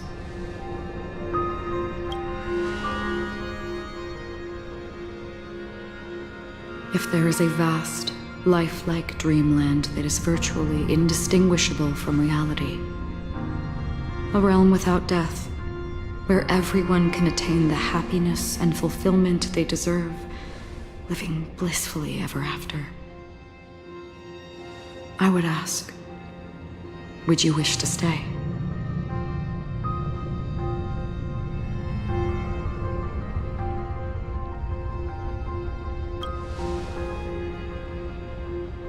Imagine if this splendid dream were fated to fall apart.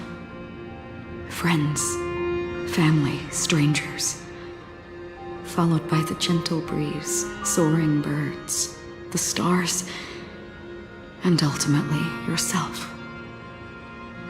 Everyone and every face they remember, the joy and the heartaches, the vows sealed and those left hanging, all will inevitably march towards a predetermined ending.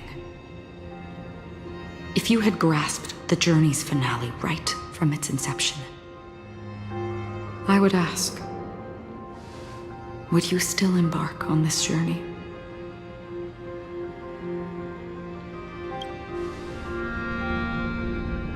I'm glad. The answer itself doesn't matter. What matters is that you've made a decision. Listen, touch, and ponder. And therein lies the sensation.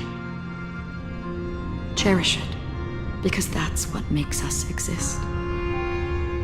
Such is the only answer humans can offer when facing the nihility.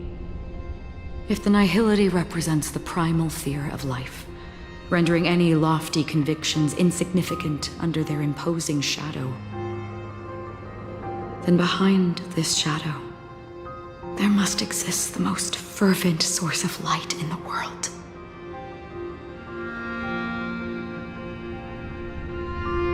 Just as every life that edges closer to death fervently approaches the end of the nihility, we must pursue that primordial light.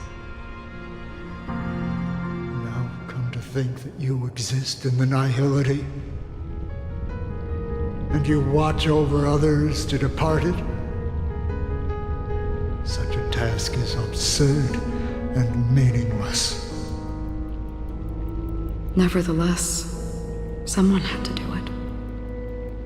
As for the meaning you mentioned, even if it's a meaningless task, I've come this far, haven't I? Even if the future you forge may not even belong to you. It may not belong to me, but it definitely belongs to someone.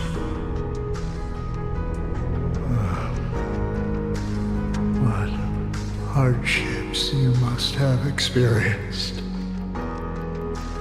In that case, allow me to do something meaningless too. Please, tell me your name.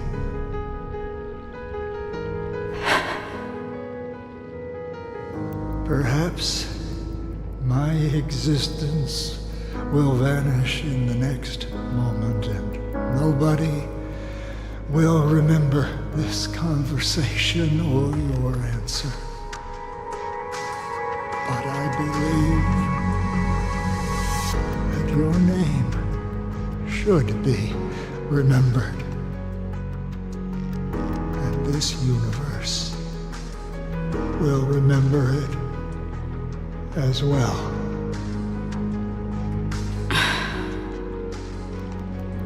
For me, some things are difficult to recall, yet there are others that I find challenging to forget. Such is memory, a creation of the past that blossoms into significance in the distant future.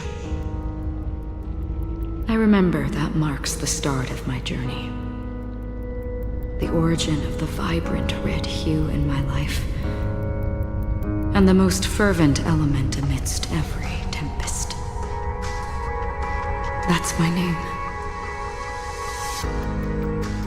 Raiden. Ozen Mori. May.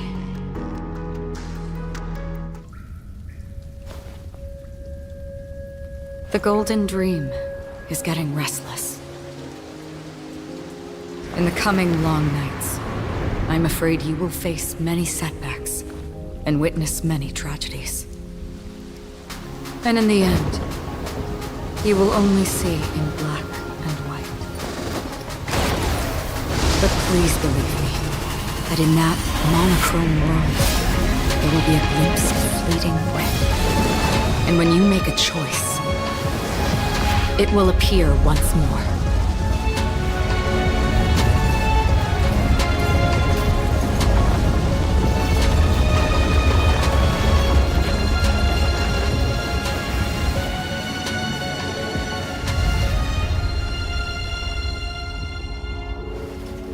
What you must do is ponder its significance, then return to the waking world.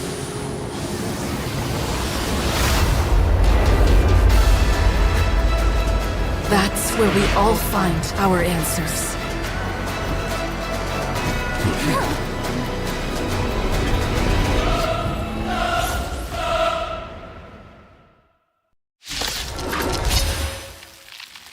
Have you broken free from the dream of order? We've seen enough sleeping already. Let's show them a wake-up call. Expand your thinking. Noisy. Mediocre. Fiends or devils. I'll crush them all! Without order, how can the weak be righteous?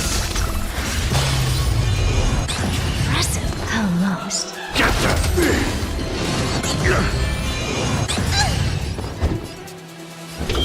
Answer me! Essay knowledge, the measure of truth and falsehood. If you have any objection, feel free to make your case. Noisy. 0 points.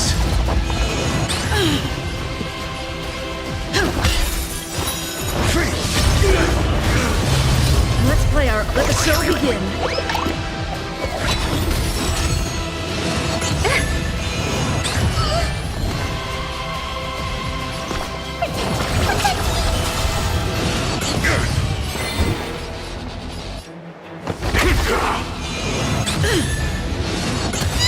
Never seen perfection before. Expand your thinking. I'll take the lead.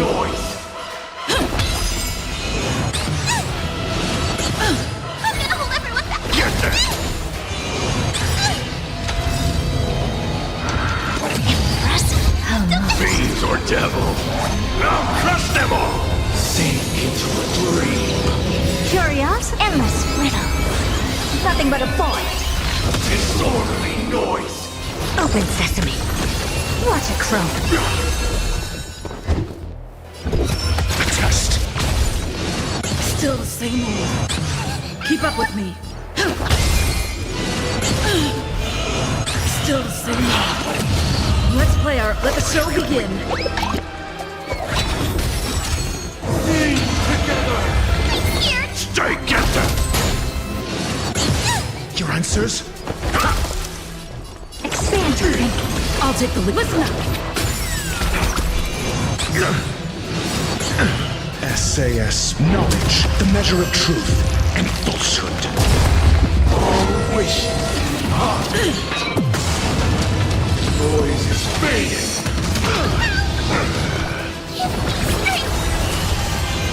Still the same old. Never seen perfection. Open sesame.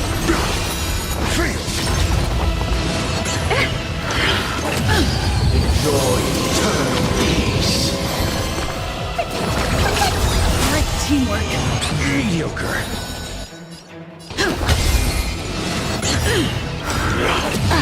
Let's play let the show begin. I'm asking questions. I don't have time for this. Expand your thinking. 0 points.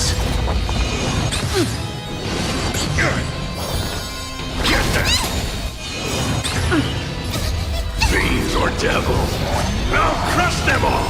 All wishes are. All things are part of the melody. Wake up!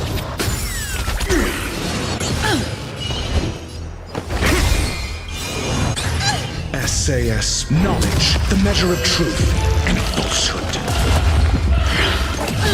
Sink into a dream.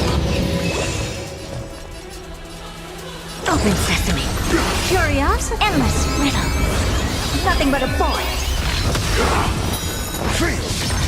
Never seen perfection before? Expand your thinking. Glimpse the unknown. Disorderly noise. I'm gonna hold everyone back again! Get them! I'll take the lead. Listen up! Let's play our... Let the show begin.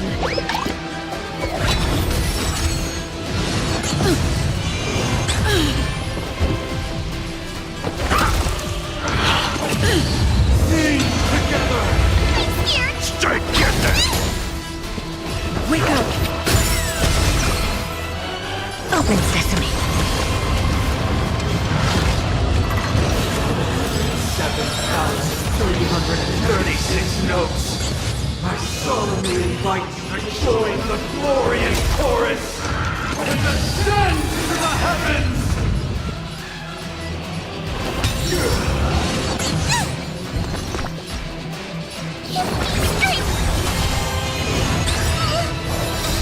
Fiends or devil, I'll crush them all!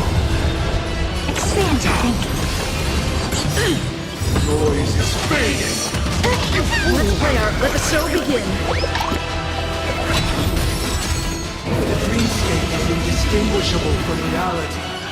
Can it still be called an illusion? Keep up with me. Listen up! Mediocre. Get them! Disorderly noise! This perfect melody I command. We create paradise anew!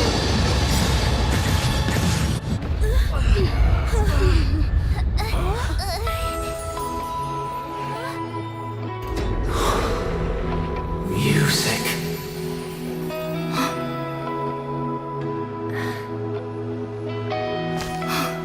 There seems to be another kind of sound coming into the Order's symphony.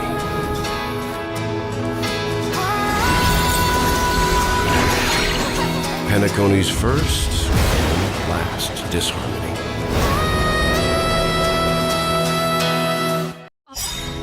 Those imprisoned in their dreams are awakening for freedom. Disorderly noise! Robin, is that you singing? You have heard their cries. This is not the paradise they hoped for. Even so, they don't know where they should be heading. That's why I had to become the lone star in the sky to guide them. Even if that star must hang in a perpetual night of solitude. Don't come any closer! Fiends or devil, I'll crush them all! Curious, endless riddle. Nothing but a boy. Let's play our... Let the show begin.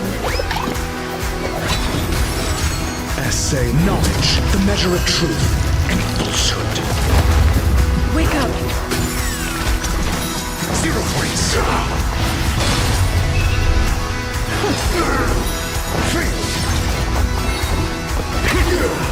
Get them! Wisdom comes from... Keep up, listen up! An open sesame. What a crone. I'm asking questions. Answer me. Get the noise! Witness the will of the weak! Disorderly noise! Weakness is not defined by... Wake up! Still the same old. Let the show begin.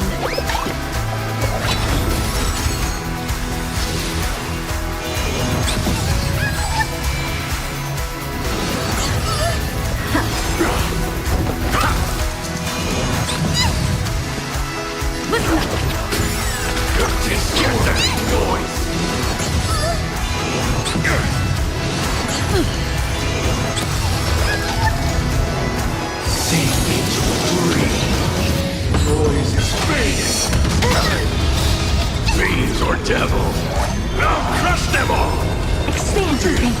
I'll take the lead.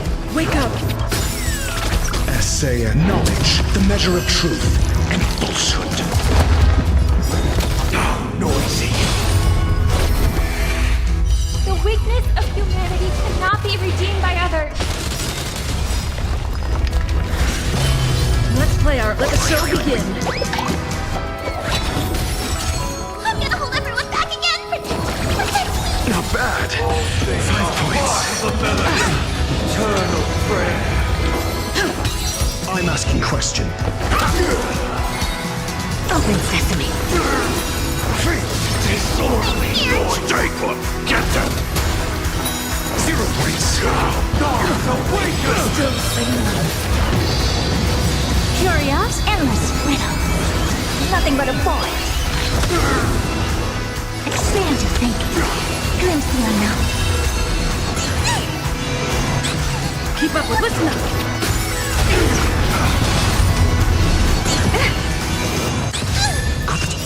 Disorder! Have a noble soul! Don't be shackled by the past! Disorderly noise! Get them! I'll take the wake up. Let's play let the show begin. Open sesame. Disorderly! If we had never experienced solitude, how could we have embarked on different paths? Now, our final talk has concluded.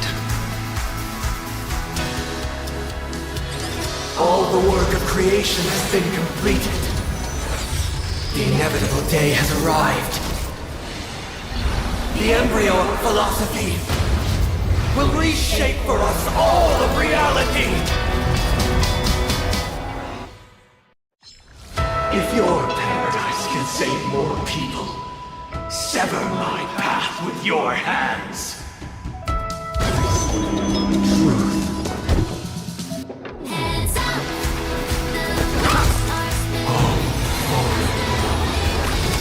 May I honor you.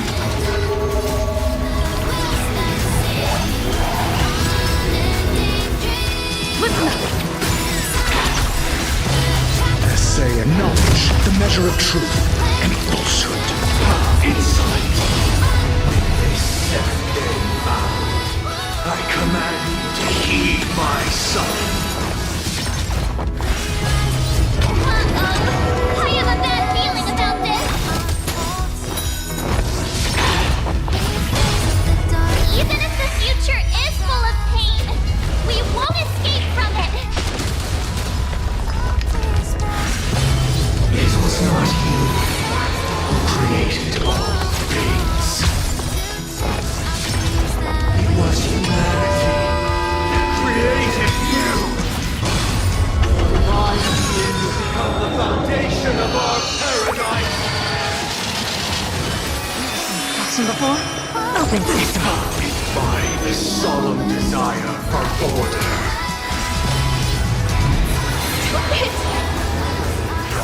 To achieve ascendancy, the order is not the only choice.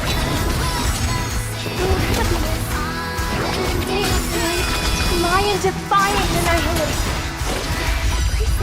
That way. Expand your thinking. I'm asking Curious, questions. endless riddle. Nothing but a boy. Open sesame. Glimpse the unknown. I'll take the lead.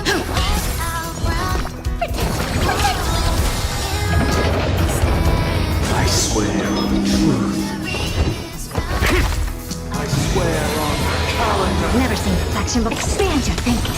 I swear on words. Keep up with me.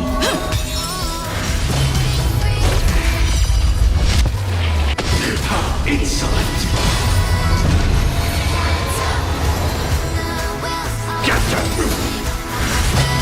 I swear on rules. Your answers? A test. I swear on meaning. Essay knowledge, the measure of truth and falsehood.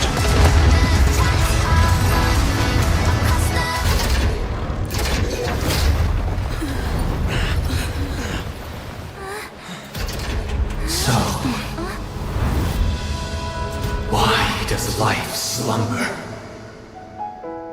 Because someday,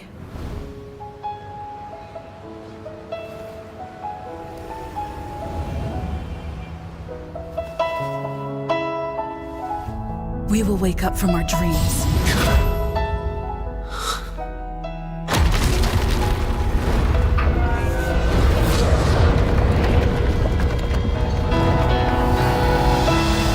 The night is still too short.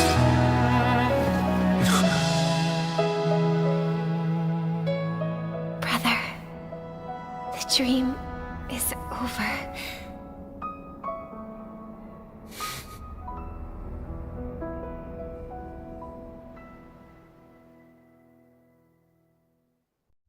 In the first year of the AE 2158, a fiery conspiracy erupted in the land of the dreams, but soon faded in chaos and destruction.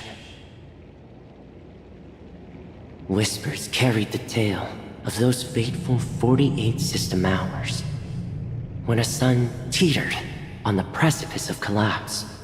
A paradise stood on the brink of destruction, and a world was poised to surrender to its new master. Amidst it all, a body decayed, a pack of vultures gathered, and a brother and sister were doomed for long separation. And so, an eon succumbed to slumber once more. Some celebrated this fall, while others mourned. Among the insignificant witnesses, mere specks in the vast tapestry of the universe, it was said that this time, the Eon met their demise with dignity. As the cosmos bathed in the radiance of a pure dawn, a tempestuous storm brewed on the horizon. The chant of "All for the Amber Lord" grew ever louder. Yet, no matter how one contemplates it, time inexorably swings Klapot's colossal hammer in eternal cycles. The tale of the Astral Express reaches both its conclusion and a new beginning. Time marches forward, heralding the arrival of a new chapter in the history of trailblazing expeditions. Brother, do you think the stars will fade away? Where did that come all of a sudden? Because the constellation that looks like a bird, the Torrent Eagles, looks a bit dim lately. It's the Dormant Eagles. Don't worry, it's still there. It's just it's located in the inner ring of Penacony and can only be seen when spring and summer overlap. As for the question you asked, I think stars do die, just like people. But do you know, sister? No star actually belongs to the present. The light we see from them is from a long time ago. Even after the stars perish, their light will travel millions of light years, spanning countless years, to illuminate the night sky of another world. In our paradise, I believe there will be a star like that, shining with the same light. Its radiance will last forever, and its name will be happiness. No, not just one star. We should have 2 stars. Or maybe even more. Yeah, you're right. It's a deal. It's a deal, then. This is our promise, and nothing will sway our ideals.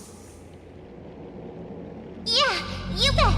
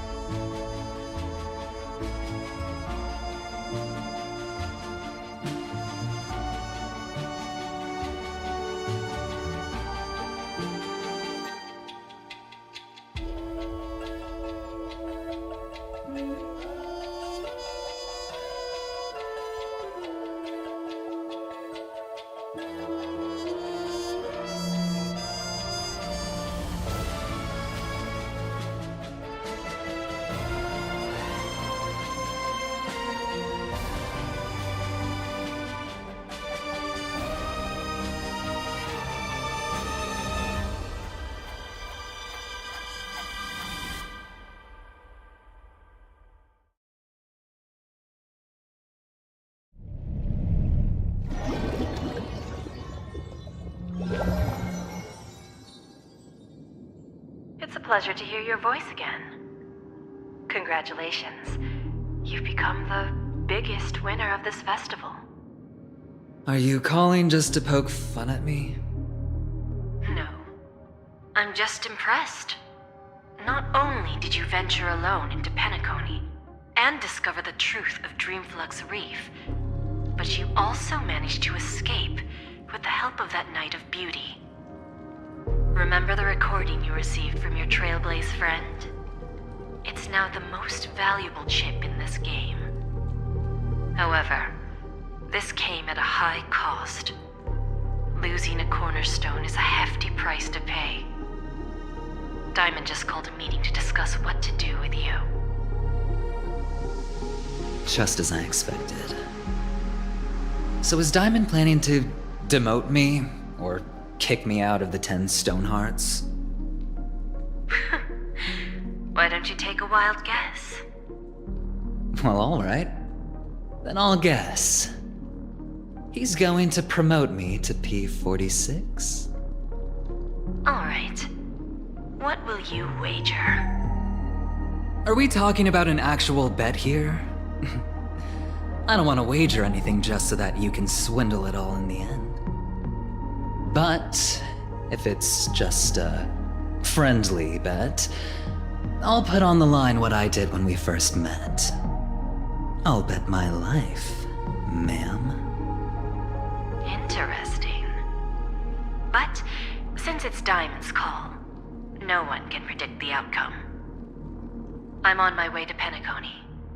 Once everyone is settled, we'll return to Pier Point for the final showdown. Sounds like I'll be out of the action for a while. Finally, a chance to kick back and relax. Yeah. Leave everything to me and Topaz, child. Thanks to you, as soon as the Jade Stone was delivered to the family's compound, we finished up our preparations. The seeds we planted have taken root. Soon, it'll be time to reap the rewards.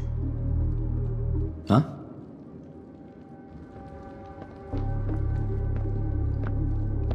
Let's wrap it up for now. Looks like I've got a visitor here.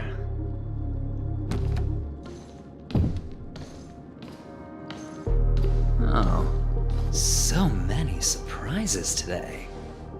Didn't expect a Galaxy Ranger and wanted criminal to show up here. One who managed to take out 2 IPC members under the noses of our fleet. Do you understand what that means? Screw wubba boo, I just put him to sleep. Don't try to intimidate me with that nonsense. Besides, I've taken down more IPC lackeys than the residual value you squeezed. And I don't mind adding a few more zeros to my wanted poster. I have a question for you. Be honest now, or I won't think twice about putting a bullet in your fudging head.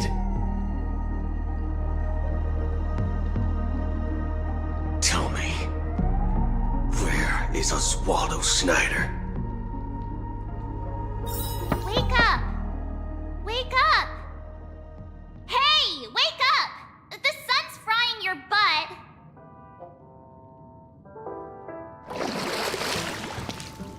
Are you okay? Can you hear me? I didn't hear a peep from your room, and it really freaked me out.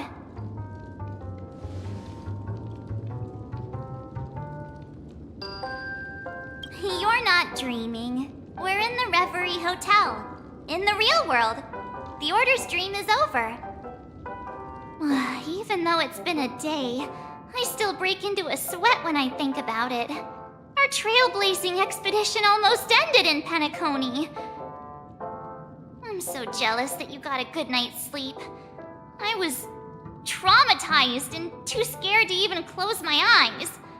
I thought if I fell asleep, I'd never wake up again. The Stellaron was sealed while you were sleeping. The ordinary people in Penacony have no idea what happened. They just feel like something's missing from their memories. The family's official statement was like, "The Charmony Festival was attacked by an unidentified Stellaron and came to a halt." After all, they can't just reveal the truth about the Order. Now, all the major lineages, except for the Oak family, are dealing with the aftermath. The family has invited the crew to the Radiant Feldspar as witnesses for an important meeting. Everyone's waiting for you, so hurry up and pack. We're leaving as soon as you're ready.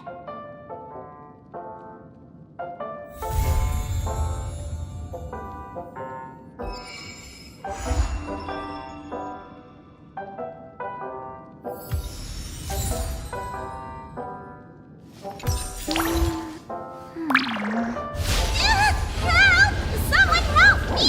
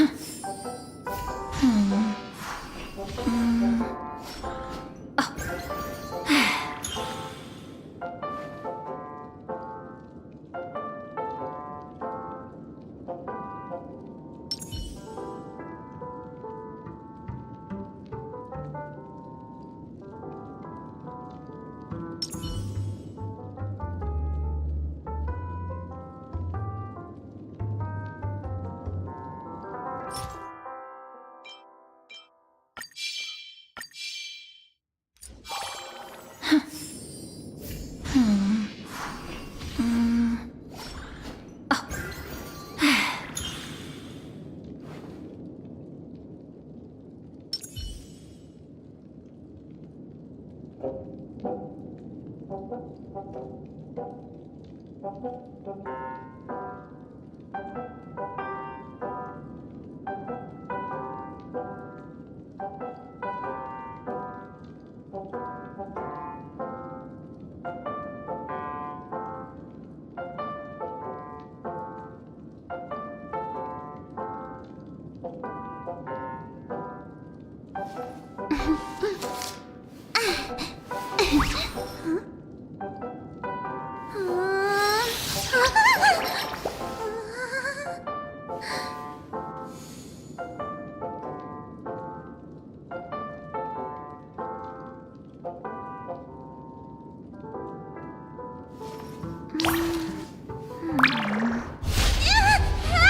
Someone help me!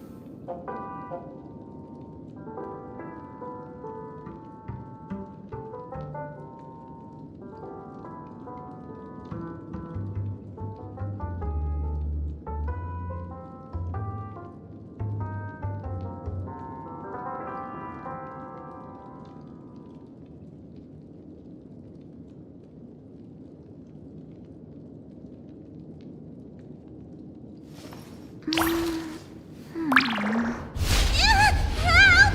Someone